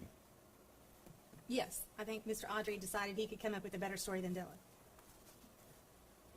Transcript, page 1624, and it's small print. Hopefully you can. Oh my.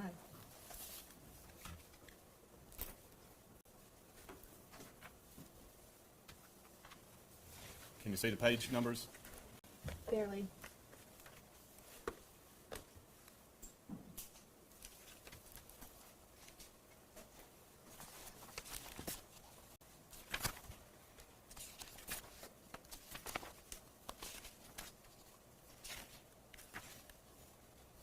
Okay, which page did you say? Start with 1,570. Oh, 15. 1,570. Okay. 1570.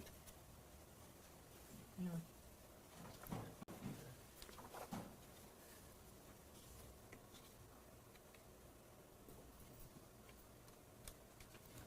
Is that at the end of a volume? Should be the beginning of volume 38. Okay.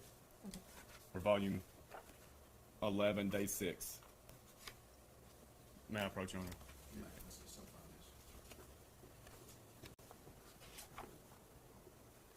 here.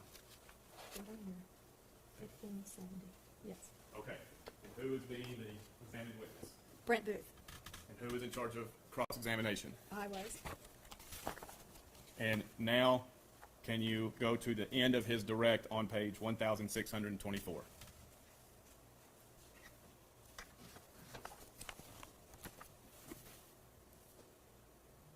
Yes. Question by General Hagerman: Was there pressure to solve this case? Answer: self-imposed. Yeah, there's pressure. That's by friends and neighbor. You don't get in this line of work for the money. I don't do what I do for the money. I do what I do because I love people. I fix things. I am a hands-on kind of guy. Take charge and fix things. What's solving this case mean? Does it mean just picking somebody? No, because there's all this pressure being self-imposed. No, I would never do that. We never would do something like that. We pride ourselves on doing the right thing. Is there a question for Ms. Thompson here? Yes, yes. If I can get to it. We pride ourselves on doing the right thing and always the right way. We make mistakes in this one, yeah. One I'll take with me the rest of my life. That's all, excuse me. But I got the right person. I didn't charge the wrong. Then you objected, line 23. Objection, Your Honor. I object. We're giving opinion testimony right now. I object to that. Then, General Hagerman, I think it's enough. I'm not going to ask any further. Thank you, Agent Booth. And the court said cross. All right. Do you remember this part of the trial? Yes. Do you believe Agent Booth opened the door to whether he did things the right way? Yes. At the time, you had the recording of Agent Booth and Victor Dinsmore just several months before, correct? Yes. You did not hit him with that on cross-examination, did you? No, I didn't. You did not hit him with the Dylan Adams interview that he could have authenticated because he was there. No, I didn't. Do you agree he could have authenticated it? Yes. You could have gone through Jeff Jackson's behavior against Dylan to get a statement the state said they don't believe. Yes. Why not? I don't know. I think I was overwhelmed at that point. I think that I didn't, we didn't know who was coming to testify. I should have also in advance, not just the night before, but in advance should have sat down and gone over these things and really thought out how I could get this material in. I don't know why I didn't do it. I can't explain it. Do you think that was competent counsel? No, I think I should have put it in. I think that the fact that the TBI was willing to go with one lie when it really didn't meet the facts, and then they were willing to go with Jason Autry's lie, which didn't meet the facts, would have been telling. The jury never heard any of the Dillon stuff, did they? No. They had no idea there was a 4-hour interview that the state traveled on for how many years? 2014, 15, 16, so 3 years. You didn't ask Agent Booth if he felt he coerced Victor Dinsmore, did you? No, I did not. Did you ask Agent Booth whether Victor Dinsmore told you what kind of gun it was? No, I did not. I don't think this is working.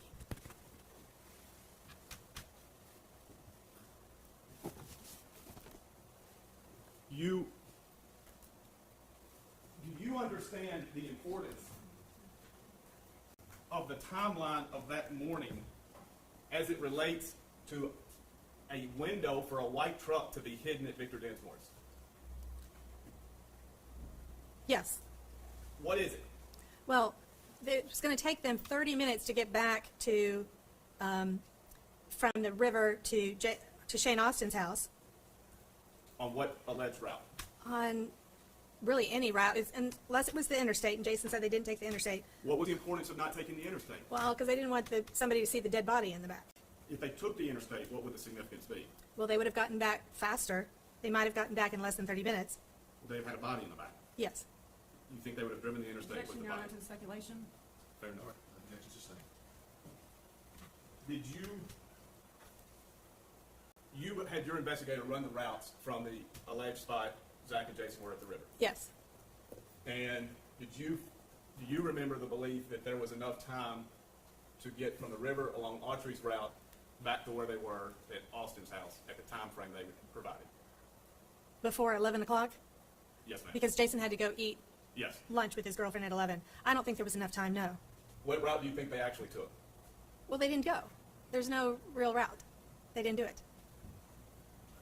Do you understand at some point, do you understand where the cell records put Dylan, Zach, and Shane in Parsons that morning? Yes. What time? 11:20, Okay. I'm guessing. I can't quite remember. Do you understand, what was your understanding of the state's timeline when a truck was hidden at Victor Dinsmore's? I don't know what the state's timeline was. I'm guessing from Victor Dinsmore's trial testimony, the state's saying they did it before they went to Parsons. Did you explore when there was time to do that? No, I didn't. I should have. Did you discuss with the jury this timeline that the state was bound by? No, Why not? I don't know. Do you remember having discussions with your internal team, Mr. Simmons, your background investigators? Simmons didn't discuss any of it at all with me during the trial, I don't think. The investigators, I don't remember specifically. I remember showing that they couldn't get there within the 30 minutes that Jason said, or it would take them over 30 minutes. And so that Jason's timeline was off. I don't specifically remember putting the truck being hidden at Victor Dinsmore's, moving tires, getting it in there, and then going to Parsons by 11. I don't think I specifically remembered that or put that together. Did you emphasize to the jury the cell records from 10:49 beyond? No, Why not? I don't know.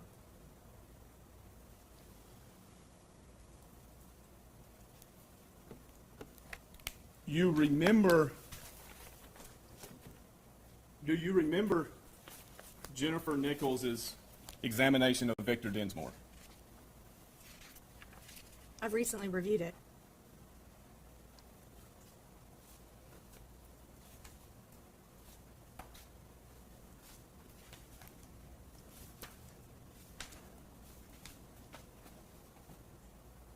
if you could go to page 1,536. 1,536? I apologize. It's going to be sooner than that. 1,490. 1,505. Final answer.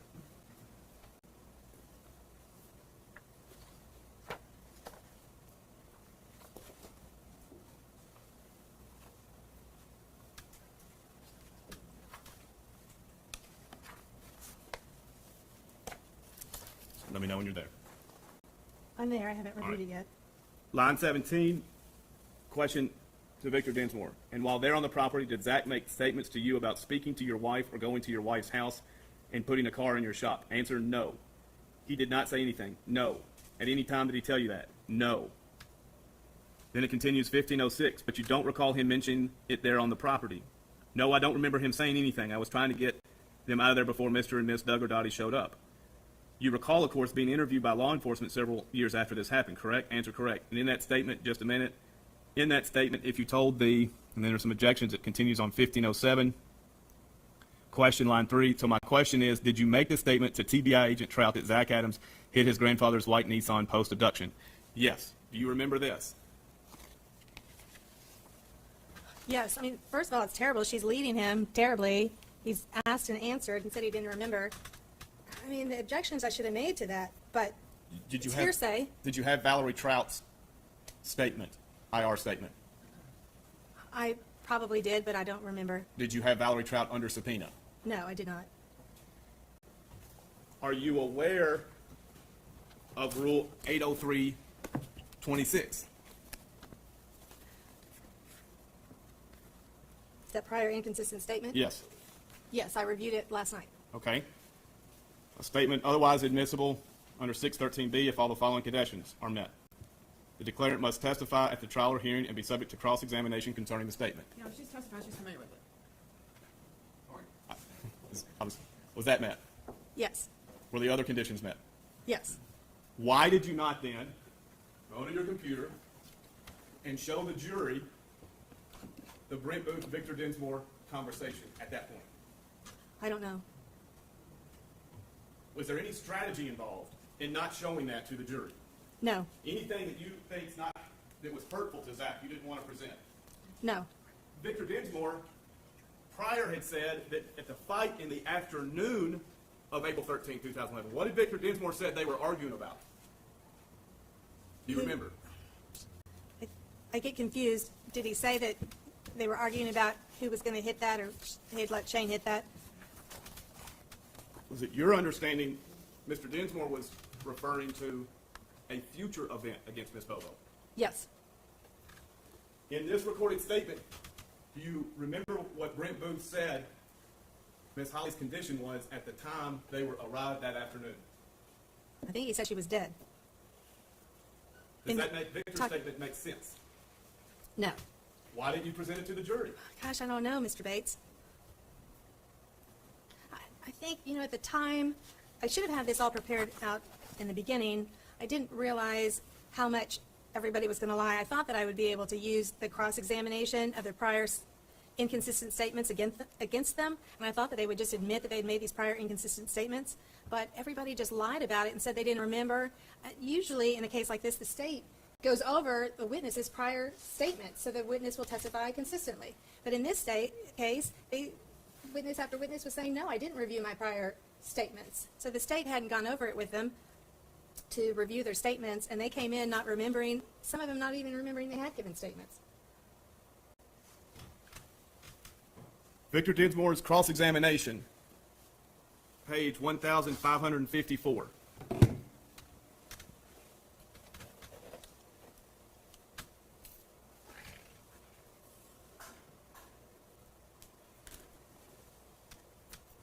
Line 16. Now, you also talked to Brent Booth about the gun that you disposed of that you got from Jason Autry, didn't you? That I had my wife dispose of. I got it from Shane. Your wife disposed of it because you suggested she dispose it, didn't you? Yes, I did. At first, you told Brent Booth also that it was a .357 or a .38, didn't you? Answer, yeah, I wasn't really sure what it was. had you listened to the second recording of Brent Booth and Mr. Dinsmore when you cross-examined? Yes. What do you remember what Mr. Dinsmore said to Mr. Booth regarding the gun? Not off the top of my head. Your Honor, I'm going to play from the May 18th video recorded. Exhibit 64, May 19th. We'll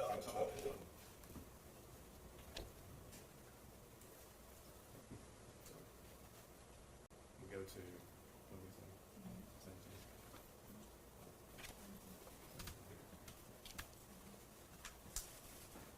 your question on page 1554 was a 357 or a 38. Yes.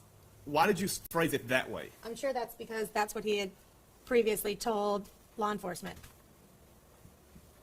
I'm going to play beginning at minute 7:02 of Exhibit 64. She wanted to knock her nugget, so I told her don't hurry, on the way down through there. She didn't because there was too much traffic, came back, and that's when she pulled off onto a holiday road. So he's just gonna keep it and hide it somewhere home.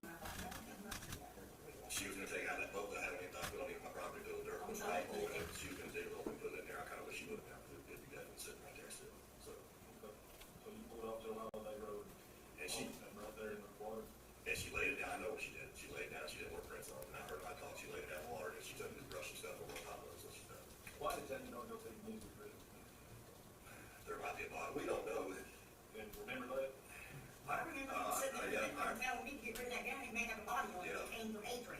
Because A-Train has hands on it. And I remember when I told you guys about the other gun was just a junky little piece of shit 32, and I took it myself and threw that in my cousin's wallet. Okay, because I was afraid he'd fire. And I didn't want to keep those around. Did you emphasize with Mr. Dinsmore, he had already thrown the 32 revolver away? No. Did you emphasize when he made this statement in relation to when the gun was found?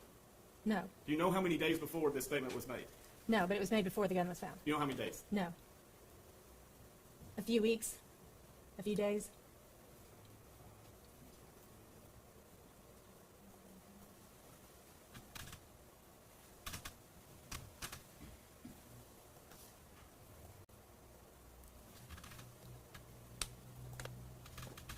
We're now going to go to minute 6:04 of this same exhibit.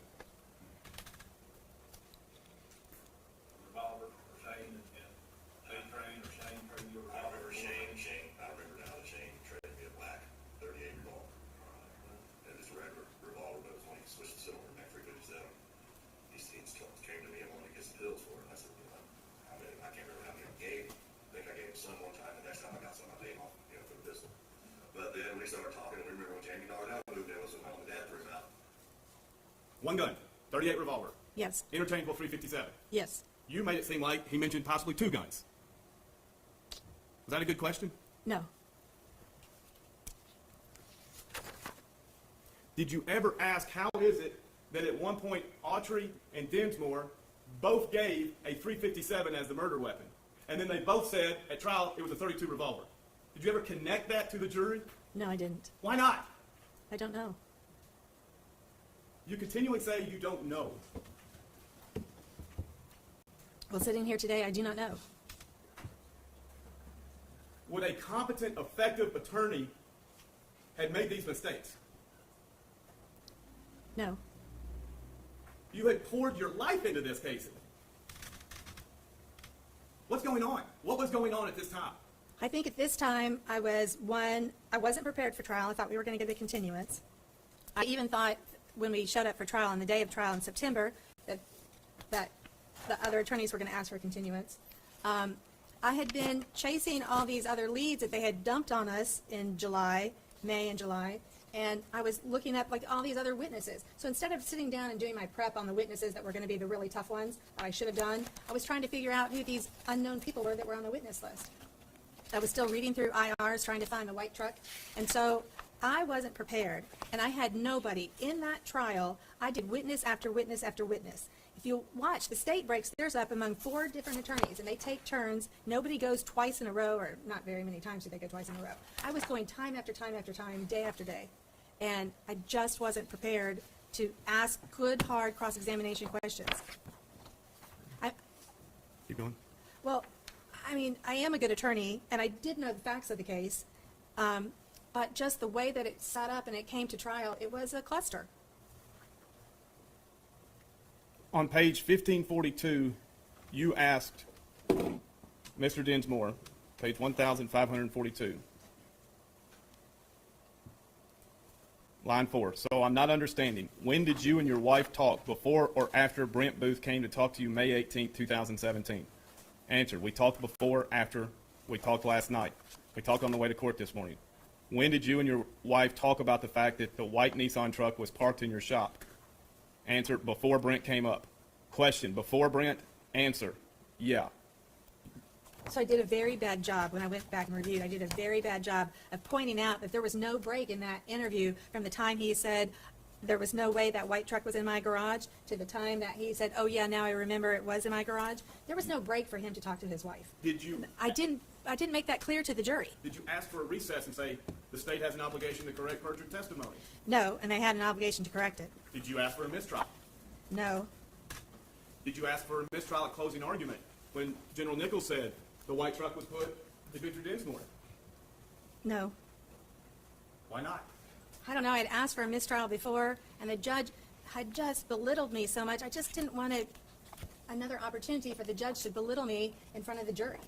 I mean, he treated me like a second grader over the evidence materials. When I said it was hearsay, and the state said it's not hearsay, they're not offering it for the truth, and I asked for a corrective instruction to the jury. He gave the jury a little mini lesson about hearsay, and he said every law student knows this. So every time I objected to things, he was so belittling to me that I thought I just got punished enough that I stopped making as many objections as I should have, and all kinds of hearsay came in, and all kinds of irrelevant material came in, and I should have objected to it. When Brent Booth says, we got it right, you objected to his opinion. Yes. At the time of your objection, did you know that he had sworn to the Judge McGinley there was probable cause that Terry Britt committed the crime? Yes, I knew that. You had search warrants. Yes, I knew that. Why didn't you say, okay, you want to give your opinion, here's your prior opinion?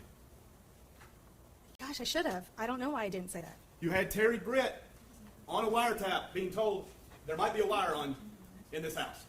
So with the search warrants, I mean, I did bring up the fact that he had done hundreds of search warrants, and I did ask Brent Booth about that. But I should have gone through them each one and said, you know, you at one point said it was the Bobo family, and you at one point said it was Terry Britt.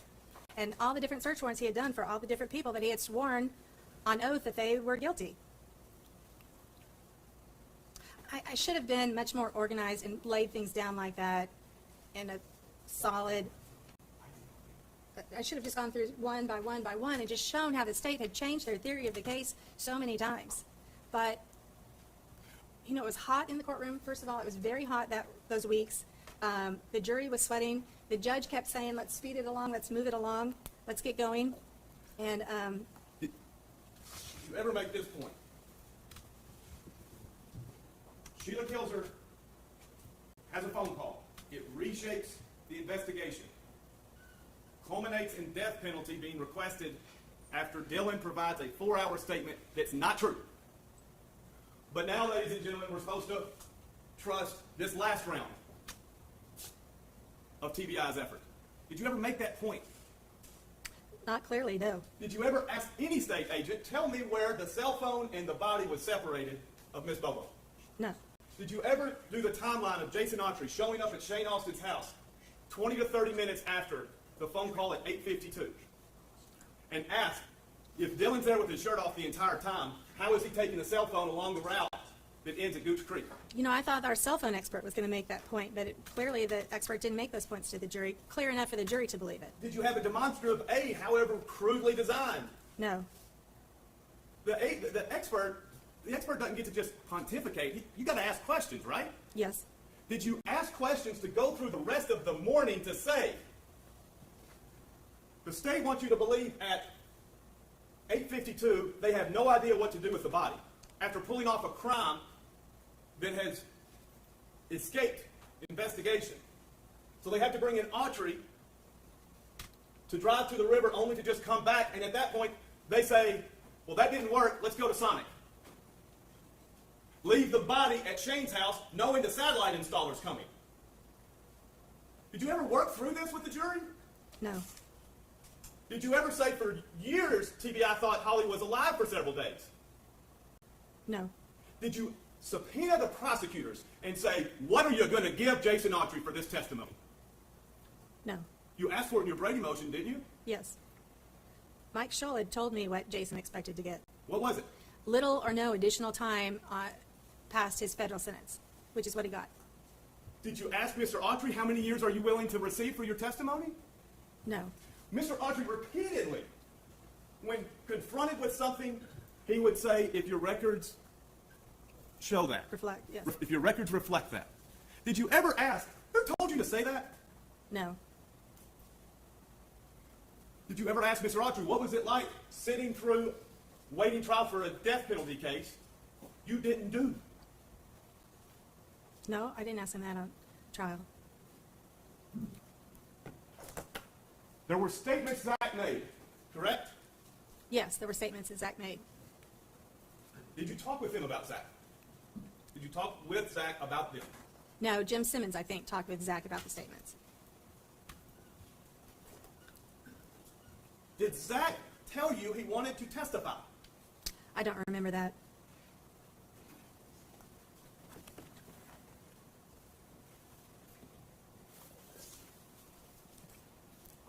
Do you remember talking to the news after the verdict?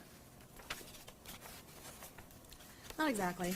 I remember that I walked outside and made some statements to the reporters, which was really about the first time I'd made any statements.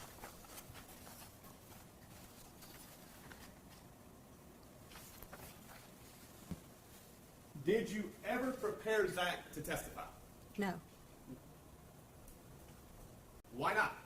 Well, because there were some accusations that Zach had tried to rape his stepsister, and I thought if we got him on the stand, those accusations were going to come in.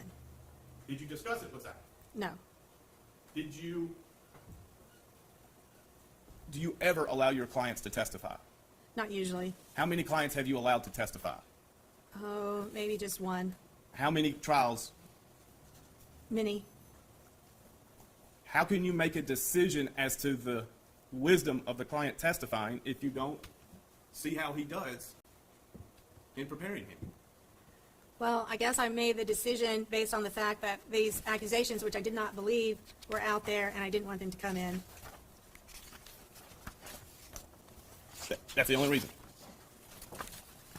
Well, also, Zach was a little miffy. Even still then, he's not the man he is today.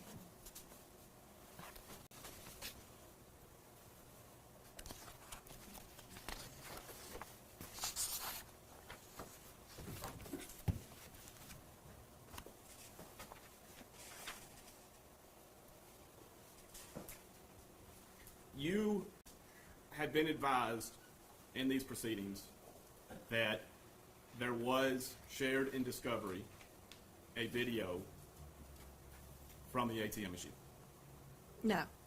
in the post-conviction proceeding. Oh, yes, I now know that the state knew that there was a video of the ATM machine. And did I ask you to follow the file path that was provided in a motion by General Boyano to find us? Yes. Yes. So on my Pegasus hard drive that I have, that was several $1,000s, I pulled it out, fired it up, and went through the process and followed the path that you said it would be to open up the video.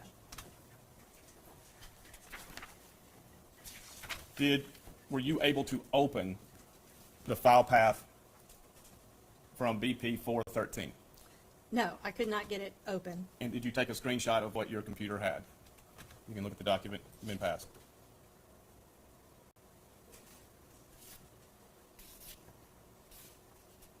I guess I did. And did you send it to me? I guess I did. But recently, I mean, I did it just very recently, too. Let me ask this. Would it help you remember when you possibly sent this if you saw the email to my office? Yes. I'm going to pass the witness this. Just look at it And then provide it back to the court officer, please.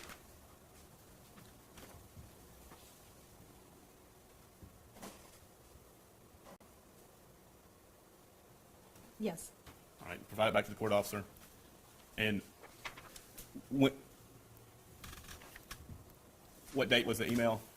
April 25th, maybe, 2025. And what's the date on the install this first to view on the far right? Oh.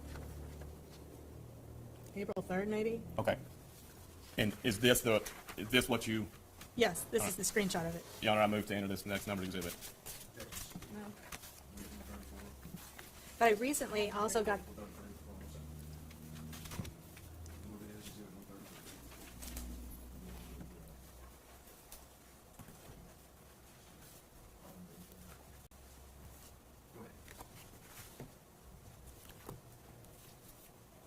Yeah, you recently what? I recently, just days ago, got out the hard drive again, turned it on, fired it up, and tried to open the file on the Mac. It wouldn't open on the Mac, but then I made a copy of it to a thumb drive, took it over to my computer, installed the software on my hard drive like it says to install the software went on, and still couldn't open the files. It was labeled, what is it labeled on this? V8 or something like that? But what's the individual date, the individual number? I don't know, I lost my copy. Hang on.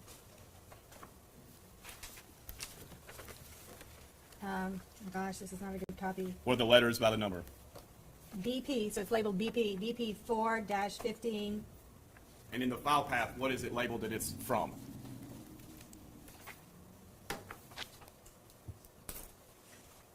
I can't tell. Okay. But I think it looked like it was video from the BP store. If it was, did you ever, let me just like that. Did you ever see the file path ATM? No. There was some bank footage that they provided, and I did go through the bank footage and try to watch it and see if I could see Zach coming through an ATM. But it didn't clearly show the ATM, and I didn't see Zach come through.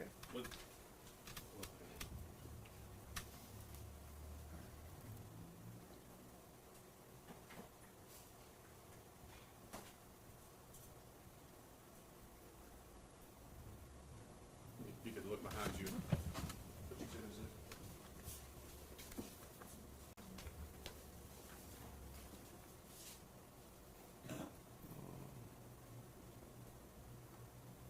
Exhibit 8, Your Honor.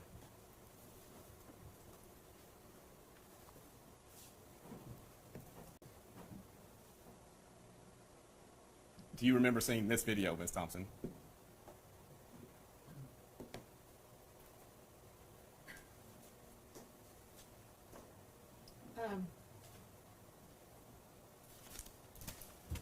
This video right here doesn't seem to show anything.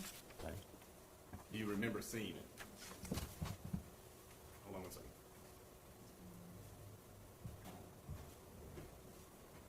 Okay.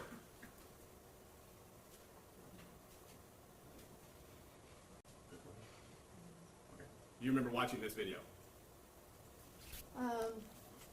Not specifically. Okay. Is it the video from the bank? I can't answer questions. It seems like it's a video from the bank where it's showing the road and showing cars driving up to the bank teller window.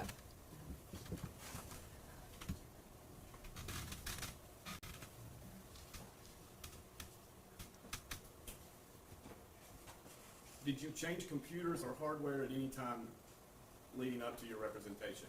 No. I had a Windows computer in my office. So in March and April of 2017, when you attempted, 2025, this year when you attempted to open, is it because you had a new computer or a new system? Well, I did get a switch over to Windows computer years ago. Okay. And if you turn around.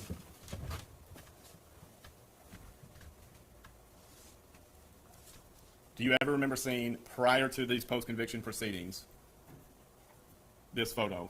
No. Do you, Which is a still shot of that exhibit, we marked it as a long exhibit what? 101. if you had the timestamp of 11/12 of that photo, would you have used it in a jury trial regarding the timeline the state sought the jury to believe? Yes, that's an alibi, partial alibi for the time that the state says he was committing the murders. Did you have photos of that Silverado from being impounded by the state? Yes.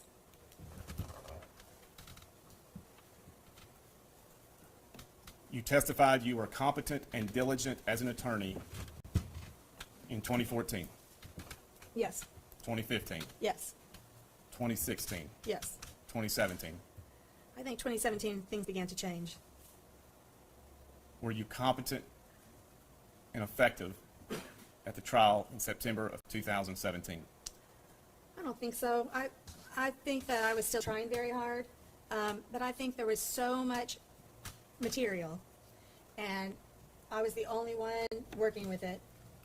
I was the only one doing the trial, and even if I had wanted to pull something up and play something for the jury, it would have been a monumentous task for me to find it in the discovery. One of the things that the state did is they would come up and they would present the witness with a piece of paper and say, here's this, and I would say, what is that she's handing him? And she said, well, she got it in the discovery, Your Honor. Well, I got 4 terabytes the first day. The first day they gave me discovery, I got 4 terabytes, and then they kept adding on and on and on to that. So I wasn't able to pull things in trial and show them. I was barely able to cross-examine witnesses. And it's not because I wasn't trying or I wasn't a good attorney. It was because the situation that I was plopped down into, and with the judge being so rough on me and the state being so ugly to me, it just made it impossible for me to be my normal zealous self. Ms. Thompson, do you agree that a competent attorney has to get past sometimes the state's mean to you? Right, that sounds kind of babyish, but the state was so ugly when I would make objections, and so ugly in front of the jury, I was worried that they were poisoning the jury against me. You knew this was a voluminous case in 24 when you received discovery. Sure. You knew you were going to a dense trial. Yes. You knew the important witnesses, did you not? I did. One of the Jason Autry testified that he remembered in 2017 driving and seeing a man mow his yard. Remember that? Yes. Did you remember you had an IR? I knew we'd had an IR to that effect. Did you bring it to the jury's attention? No. Why not? I don't know. You knew Victor Dinsmore was an important witness. Yes. You knew Rebecca Earp. Yes. Did you remember Rebecca Earp was threatened with prosecution? Yes, and it threatened that they would take her baby away from her if she didn't tell the truth. Did you ever tell the judge right before the continuance, Judge, I'm upping my dosage of antidepressants? No. And when I said the state was mean to me, I mean, that's not, people being mean to me is not a reason, but over time, just the continuous, when they threatened to put me in jail is really when things kind of changed. Why didn't you withdraw then? Well, Judge, they're trying to put me in jail. Because I thought if I withdrew, judge was just going to put on some other attorney that would come in and plead Zach guilty, and I knew Zach was not guilty. You thought you were the only attorney that could help Zach. I thought Judge McGinley was not going to appoint a fiery attorney to represent Zach, and I believe that's true. Were you a fiery attorney to the jury? Not at that point. In hindsight, do you think this should have been your first death penalty case? Well, I think the death penalty didn't come into it much. You don't think it impacted jury selection? I think Jim Simmons had so much experience in death penalty that he was able to handle the death penalty part, and death penalty really didn't play into it much. Jim was doing the mitigation and the sentencing. Do you think the death penalty affects jury selection? Yes, you get a much tougher jury when you do death penalty selection. It's been alleged that nobody looked through the discovery as much as you did. Yes. You have maintained Zach is innocent. Yes. Do you think if you had done a better job, the verdict would be the same? I think so, because I think the way that we picked the jury and the way the judge was handling the case, I don't think the judge was going to let Zach get a not guilty. I think the judge was going to do what he needed to do in order to see that there was a conviction in that case. It would hurt you professionally if it were your fault, right? I'm not sure it would hurt me more than this testimony is hurting me. It took you how many years to do the motion for new trial? Several. Why? Because I just didn't, well, one, it took a long time to get the transcript. And then after the transcript, I just hated looking at the case. It just was so ugly, I just didn't want to go over that part again. Did you have gone through and watched your trial from 2017? Yes. How was your cross-examination of important witnesses? Well, Victor Dinsmore and Jason Autry was poor. In the past, when somebody lies and makes up stories, I've been able to go through their story very slowly and show all the lies. I mean, they get twisted up in their story. But Jason didn't get twisted up. He stuck with it, and so what I ended up doing was just nailing down, just confirming and reaffirming Jason's story instead of showing that he was lying. He was lying. Did it ever cross your mind to call Mr. Scholl as an attorney or somebody from the state to discuss their plans for Mr. Autry? No. Senator Witness, Your Honor. Yes, sir. Are you asking me if I need a break? Or are you telling me? Yes, sir. It will not.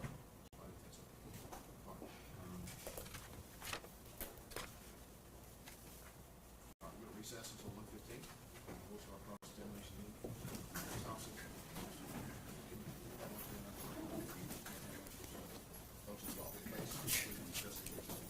Okay.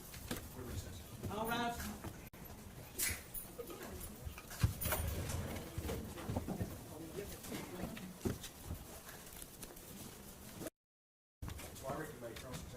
Thank you.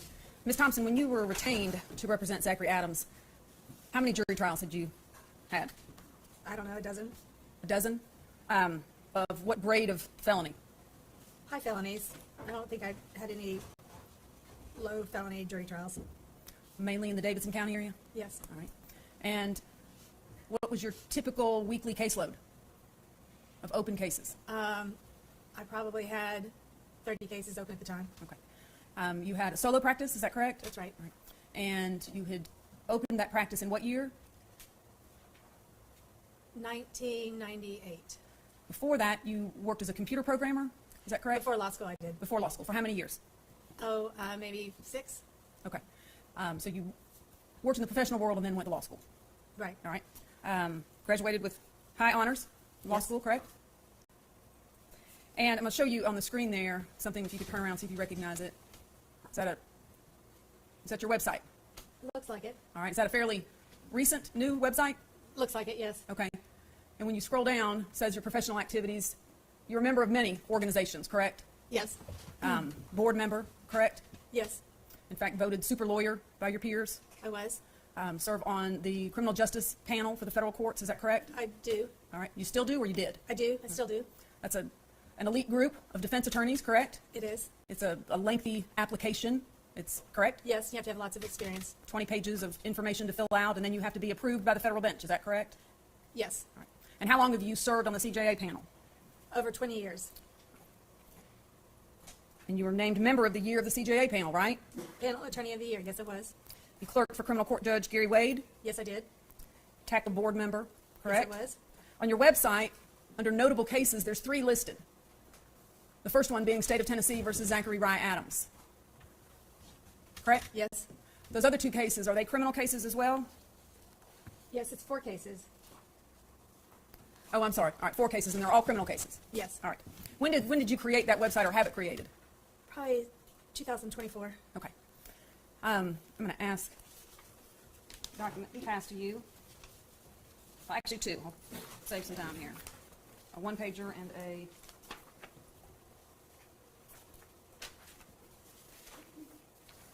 That for her and for the judge. Thank you, ma'am. You could look at the 1-pager first and tell me if you recognize it. Also do that remark for identification, 1-page CV, and it's 134. Thank Yes. I recognize that. you. What is that? It's my CV. All right. And the second document that I handed you, the 2-pager. You recognize that? Yes. All right. And what is that? It's an engagement letter between me and Zach Adams. All right. Again, I'd ask that the Exhibit 134 be moved into evidence. And 135. And 135, yes, sir. Mark the engagement letters, exhibit 135. Thank you. Was this a form engagement letter that you used on all cases? I modify it depending on the case. Thompson Law Firm will represent you in the matter of State versus Zachary Adams. The amount of the fee retainer is $50,000. Was that a flat fee that you were going to be paid? Or go ahead. I think my retainer says that if we get to near the end of the fee and there's still work to be left done, I can request additional retainer. Additional money? Yes. Correct. When setting legal fees, the Thompson Law Firm considers many factors. Some of the factors are as follows: the complexity of your case, the time, other clients, and other opportunities that the Thompson Law Firm must decline to take your case, the expertise and experience of the Thompson Law Firm in representing clients in matters of this nature, and the firm's best estimate of the amount of time which will be expended to represent you. Once counsel begins any work on the matter, the legal fee retainer will not be refundable and is considered earned when paid. And I'm assuming since this is signed and you began work, it was paid? Yes. And you began working on behalf of the defendant, Zach Adams? Yes. Did you go back to the family at any point for additional funds when that money ran out? Not for me, no. Okay. At some point, you got Judge McGinley to appoint you, correct? Yes. Is that typical for a lawyer that's been retained outside of the court system by a defendant to then be appointed by the court to be paid by state dollars? Yes. That is typical. Yes.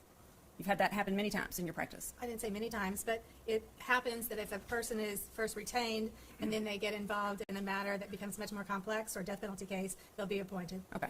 And in this case, the death notice probably played a factor in that. Is that correct? Yes. All right. Do you remember when you were appointed by the court? I don't remember. When you agreed and executed this document, at the time, you had experience. Yes. You'd been in courtrooms before. Yes. You'd talked in front of juries. Yes. You'd handled motions in front of judges. Yes. You knew your way around. Yes. And you were confident in your ability. Yes. Who's Brad McClain? You remember who Brad McClain is? He's another attorney that does criminal defense work. All right. Do you remember telling him at one point, I do great with juries. I can win this case. I will tear his ass up on cross-examination. Excuse my language. No, I don't remember saying that. Okay. Did you talk to him about this case? Yes, at some point I did. Was he one of the lawyers that you tried to recruit to help you? Yes. Do you remember telling him you've tried lots of cases with Jim Simmons? I love him. Yes. You do remember saying that? Yeah, I love Jim Simmons. Okay. All right. And you all had tried cases together? We had tried several cases together. I don't know what a lot is. We had tried several cases together, yes. And if I said a lot, I didn't mean to, but you had tried cases together? Correct. All right. How many? Do you have any idea? 2 or 3. All right. What were they, murder cases? Probably child sex offense cases. Sex offense cases, probably. Okay. You testified on direct examination that around 2017 you started to question your, I guess, ability? Is that fair? I don't know if I was really questioning my ability. I think around 2017 I became more complacent and didn't fight things. I wasn't objecting to things like I should have been. Okay. When Mike Scholl shared with you that Jason Autry was going to testify for the state of Tennessee, you all had a conversation about that, right? He called you. Yes. He told you, he called the other attorneys? Yes. Do you remember asking Mike Scholl, when I walk my client out of the courtroom, will your client have any time to serve? Remember asking him that? No, not specifically, no. Okay. That sounds pretty confident, doesn't it? Sounds pretty confident. Do you always have that level of confidence when you go into trial? I wouldn't say on every case. It depends on the facts of the case. Okay.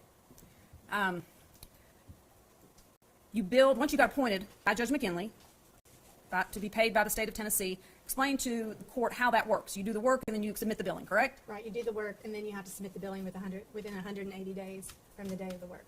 And did you do that in this case? Yes. All right. Did you have a system set up in which you did that on a fairly regular basis? Yes. All right.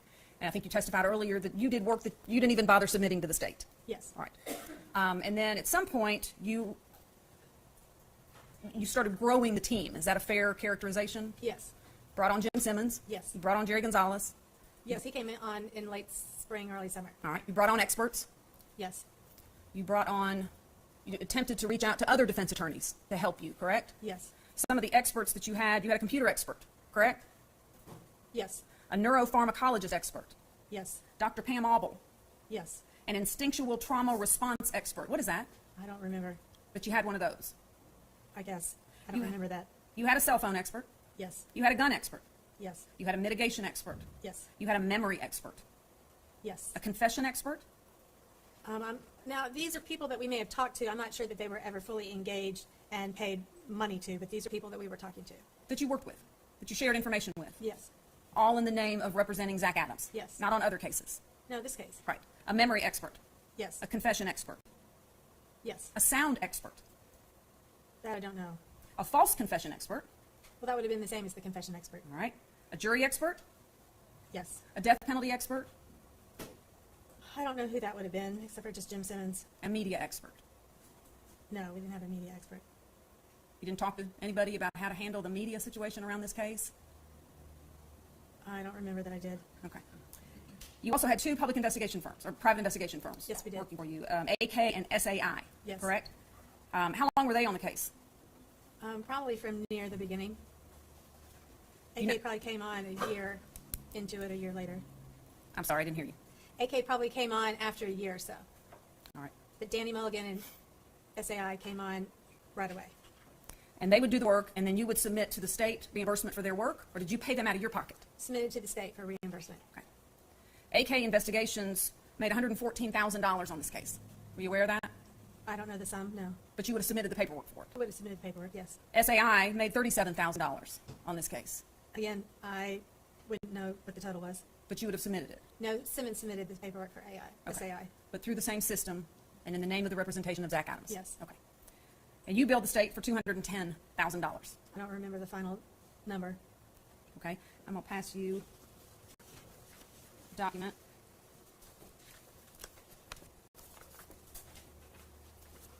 One for the judge and one for you. Thank you.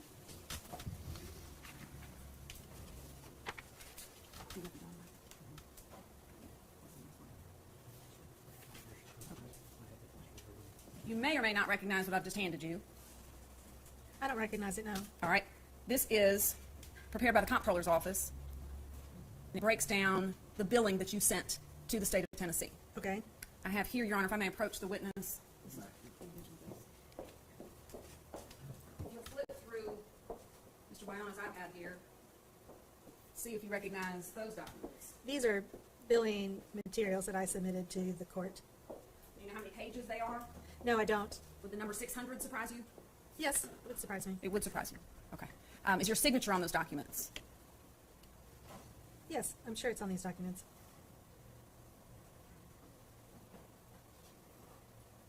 So anytime you did work, it got reflected in a bill and submitted to the state. Is that correct? Yes. All right. Your Honor, at this time I ask that the comptroller document be marked for ID only purposes. All right, this will be marked for ID only until 136. Here, take this. Take this. Yeah. And then we have a flash drive for the billing records, if those could be the next numbered exhibit. Exhibit 137 will be the building records. Ms. Thompson for her representation of staff.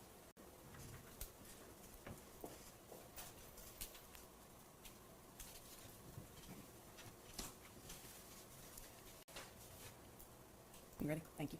So you testified, I believe, earlier that you all didn't, you as a team, did not meet regularly. You and Mr. Simmons and Mr. Gonzalez and these 14 consultants and experts that I've just listed, you didn't meet regularly? Is that your testimony? No, I think I was testifying that all the defense attorney teams didn't meet regularly. As the case grew on, it was towards the end of the case, we were not meeting regularly with Jim Simmons. I did have regular meetings with my investigators. All right. And when you say regular, what does that mean? I don't know, once a week, once every few weeks. All right. Did you put together a focus group at one point? Oh, I did it not a formal one, no.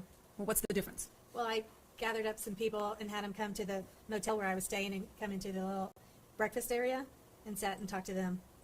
About what? About possible theories of the case, different facts of the case, things like that. How did you select the people? I just kind of went out and asked people that I knew or people that knew people that I knew and asked them if they'd be willing to come over to the motel. The motel here in town? Yes. Okay. And did you do this on one of your trips here on a court hearing? Yes. This wasn't during trial? No. This was, how far in advance of trial did you do this? I don't know. Maybe that summer sometime. And which of the other attorneys or team did you have with you? I think Paul Bruno might have been there, but I can't remember now. What did you share with them? I can't remember now.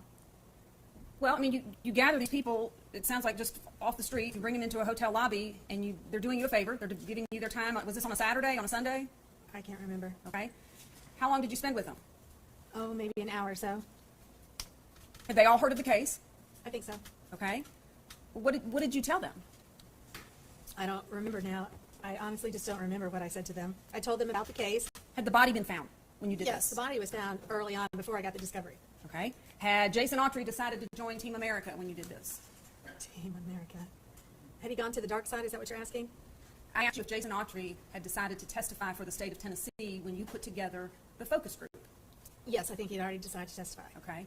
And so had you talked to Mike Scholl when you put together the focus group and knew what Jason Autry was going to say? Yes. Had you talked with Matt Maddox and knew that Dylan Adams, you knew Dylan Adams had given a statement, right? Yes. You had it. Yes. Had you interviewed any witnesses? Yes. How many witnesses do you think you interviewed throughout the course of your representation of the defendant? Me and the investigators, or just me personally? You and anybody who would gather information and report it back to you. I think we talked to lots and lots of witnesses. 50, hundreds? Probably 30 or 40. 30 or 40? Okay. So you gather this focus group in the hotel lobby. What do you say to them? You say, I'm Jennifer Thompson, I represent Zach Adams, and I'm going to throw out a scenario for you. I don't know. What did you do? I don't remember. You really have no memory of this? I really have no memory of it. It was just a very casual thing. It came over. I said, will you come by on this night or whatever night it was? They came by, and I talked to them about different facts and said, does this fact What make you think... facts? What facts? I don't remember the specific facts of the case. I remember I would say, does this fact make you think he's more or less guilty? Does this fact make you think he's more or less guilty? How much does this fact bother you? Didn't they all sign non-disclosure agreements? Probably. Did you take information that the defendant had shared with you and share it with that group? No. Well, then, were you reading IRs to them? I don't really remember. I was just talking about the facts of the case. Zach Adams didn't have much to share with me about the case because he didn't know anything about it. Right. Why did you do that? What were you trying to accomplish in putting together the focus group? Trying to figure out what kind of theme and theory we could go with for the trial. What kind of theme and theory? So did you talk about Terry Britt? Yes. You remember talking about Terry? I don't specifically remember talking about Terry Britt. I'm sure that I would have brought him up because he was an important part of my case. Okay. When you finished the focus group, did it change the way you approached the case? I can't remember now. Okay. You mentioned that the defendant was not really saying much. In fact, do you remember telling Brad McLean, I get along fine with Zach Adams. He's not engaged in the case. He doesn't say anything. You remember that? No, but that's probably how he was acting at the time. He was kind of methy. It's kind of methy. You're smiling when you say that. Is that he's kind of methy? Yeah. You mean he was still on meth even though he was in prison? No, I mean his brain was still affected by meth and he wasn't thinking like he does today. Gotcha. Okay. Who's Marjorie Fargo? I think she was the jury expert. Okay. Do you remember telling her he has no short-term memory because of all the drugs he's done? I don't remember specifically saying that. Okay. Did you put together any other focus groups besides the one you don't remember? I remember the focus group. I just don't specifically remember what we said. Okay. You solicited help from NACDL, correct? National Association of Criminal Defense Lawyers? From people in NACDL? Yes, but contacts that you had within NACDL. Yes, I did. You solicited help from law schools for Yes, I did. interns? At one point, you were trying to get a large firm to hop on board with you, correct? Remember that? Yes, I'm not sure if that was for the trial or for appeal. When you needed resources, who holds the purse strings on an appointed case? The judge. The judge. So when you needed money, you had to ask Judge McGinley, correct? Yes. Was it something you had to put in writing? Yes. Every time? Yes. Okay. But you don't have to share it with the state, correct? No. It's all done under seal. Yes. Do you have any idea how many sealed requests for resources you made? No. Do you remember what you requested money for? Some of the things I remember. Like? Jury consultant, Marjorie Fargo. Were they paid by the hour? I think the AOC does it where they mostly pay people by the hour and they don't pay people by the case. That's how I remember things. All right. Do you remember a trip to Green Hills Mall to the Apple Store? I've been to Green Hills Mall lots of times. On this case? I don't specifically remember going to Green Hills Mall on this case. Purchasing $3,500 worth of Apple equipment? Do you remember that? Was I buying hard drives? I don't Can't know. remember. I'm going to pass you a receipt. Or have it passed to you, rather. Thank you. There's one for the judge, too. You recognize this? I don't recognize it, but I can see what it is. Did you purchase those things for the Zach Adams defense on December 31st of 2016? Yes, I guess I did. And what were they? I think it's a hard drive, and then the plugs for the hard drives, cables for the hard drives, a cable to put the Mac computer onto a TV screen or video screen like this one. I think ways to hook a printer up to a USB cable, so these are adapters for that. Did you know how to use all this equipment that you were buying? Or Yes. did you? You did? Yes. Okay. You don't have this. Ask it. Thank you.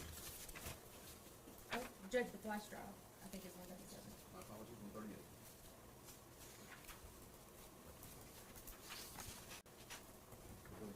All right, guys, I'm going to go ahead and I'm going to pause it right here. And I'm going to save this for tomorrow. And we are going to start off again tomorrow morning, 11 a.m. All right. I'm going to end it here. And like I said, I'm going to pause it. We're going to save this spot. And we'll go back to it tomorrow. All right. Have a good night, folks. Thank you for watching. We love you. We appreciate you. You guys are what makes this channel possible. The fact that you two are here every single day, every single live stream for the entire streams. You're both here every single time. I just want you both to know that I appreciate you both. My Twitch follower and my one YouTube follower that's here every single time, every single live for the entire time. You literally are the foundation and the base layer of this channel and of this community. So I just want you to know that I truly appreciate you, and I truly mean it. All right, you folks.